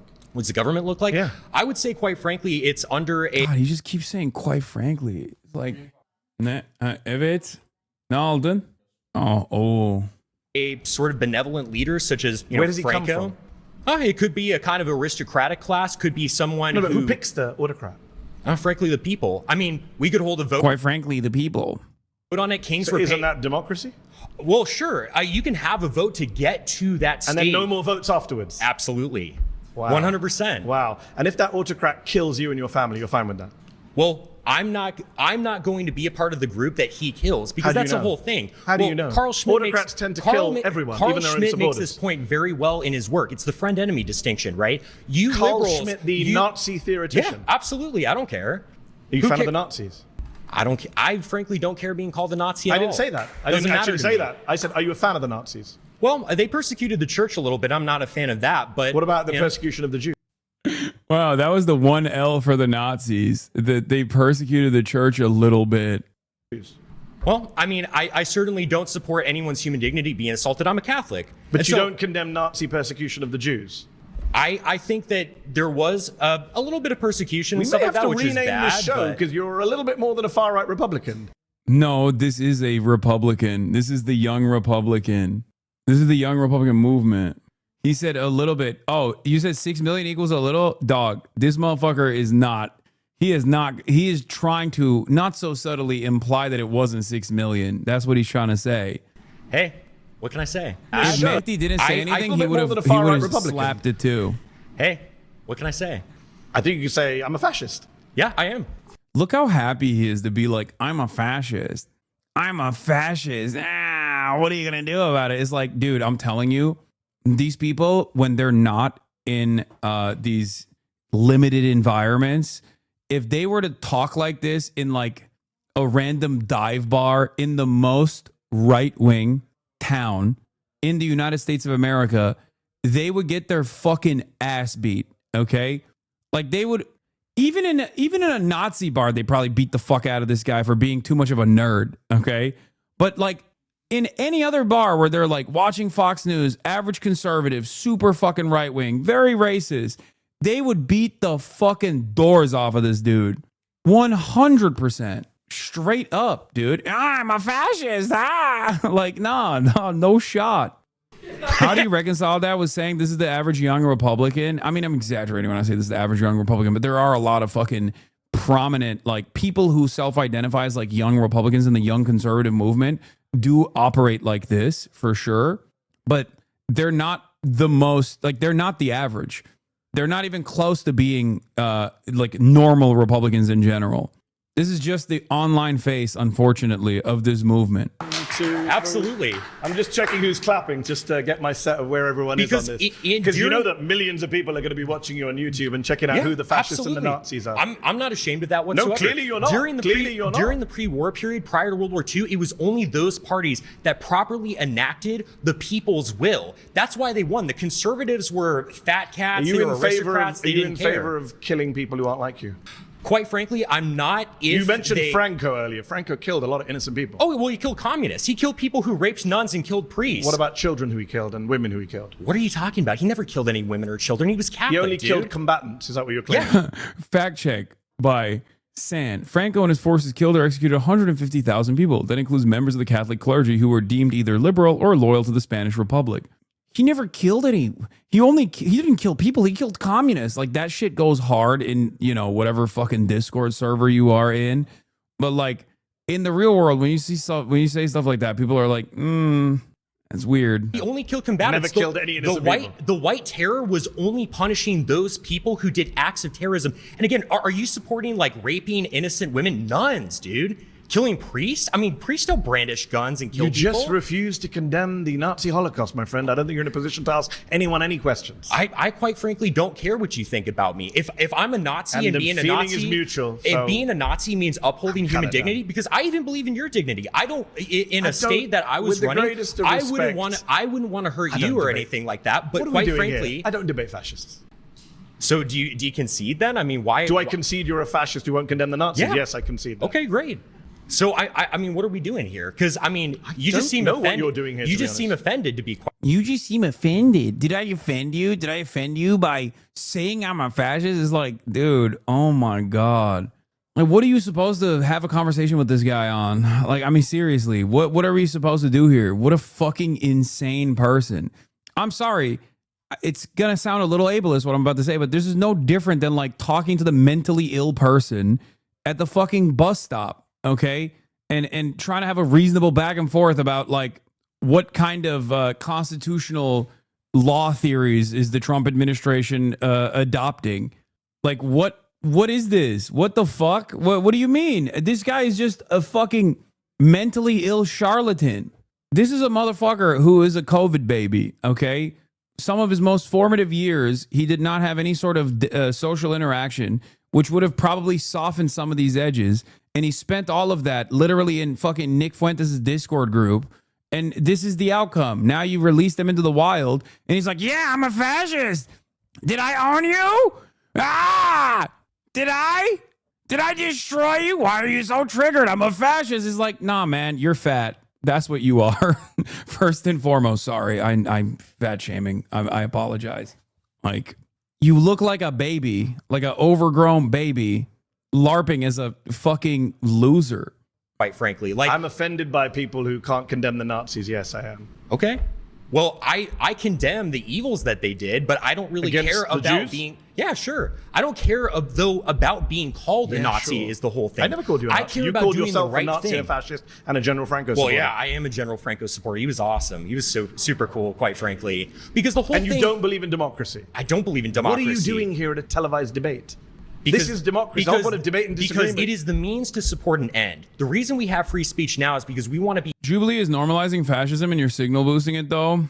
Dr. Felipe, for the longest time, I have not fucking watched any Jubilee videos. Do you think the cat's out of the bag with this one, considering that it came out yesterday and it already has 3.2 million views? Like, honestly, I understand where you're coming from.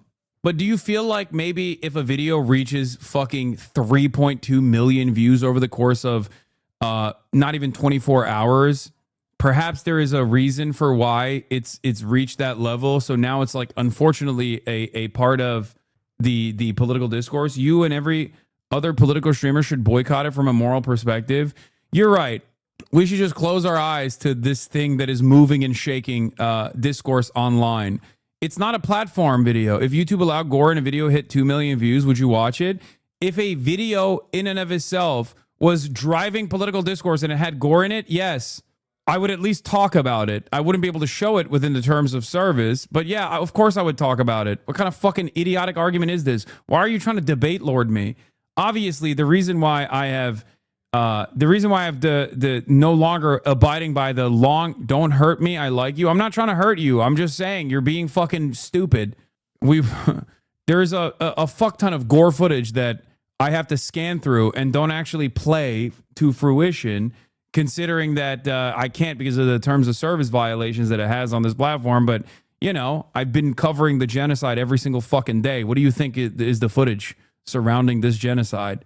There's a reason why I'm covering this, because whether we like it or not, these guys are getting a lot of fucking motion. Unfortunately, you're right. Jubilee shouldn't be platforming fucking psychopathic fascists. You're not wrong about that. I agree. But cat's out of the bag on this one. You know, maybe you should take it up with Jubilee. Jubilee and Nelk doing the same shit. Nihilistic content farming of both sides for clout. Social media was a mistake. I am shamelessly going into the chat of streamers I know to ask for a raise when they're done. I'm going to do my third stream at Donkey Kong Bonanza. Not listening since I'm streaming. I'm going for another couple hours or so. I'm going to literally block. I'm going to ban you. No, I'm kidding. Be openly talking about our opinions so we can get the state that we want. But it doesn't mean upholding free speech. I like that it's like, you can see why the Department of Education was the first target. It's never been easier to understand the rise of Nazism in 1930s Germany. I'm a fascist. Conservatives start clapping. I watched the video and I feel two things. Feel much better about myself and my intelligence. Terrified for the future of this country. They're not even here to argue a point. They're just excited to finally have an opportunity to verbally spew hate at a brown guy without repercussion. This episode feels like the beginning of something really bad. 5 years ago, these people wouldn't admit that they were bigoted. Now they own it. At least the YouTube comments are fucking shocked. After we win. I mentioned the only good thing about this fascist moment we're in is that you guys are so open about it. The whole It's great. reason Say the quiet part loud. Keep saying it. reason I mentioned Carl Schmitt earlier, and you kind of blew past him, is the friend-enemy distinction. Past him because of the Nazi even liberals, when they take power, they want to enact policies and they want to act. The biggest problem with this debate in particular is that this is not a debate at all. Fascists don't debate. They use debate to launder their views so they can gain legitimacy. But when it comes down to it, they simply want to kill people who aren't them. I mean, it's true. It's actually a perfect point. You just described the left. Leftists do not believe in racial purity. Fuck fascism, but ironically, you wanting to silence those you disagree with makes you just like them. Evil. Fuck fascism, but also what we must do is platform fascists and not push back against fascists and basically become fascists. And then if you fucking say that this person is a fascist and fascism is wrong, then you're just a fascist. But actually, the only kind of fascist that I suspiciously want to, offer criminal repercussions to. I don't know, man. There's a lot of crazy people out there, you know? You don't have to listen to every single person. Am I crazy?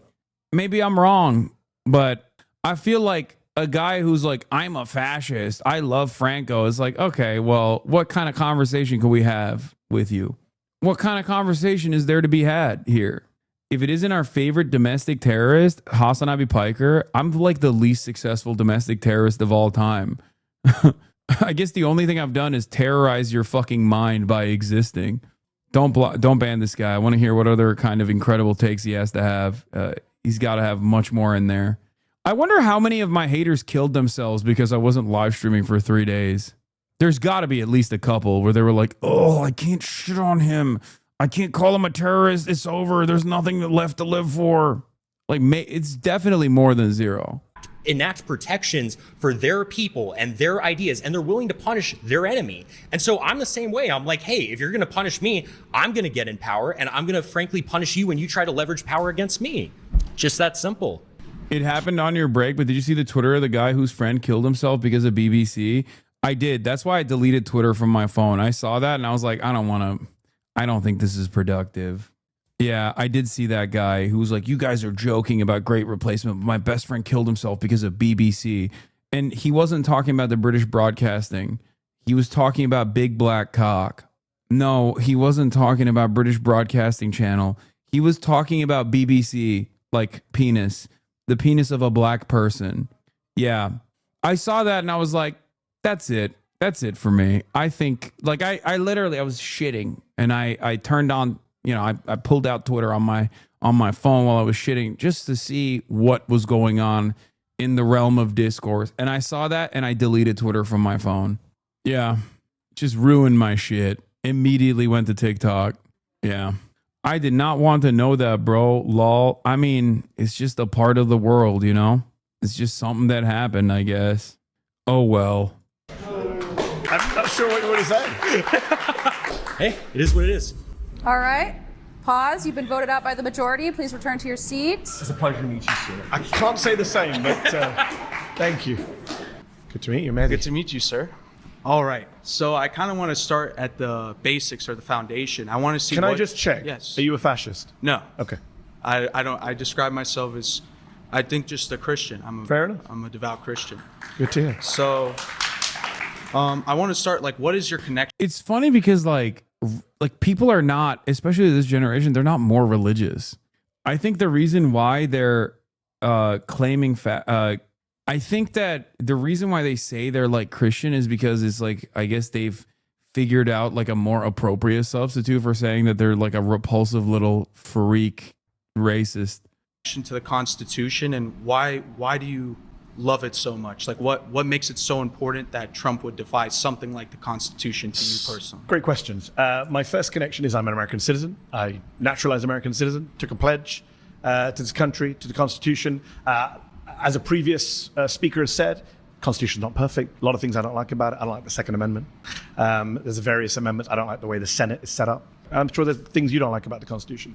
The difference is, I don't think you can just illegally defy the Constitution. I don't think each and every one of us can just make up whatever we want. Certainly presidents who are elected with an oath, right? Donald Trump took an oath to preserve, protect, defend the Constitution. And now when he's asked on television, isn't it your job to uphold the Constitution? He said on NBC, I don't know, which goes against his oath.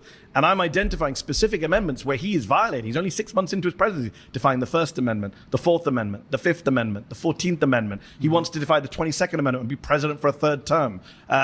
This is the problem we have right now. Free speech is under assault. The free press is under assault. Due process is under assault. The right to be in your home and not be invaded by federal agents, the Fourth Amendment, is under assault. So that, for me, is a problem. Okay. Well, I'd like to start to say I really don't find the Constitution that important. I find it to be like a 300-year-old document. And it was created to defy the country that subjugated your ancestors in India. And then your parents probably moved from India to Britain. And then you move here to tell us that we should listen to a piece of paper that you were never even connected to begin with. What is your connection to the piece of paper? That your drunk rapist grandparents came here? Like what? At some point? I don't get it. So I want to say, like, if I don't care about it, why do you care about it so much? Also, you said you're a Christian. What kind of connection do you have to a piece of parchment before paper even fucking existed? You know what I mean? What was it? Papyrus? Like, what do you just said you're a Christian. What, how is any of this like a appropriate argument? He's like, you care about a piece of paper that's 250 years old. Well, I care about a piece of paper that's thousands of years old. Cool. Oh, fun fact, linen. Okay. The Constitution is written on animal skin. not a fascist, but doesn't care about the Constitution. I mean, I don't really give a fuck about the Constitution either, if we're being real. I mean, it's supposed to be amended, and there's definitely some tweaks that you need to make, okay? But I think the reason why he doesn't care about it and I don't care about it are entirely separate, where I want to make people's lives better. These guys seemingly, what, your new pet? I've got a great take for you. How does it feel knowing that the Department of Justice classified you as a terrorist, domestic terrorist, on live television in conference with the president on June 7th across all media platforms? You were on CNN and Fox News. How is that not your entire personality right now? Piker, Piker, Piker, read the message, Piker, read the messages, Piker, read the like, this is the type of guy who luckily did not kill himself while I was gone for 3 days. But this is exactly who I'm talking about when I say like some of these dudes will literally die if they weren't able to do this, you know? Damn, bro. Are you okay? Yeah. Isn't this most likely a little kid? Yeah. And their parents probably lost Medicaid and SNAP benefits in the next 2 years. And that kind of financial hardship is most likely going to destroy the already shitty relationship that they have because they produced a crack baby. And then they're never going to tell him that this is the reason. But a big part of the reason why they will divorce inevitably, if they haven't already done so, is because of the crack child that they put on this planet. Yeah. They won't tell you, chatter, but you'll know.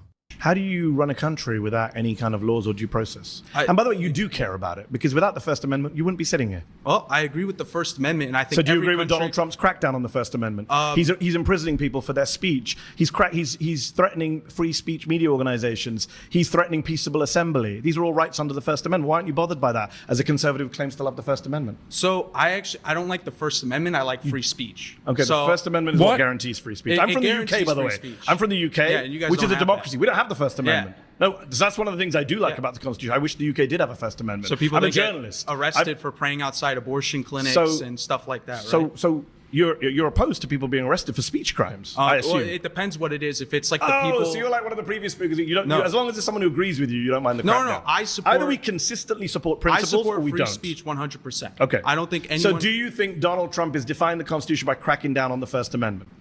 So I think he's cracking down on free speech, like the deportation of Mahmoud Khalil, who was just released from prison by a judge, saying his First Amendment rights were violated. And I agree with the judge, and I disagree with Trump deporting them. But I think that's more a matter. Oh my God! Half of the guys was like, nah, he needs to be deported. Wow, there's some infighting in the conservative movement. Free speech and not the Constitution. I think that's pedantry at this moment. I think you've conceded that he is cracking down on free speech, which is the First Amendment. So he is defying the Constitution. So it's a pleasure to be in agreement with you, sir. All right, pause. You've been voted out by the majority. Please return to your seat. Thank you very much. How do you audition for this episode? They literally were like, who can Sig Heil harder? I think like they were trying to get the best, the expert Sig Heilers for this one. Okay, let the magician talk. I need to hear the magician. I need to hear what kind of crazy fucking takes he has. Because ain't no way a guy that looks like that has normal opinions, okay? I'm Mehdi. Mehdi, great to meet you. My name is Kai. Do you, Mehdi, believe that the Constitution is important and good? Overall, yes. Do you believe that Constitution can be eroded through democratic processes? What do you mean by erode? The original intention of the Constitution being destroyed through a purely, democratic or legal process. I'm not sure I agree with that. Okay. I think if you're democratically amending the Constitution per the rules of the Constitution, that's fine. If we could find a constitutional way to get rid of the Second Amendment, I'd be pro that. So let's pose a hypothetical wherein the entire population of the United States has drastically changed. Yes. And the population now has completely different intentions about what to do with the country. Let's say it wants to give it all back to Mexico, dismantling the United States of America. If that's the case, then what's the use of the Constitution? It hasn't defended the country. In fact, it's allowed for its destruction. I don't understand the premise. How did the whole country change? Demographic replacement, mass migration. I mean, we're seeing a change in demographics. Wait, what? He thinks that like this is Kai clips from the Republican Hype House on TikTok circa 2020. I could have done better without that information. I don't need to know things that much. There are things that I don't need. There's a Republican Hype House and he was a part of it. Okay. Dude, that's awesome. What if, yeah, I know this kid from then. Yeah, what if the Constitution was eroded democratically because people got together and voted to erode the Constitution, to disband the government. How do they do that? By Mexicans coming into the United States of America. Okay. Why the fuck are they escaping Mexico if they want to turn America into Mexico? Like, they came to America for better financial opportunities, but actually secretly the real goal overall always was to inevitably secede the nation into Mexico. Why are so many of these guys voting for Trump then? How did that happen? The cabal is sending them. And also, I wish we would secede into Mexico. I mean, think about it, dude. Claudia Sheinbaum, that's my president right there, straight up. What is the...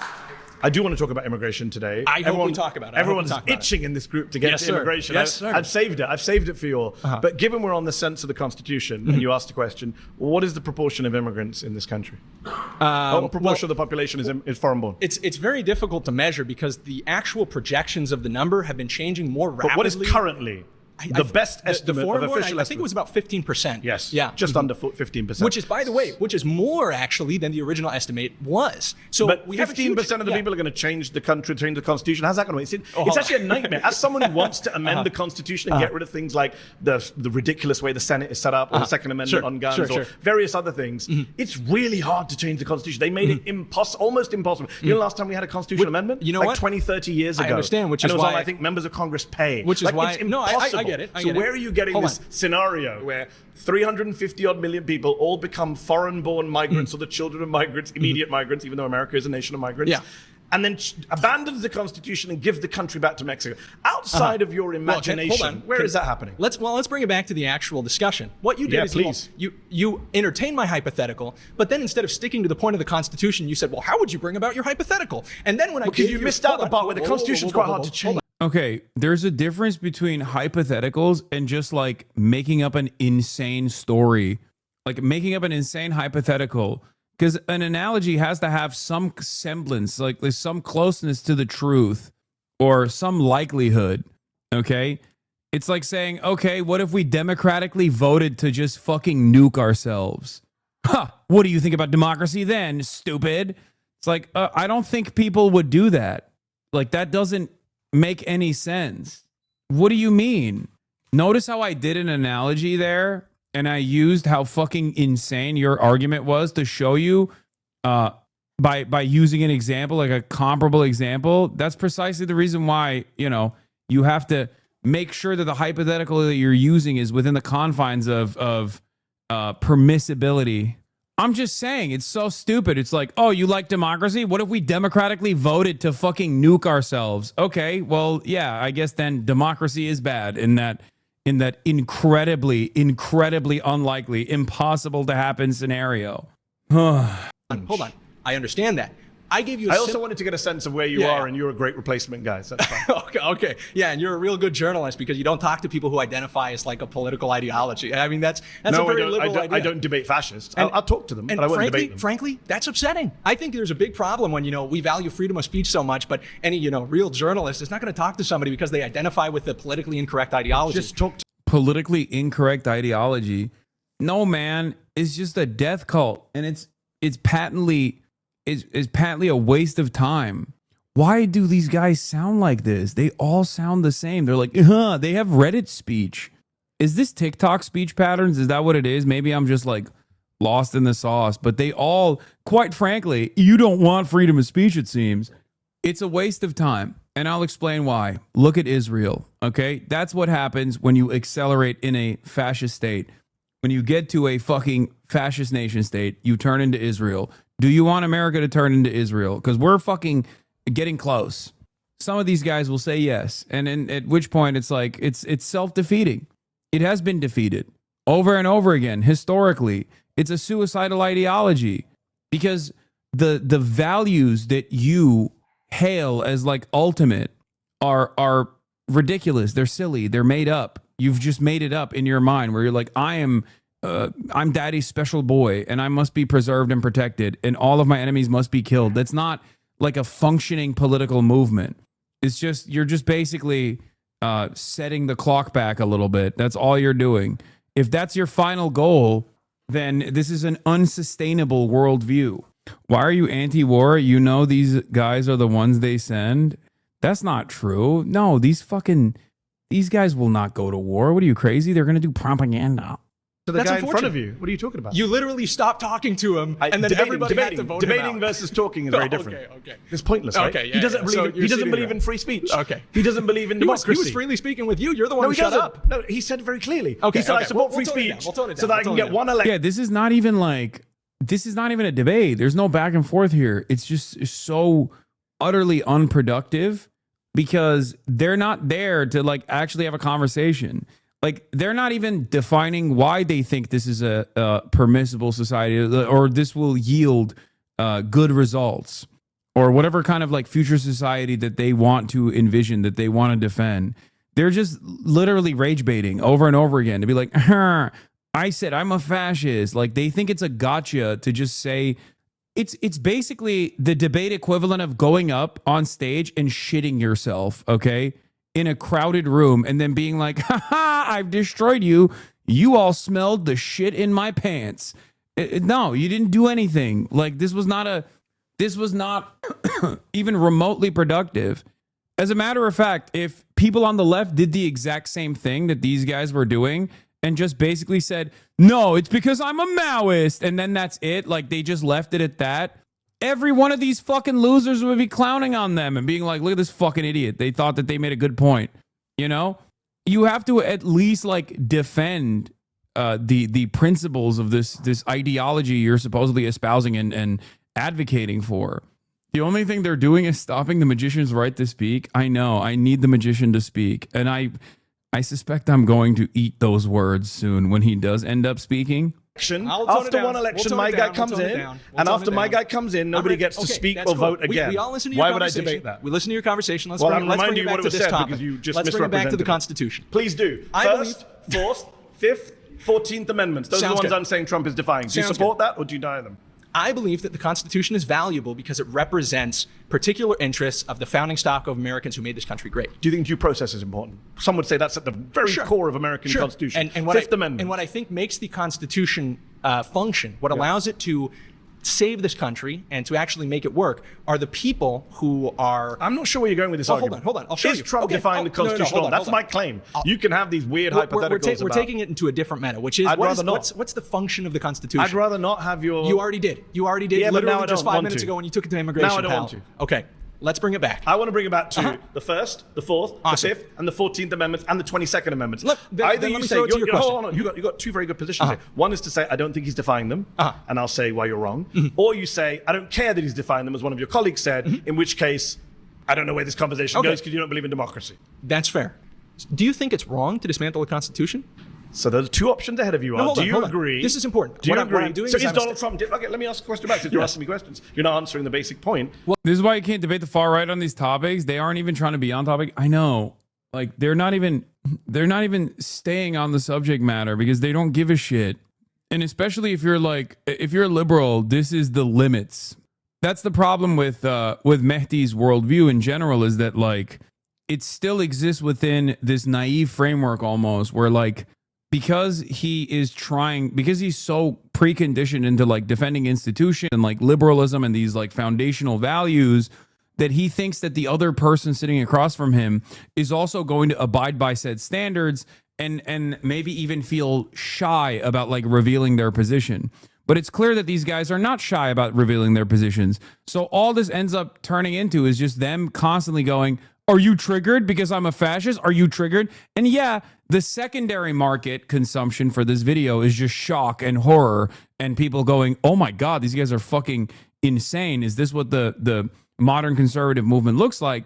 But every single time these guys are rage baiting, there's also a group of people that feel emboldened and galvanized by it, and their group and their message spreads, unfortunately. That's it. Apparently they misled him and said he would be debating normal MAGA people. Yeah, I think this is definitely a step beyond normal MAGA people. Like, I have yet to hear from a normal MAGA person. I will say this is the normal MAGA person online. This would be like Mehdi Hasan debates 20 of his Twitter reply guys, right? But this certainly is not normal MAGA people. MAGA influencers, sure. Do you think Donald Trump is dismantling the Constitution? Can we agree that Donald Trump is dismantling? Because I'll agree with you on that. I think he is dismantling the Constitution. I think he's illegally, unconstitutionally. I think he's interpreting it in ways that are more which judges congruent. do not agree with him on. Okay, which the Supreme Court has not agreed with him on. And the judges don't agree with the people who wrote the Constitution. How do you know that? Okay, let's take your example of the Second Amendment. Let's say that a bunch of I didn't judges... give the Second Amendment. No, I said hold on. Fourth. You don't want to talk about the ones I've given. You're interrupting me. You're interrupting me. Because you're ignoring me. First, Fourth, Fifth, 14th, 22nd Amendments. Those are my amendments that I came with today. If you don't want to debate them, just say so. I'm trying to understand your ideology.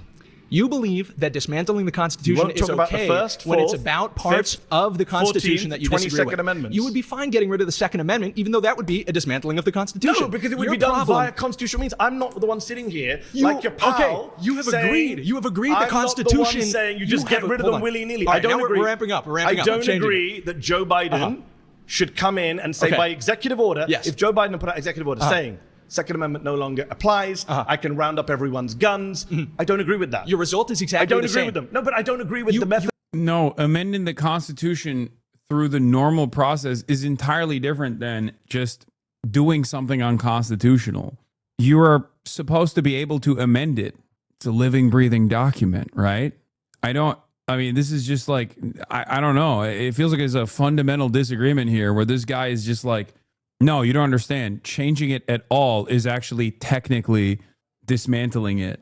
They're all Rumble YouTube fascists. One works with Elijah Schaefer on LFA. Jubilee set him up with channeled influencers. Of doing it, it's unconstitutional. That's fine. He would have been defying the Constitution, and I would have said so, but you can't bring yourself to say so. We've been sitting here for several minutes. All of your friends have seen me ask you several times, do you agree that Donald Trump is defying the First, Fourth, Fifth, 14th, and possibly 22nd Amendments? Your colleague at least admitted that he's defying the First Amendment. I understand that you came in here. What you are attempting to do is simply frame this conversation like you did with the first claim about Donald Trump.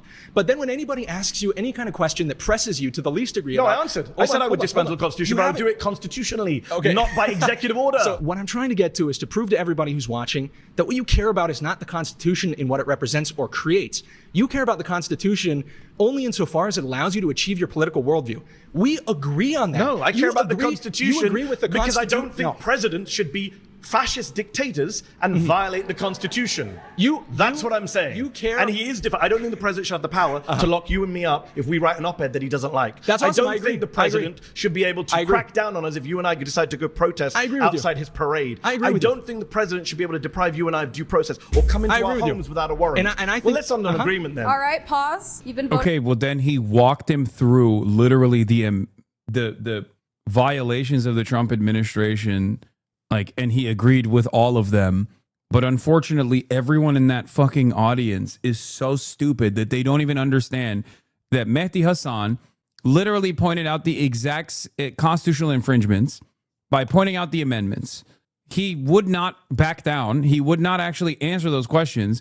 So he just personally described the violations piece by piece and got him to literally agree with every single point. Okay. So I guess there's no disagreement. Got it. I'm glad it's we good end to on meet agreement. you. It's good to meet you, Kai. Hey, you don't agree with him Hi, because then you're saying everything antithetical to Mandy's. So Trump is defying the first, fourth, fifth, and 14th, and maybe the 22nd soon. Okay. So I want to focus on the first and the fifth. Okay. So you say that Trump is defying the First Amendment. Can you give me an example? For example, he banned the Associated Press from attending White House events. A Trump-appointed judge said that was against the First Amendment. He's been cracking down on media organizations he doesn't like over their speech. If they say stuff he doesn't like, he, for example... Okay, I'm bored of this. I want to start by asking this. Do you care more about helping Immigrants are overall good for America. Okay, let's see. Americans or immigrants in this claim? Immigrants are Americans. I'm an immigrant and an American. Well, immigrants are not Americans. Americans are the people that were born here. That's not true. Where'd you get? What's the basis of your claim for that? Are you talking about people that get naturalized in the process of becoming American? 14th Amendment. Have you read it? Okay, yes, I have. Citizenship clause. It says any persons born or naturalized in the United States are citizens of the United States. I'm aware of that. There's about 40 to 50 million naturalized Americans in this country. Yes, but you didn't seem aware of it because you said Americans versus immigrants. So, but are you understanding that the process of getting all these immigrants that come in here we've been also the millions of immigrants, it's up to the millions, it's the last 20 years now, and it has dramatically affected Americans here in the country, which positively, I would argue. People like me and everyone around here, we cannot find homes or even get jobs within our own fields that we go to college for. It's because of immigrants, dude. What do you mean? You think they're not building the homes fast enough? Is that the problem? Like, what are you talking about? What do you mean?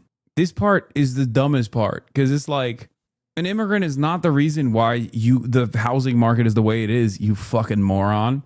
It's because of people using real estate as a speculative asset and refusing to build housing by need.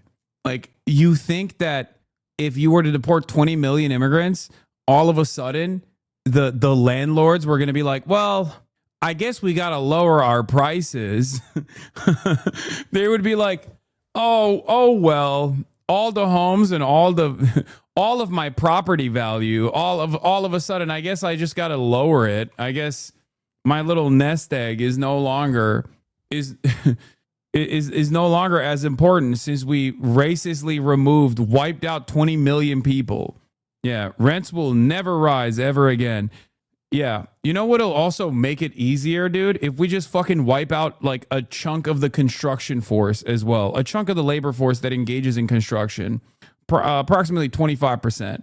That will certainly boost the building efforts and the building initiatives.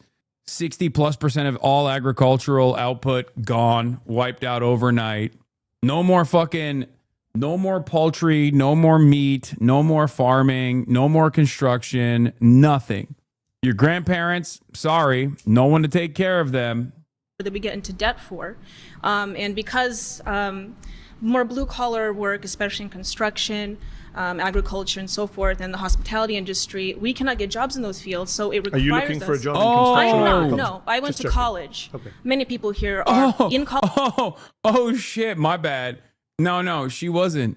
She didn't. She doesn't want that. No, never mind.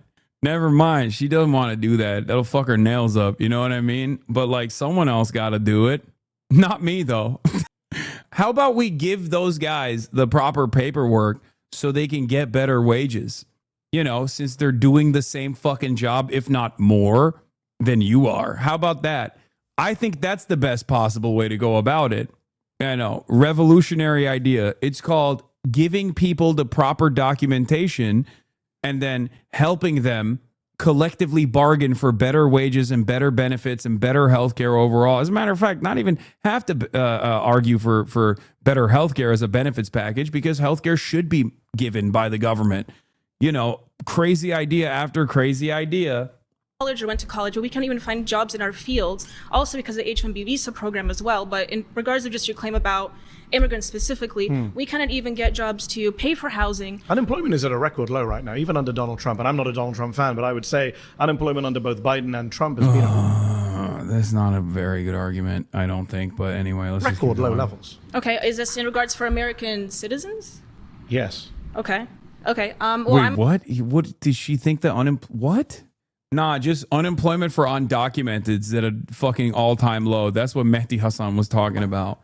I was about to criticize Mehdi Hassan here for saying like, well, unemployment is at an all-time low. Well, it doesn't matter because these are not good paying jobs. So most people are criminally underemployed.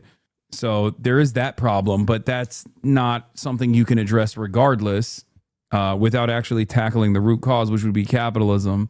It seems like you aren't a fan of this, Hassan. No, I love Mehdi Hassan. It's just, this is, I don't know. I'm unaware of that statistic, but from what I see, from what I can I'm an immigrant and an American, and I employ many American citizens, both naturalized and the ones born here. I employ Americans. My parents came Americans as defined by you. My parents came as immigrants and became naturalized, so I'm not necessarily opposed to immigrants. So you're the child of immigrants. Correct. I'm a child of immigrants. I was born But you don't here. accept that immigrants are Americans. Not at this moment. So your parents are not Americans. Not at Oh my, are you fucking kidding me? Bruh, she said not at this moment. Too much. I'm good. Nobody else. That is crazy. That's fucking nuts. this moment. So hold no, on, your parents are they're not Americans. citizens. They became naturalized. You just said you can't be citizens by being naturalized. No, I was born here, and I'm not Yeah, opposed you're born to here, right? naturalization. I But never are your said that I'm against naturalization. Are you against naturalization? No, I never said I was against You did. naturalization. You began. You're very. Everyone was here. They can play it back on YouTube. You said Americans or immigrants. Are your parents Americans or immigrants? No, my parents are United States citizens. But they're immigrants. You said. No, they came here as immigrants. However, but So they I are want to make the immigrants. claim that we cannot I came here as an immigrant. I'm an But immigrant. at this point, when they came, the I United, think that the people United aren't States happy with the way economy, this is going for you. the United States economy was not at. It's better. Yeah, once they found out that she was also a daughter of immigrants, they're like, yeah, get her out, get her out. Get her out both of this country, literally and figuratively, and also get her out of this debate.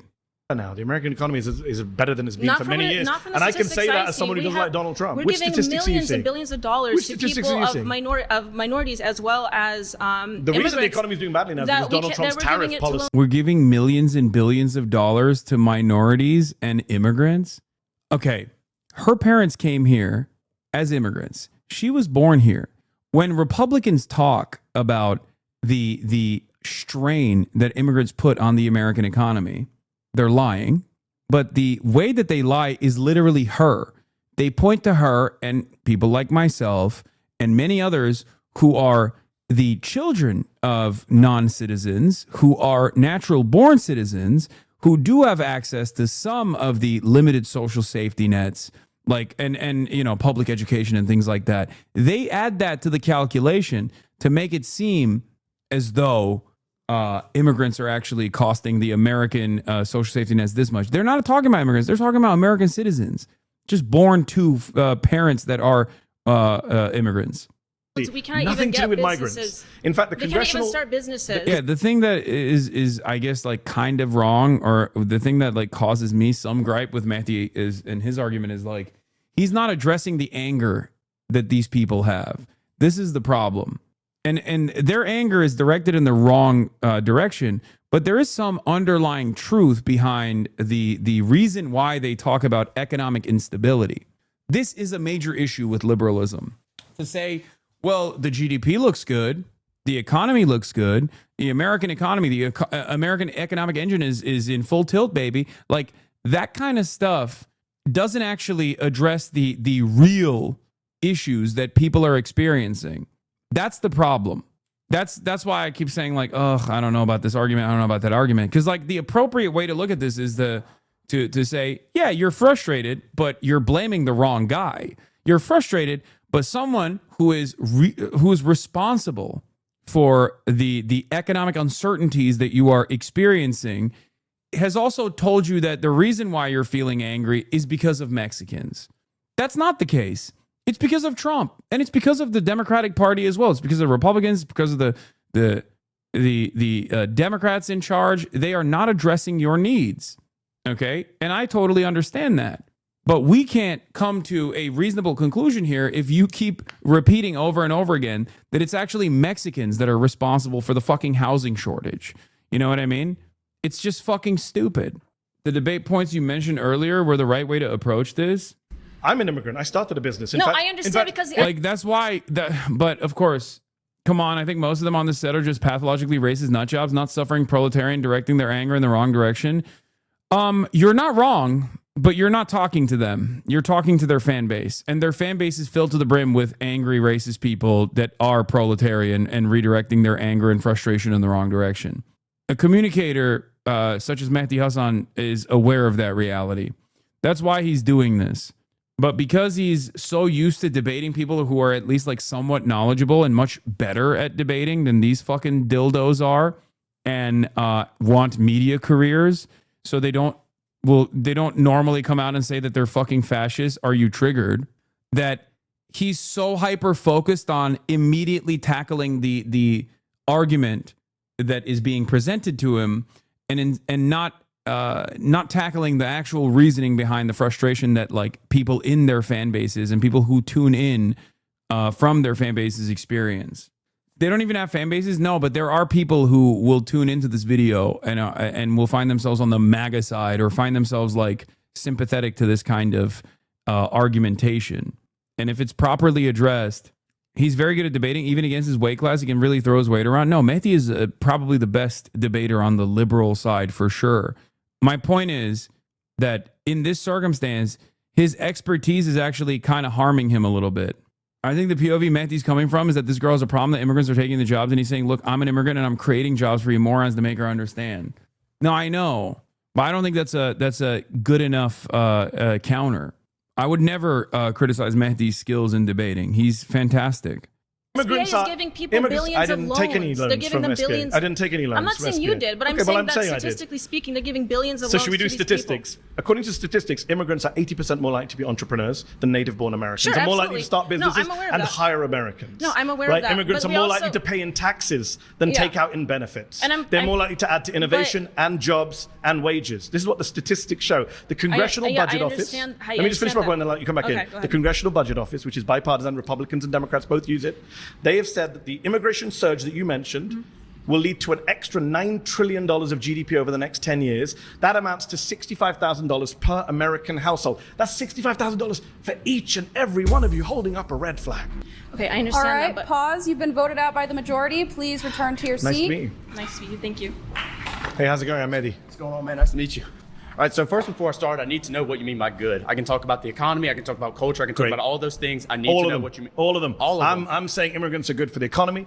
They're good for You think lower culture. wages are They're good for the good for economy? society. Where are the lower wages? What do you mean, where's the lower wages? Where are the lower wages? Yeah, so you can What's look the at basis for saying there are lower wages? Sure, so you can look at like the STEM industry. It's been in like a complete and total recession. There's been tons of studies like from the Economic Policy Institute that shows that like companies like Tesla, companies from like Silicon Valley, they engaged in mass firing of workers, around 35,000, but then they hired around 12,000 H-1B visas. And it's kind of just standard economic thinking. If you It's not standard economic thinking. The vast Oh, okay. majority of economists and economic studies suggest that there is a negligible, if no impact on wages over time. That's not. See, this is what I mean. His argument isn't wrong. Immigrants are used as a second-class labor pool to actually depress wages for the entire labor pool. Okay? That's correct. That is not incorrect. That's actually a correct argument. The issue, on the other hand, however, is who is firing the fucking American labor force and displacing them. Refocus your enmity towards those people.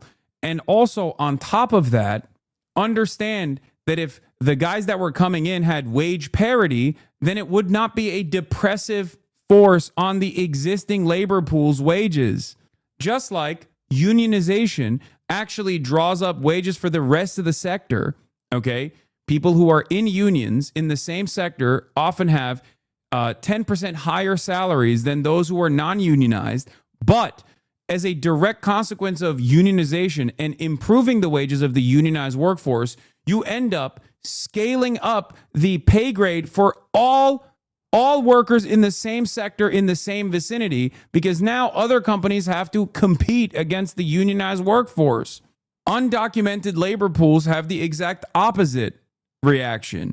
Undocumented labor actually ends up depressing wages because you have a constant fucking underclass that you can replace to do these tasks. So, of course, as long as undocumented labor exists in the country, these guys are always going to work with them, especially when the penalties for the bosses is marginal in comparison to the many benefits they get from offering no benefits and much lower pay, and then sometimes paying the penalty when they want to displace and fire the entire labor force by calling ICE on themselves. That's the issue. It serves nobody any purpose to say, well, Mexicans are going to do the jobs you don't want to do. I think that is a almost supremacist argument that people make. There is truth to it, but the reality is the appropriate thing to do to increase wages across all sectors is to document the undocumented labor force and allow them to join unions and make better demands for higher wages and higher benefits and better compensation overall, so that all wages can go up. H-1B visas would be perfectly fine if they had, 1, wage parity, and 2, no fear of deportation if they lose their jobs and are allowed to unionize as well. But these guys don't actually want that either. I think the economic reasons as to why these guys are anti-immigrant is simply because they want to find a different reason other than that they're fucking racist. Let's be real. They are trying to make an economic argument for why they don't want Mexicans in the country. That's it. immigrants. In fact, your colleague mentioned earlier, construction, there is actually evidence in construction, yes. But in some industries, in some areas, there is an impact. But overall, no. In fact, that's not true, though. There are so many studies that track this, and Matthew's correct. If there are any losses that are perpetrated by economists, they're relegated to certain sectors and certain income ranges. There was a Department of Labor report released in May, and the idea that they depress wages generally is wrong. I mean, I'm talking about undocumented migrants, and no Department of Labor study shows that undocumented migrants don't depress wages. And I would call in the question, because there is no lump sum of labor. This is true. This has been fucking proven in like the 17th century by economists. Okay? There isn't a finite amount of labor, because when there is more need for labor, that means more construction, more housing, more roads that you need to build, more teachers to educate people. You know what I mean? So like, it's a problem that fixes itself. However, there is one issue. If you keep them undocumented, if you keep them unprotected, then they are a never-ending pool of replaceable labor that can actually depress wages, because they will do the same jobs with much lower pay and in much worse conditions. It's slave labor, one step removed. And a study from the National Bureau of Economic Research found that migrants since 1965 have raised wages and raised innovation. Who's that by? National Bureau for Economic Research. No, hold on. That's where you publish studies. I'm asking yes, for I didn't memorize the names of the authors. Yeah, I know you didn't. Right? Can you give me the authors you've got? Yeah, hold on. The study you're talking about is from Giovanni Perry, and what he did is he didn't account for aggregation issues, nor did he. The vast majority of studies. Let me speak, please. Yeah, thank you. Right. So listen, he didn't account for aggregation issues, right? And when you look at like the spatial approach, which is what all these economists use, you're not accounting for the fact that when immigrants come into an area, natives leave. If you look at an occupational approach where you look at wait, what? When immigrants come to an area, natives leave? What? Why are these economists not studying the how racist the native population is? Because they're just like me. Why are they not accounting white flight into their economic arguments? Am I crazy? Did I misunderstand what the fuck this guy is saying? Also, ironically enough, every single area in this fucking country that is densely populated is literally it happens to be the most diverse areas in the country. So that argument is fucking insane. They are literally centers of commerce and centers of GDP production, okay? What the fuck what is this guy saying? Why won't these economists factor in white flight and my feelings about being around Mexicans? This kid actually cooked him? Damn, this young guy is cooking him. Cooked him. Yeah, I mean, he did, if you literally think that economists are supposed to factor in the pre-existing population and their fear and resentment and anger towards people that don't look like them, I guess. Look at the specific firms that immigration is going into, like Kim, ETAL 2013 did. You find a net negative impact when there's a 10% increase of immigration. You find around a 0.5% decline in wages when it comes to the specific occupations they're going to. So all your studies are flawed. So 0.5%. Oh, he's talking about pre-existing labor pool and H-1B visas creating an environment where wages are depressed in certain sectors as a consequence of H-1B visas having additional reasons as to why they wouldn't advocate for higher wages and they could actually be paid less. He's not wrong about that. He cited et al. As an author. I don't think he meant that. I think he just meant like Kim et al. Kim et.al. What's the difference between migrants entering the workforce and women entering the workforce? I mean, you're not wrong. But these guys don't want women entering the workforce either. So that's a point for them, I think. Yeah, women came in the workforce, okay, and they took my job away. And also they were working for less money. Really? What do you think? Yeah, these guys don't want women in the workforce either. Weigh that up against what I just mentioned from the Congressional Budget Office, which is a massive... Yeah, women is the immigrant of the world. Massive boost in GDP per head, which you're not counting for. Massive increase in tax revenue. Immigrants actually funding the deficits and debts by paying way more in taxes proportionately, including undocumented immigrants. And what's interesting about wages is I'm in a room full of, I don't know what to call you anymore, conservatives, Republicans, fascists, I don't know. One of you has proudly said that. Call us correct. One of us proudly. Oh yeah, correct. I'm in a room full of correct people, but do any of you actually care about wages? Because for example, I actually do. For example, do you support raising the minimum wage? Absolutely, and you can't do that when you're bringing all these people coming into. Wait, why not? Wait. Hold up. Why not? Because a Mexican don't know what to do with $15 an hour. Like, wait, I'm sorry. Why wouldn't you be able to raise minimum wages if there are migrant workers, as a matter of fact? What? Because I don't want Mexicans to make $15 an hour. That's why. They're already making too much. I don't want it. Because that would make me feel bad. It's not the reason the Republican Party blocks the minimum wage. You think Republican politicians don't vote for an increase in minimum wage because they're worried about immigration? Did I say I voted Republican? Did I say I voted Republican? Well, I'm in a show that was called 25 far-right Republicans. That doesn't mean I'm going to support every single Republican candidate. So you and I, good. So you and I, let's agree. We both support raising the minimum wage. Yes? 100%. $7.25 since 2009. It's lost 30% of its value. If you care about wages, we should be raising the minimum wage in this country, not scapegoating migrants who aren't the cause of low wages in the country. Good call. Good call from Mehdi. Okay. You know who's causing low wages? Billionaires, millionaires, and people who won't pay fair wages to their wages, regardless of whether you are an immigrant or a native. I get the monologue right now. Let me respond. You had one. No, it's maybe because immigrants would be willing to work on lower wages. What the fuck are you talking about? Then the solution is literally what I said. Intifada revolution. Okay. The solution is what I said then. Okay. If they're documented, then it's not a problem any longer. What do you mean?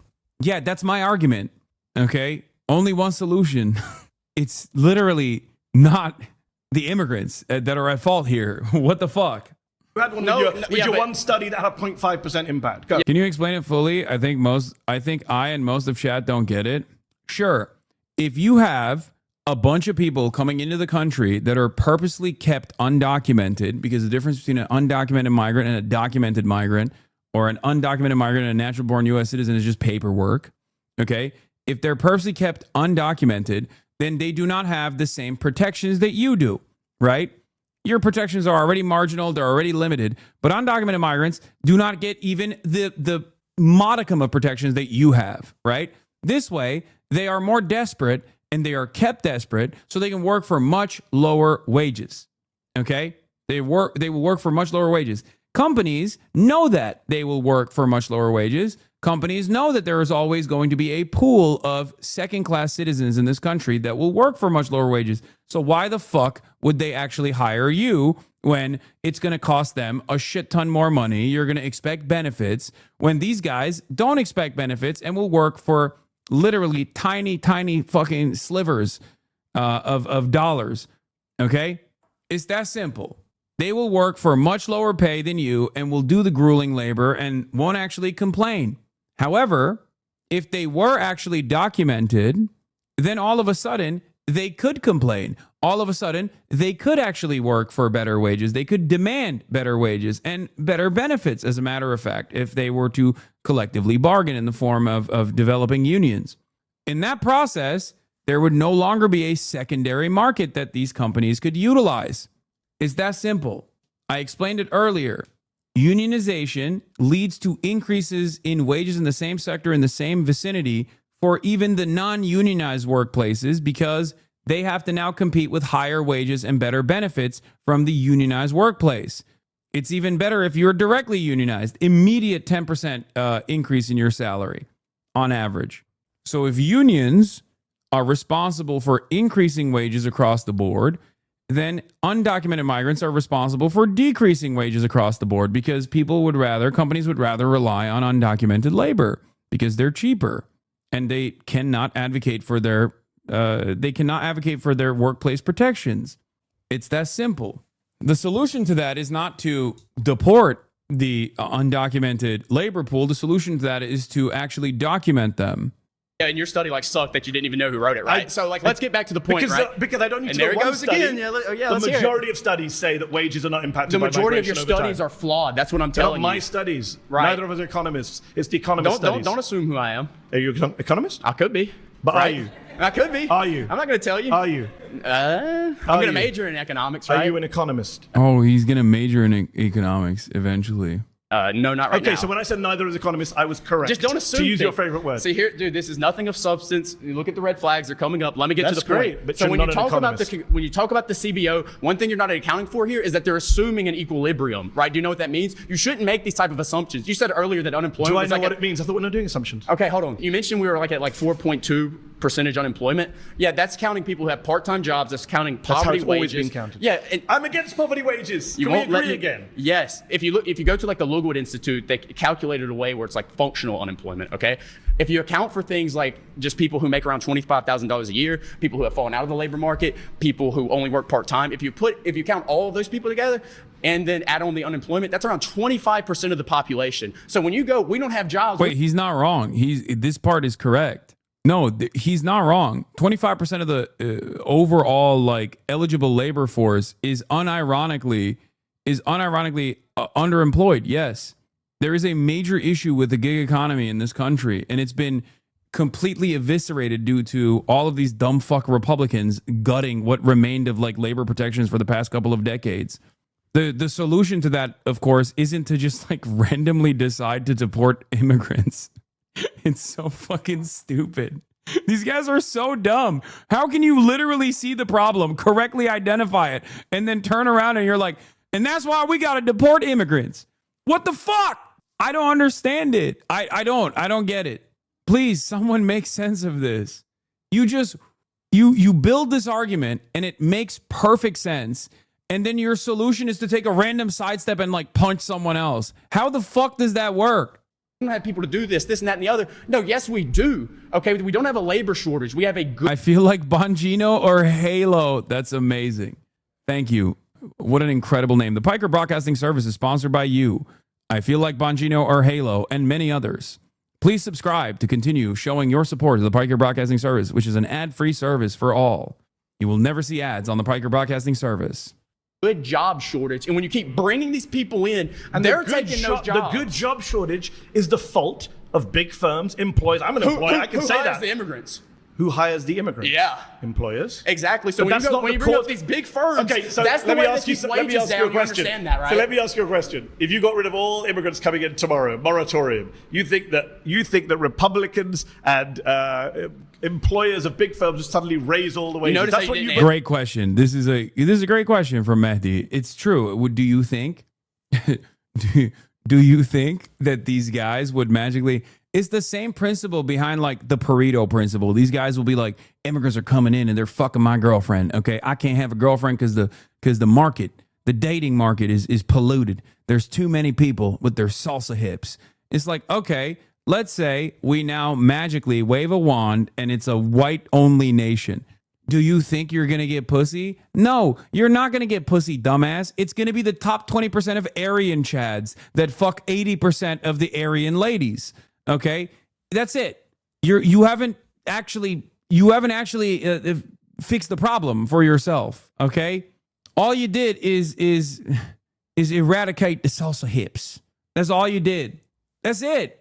It's so stupid. You're still maidenless. Okay, it's dumb. It's dumb as fuck. Just like if you were to eradicate the millions of migrants, documented and undocumented, from the fucking labor pool, you're not going to get better wages as a consequence of that. You're just going to cripple the economy. You're going to destroy the economy. That's all you're going to do. I don't get it. What was the correct problem he identified? That there is criminal underemployment in this country. 25% of the labor force is underemployed. He's right about that. That is a real fucking issue. Okay?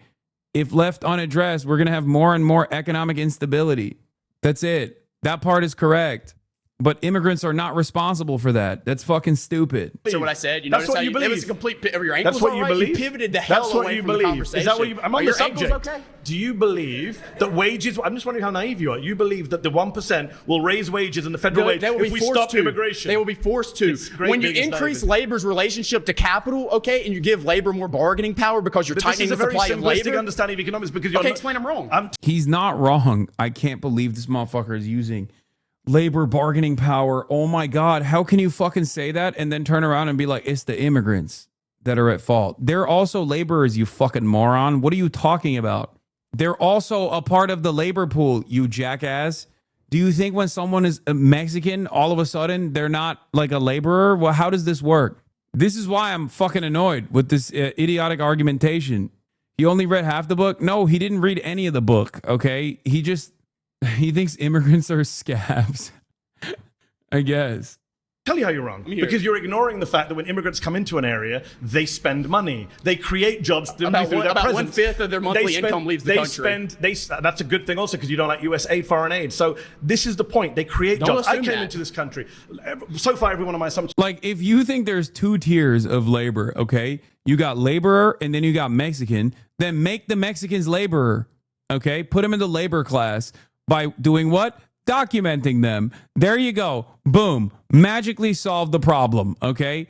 The issue with like Nazballs and people like this that try to act as though the problem is fucking migrants is that it has no, like, it's just wrong. It has no materialist understanding. There's no difference functionally between a Guatemalan migrant laborer and an American laborer, okay? An American citizen who is a laborer in the same fucking field.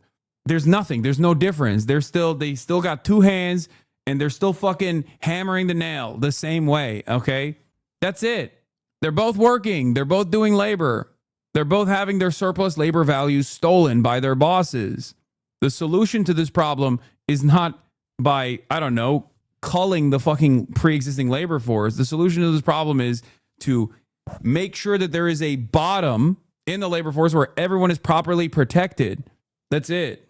It's about you as being correct. But listen to me. I am an immigrant. I'm speaking from personal experience. Get the hell out. I don't even like... I should get the hell out. Yes. Why? I don't want you here. Why? Because you come here and say all this bullshit about how Americans are lazy. Why? You push your left-wing I never politics. said Americans are lazy. I don't know why you say this. I never said Americans are lazy. Yes, you are. The only person You're saying attacking immigrants people have to is come you. into this country so they can do jobs that we don't want to do. I That's never said exactly those what you words. said. When did I say it? Oh, really? You When did didn't I say say that? it? We're So on why don't we- YouTube. Guys watching on YouTube, It's yeah, you're so triggered. Except he's literally losing an argument. He's not even. He could have even won this argument. Ironically enough, if he just didn't fucking randomly become insanely racist here. But I guess that's the whole point for these guys. Ultimately, he's just like shaking with racism. rewind to the time where I said immigrants are doing jobs we don't want to do. When did I say those words? Words You that said- came out of my mouth. Okay, so why do we have to bring in immigrants? Why do we have to bring in immigrants to the country if we have people who are going to do the jobs? Seen this too often in the rural South. This is unresolved anger problems, man. Scary when it goes this far. Pause, you've been voted out. It's nice talking to you. Nice talking to you. You're gonna have to go, bro. Nice talking to you. You're gonna have to go, bro, is what he said as I left, to an American citizen. Good to know where you stand on immigration. It's not about immigration, is it? That's what it's not about. Yeah, it's racism. Please. Yes! Hey, how you doing? Yes. Good to see you. How are you? Yes. The magician. Okay. I can't wait to hear what comes out of this motherfucker's mouth. Okay. Oh my Lord. So, what type of immigrants are we talking about? Oh my God. Oh, bro, I am Persian, bro. Donald Trump is my president. Oh, bro. What type of immigrant are you talking about, bro? Oh, let's go. Oh, hell yeah. I'm locked in. What do you mean? Like any immigrants or are Immigrants, that's what I said. Immigrants are illegal overall. immigrants part of it too? Undocumented immigrants also contribute Illegal. greatly to the U.S. I say undocumented. I don't think people are illegal. So, let's put it this way. I mean, I'm an immigrant too, Are from you? Iran. Okay. There isn't even How a do you US feel about the fact that people... Wait, oh, you from Iran? Oh, I couldn't clock that. Thank you. I couldn't see the pin. Oh, hell yeah. This guy's awesome. Here want you out. Are you okay with that? I'm here to debate you, not debate them. I mean, oh, shit. Oh, shit. You're all on the same side. You're part of one group. No. You've been clapping each other. No, I mean, there are conservatives here, there are far-right people here, there are Republicans But how do here. you feel about that guy wanting me and you to leave? But, you know, let's I'm just stick- wondering. Wait, this is the topic of immigration. It's not how about do you feel about the guy? It's not about my feelings towards them. Okay. It's about staying on this topic. Okay. And Immigrants talk are good for America, yeah. You and me. If you weren't barely Turkish, you could not get away with joking about an accent like that. Okay. We're good for America. And the guy over there wants us to leave. So I'm just wondering how you feel about that. So I believe that there has to be strict immigration laws. Okay. We have to make sure that the people are coming here have the good intent of the United States Yeah. in mind. That's not my claim, but okay. So my claim is about immigrants are net positive. If we just open our borders to every single person No one that wants calls to for be open here, borders. that claims that they have economical hardship in their country. Who's calling for open borders? No, I'm just saying, you know. I mean, it's a straw man. So you're just saying a straw man. No, I'm saying you're that wasting time with a straw man. No one's calling for open borders. I didn't call for open borders. You wasted I said time. immigrants who. You wasted time trying to cause division between me and my division. friends over He here. wants you to leave the country. That's a pretty big deal. All right. I mean, you can ignore Like it, you but said, that's your side, my friend. Like I said, You you were made the your one bet. that tried to derail this argument. Derail? By bringing that.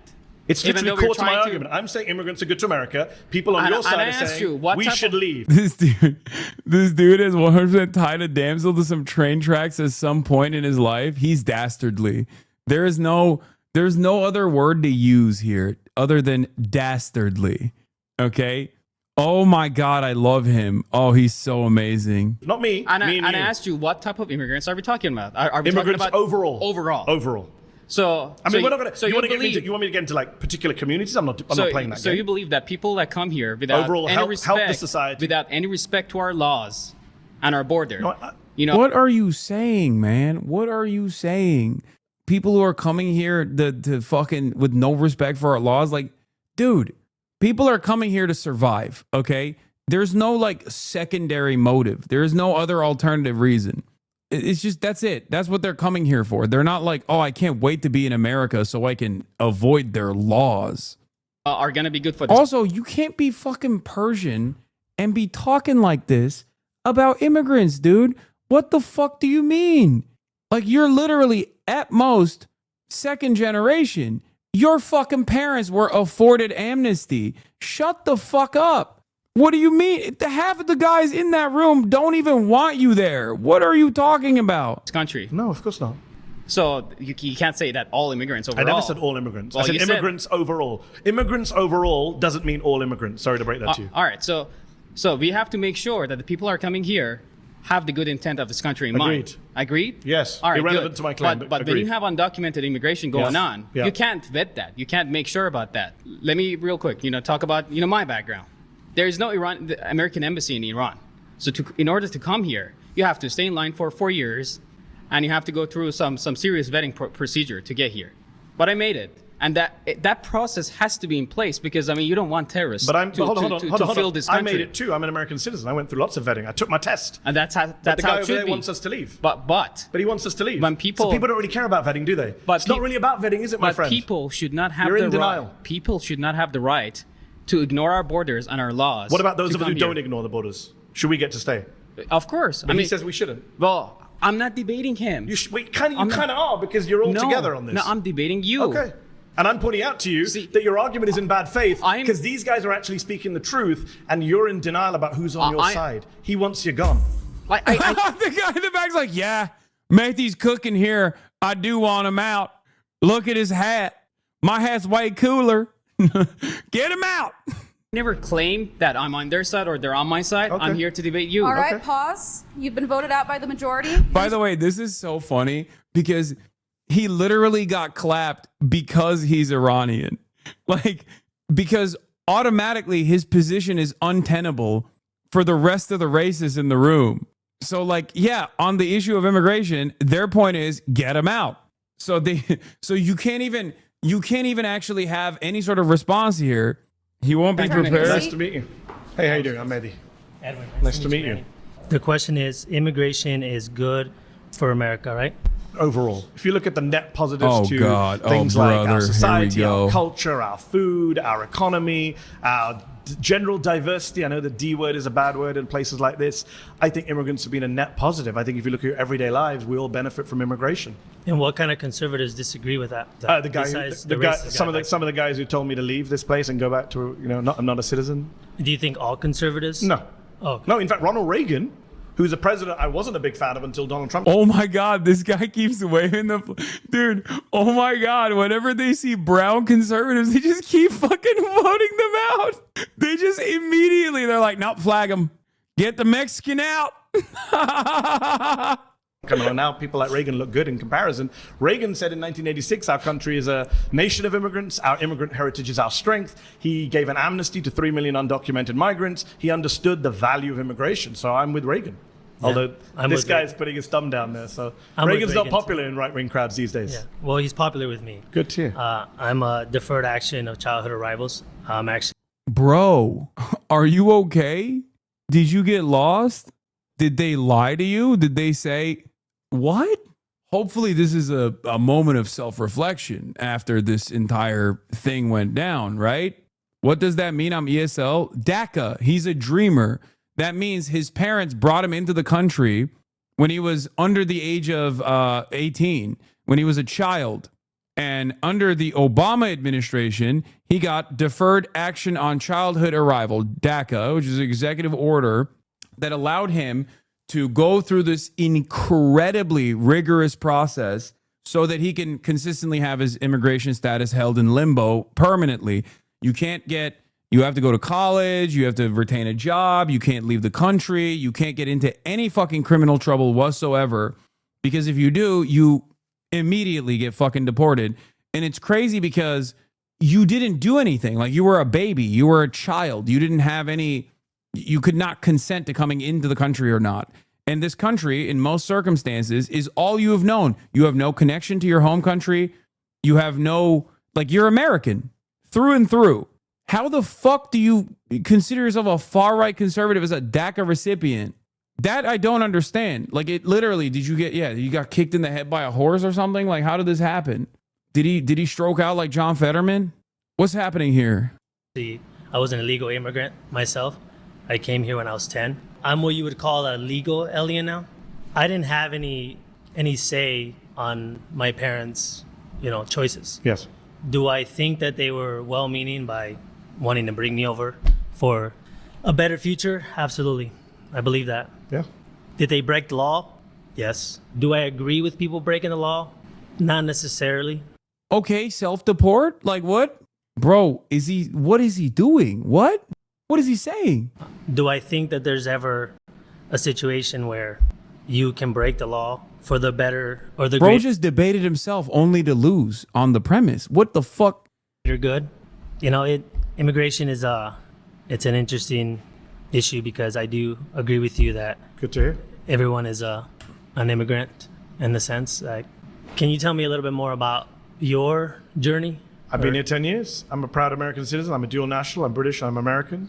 And I am an immigrant who's contributing to this country. So, yes, I'm very much proud of America's immigrant heritage. I'm part of it. And despite what one of the other people said on this show earlier, everyone here, unless you're Native American, All right, is a descendant of pause. immigrants. Sorry, you've been voted out. Of course. Please return to your seat. Thank you, man. Nice to meet you. What?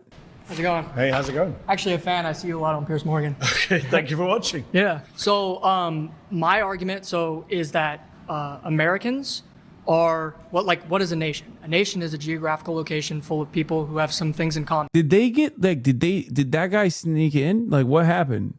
What did the previous guy say? Like, he just came up and was like, I think sometimes breaking the law, especially when it comes to immigration, is good because I'm like literally a recipient of my parents illegally bringing me here, and I don't think it's a crime. Did he have an epiphany in real time? Like, what happened? He's an MMA guy, 1000%. Call Felix, he will explain. It's CTE brain.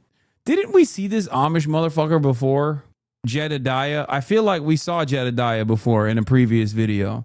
So I think some of the things typically in history are going to be like race, religion, ethnicity, language. These are some of the things that we have to have in common in order to actually have a functioning civilization, especially in self-government. I'm not necessarily a giant fan of self-government. I'm a Catholic nationalist. I'm not a fascist. You have to have at least some things in common in order to Agreed. actually have a civilization. And the immigrants, especially illegal immigrants that come into this country. Jeff Dippard. No, stop. Why'd you have to do Jeff like that? Stop it.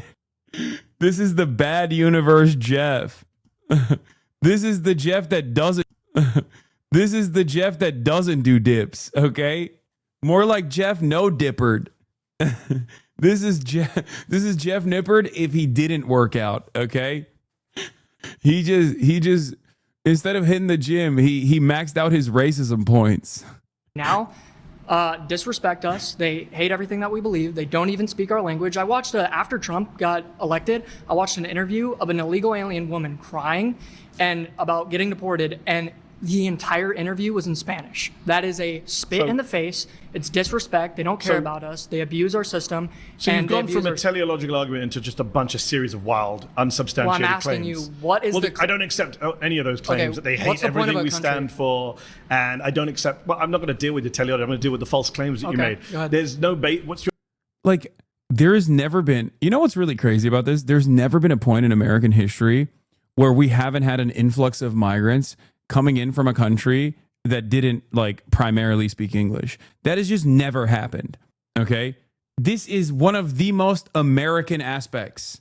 Like, it is probably the only good thing about America. Like, immediately, there has never been in the history of the United States, okay, from even before 1776 and certainly after, has there ever been just only English speakers coming into the country?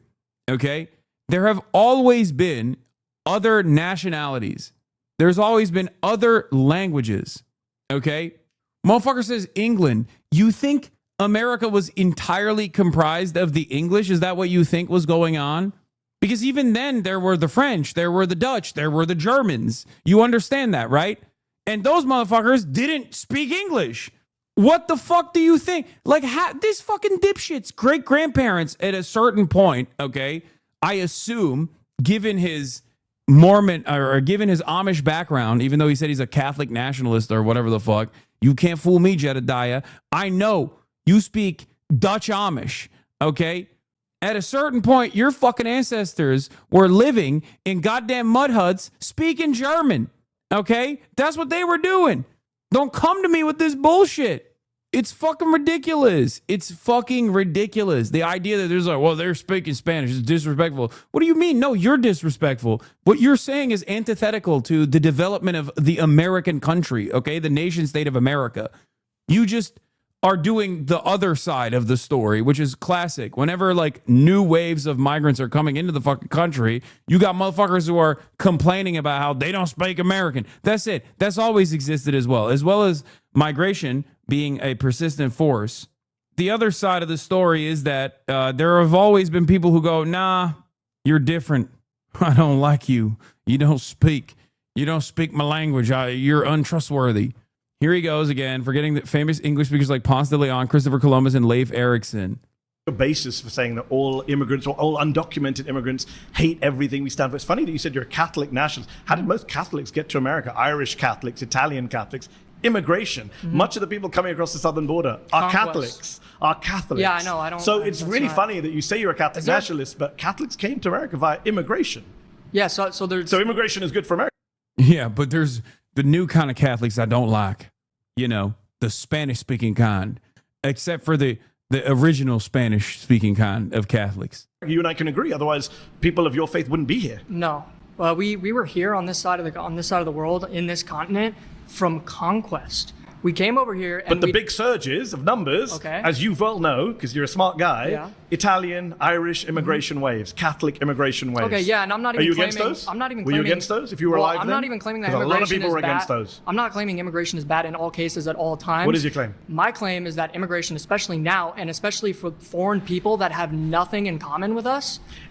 What the fuck did a Catholic have in common with the OG white Anglo-Saxon Protestants? What are you saying? Half of the motherfuckers were escaping the Catholics, dog. What are you saying? What is this world right now? What are you talking about? And the dudes you were talking about literally spoke Spanish, motherfucker. Why do you think they speak Spanish? You think the indigenous population naturally spawned with Spanish built into their brains? What the fuck are you saying? He's like, oh, well, you know, them Spaniards coming down the southern border, we got to fucking put a stop to that. Why are they speaking Spanish? What? None of this makes sense. None of this makes sense. Aztecs in Spain simultaneously invented Spanish. It's much easier to be racist like they are having a tough time trying to dance around it where they don't make sense. Yeah, it's kind of funny because like the first party that came in and were like, I'm a racist piece of shit. And I think I would rather live in filth and make sure that there is not a single person that doesn't look like me and isn't just as inbred as me on living on US soil, right? Like that guy has a much easier time making a convincing case because he's just more honest. This guy's like, well, I'm not a fascist. I'm just a Catholic nationalist who seemingly hates the Catholics that are coming from the southern border who speak Spanish, even though my ancestors also spoke Spanish as Catholics. And also some immigration is good, but others is not. And I will not tell you what is bad about the immigration because I'm too afraid of saying I'm scared of brown people. Like, that's it. It's funny that you say it's especially a negative now. thing. I've forgotten your name. My apologies. Brian. Yeah, how many in every era there has been a Brian who says, "I'm not against immigration, just immigration now." Okay. This is what people said about Italians. It's what people said That's about Irish unfortunate, folks. sorry. Said about Russians, Poles, and now we're saying about why people should coming I care across the about southern that? border. Because you're not being you're Why being a are- little disingenuous saying I'm Okay. only against immigrants now. This is a trope. How's that disingenuous? This is because it's a trope that's been used by nativists throughout American history. No. And every wave of immigrants has come in and faced the same hate and animus and bigotry and lazy trope. And every wave of immigration has ultimately Well, I think- assimilated, integrated, Here, benefited the let me country. In make fact, a- assimilation right now, according to Jacob Victor from the University of Washington, assimilation rates based on language and citizenship and naturalization are higher now than 100 years ago. Okay, let me make a statement first. I think that you in your Cooked. Also, second gen, it's over. Okay? Second gen is almost complete assimilation. By third gen, it's over. Every third generation immigrant actually falls into the same fucking idiotic fail son pattern that we all as American citizens have fallen into. Okay? 100%. Even the moral minority or whatever, the fucking representatives hailed as like the best minority group, East Asians specifically. Third generation. Look at TikTok. They're American, fully fleshed out, getting fucking awful grades, just like everybody else. Modeled minority, not moral minority. I'm sorry. That's Paul Weirich's moral majority. What is this? Pepega, I'm not Mexican, I'm American. I'm fourth gen East Asian and my grades are fine. Okay, I'm fucking congratulations. Anyway, the point is there are a shit ton of studies on this, okay, in terms of cultural assimilation. By the second generation, it's over. Aren't fat Turks also just American? They eat burger and consume 24/7? Yes. To be fat and to consume is the most American you can be. Therefore, there are many Americas all around the world for eyes to see, and there are many Americans all around the world for eyes to see. Bro shaved and put the glasses on. Oh my God. It is him. It's Jedediah. Oh, he thought he was slick, dude. He was like, oh, let me shave the beard down a little bit. Ignored my statement, but you and your own person are a complete perfect example of why immigration is negative and why we shouldn't allow people who Why? don't have anything in Why? common with us. You're pro-abortion. You're pro-euthanasia. You're pro. I'm you're pro-euthanasia? I thought Yeah, that- you went. I've seen your stuff. You've defended I'm euthanasia. pro-euthanasia? Yeah, on Piers Morgan. No, I've never discussed euthanasia with Piers Morgan in my life. Okay, so my point is that you don't agree Actually, with I'm the the guy founders here. of this country. If anyone watching at home, I'm the only guy here who actually supports American values, democracy, free speech, the Constitution. I've Yeah. got folks here telling me they don't believe in democracy, that they're nationalists. Wait, why should we care about that? By the way, Isn't that what America stands for? What does America stand for? Why? I mean, I never defended euthanasia on Piers Morgan either, so I think he's just being. Also, what does he mean pro-abortion? Like, what founding father wasn't pro-abortion? You fucking dingus. Not that they matter ultimately, but like these guys just have made up a fantasy in their minds of what it means to be like American and espouse American values and all this shit, and it's so fucking stupid because they're talking about an America that never existed. Benjamin Franklin wrote home remedies in a fucking math book about how to do abortions at home. Okay? This concept of like being anti-abortion is a relatively new phenomena in the American right. You have literally just like in your mind created a vision. Shit. What is this? Mr. Hands 01? Hi, Hasan. I'm a Chinese teenager. I just want to say I agree with 99% of your takes on China. You've definitely helped me understand more deeply about America. Before you, I am kind of an American glazer. Even in a period of time, I think American system is better than China, obviously, because I hate censorship. But you let me realize there's a lot of shitty stuff in America and a lot of good things in China. Whenever you come to China, we welcome you with wide arms. Hell yeah. Let's go. Chinese HasanAbi head. Don't worry, I'm coming soon. I'm out here making Chinese motherfuckers respect China more. That's crazy. I don't know if that's a real chatter or not, but that's probably a troll. But I'm gonna fucking, for the purpose of this argument, I'm gonna act like it's real. They got banned because it was too long. Fossabot auto-clapped them. They didn't get banned. They just got suppressed. Dude, that's wild. That's wild. I'm making Chinese motherfuckers appreciate their government more. That's nothing. You got Vietnamese glazing China. That's true. That is also true. You hate what America stands for, not me. I'm not even And saying, in fact, all the studies show that immigrants actually are more patriotic than native-born Americans. The only reason why, that's the Mexicans in LA right now burning it down, waving Mexican. There's nothing more American than fucking revolt. Okay, suck my dick. There's nothing more American than wanting to defend your community against a fucking fascist authoritarian, unjustifiably bringing in, unconstitutionally, mind you, mask-wearing thugs to rip apart members of our fucking community from their homes at their place of business. Suck my fucking dick, okay? Go back to Amish Town, man. Go back to Pennsylvania, bitch. Why are you in front of magical cameras speaking? Go back to churning butter, Jedediah. Fuck you mean? LA is burning. They're burning LA. Motherfucker, you're in LA. They flew your bitch ass out to chirp. Is it burning? LA's being burned down? Please don't send us back to the country that we're waving the flag of. I've been in LA for a few days. I didn't see anything burned down. Yeah, I know. The riots have ended. That's because Trump sent. But if it's burned down, where's it all burned down? I haven't seen it. I've traveled around all of LA. You said LA was burned down. LA is 500 square miles. It's not a figure of speech, actually. It's another false claim of yours. No, they're burning. I support euthanasia. LA's burned to the ground. Bro, just immigrants listen, hate what we stand for. Okay, so What is this? Ask Murad about Mr. Hands. I'm reading a KT document written by him. I don't know what you're saying, but you're fucking annoying me, so I'm going to give you a week off. I'm super relaxed. So you're pro-abortion. But you're just saying one false thing after another. So you're pro-abortion, and I'm right? standing by my position. Immigrants are good for You're pro-abortion. You're an immigrant. I'm pro Roe v. Wade. Yeah, personally, I'm not pro-abortion. If you knew anything about me, you know. Roe v. Wade is. All right, pause. You've been voted out. I was going to say nice to meet you, Brian, but I guess not. You made it. Great to see meet you. My name is Cyrus. Nice to meet you, Cyrus. I am also son of 2 immigrants, came in legally. I'm also Persian descent. Fantastic. Born in LA. Fantastic. Yes. Tehrangelis. Yes. Tehrangelis. Well, I am mainly upset, not at the immigrants, legal or not. I'm mainly upset at Wall Street. I'm mainly upset at the elites, the special interests. I'm with you. They are the main reason why we've been having this issue since 1965. And I most want to do well. There are a few bad apples, we can agree. Okay. But we want to go after the elites. They are the main cause of the problem. Love it. And just like healthcare, trade, everything. Did you know, Cyrus, that the top 1% dodge $163 billion in taxes every year, while undocumented people pay $100 billion in tax? So I know where my anger is against. There are issues with our tax system on the rich, but in a state like California, some taxes are too high.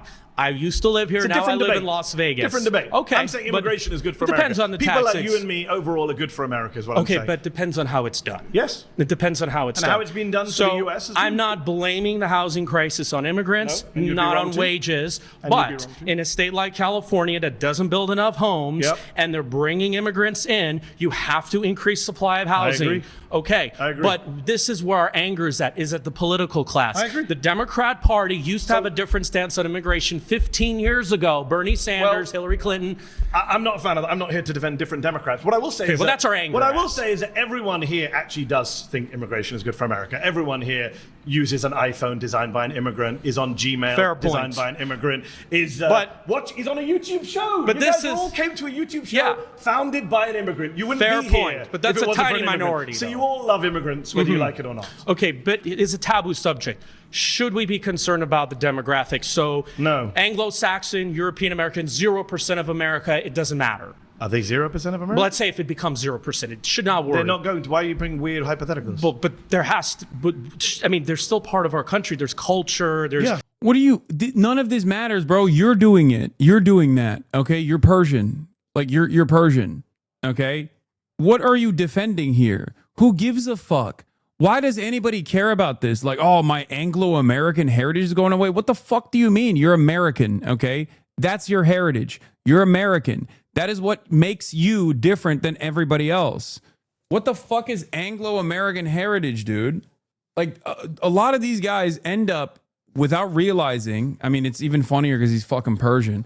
but like they just make an argument against miscegenation because that's the only way you can prevent that from happening. You understand that, right? The only way you can prevent like whiteness going away is by literally making it illegal to race mix, because whiteness is a concept that is created around racial purity, okay, proximity to blackness, and I guess whoever else you consider to be like lesser than white. I mean, even Britain, like, I mean, it America's concerns gone me, through many but demographic it waves, concerns me when Britain is changing, Britain and it's, you know, it's like Britain's they're been losing their changing for culture, years. but it's Who said losing they're their losing their culture. Who Are says they? so? Are they going to try to? I'm what from are they the UK. gonna, I'm telling you, no one's losing their culture in the UK. London is going to be very little British in Who one says day. What's the plan? That's what we want to know. What's the You plan? just made that up. Have you been But to London? how do we know? Cyrus, have you been to London? No. So then maybe you shouldn't comment on places you don't know anything about. But what's the plan? I grew up in London. What's London's the a very general British plan? city. I was in London a few weeks ago. Okay. It's a very British city. I hope not. I understand that there are people in this audience that don't like me or you in this Yeah, country, they want and us I to leave. respect that. There's some. Why are white boys so fucking open about their racism? Like, why are there dudes in the audience that are like, hell yeah, I don't want any of you motherfuckers here? Yo, they should not feel this safe, I think, under any circumstance. What's going on? Wokes, we got to pick up the slack here, Wokes. What are we doing here? What the fuck is this shit? Like, woke is back. I think we need to remind people that woke is back. This is crazy. That don't even want me to date a blonde woman. They want to keep to their own, or ginger or whatever. I respect that, but there has to be a deal made. There's Idaho, there's Montana. They can go live in a homogeneous society. I don't believe in force, okay? And I believe that there has to be a deal made. And I think there. Dude, what is this guy saying? Bro, you're brown. You're browner than me, motherfucker. What is this guy saying? Hello? Hello? There are dudes back there who unironically are like, no, get the fuck out, actually. Like, what is this argument that is like, well, there's too much. There's too much migration. Like, after me, we're done. Is that what it is? Like, he's like, it's done. We have too many fucking Persians in the country. Is that what he's saying? God, I am fascinated with like how diverse the racist movement has gotten. You know that meme where it's like, racists don't give a fuck what you are as long as you're racist as fuck. I feel like that's happening more and more every day. Except they do give a fuck if you're, black or brown and racist. They just like are just kind of saying like, good, keep saying the things I want you to say for now. There's upsides and downsides to diversity. There is a deal made. People have elections. They vote for elections. And right now, there's Donald Trump in the White House. Not someone I support, but people voted for him. Well, why did he get in mainly? Because we had 2016, Not sure we have time to get into that. There's a lot Bernie of reasons he got in. Sanders. Okay. Part of the reason he got in is that people in this room want people like me and you to leave, and they voted for him to try and make that happen. I'm not surprised. One of the Charlottesville marchers doesn't like me, and I've met those people, and I respect their views. You really shouldn't. Well, they're wants. Huh? Bro, he thinks your existence on U.S. soil is polluting the gene pool. Why do you respect that? I think you should just respect yourself a little bit. Like, what? I respect the Nazi's Nazi attitude, even though he doesn't respect me. I respect that he wants me dead. What is happening here? How can someone be this cucked? A feral animal has better self-preservation skills than this fucking dumbass here, okay? Respect racists and fascists is my advice to you. Well, they have their preferences. That's just, we can't change that. Actually, we can. That's why I tried to come in today, but anyways. All right, that's time. Please return to your seat. Thank you. Nice to meet you, Great Cyrus. pleasure. Good. My final claim is that Donald Trump's plan for Gaza is ethnic cleansing. Okay, I'm not doing that today. I don't have time or the soul to be able to do that. We're going to pocket this part for tomorrow because I've been live for 9 hours and 30 minutes. What a way to come back. Although it says I've been live for 6 hours and 48, I've actually been live for 9 hours because I've been live since 11 a.m. So, love you guys. Another half day. Came back with a vengeance. You already know. You already know what it is, baby. Love you all, and I will see you tomorrow. No interruptions this time. I'm going to go straight to the fucking source and do a straight-up Twitch stream instead of using IRL Toolkit that is cooked right now. Anyway, that's all I got for the moment. Love you all, and I will see you tomorrow. Peace.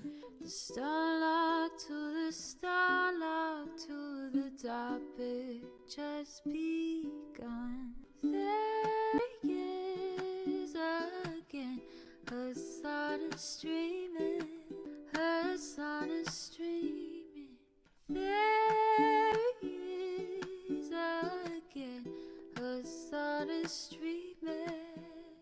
Hassan is streaming. Review in the P.O. box. Uncle Uyghur's face. Sat in Discord at JUBE prop. Great names take on break. Tiny Bernie Sanders, LGBTQ Air Force. The whole left at your fingertips, Ane at your door. H3 crowded debate, the Young Turks online show. 3 full fucking years of this, plenty more to go. 90-day fiance talks of champagne bourgeoisie. A Trump rally live reaction, a mass riot at DC. There he is again, Hassan is streaming, Hassan is streaming. There he is again, Hassan is streaming, Hassan is streaming. Reading live stream fair comments, Austin show chat advice, and all the ways the right-wing pipeline can suck you in online. JCS react, Lord frame gets broken, cover blown. A full-blown mass pandemic, monster streaming at your home. Total radicalization coming out to find. The system you were taught to trust in was broken the whole time. All these daily streams, whether big or whether small, have helped me and so many find the meaning through it all. There he is again, Hassan is streaming, Hassan is streaming. There he is again, Hassan is streaming.